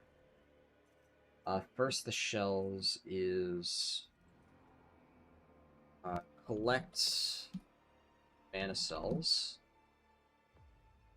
5 and disrupt or kill enemies and break stuff to fill the bar. I believe for the shells, right? Are there fixed positions, or is this just one of those I've looted off enemies? 99% sure you just looted off enemies, right? Yeah, it's just kill stuff.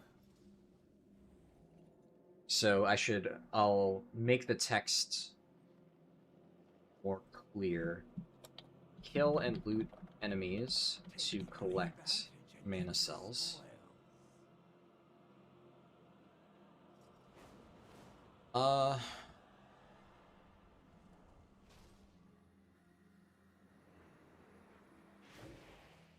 And the pipes are, if I recall, pipes are really good percent. Yeah, pipes are like 10%. Pipes are 10%, but then also, like, is that good enough to warrant a note? I don't know. Like, it can't hurt.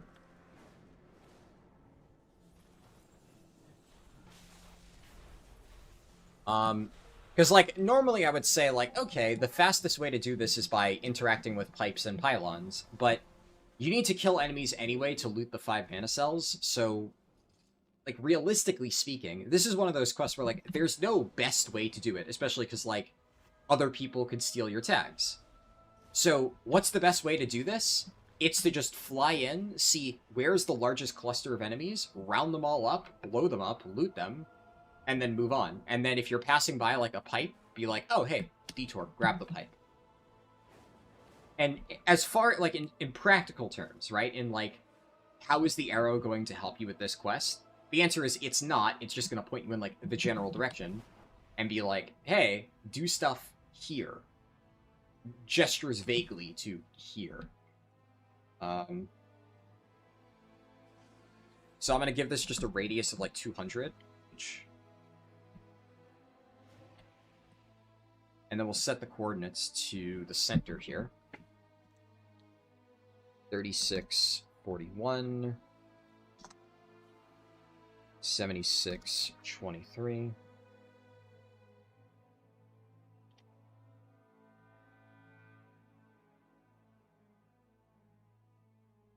I don't think I jotted down the start points for these quests, so let's go do that.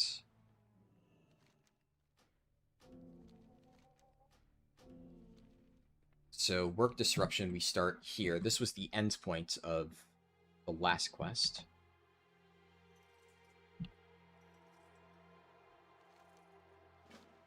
We'll secure the canisters and disrupt their operations. Stay close, Eritor. I was about to say the same to you. Then talk to Leatrix. 72... 7307.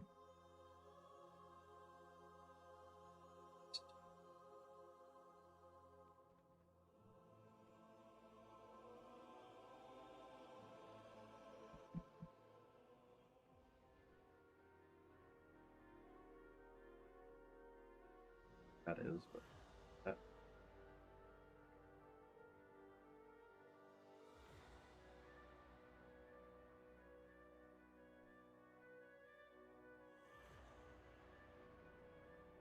What the fuck is a PWA?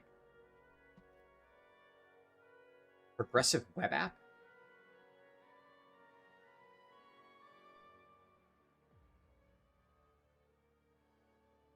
I have no fucking clue what a PWA is, but somebody just posted, I made your add-on into a PWA, and then I don't know why you didn't do that yourself. I just fucking deleted it, because I don't know what that means.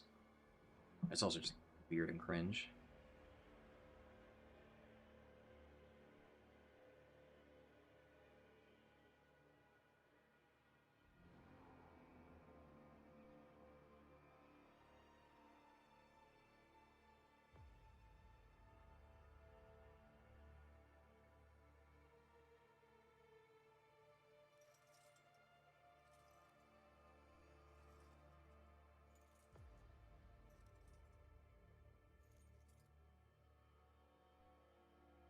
Are they talking about my website? Either way, I don't know. Just fucking weird. Person... pretty weeb anime girl. Yeah, and like, so... I hit him with a timeout. This is in my Discord, by the way. I hit him with a timeout. It's like one of those things of like, if they want to message me and explain whatever the fuck it is, they can. Like, I'm open to listen. But spouting off about like, I don't know why you didn't do XYZ. I'm not a fucking web developer, right? Like, if you think that something is genuinely worth doing, sure. But it looks like they're talking specifically about my website. My website, I barely update these days. I will update it more eventually, right? But it's like, gee whiz, why is the person with, you know, no experience in web development who just made a website as like a way to handle his written guide not doing this fancy thing? Like, if it's... I don't even know what the fuck it does, right? Website built using blah, blah, blah, blah, blah, that functions like a native app, installable, work off... Like, I don't know what any of this means.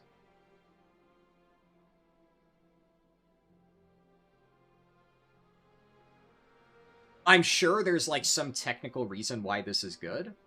But again, spouting off in my Discord about, I did this, I don't know why you didn't do this. It's like, fuck off. If you think it's important, message me. Don't be fucking cringe and weird. People these days.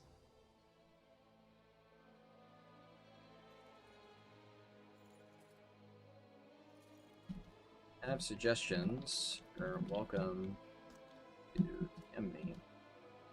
Let's.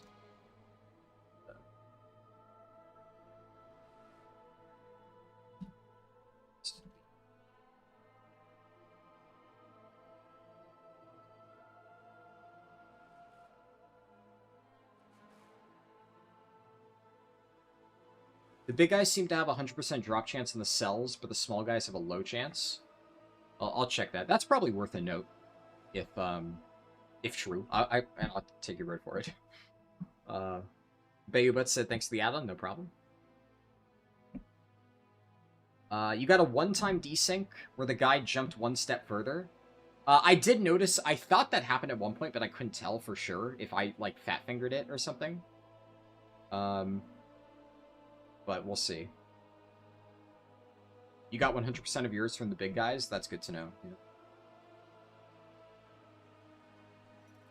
He's just better than you, clearly, yeah. I mean, all joking aside, for web development, sure. But that's why, so, first off, well, let's just be clear, by the way. There is literally a rule, in the rules channel of my Discord, the number 5 rule says, please stop trying to give me suggestions on my website. Because, frankly, when I made my website, I had like a million different web developers DM me, non-stop, telling me all of these little things that I can improve, and I'm like, dude, I get it, but I'm not a web developer. I just needed a place to host my written guide that isn't Google Docs. Please just leave me alone. Like, and I kept, it's one of those things where, like, I know all of those people were, like, asking and, like, saying things to be nice, right? They're, like, they want to help and stuff like that. So, like, I don't want to be mean, but it's one of those things where when you get asked about something enough times, it just gets exhausting. Like, the amount of times I would, like, get somebody just info dumping information about web development, and I'm just like, thank you, but, like, quite frankly, I don't give a shit. I get it, you're probably a really good web developer, and you see, you're like, I fully understand the feeling of, like, when I watch somebody play one of my WoW specs, and they are doing a shit job at it, like, I get just like, oh my god, why are they pressing those buttons in that order? Right?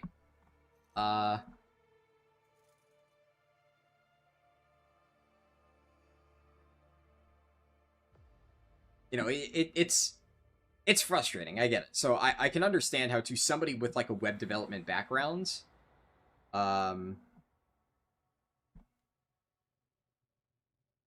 yeah, to somebody with a web development, okay, so you're listening to the streaming, yeah. I get it, right? Like, but I don't fucking know what a personal web app is or whatever the fuck. Like, if you want to do that for yourself, you're welcome to, but like, frankly, that is, like, literally at the bottom of, like, the Earth's core in terms of my priority list right now, is doing anything with the website.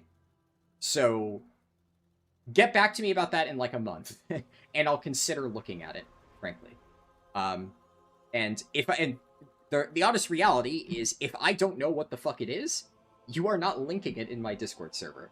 And again, the rules explicitly state, please stop bringing up the website and suggested changes, which is why you got a timeout, 1 hour. I don't have time to constantly sit there because I don't know what the fuck you're gonna say, right? But you're saying that you're listening. Okay, cool. So just 1 hour timeout, and then you're good to go. But you know, just for future reference, like, it's fine if you want to make something for yourself, but also asking, why is the website not supporting this? I don't fucking know, because it's just a place to host the guide.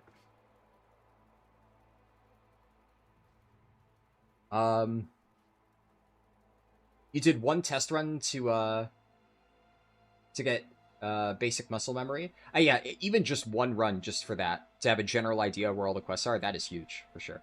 But I mean, yeah, still very good time. Are we meant to finish up Harrandar after completing all the Delves quests? Well, what do you mean, Oxara?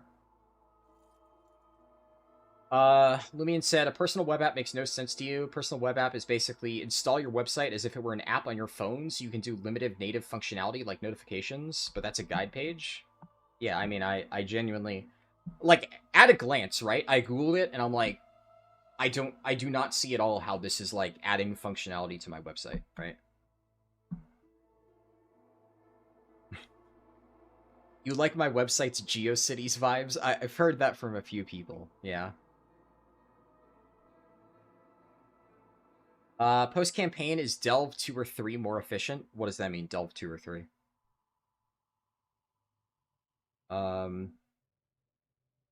Hi, I'm a web developer. You should ignore web development. Thanks for attending my TED Talk. Yeah. Side quest Harrandar is the most efficient side quest zone? No, Eversong is the most efficient side quest zone.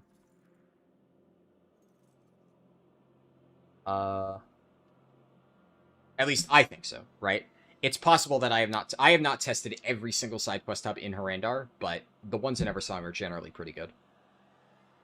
So out of the ones I've tested, that is what I feel is the most efficient. Tier. Right. Yeah, tier 2, sorry.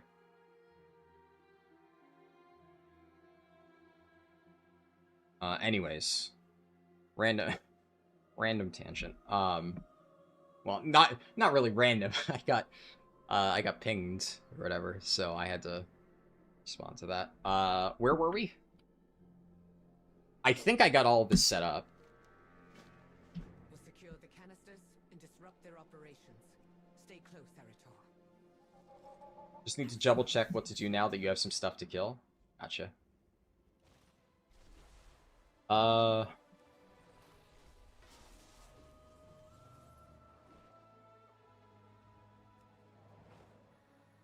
There's like no mobs here. The void devours its own. We have nothing left. Why is there... Huh. Interesting.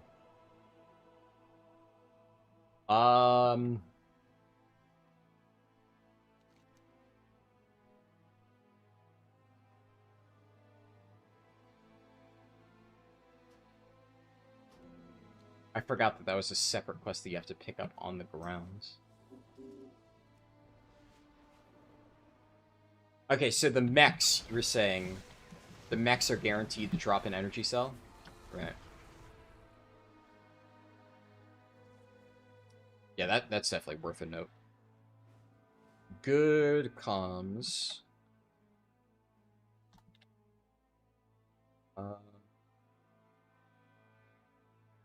Recommissioned mechs are guaranteed to drop an energy cell, so you should prioritize killing them.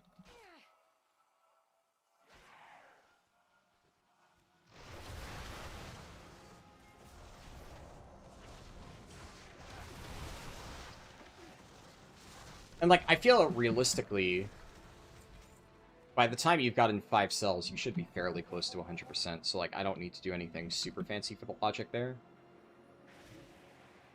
this what you wanted, Zalatath? Zalatath has taken control. Our people are lost. A mortal savior. And all is not lost. Let's bump the radius up to 220.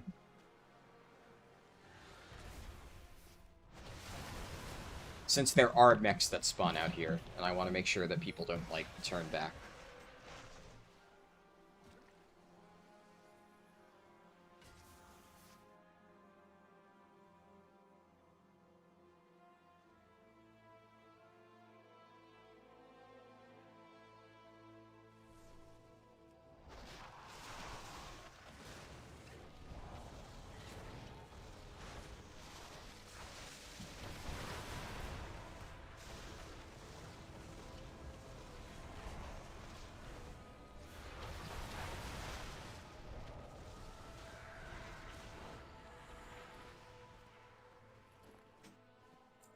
Why is my auto not working? What the hell?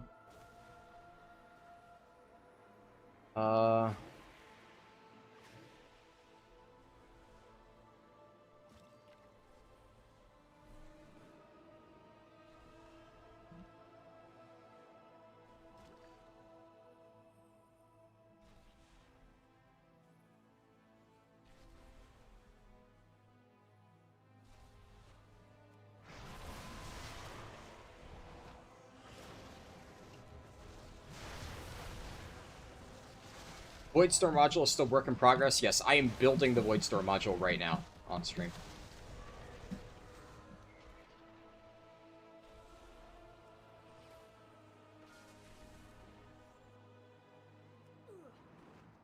Alright, we got the mana cells.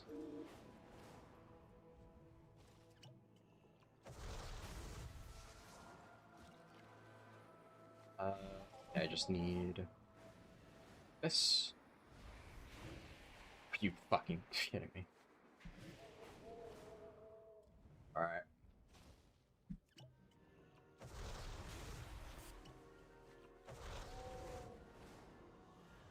This will be an interesting test of the logic, though. So, I gotta...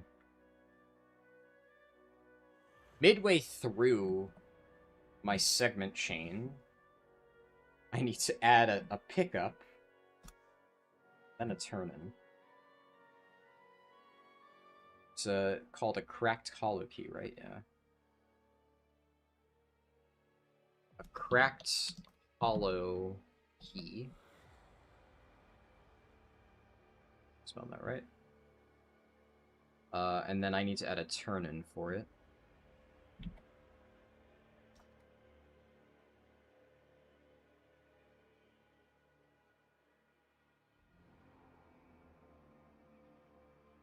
Do we do Gulf of Memory during the campaign? Yes. Yeah, the Delver's Call quest is inside Gulf of Memory.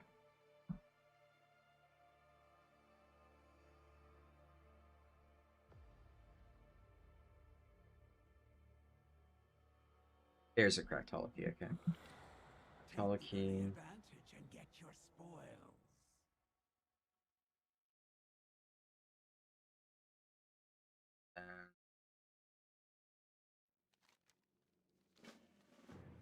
Then You live up to your legend, Mother. And you fight well. both of these are turned in at Lyria. This is correct hollow keys. 36, 28, 80, 43. And then work disruption, same thing.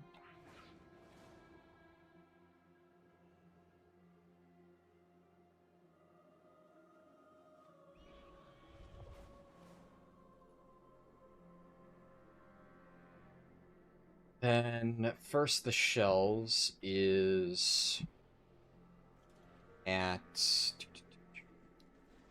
36, 26. 80, 59.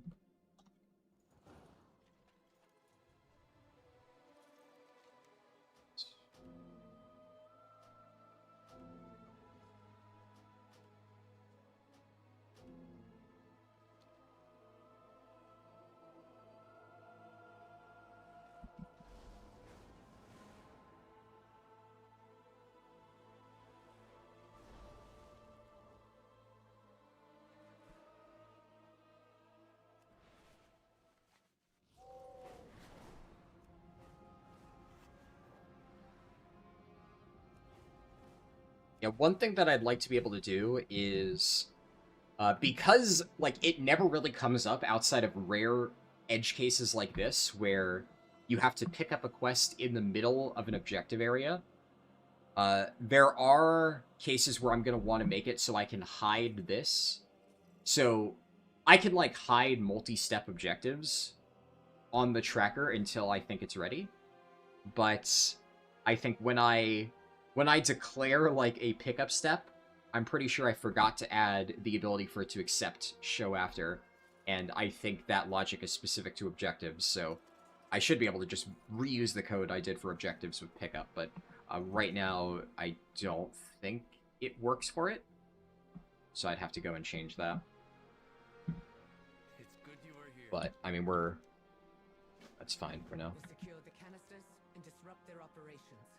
Stay close, Eritor. I was about to say the same to you. Let's actually, you know what? I like this at...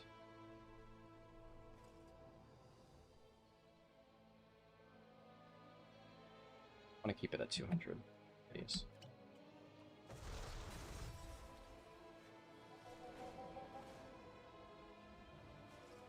Okay. Let's look for mechs. There's a bunch of mechs up here. That's kind of nice. Let's go in here and do that. Oh yeah, this is a really good spot for mechs.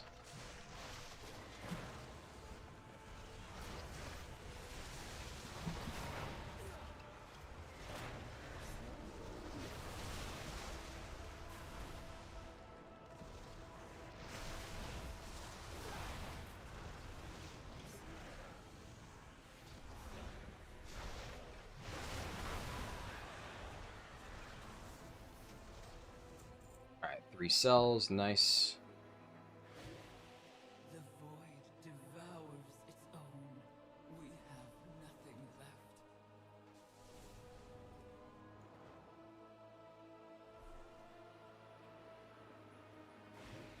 Is this what you wanted, Salazar? Let's look for... There's a nether breaker here. These guys don't even have a chance to drop mana cells, so they're actually kind of trash. Has taken control. People are lost. Let's do this.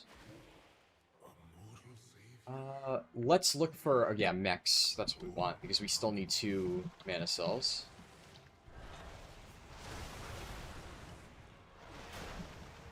I should also note, by the way, guys, so you can only do up to 10-hour streams on YouTube, so there's a good chance that I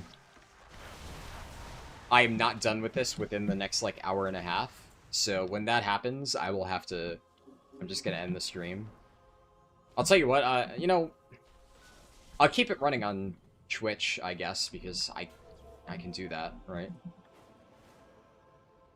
But I would have to end the YouTube stream. There's just no way around it. I don't want to fuck the VOD. So, giving you an hour and a half warning in advance. Almost certainly. What? Why are we pointing there? Did I... A cracked...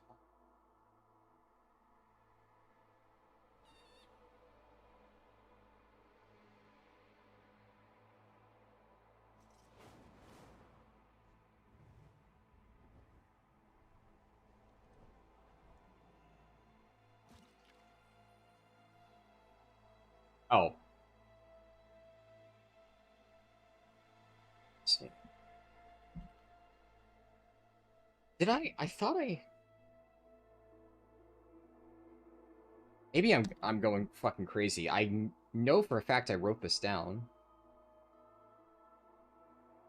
Huh. I must have accidentally copy-pasted over it.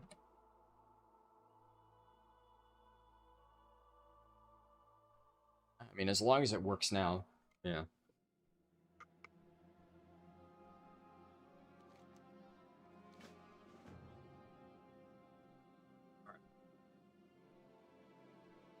Less surprised Pikachu face. Yeah, that one is a well-known variable. And you fight well, but don't be in a rush to make your own. The light will always prevail.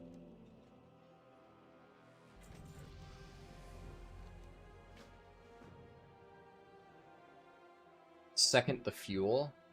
50 arcane remnants. Alright. Find out what the ethereals are doing here. What does it matter? Salvage what we need and then raise this forge to the ground. They can burn with their secret. Network insecurity.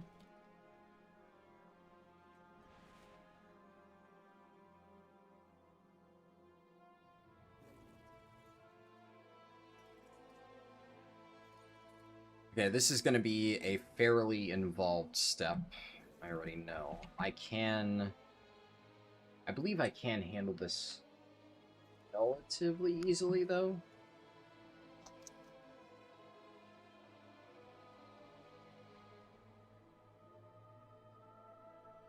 Network insecurity.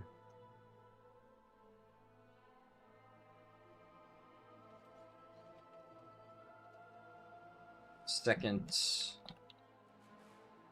goal.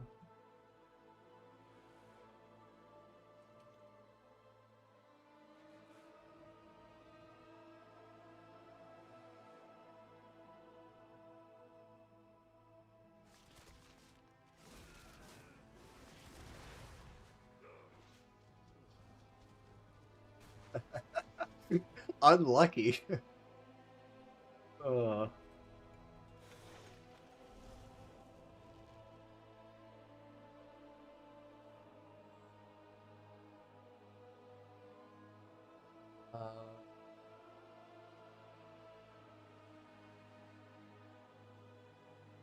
Let me get the quest IDs for these. Network insecurity.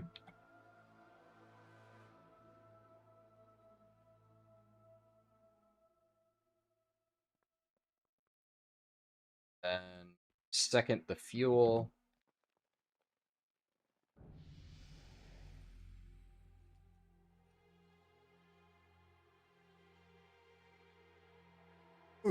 Okay. That's set up.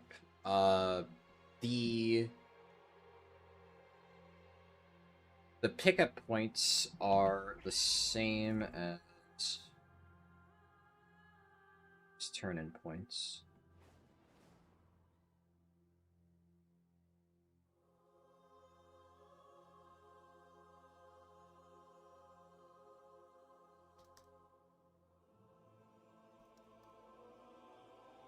Alright, so we get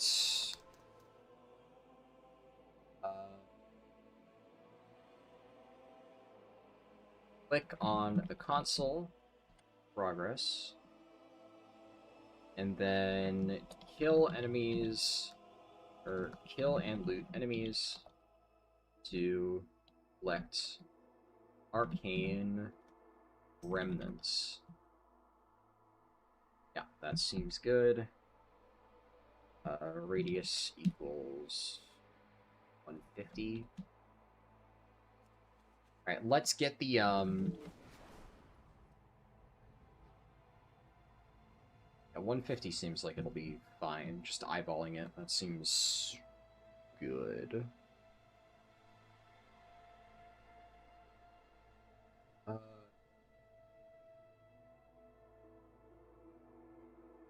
33, 67, 79, 72.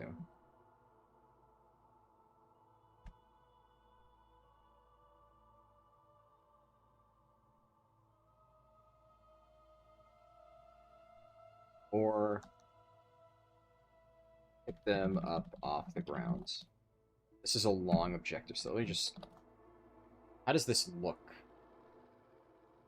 Kill and...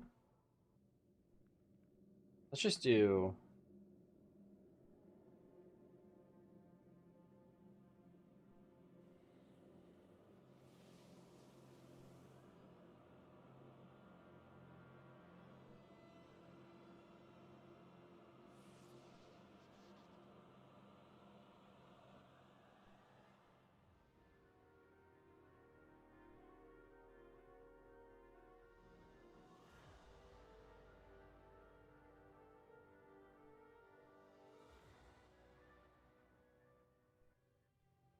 Yeah, that looks good.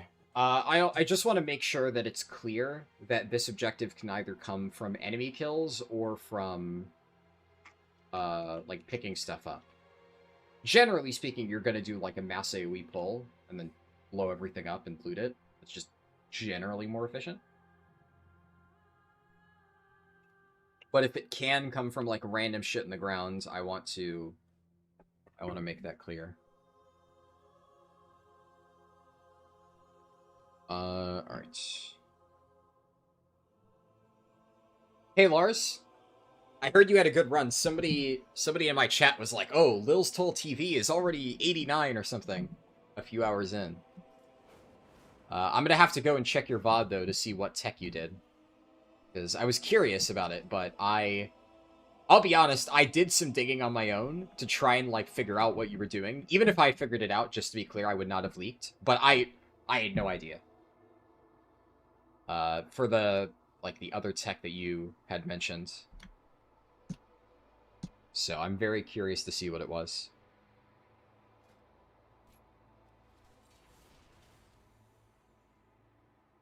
At least, though, no matter what you did, as far as I know, you didn't get banned, right?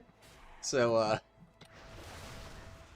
you said that you thought your tech was, like, exploitee, but clearly it wasn't enough of an exploit to get banned like some other people. Which is, by the way, funny as fuck. You grinded wolves to 80.6, had to leave early because of competition. Yeah, but, like, what was the... You said something about, like, an item that people think is useless. That you can stack with, like, alts and stuff. That's the thing that I was like... I have no idea what that is. Your buffs are only active until 80.6? Delver's Battle Supplies. The fuck is that?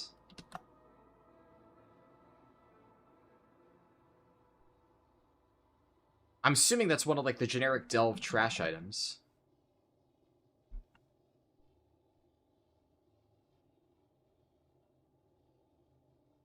Deployable battle supplies. That buff stacks?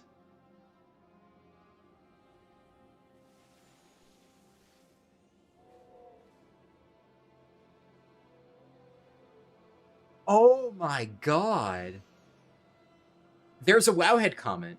Unlike the tooltip suggests, this item does not act like a totem, but rather gives a 1-hour buff to all nearby allies. Oh. That's so cool.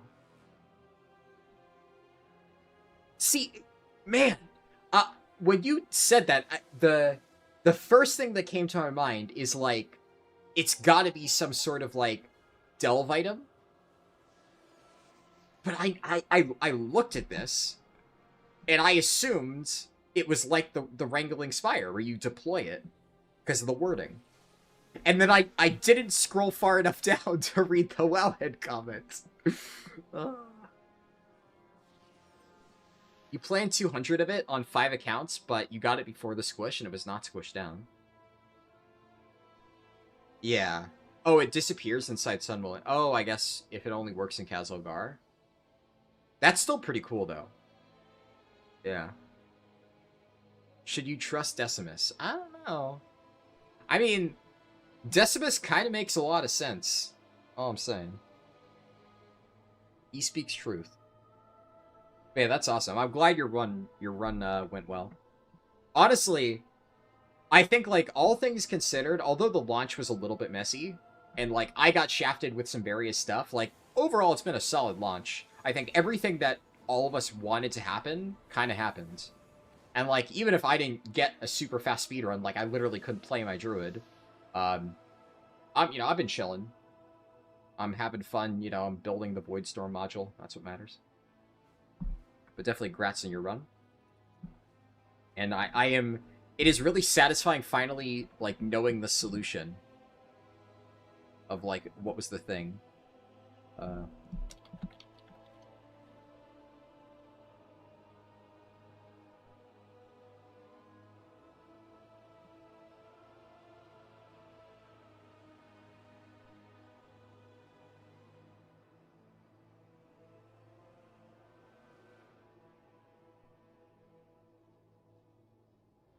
Was world number 5? Wait, really? Is that, like, solo? World number 2 solo without Urban?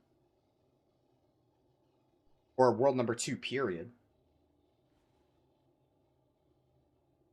Either way, crazy. Good shit.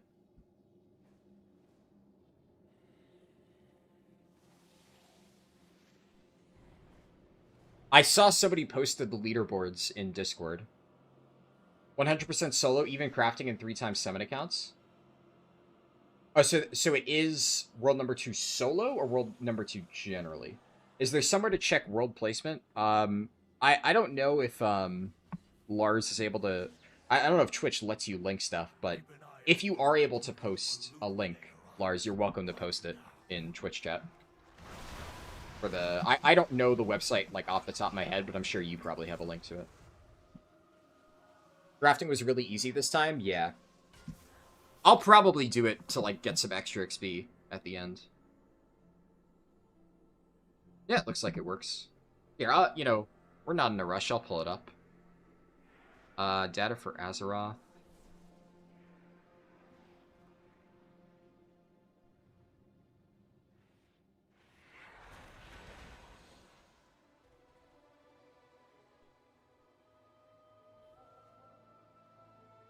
Jeez. Dude, that's fucking crazy. And, so the number 1 is... That's Monkey Law, right? That's his alt, Fa? Yeah, number 1 is Irvin playing. It wasn't, Did I misunderstand the post in Discord? Or is, was Echelon in our Discord the person who was World 90, right? Was that their character? Fa was Monkey? Gotcha. What the heck? Why are you shitting me? Yeah, I figured. Echelon is the number 1? Damn, so that was Echelon. Wait, that's crazy. So, the top 3 people were all people in our Discord chatting about speed leveling stuff. Shit.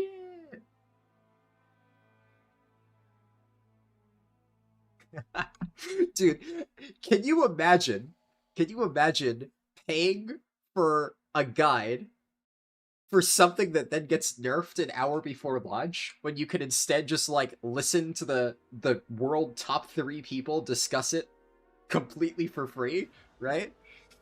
Ah. Fucking hell. I'm curious what they're going to do with Echelon, though, because, so if Echelon did actually get, like, the theoretical world first, but got bans, I don't know, I haven't, like, paid attention to all the discussions, so I don't know if they got their account unbanned, or if they're just, like, they're done.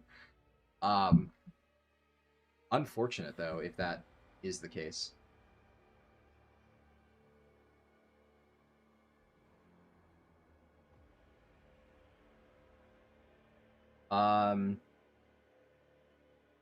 World number 2 is probably those guys who also did Earthen but got banned last minute.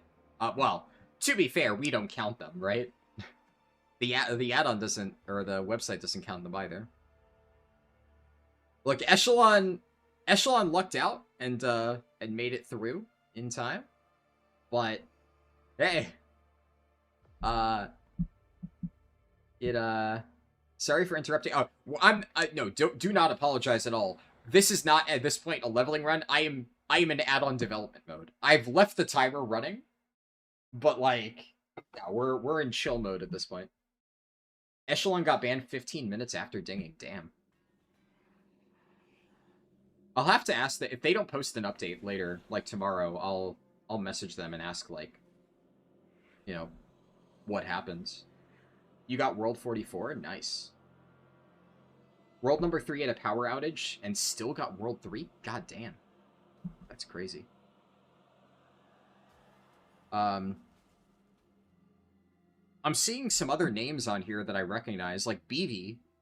BV was, or is that Bevy? Yeah, Bevy was pretty active in the Discord. Bevy even messaged me, like, some questions and stuff. Why can't I play Druid? I have no idea. The account that my Druid is on just didn't get flagged for midnight. I couldn't start the quest. So I spent like 20 minutes trying to get the quest and I just gave up and swapped to my monk, so is what it is. Yeah, BB's cool. Who else? Who else do I recognize in this list? Zircom I recognize. Brillick got World 72. Yeah, I mean, Bowser's I recognize. I'm sure there's probably some people, like, we've had a lot of people actively discussing. So, oh! I recognize one of these names! I recognize a name! Okay. So, yeah, I'm not... That's... I just looked at chat, and I saw what you said, Lars. I'm not gonna out them. But yeah, Utopia Guy... Look, Utopia Guy, credit where it's due, got a respectable placement. So, Utopia Guy's Utopia is relatively intact. I think they did a good job. I'm not gonna out them. But I saw that name, and, like, it took me a second. Like, the gears started turning, and I'm like, where do I know that name from? And then it clicked. That's Utopia Guy. Oh, boy. So, hopefully he's not as mad with me now. Now that things worked out in his favor. Also, I completely forgot to acknowledge this, but, like, a minute or two ago, an anonymous gifter donated 2 subs. Thank you very much, anonymous gifter. But yeah, you were correct, Lars. That's the guy.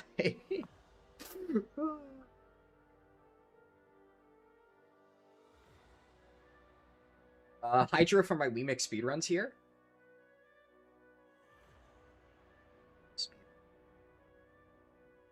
Were you like on our team? Oh, hydroponics. Oh shit.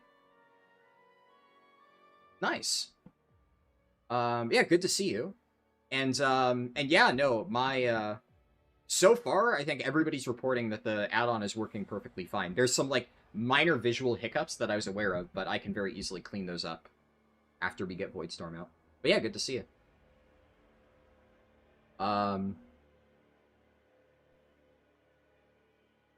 Let me see, Brillick.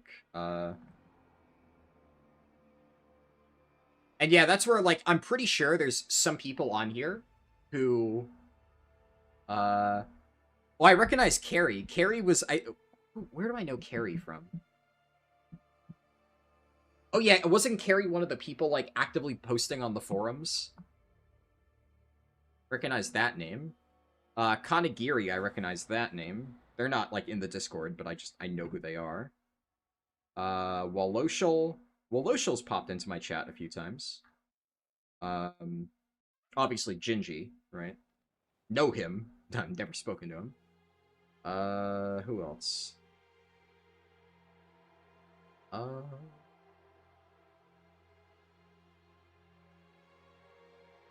What place did you say you were? 72. Oh, yeah, Brillick. Okay, that makes sense. Presidente? Really? Damn, I knew Prez was practicing, but I didn't know he was actually, like, really speedrunning. Good shit. Prez, if you end up watching the VOD, good shit, man. 70th place is really solid. Especially because I had no idea you were even going for that. That's impressive. Damn.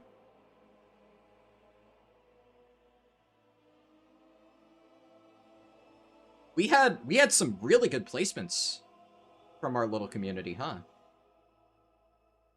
That's really cool.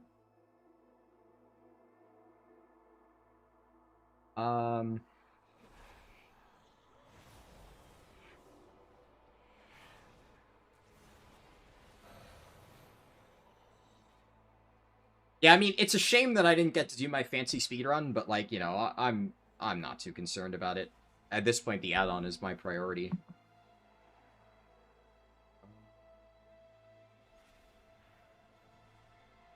Here, I don't know if it... I'll post it again. Lars just posted this earlier in chat. And actually, I'll post this in YouTube chat. So, sorry, YouTube people. I don't want you guys to feel left out. So, this is the website that we're looking at, Data for Azeroth. Oh, you got World 73, Lumion?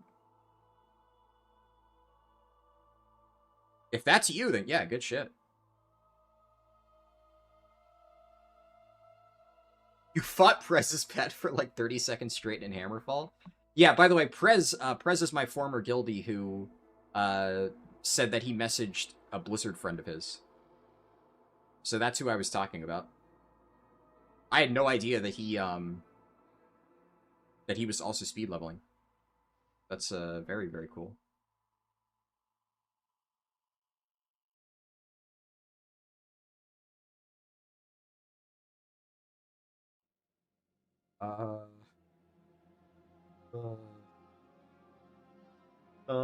Fucking Utopia guy.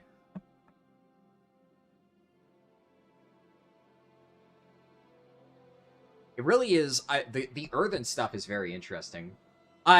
So he stole like 3 debris off you. I mean, good tech. Steal the debris and then feign death to drop combat. Good shit.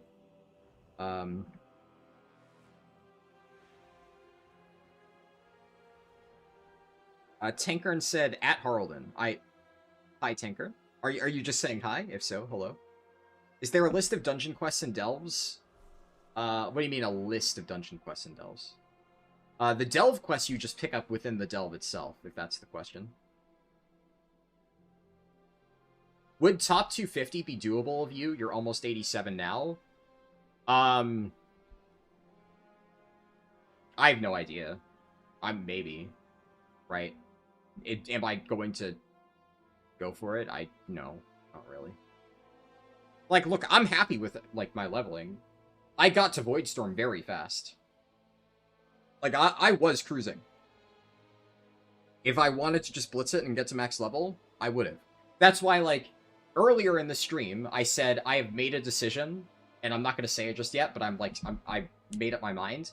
And when I thought about that, my decision was, I'm not going to go for a speedrun at this point in time. I'm just going to finish Voidstorm when we get there. And I'm still satisfied with that decision, because we're already, like, 2/3 of the way done with Voidstorm. And this way I can get it out to you guys faster. So I think that was the correct call.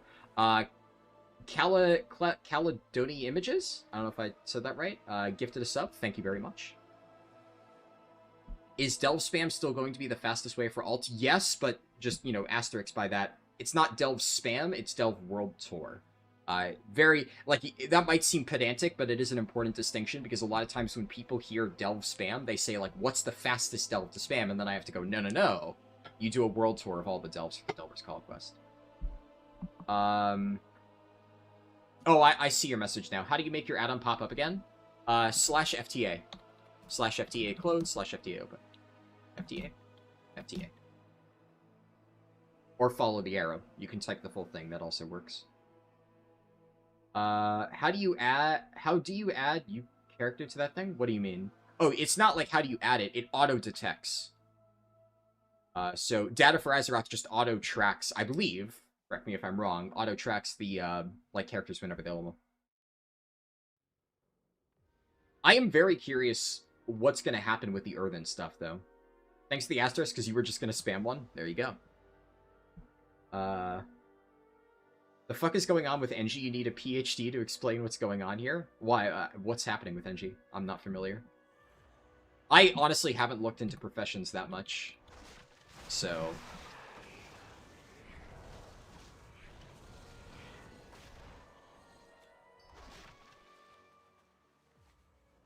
Your 90's not on there? It might take a bit to update. But presumably it'll get around to it eventually.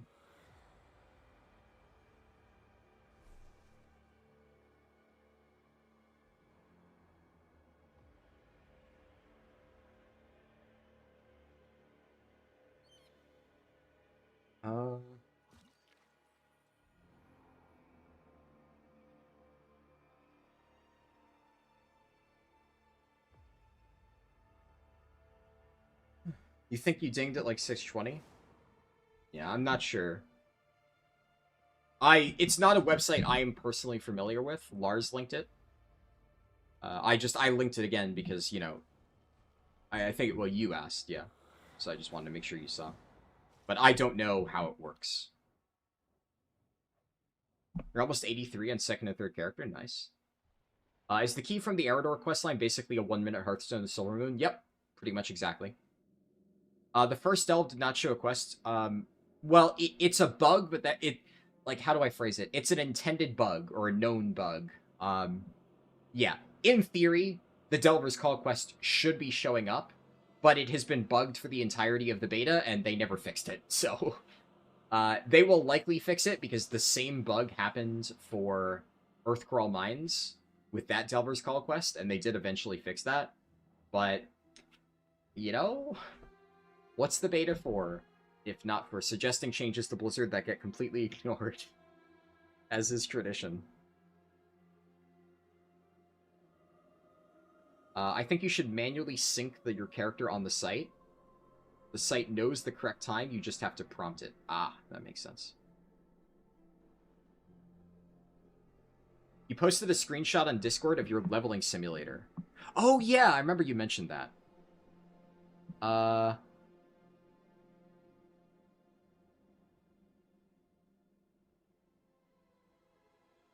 Interesting.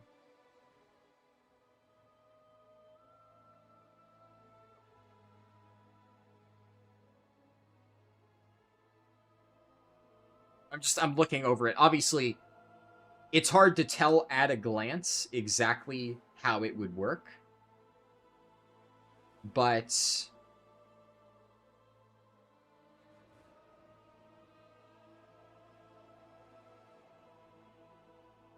so you gathered base XP without any of the buffs. And then... I'm guessing you have, like, times on here. So base XP and then amount of time that it took to do each segment. And then I'm guessing by, like, toggling different buffs on or off, depending on what got fixed, you were able to calculate how much XP you would need left over. And then by combining a bunch of different stuff together, you could basically figure out, like, on the fly, based on what Blizzard hotfixes, how to build your route. That's pretty cool. Yeah.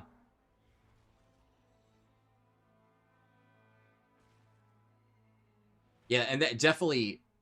it seems like with the last second XP changes to War Mode, as you mentioned, yeah, that seems very nice to have. Interesting.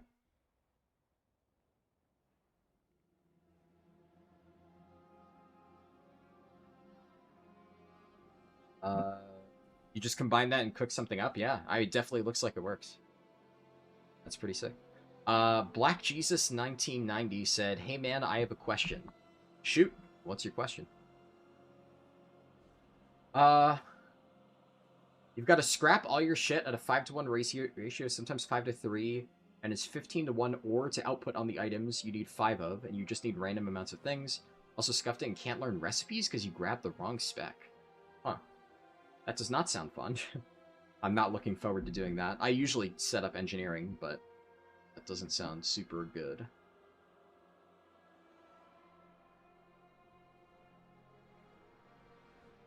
Huh. What is the helmet? The helmet costs 500k to make? Jeez. Have I heard of players not being able to start the Midnight Quest? Yeah, one of my accounts couldn't start it. I haven't checked that account for the last, well, 8 hours, but the account that I was planning to do my speedrun with just couldn't access Midnight. And so I swapped to this one. Which technically is my main account, but I was planning on using my Druid, which is on my second account. And for whatever reason, that did not get flagged, so... do I know what caused that? Or if it's fixed? I don't know. But yeah, unfortunate. I'm sorry to hear. If you got hit with the same bug as I did, unfortunate, but at the very least, you're not alone.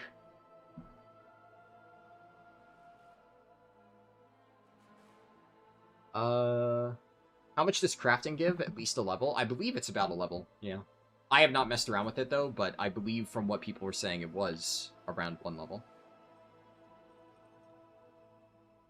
Damn you, Decimus.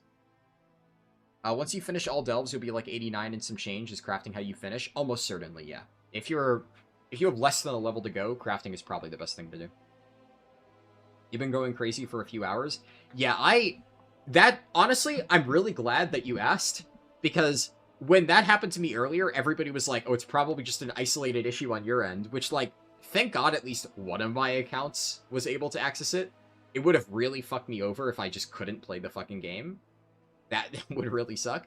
But the fact that it is not an isolated issue on my end, and that it is just something that Blizzard fucked up, I mean, I feel better, because I know I didn't just get directly fucked. But, also, that's kind of bad. Fix your shit, Blizzard, please. Unlucky.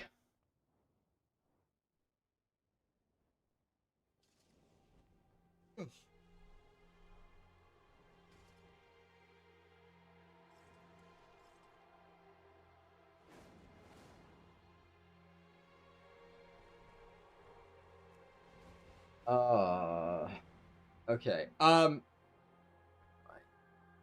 Let's just, you know, I'll pause the timer. Thanks, bro. You've been a big help. No problem. All right. I'll be real, guys. So I've barely gotten any sleep, right? Initially, I wasn't even planning on streaming for a long time, because the original plan, if you recall, was I'm going to do my speedrun, which probably would have taken about 6 hours. And then after, like, 6 or so hours, I stop stream, and then I just, you know, do the Voidstorm section. And instead, obviously, we've done a bit of a hybrid here. I've coded part of the Voidstorm section live on stream. And you can see here, we've gotten a good chunk of it done already. We're, I think, about halfway through. But I am, like, genuinely starving and extremely tired, like, all at the same time. And, yeah, I need to go make food. And we're already at, like, the 9-hour mark, so I'm not gonna, like, take a break and then come back and stuff like that. And the reality is, like, as much as I like talking to you guys, and, you know, we've, like, the fact that, like, chat is still active at, like, 3 in the morning is, like, you know, glad you're all here. But also, I'm getting, like, so sidetracked by these discussions that I'm making zero progress in the add-on. And the reality is, I want to just knock this shit out, get it done, and then I can, like, you know, look into all this stuff. And I don't necessarily know if I'm going to stream tomorrow. I'll think about it. But it entirely depends on how much I'm able to get done. Because fixing a lot of, like, the big issues, like, so obviously number one priority is I'm going to get Voidstorm done. We're going to stop stream. I'm going to make food. I'm very tired, but I'm going to try and power through and just brute force the rest of this, which when I'm not, like, constantly getting sidetracked, like, you know, my ADHD is preventing me from, like, actually focusing. It should be a lot easier to just, like, blast through and get the rest of these quests finished. But that is number one priority, obviously, and then the moment it is done, it will be on CurseForge. At this point, I've done multiple, like, little updates while, like, setting up the add-on on CurseForge, and it takes, like, 5 minutes to get stuff posted there. So I should be able to get that out, like, ASAP the moment I finish it, and then you guys can use it. And then I'll probably do a quick write-up, like, very broad strokes, just a lot of the frequently asked questions about what do I do now that I've done the campaign. I will have a section that just broadly answers that. No specific arrow directions, just general explanations. But what's it called? The other thing I want to do is there's, like, a bunch of high priority bug fixes, right? Number one priority is, like, fixing the module buttons, overlapping text and stuff. I'm going to get that done. The arrow resetting positions, a lot of people have asked for that, so I'm going to do that. I'm going to add the... Well, actually, adding the ability to lock the arrow, that will be in the options window. So, like, that I don't necessarily know if I will add literally right this second. But the arrow not resetting positions, that I think I can fix that pretty easily. So a few of, like, the big issues that people have asked about, I should be able to change. And then the main thing, like, long-term, that I'm going to try to do... Well, I say long-term. By long-term, I mean, like, 24-hour long-term. I just mean that I won't be able to get it done literally tomorrow, is I want to add an options menu with, like, a bunch of different customization options. And I'm also going to start working on Sojourner routes, so that everybody has like a path for their side quest when Darkwind Fair comes out on Sunday. And once I have the Sojourner routes completed, so that's going to be like the first priority, and those will be completed, and then I should be able to go back through the campaign routes and add optional side quest steps to the campaign steps. And that should work out well. You think you figured out your problem, you might be an idiot. If you know how to fix it, please let me know, because in that case, I might be an idiot too, because I could not solve the problem. Unless there's like a solution that has popped up now. And what do I reckon that you should do when you hit 87? Delves first, and then when you exhaust all of the delves, then crafting. You could do a total of 30 first crafts. As for how many of those are easy to get, I don't know that. You'll probably play Marathon tonight and try tomorrow. With how buggy some of the stuff can be, could be worth it. Lars said, enjoy your food. Nice work in the add-on. Hopefully going to help a lot of people. Yeah. Yeah, I've gotten a lot of really good reception on it so far. Pretty happy with that. And I'll remind everybody, we're just getting started, right? I have a lot of plans for the add-on. Obviously, like, you know, I've been very, very, very, very busy for, like, the past, you know, 3 months, right? So, and by 3 months, I mean, like, the time that the Midnight Beta has been accessible. Unfortunately, with the Midnight Beta basically overlapping Legion Remix very heavily, a lot of the time that in the past I would have normally spent, like, heavily testing the beta, I was still testing Legion Remix stuff. I was in a housing competition, which, like, kind of a, side quest arc. I don't know. Maybe I'll make a video about that eventually. But that was a whole thing that I spent, like, at least a week or two in December doing. And although I did a lot of testing for Midnight Beta, the, I reached the point where I'm like, you know, basically end of January and, like, most of February, I'm like, I could either do all of, like, the written and video guide stuff that I normally do, or I could just try to get my add-on out before launch. And I wanted to, like, get this done, right? Because now that it's here, we can continue expanding upon it. 2 delves per zone, except for Eversong Woods, which will eventually have 4 delves, but 2 of them are not available, so technically, yeah, 2 delves per zone right now. But yeah, now that this is out, right, you guys have given me a lot of great feedback already, and I can keep building upon this, and frankly, when it comes to things like this, like, I have been saying for years that I might make a leveling add-on, but basically, like, taking that first step is always the hardest part. Now that I have, like, the framework built out, I mean, you could see how easy it is for me to, like, add new quests in here.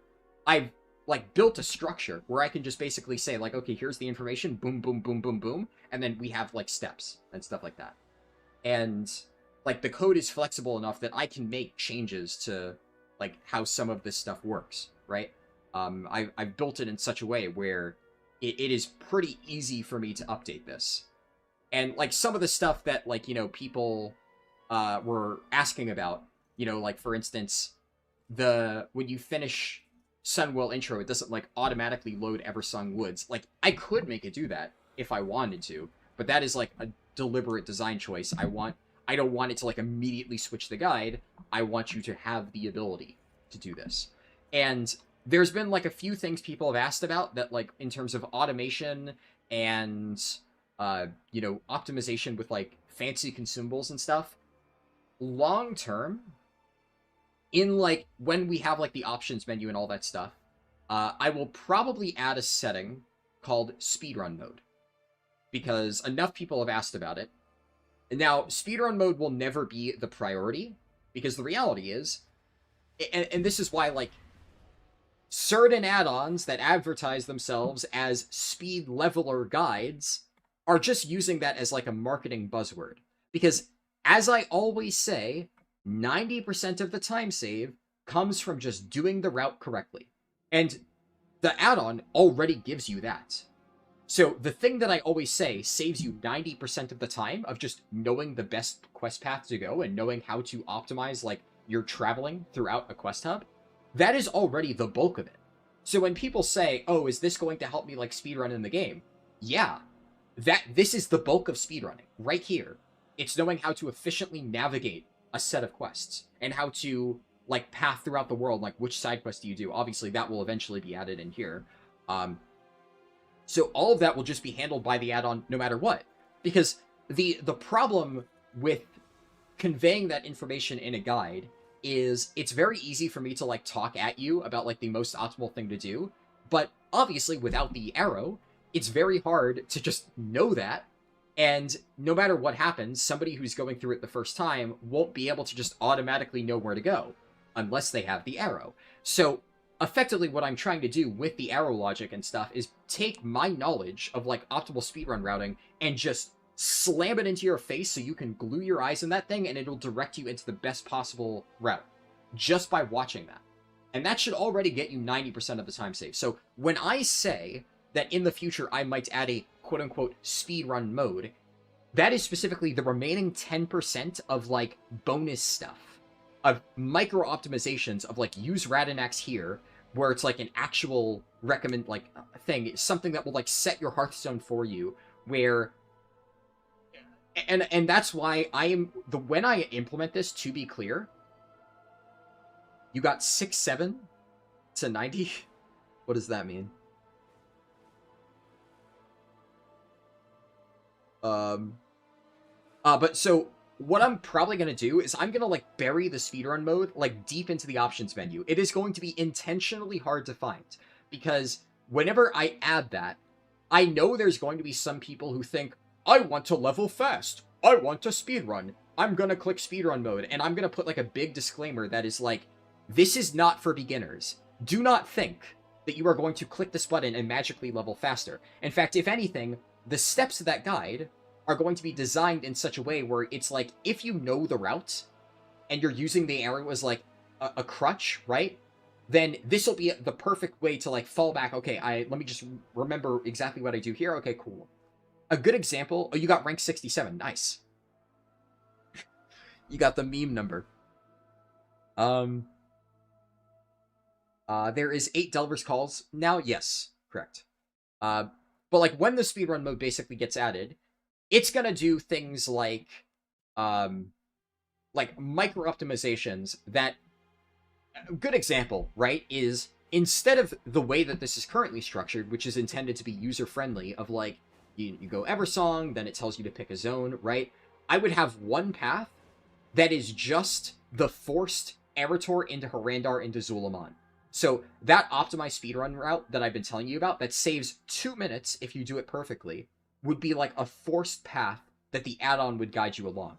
But I would never ever recommend that for new players, because if you don't know how that works and you don't have the items required to make that work, it'll probably lose you more time than it saves. So, you know, big disclaimer there. You pre-ordered the base version of Midnight, not the epic version? Oh, well, yeah, that would do it. Okay, well, now I feel worse. Now I feel worse, because now I actually did just get fucked by an isolated issue. It is what it is. At least you figured out your problem. So there you go. Dumb question, is there already an add-on for questing fast through midnight? Yeah, if you check the pin's message in chat, there you go. That's my free add-on, and it is what you see here. Now, obviously, the Voidstorm section is currently, I'm like building it right now on my computer, and then I'll upload it to CurseForge as an update whenever it's done. But all the other zones are ready to go. The helm is probably a typo, or someone at Blizzard wanted to make engineering the hardest profession of min-max. Engineering is already shit. The best tinkers and items outside of Shadowflame rockets are from 15 years ago. True. If you roll up on an alt with somebody saying earlier that it was World Tour Delves and you're 89, pretty much, yeah. Or are you saying from 80 to 89? Without any sort of warband bonuses, I don't think so. I think I, in passing, said that with all of the max XP bonuses, there's a good chance that you can do all of the delves and get to 89. I might have said that earlier in passing. But yeah, that was the context of that. Anyways, though, I think that covers about everything. I am I'm gonna take a break. I'm gonna go make food. The Zenless Zone 0 daily reset is in under an hour, and I have not done any of my dailies because I've been so busy doing the leveling add-on, so I'm gonna try and get that done while I make food. And yeah. I will definitely make sure that Voidstorm is out ASAP. Should you buy heirlooms while still in 80s? No. I would not recommend investing in heirlooms at this point in time. It's if you have them, it is worth using. If you are deciding whether to invest your gold into it, no. Right now, not worth. But anyways, that's all for me. Thank you guys for watching, and I will post in Discord when the add-on is ready to be updated. See you later. Peace.